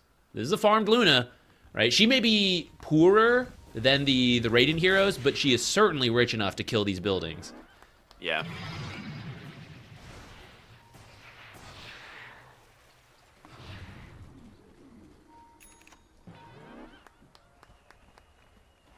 This is an Ags. I don't think he had this, right? Kataomi just finished this Ags on the Disruptor. Yeah, I don't think he had it in the previous fight. All right, so that's a big power spike. Never bought a Blink, though, so he may have some trouble actually getting in range to use it. Another shielder in there for the Beastmaster. Oh, they do see them there. The Hawks from Beastmaster know what's going on. Sweet Strong jumps in, looking to get the split, though. It's going to come out right away. And now Sweet and Strong is gone. He has no buyback. I don't know if you should be...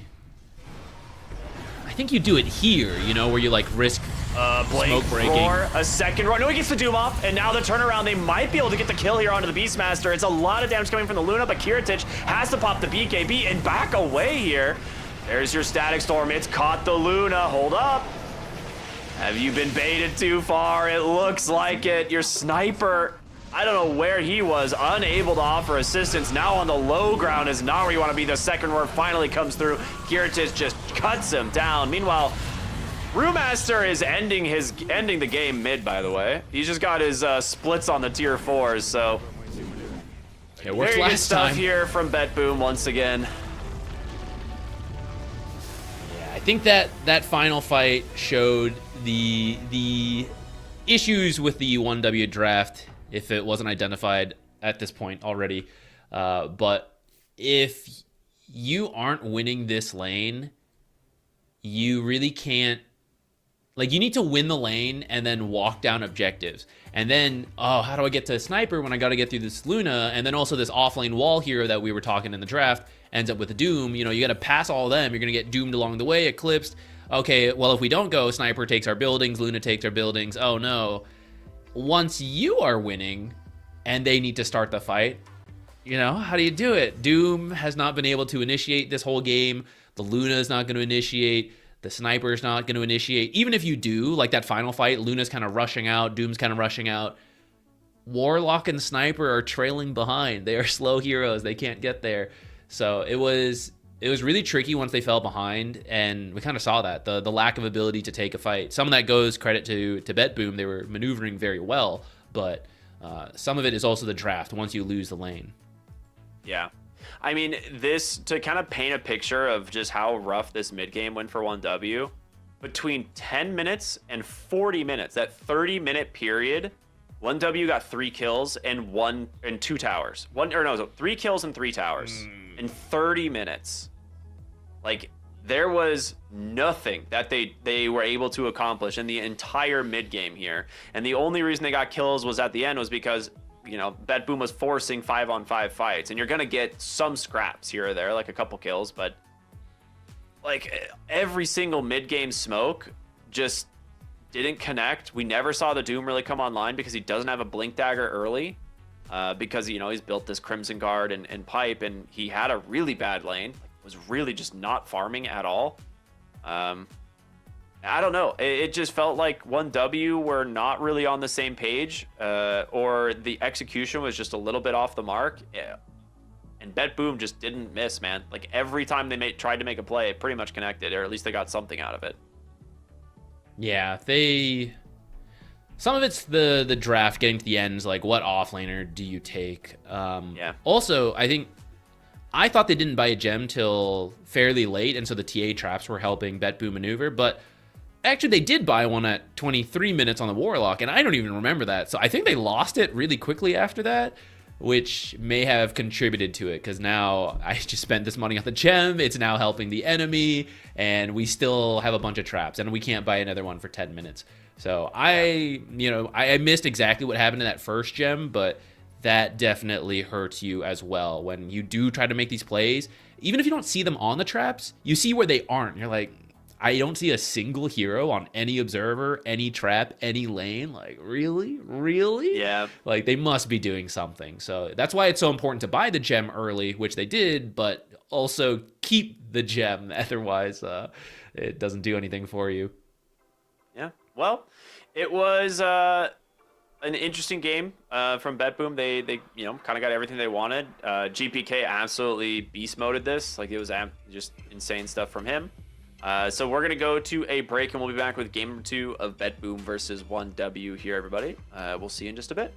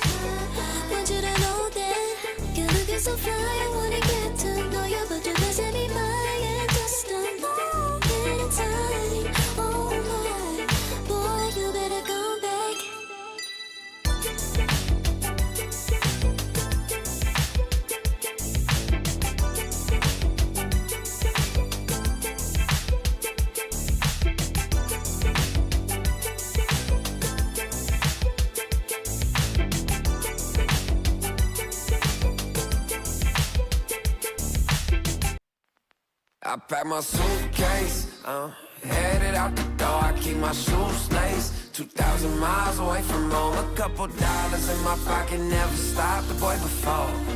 I load my bags and hit the road. Miles past, turning back, found my track, face the fact, she a cold one. Never gonna settle for none. Stay up every night till I won. Don't want a slow rise now. I'm confident opulence isn't a long ride out. When I look back now, I'm astounded. A quiet boy from old age, but always felt the world was a stage, yeah. I celebrate one last late night. My old life ain't staying. I pack my suitcase, headed out the door, I keep my shoes laced. 2,000 miles away from home. A couple dollars in my pocket, never stopped the boy before. I load my bags and hit the road. I'm headed to LA. I'm headed on my way. I'm headed on my way to LA. Headed on my way to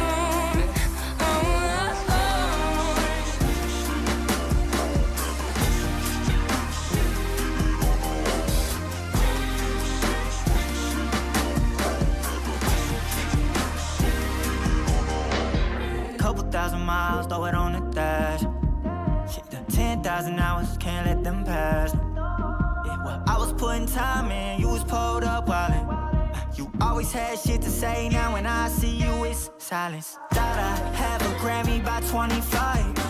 Commas after commas next to dollar sign, yeah. Had to remind myself why I'm living this life. Look at all the late nights, it'll all come in due time, yeah. made for the fight, for the pain and the climb. Tied to the life I chose. Stay through the night, another day, not a dime. Race against time. I couldn't just lay by and wonder what I could have made mine. I'm closing on the moment, no one's gonna hold me down. I pack my suitcase, headed out the door, I keep my shoes laced. 2,000 miles away from home. A couple dollars in my pocket, never stopped the boy before. I load my bags and hit the road.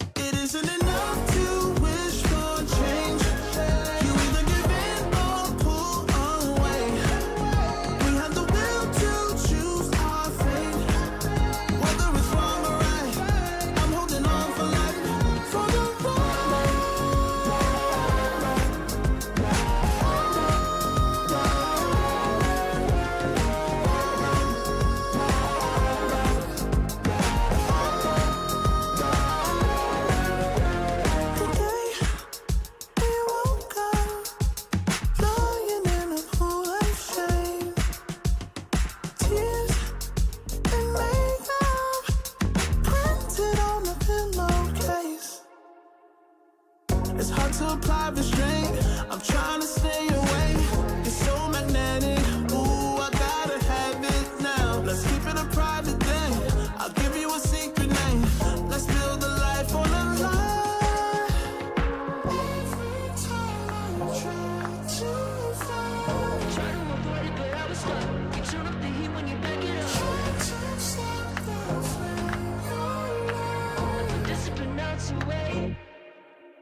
It isn't enough to wish for change.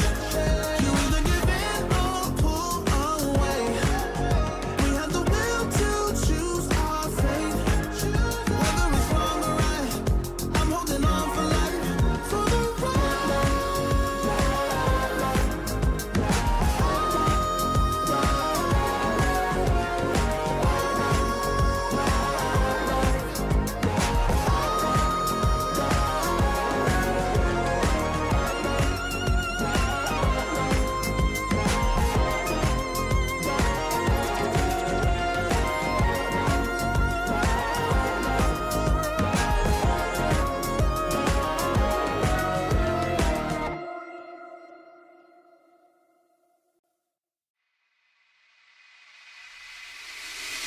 I can feel it, I can feel it in my blood, through my veins like a melody. I can feel it, I can feel it, so alive, floating high, I can finally breathe.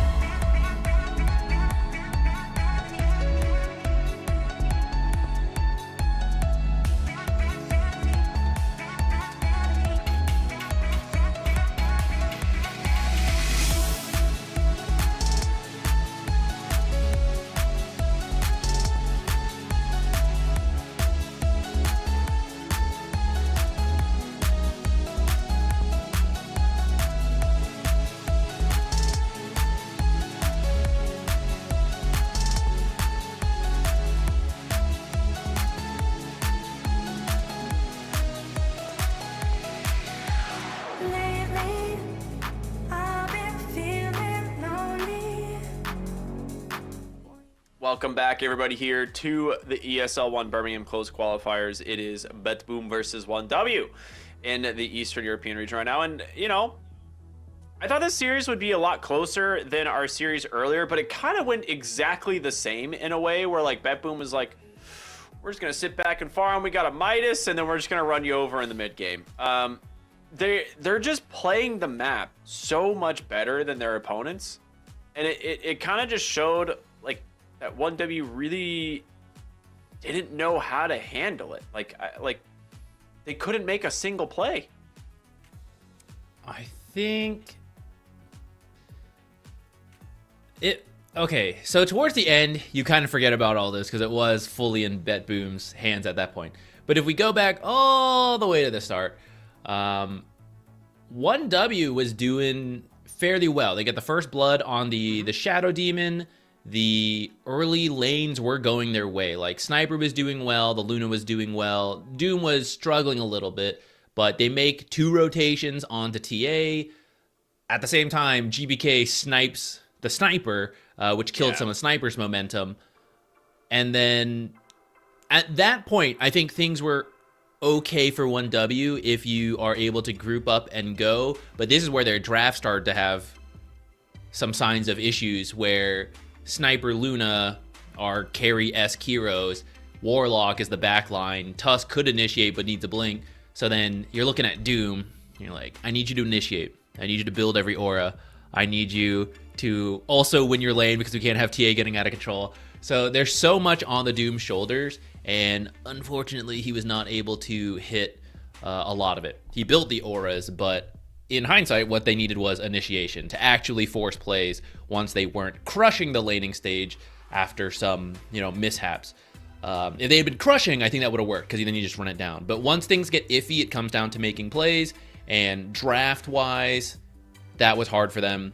Experience-wise, I would also say better for BetBoom in that sense, right? We saw them make so many good movements. Avoiding a lot of smokes is really the big thing for them that game, where it's not for lack of trying. I know we harped on Doom not being able to get off his namesake, but he did try. There were so many smokes they were running in. The execution could have been better, but also BetBoom made some of their own great plays and tipped themselves for it, right? So I think game 2, you're picking something way easier at the start. You're like Centaur opener, something really basic from the off lane, which is not meant to harp on the player, but I think that is the better approach to the meta drafting, if you want to think of it that way, where Klinks is really good and Ursa are really good. They're like the top 2 carries and then Gyrocopter. After that, there's a pretty wide mix of carries that are pretty decent. Whereas the offlane pool, there's a really big gap between the better offlaners and then the rest. And you only move to the rest after everything else is banned, which is why I usually try to grab one of those good ones before that happens. But when you get to your final pick and you're realizing like all the good ones have been banned and they have picked the other 2, Beastmaster and Brewmaster, like what is even left? 5 seconds. Yeah, that's a really good point, and I think this game will probably see an adjustment in the draft in terms of the bans. So far, a lot of the same. We're gonna see the Enigma actually get removed, but they're Timbersaw, Centaur. We see Katomi's Tinker get respect banned as well. Dire team banned. BB team's turn to pick. That's a Last lot of set of bans will be the offlaners and Jakiro strong Shadow Demon. supports. I mean, Save absolutely wrecked them on the Shadow Demon last game. This leaves in the Tiny. That will be the first pick for 1W here. I mean, is it Treant Protector? Is it Klinks? I like either of those. I would favor Treant a little bit more. 5 seconds remaining. Because there's quite a few carries still in the pool. I think it's okay to not take. And you have the next pick too. So it's like if you go for the Treant and then they ban the Klinks, it's not like there's, some, a lack of options like you were mentioning earlier. There's a lot of really good carries in the pool right now. Which kind of begged the question of the Luna pick as well. I will let that one slide because it is, I think, on paper, a good hero. Combining it with the Sniper makes things very awkward, though. Okay, they go for the Tusk. I was thinking about that because on one hand, I want to say, like, yeah, why are we picking Luna so early when there's many other heroes in the pool? But there was Tusk and Warlock. Either of them pair well with Luna. Both of them, in theory, are even better. And I think that's why they wanted her so early, because Gyrocopter was banned out, and you're running out of heroes that are going to pair well with both those supports. But I think you just pass on that. You just grab something else, and even if your lane synergy is not as good, your overall draft synergy is better. I guess it's just a trade-off, right? Because in the end, Luna did do well, as even though we're highlighting it. Her lane went well, which makes me hesitant to point at it as the problem in the draft. Yeah, I think that, to me, like when you have a hero that has such a night vision advantage, I think it's really important to use it. And I feel like that was the weakest part of 1W's play in the last game is they have 2 heroes with improved night vision and still couldn't actually connect on ganks at night because they don't have a hero that actually starts the fight for them,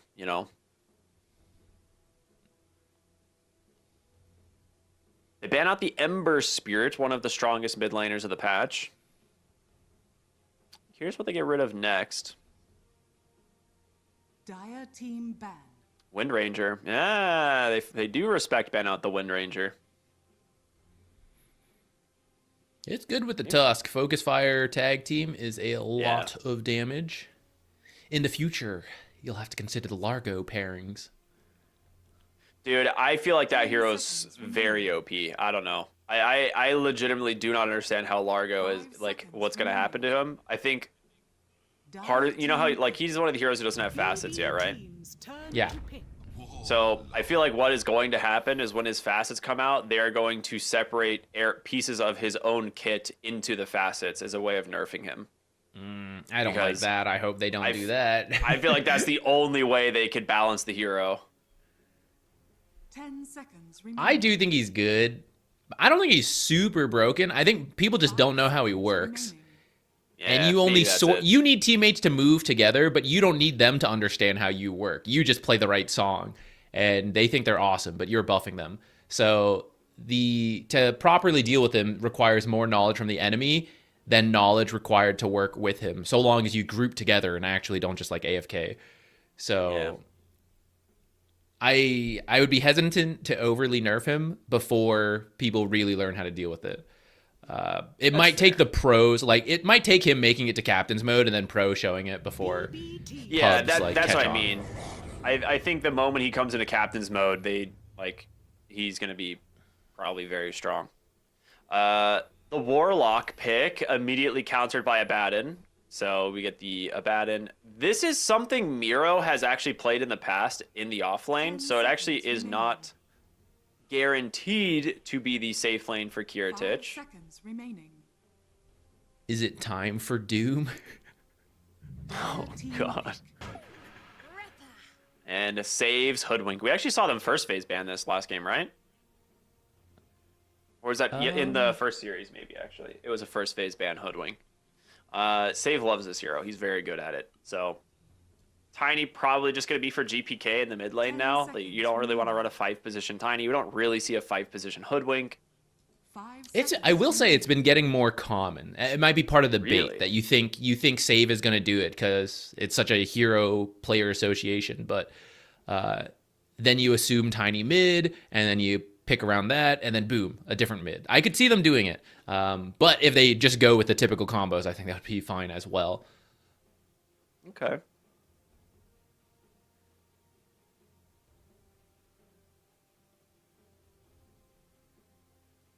With this next pick, I think I would like them to just prioritize an offlane hero that is decent enough against Abaddon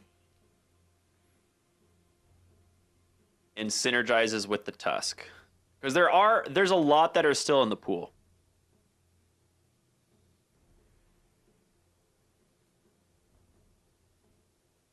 Gosh, also Abaddon seen- actually causes such a wrench in things.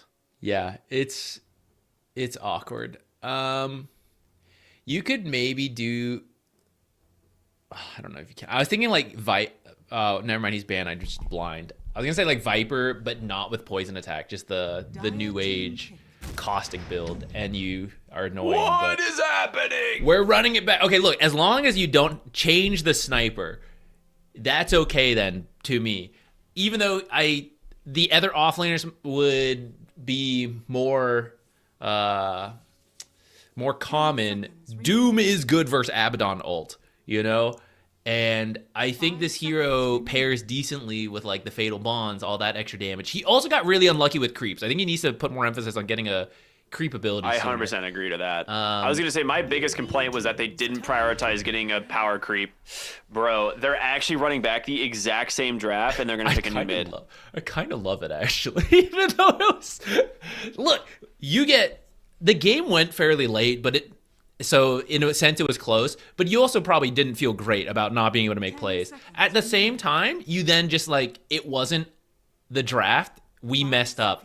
We believe in it. I almost appreciate that and respect that. And I think as long as you don't end up with a sniper mid, it can be so much better.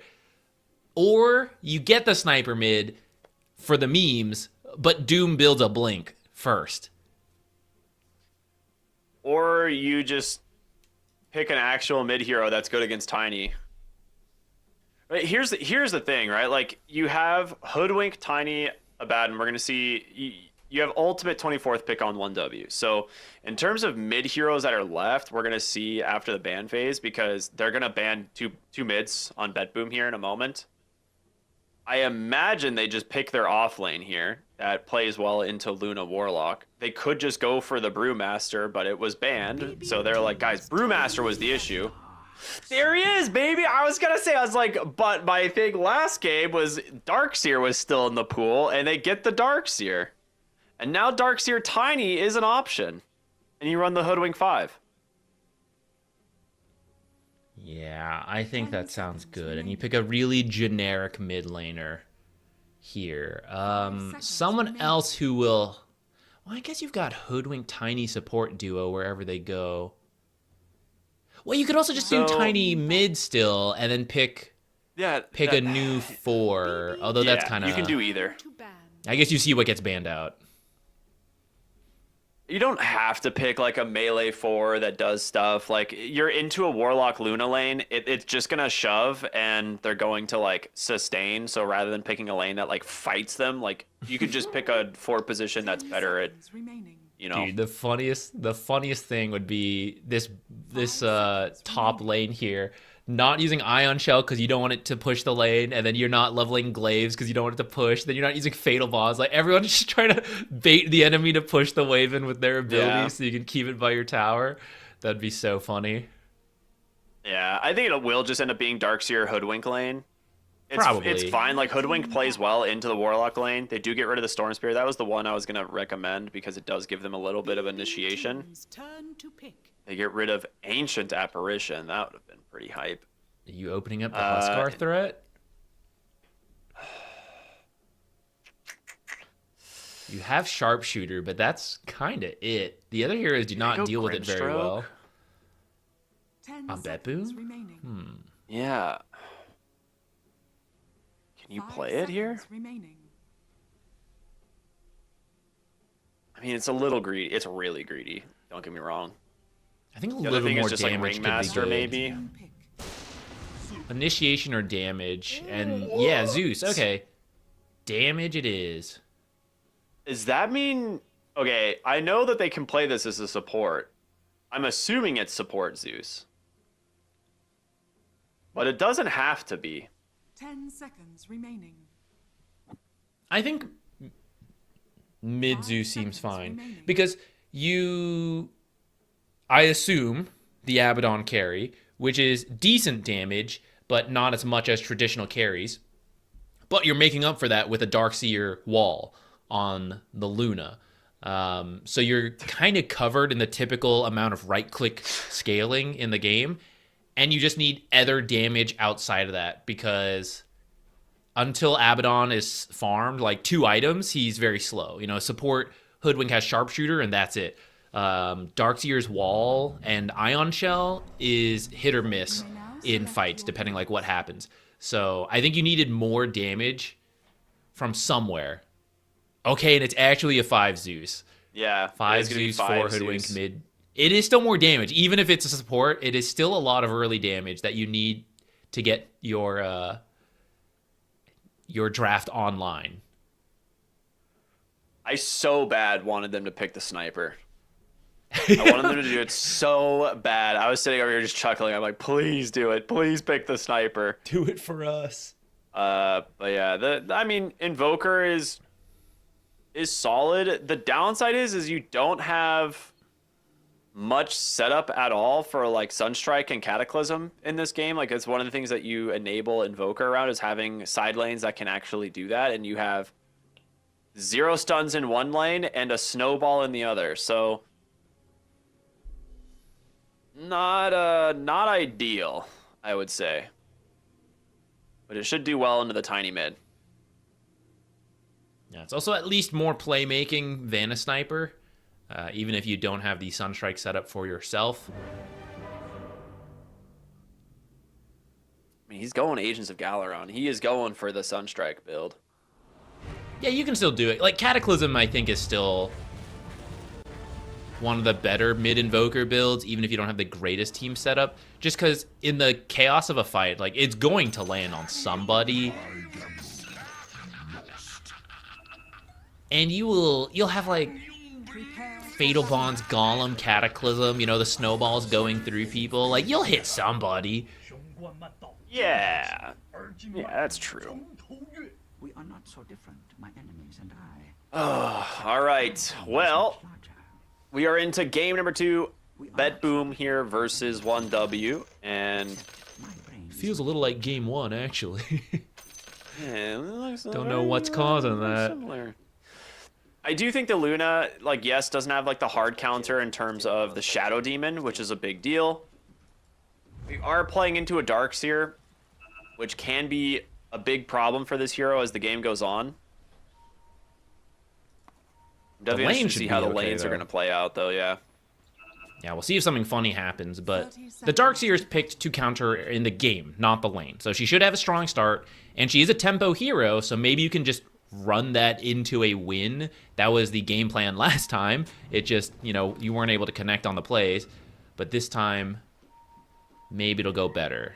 TA traps were part of why they struggled to find those fights, and she's not in the game this time. Though, they have a different vision hero in the Zeus, who can also make it hard to know what you're getting into.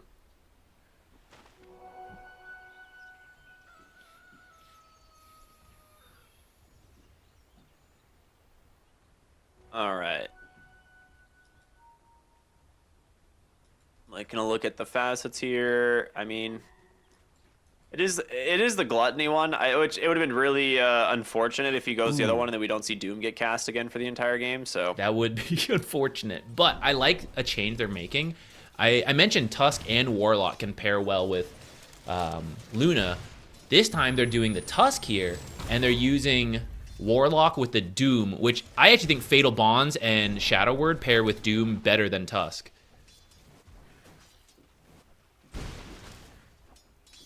Which I think is interesting idea. I think it also has to do with the Zeus, right? Like, Zeus wants to out-damage you and work you down. And now you're trying to do that into Shadow Word, which, when it comes down to it, like, who can convert mana? One guy's trying to convert mana to damage, and the other's mana to healing. And the mana to healing is a lot more effective, in my opinion.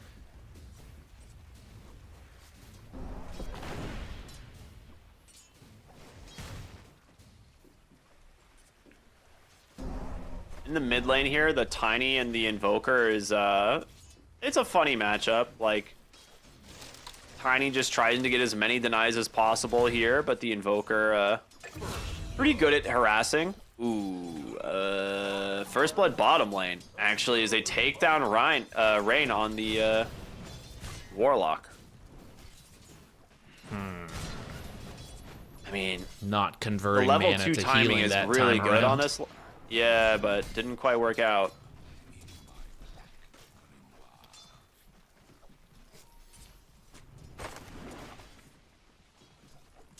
The healing is over time on the side of the Warlock, whereas Zeus's damage is more up front. So if you do throw in the burst, especially with the Abaddon hitting, it can be scary. Okay, we're level 2 on Doom. I see the speed creep at least. Kobold Foreman is in the small camp. Absolutely worth heading over. It's one of the better creeps you can get.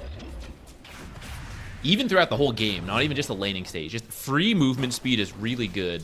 Yeah. Get over there before it dies. 13 movement speed. 13%. All right, he's got it. Nice. Already off to a better start. Now we just need a Doom within the first 40 minutes, and we're miles ahead of game 1.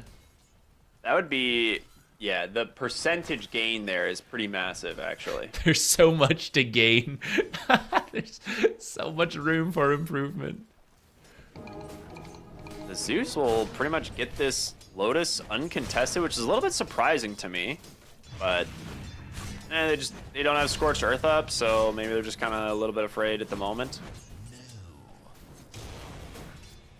So he went live wire on the Zeus. What is this facet even again? I completely forgot what this thing does. You do more damage to nearby enemies. That's so right, in the lane, you actually want to kind of get close and then attack. You don't really have to think of it that hard throughout the game, where you don't like grief your own positioning to do a little bit more damage. That's a very nice kill.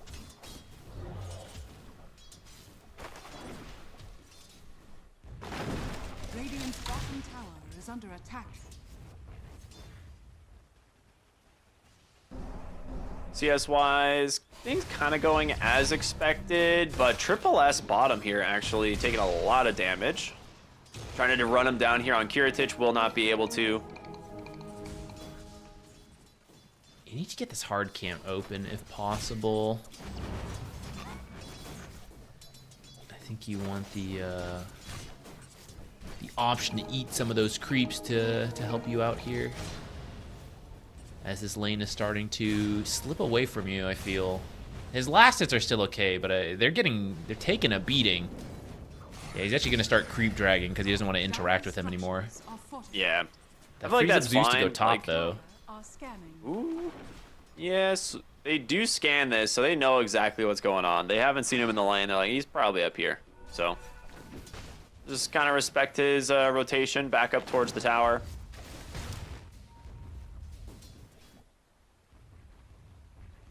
I think overall, this is very similar to what we saw in the last game. Like, the lanes were going, you know, decently well for 1W. It's not like they were struggling in the lane at all. It was really the mid game where things started to kind of crumble. And also GPK making some insanely clutch plays in the mid lane as well was a big deal. This time the mid lane is not going as well, though. You don't have the Sniper versus Beastmaster. Tiny versus Invoker's doing well. And this time he's getting baited in, looking at the Tiny save wrapping around. That is a free kill, I was going to say, but he lives a little longer. There we go. Now it's a free kill. Tip starting early this time. Well, they're going to look for Miro in the top lane. A lot of damage coming through. Ice shards not really on the mark to block him, so Miro trying to just hobble away. If the dots are going to be able to do enough damage, it looks like they will. That gets my seal of approval. All right, really good stuff. I mean, they knew the Warlock was up here. They saw him under the ward, but maybe just thinking he could get away with the Surge. But lower levels of the Surge does not last all that long.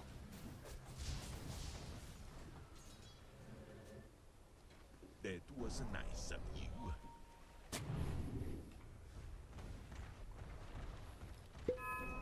Do you think Kiritich is getting a lot more space this time around? I suppose last time he also had space, and then they rotated on him twice. So maybe that pattern will continue. This one's going to be harder, though. Ganking an Abaddon, especially when GPK here this time to gank. You actually gank on Tiny, compared to the Beastmaster, who's...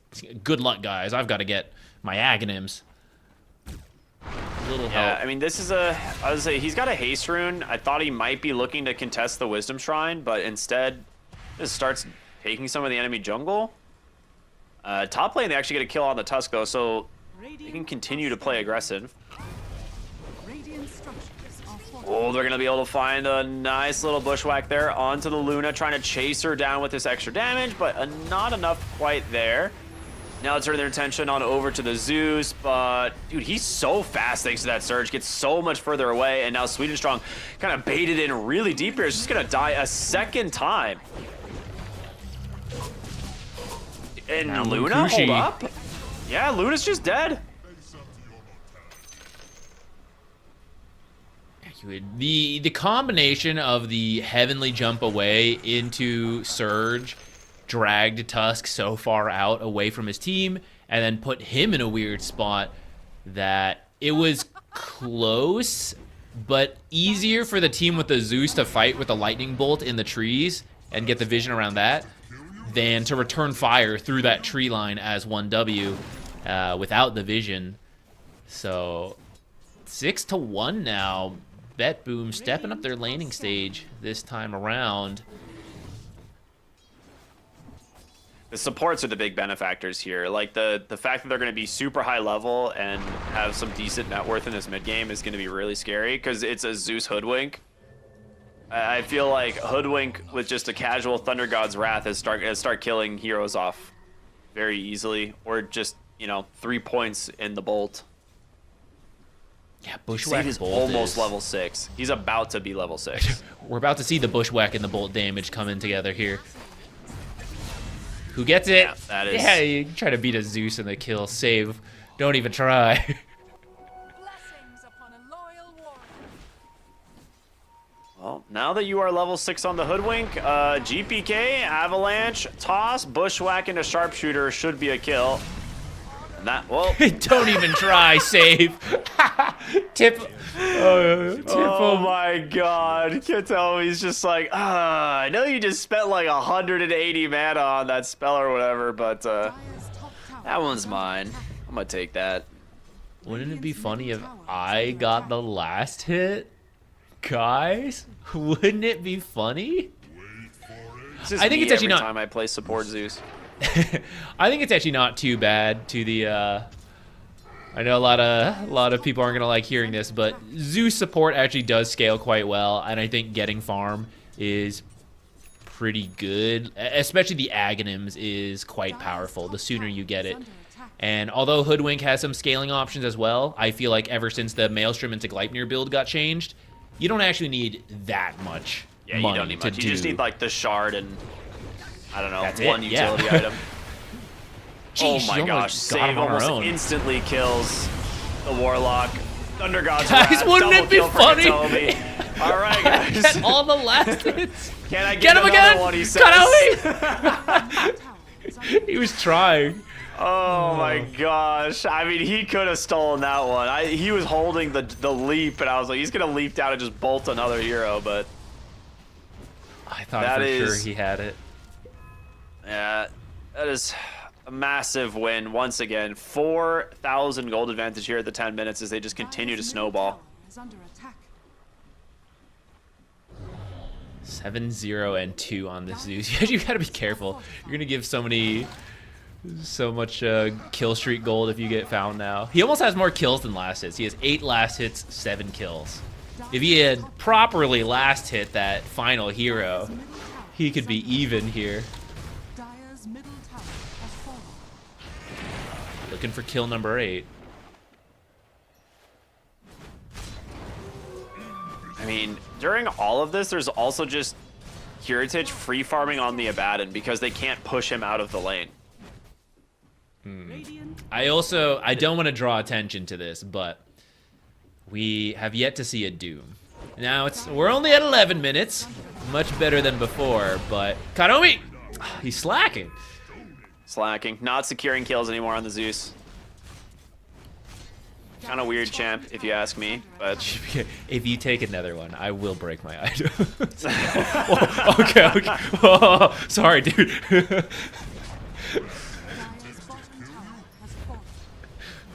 Well, with this, up 6,000, they continue to just pull away. And Katomi, our Hoodwink's working on the vessel. Katomi, I think, just going straight to the Aghanim Shard is what it looks like. Not really gonna wait for anything else. They've got their mana boots. Wait, is he? That's so greedy. The last hits are getting to his head. Yeah. I mean, I don't know why he would rush the Aghanim Shard on this hero. It's for farming, because you can save all your mana for fights and then still have a lot of farm. Personally, I think the Ags is still better utility-wise, but the way the game's going, you're probably feeling like, I can get away with this. Like, he half-killed that Luna on his own. Okay, an unfortunate wall placement there. Doesn't quite get the kill onto the Luna, but the Sharpshooter will, and Save gets the jump to the low ground, baits in Sweet and Strong. They lose the Invoker as well during all of this. The illusions from Miro just ripped through him, and now it's just going to be one after the other that they die here. Katomi trying to chase down Sweet and Strong. Miro will get the extra kill there thanks to the Ion Shells. It is 16-1, Zach. Yeah, you can buy the Aghanim Shard this game. It's fine. Think you can buy the Midas if you want after that. I think it's going to be okay. Off of that, they are removing even more wards. Like, this is the thing. As you start to lose, even taking the Zeus out of the picture, you lose this badly in these early team fights, a lot of your wards are taken out.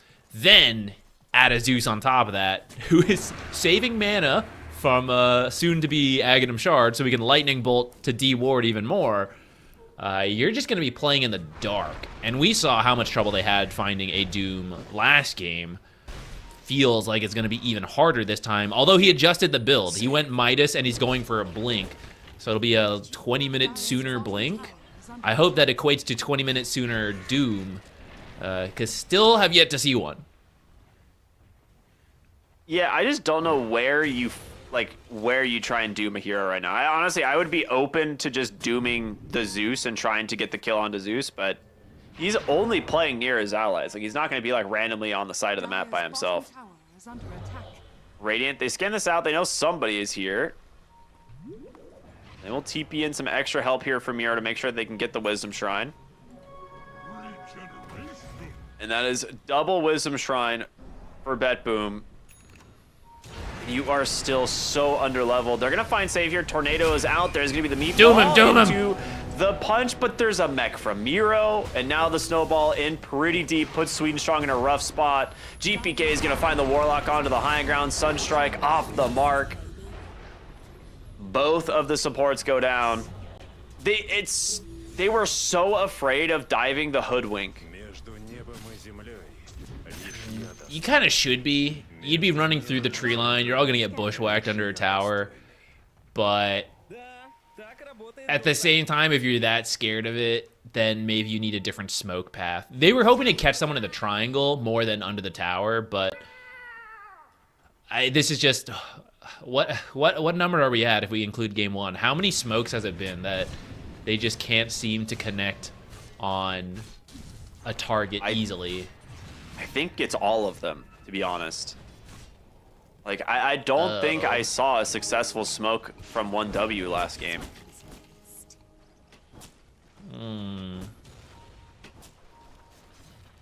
Good news, pub players. Rejoice. Kadomi went back for Ags. He's not building the shard. Don't do it in your pubs, guys. If you're playing Zeus support, go straight Ags. Kadomi approved. I know 7-0-8. Zeus. I know why. He's banking on Tormentor. He's like, I'll get it from Tormentor. I know it. Could be. His team might have... Because, okay, he's had chances to steal kills. And one could say, well, support shouldn't really be doing that, sure. But one could also make up a narrative that his teammates are pissed. And they're like, God, homie, I swear, if you take another kill, I will stop playing this game. You have to stop taking them. 7 is enough. It's never enough. I don't hear a core saying, I don't need any more kills.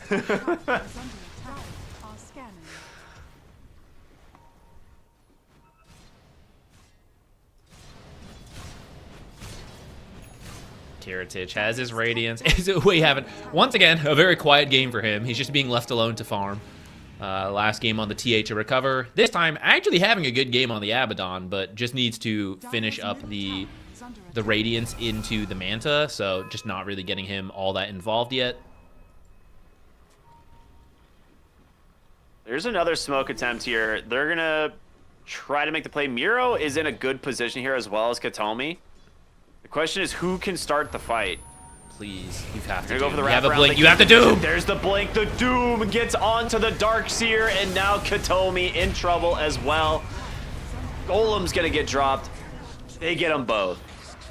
That is what needed to happen last game with the Doom. It's only 17 minutes. That's twice as good as last game. Yeah. That's a huge amount of gold going their way as well. Like that was a massive kill streak. It really was. 1,750 gold. Maybe that's why he stopped stealing kills. He didn't want to give more money when he ultimately dies.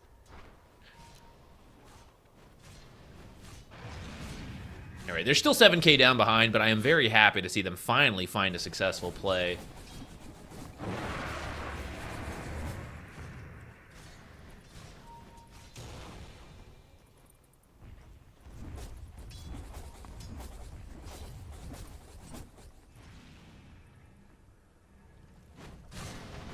Where are we on? I mean, overall, the biggest net worth lead here is really the mid lane and the supports. Like, the other two lanes, not much of a difference, to be honest. But the fact that your Zeus is, you know, pretty much halfway to his Aghanim Scepter. A little bit scary. Oh, all right, GPK, that's bullying. Pops the Amplify damage, kills the Warlock top. Immediately going to TP into the mid lane to see if they can actually find anything else. Triple S, caught from the bushwhack. Drops an Ice Path, but oh my gosh, what movement from GPK. That was so sick. What a spell combo, landing everything. That's fast. You see the tiny top, you think you got space mid. Suddenly he's there in the fight instantly. And now you see that fight go terribly mid. You're like, quick, push out the last lane. They were top, they were mid. Get bottom out. Here's Kiritich. I'm helping. I'm contributing. My 5th kill assist. And that is such a quick rotation from every single one of these heroes. I mean, we saw them, you know, get the Doom out and get something with that, but at the moment, like, everything is still going their way. They put the ward there. They're like, we don't really, you know, we don't have to do a whole lot. They're just going to wait for him to commit, then get the bushwhack. Yeah, nicely done. That's a smart ward. If you walk into Eclipse, that's the one way you turn this as the Luna. So you put that so you can still attack Luna, but keep your spacing from the Eclipse. And then you just take your time to finish the kill, because she still can't teleport out because you're saving Bushwhack. He just piped the wave to save it from the meteor. Got him. Save. Uh-oh, gonna run straight into... Do you have Dusk? They have, no detection? They have detection is the question. I mean, Katomi needs to bolt it. They know he's on the backside now, but... Did not have the ult, and not a lot of mana either are on the Zeus there. If he went the Shard, though, he might have had the mana. It's true, man. But he also wouldn't almost be done with the Ags, which is only 700 gold away. Pretty close.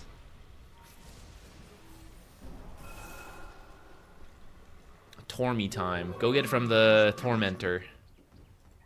Whether you get it on Hoodwink or Zeus is actually really good. Oh boy, not again. GPK. Avalanche tossed in the mid lane, brings Squad X into no man's land, and he will burn.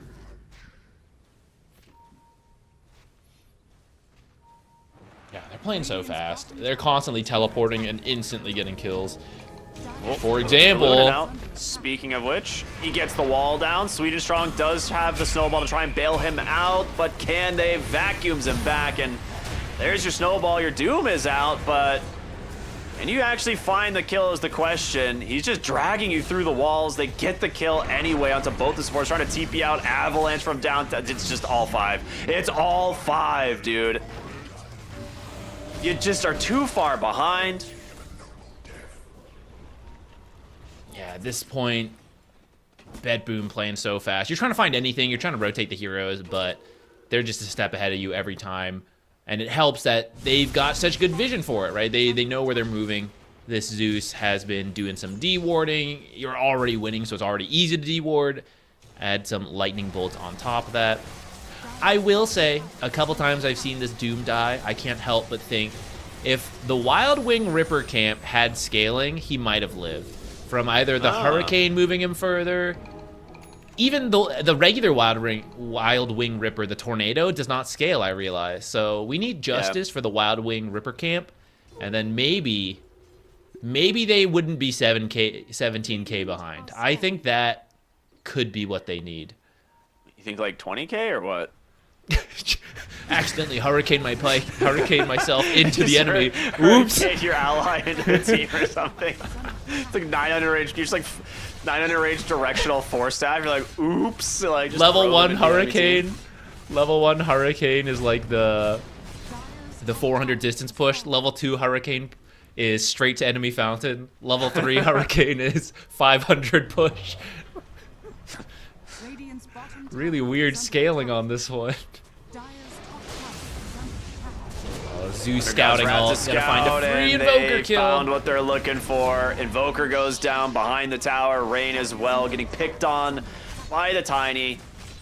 18,000 gold advantage as they're looking to just close this one out. I mean, you don't really need to worry about Roshan. You're so far ahead. You are so tanky. You've got an Abaddon on the front line. You have this Tiny as well.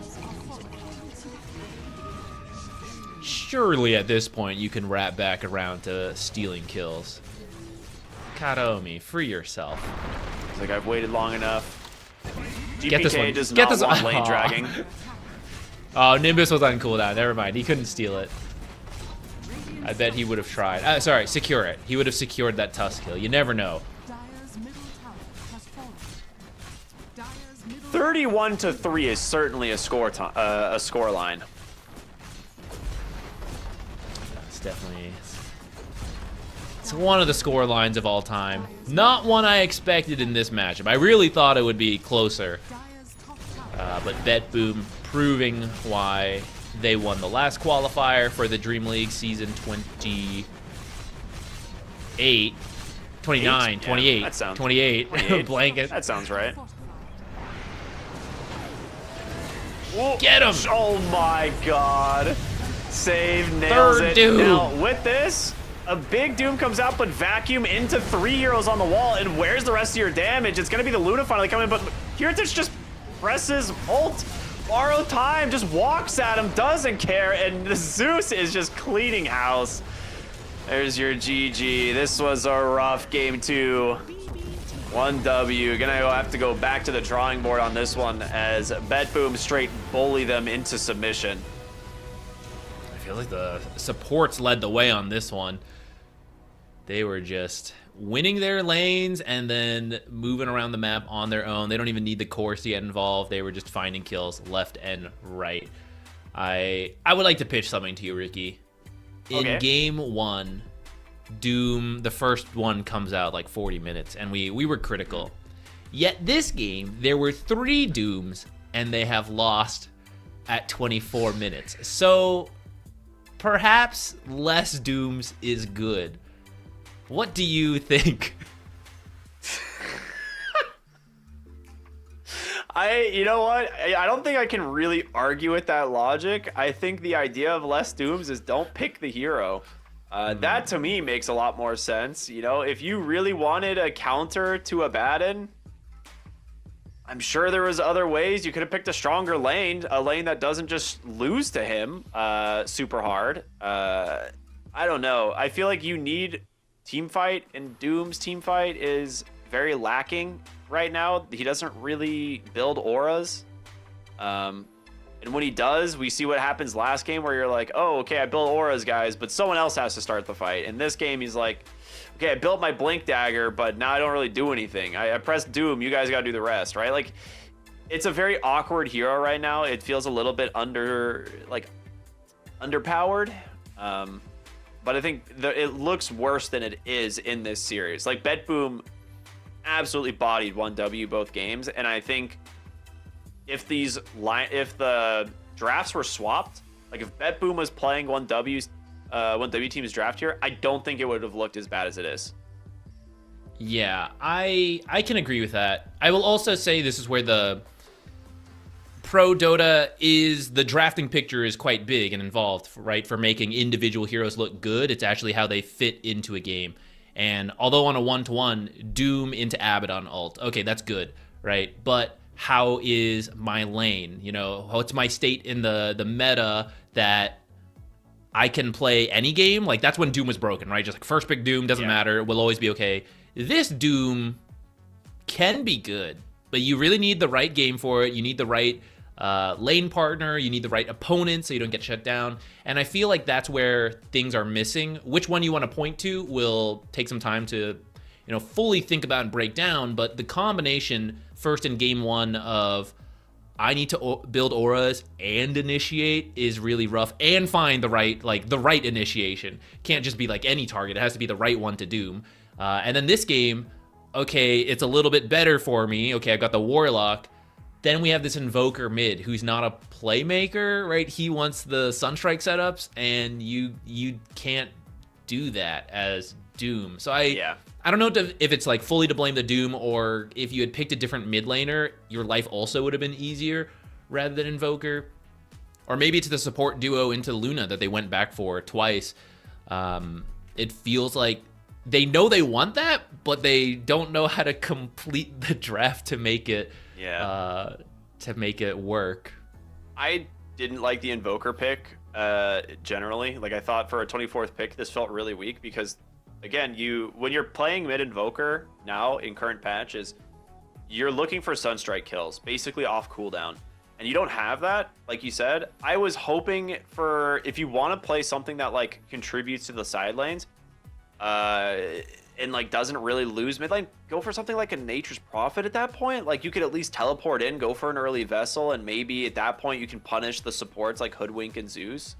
But Hoodwink is a natural counter to Nature's. Zeus like has Leap as well, so they have ways to get out of Sprout. So it's like, I don't know exactly what the mid hero would have been, but it could have been something better than Invoker, I think. Even Pango. Like, Pango didn't even get picked in this game.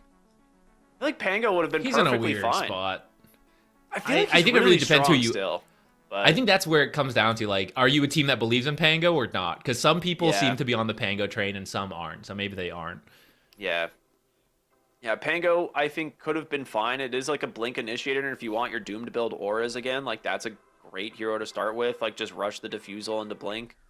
Yeah, I don't know. Like, there's a lot of, you know, what ifs, I guess, but that is the end of the day, dude. That is the full 3 series in the bag. BetBoom going 4-0 to the start of the qualifiers. They're gonna go straight into the upper bracket final, our first team to do so. Meanwhile, Aurora and Inner Circle are playing right now, and this might be a surprise. Inner Circle actually winning game number 1 in that series. So they're happening right now on the Ember stream in game number 2. If you guys want to see how that's going to play out, definitely feel free to head on over there. But that's going to do it for us on the main stream, and we'll be back tomorrow morning with more of the Eastern European qualifiers. So thanks for watching, everybody. Have a wonderful evening. We'll see you then. Through the night, serotonin slide, slide, slide. Serotonin slide, slide, slide. Serotonin slide, slide about a year like we're tired, but really we just about to get by. Loving at the speed of light. Your body, I can help but admire.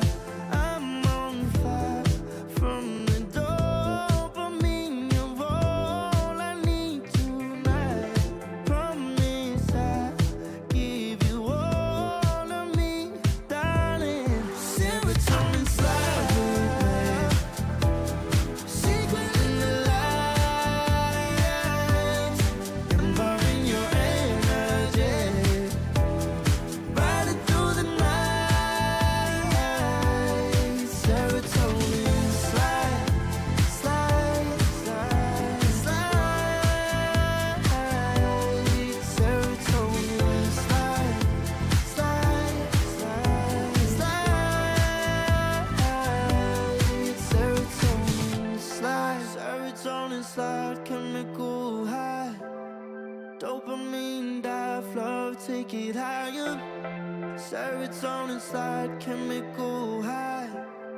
Dopamine dive, love, take it higher. Serotonin slide, chemical high. Dopamine dive, love, take it higher. Serotonin slide, chemical high. Dopamine dive, love, take it higher. Secret in the light, empowering your energy, riding through the night. Serotonin slide, slide, slide, slide. Serotonin slide, slide, slide, slide. Serotonin slide.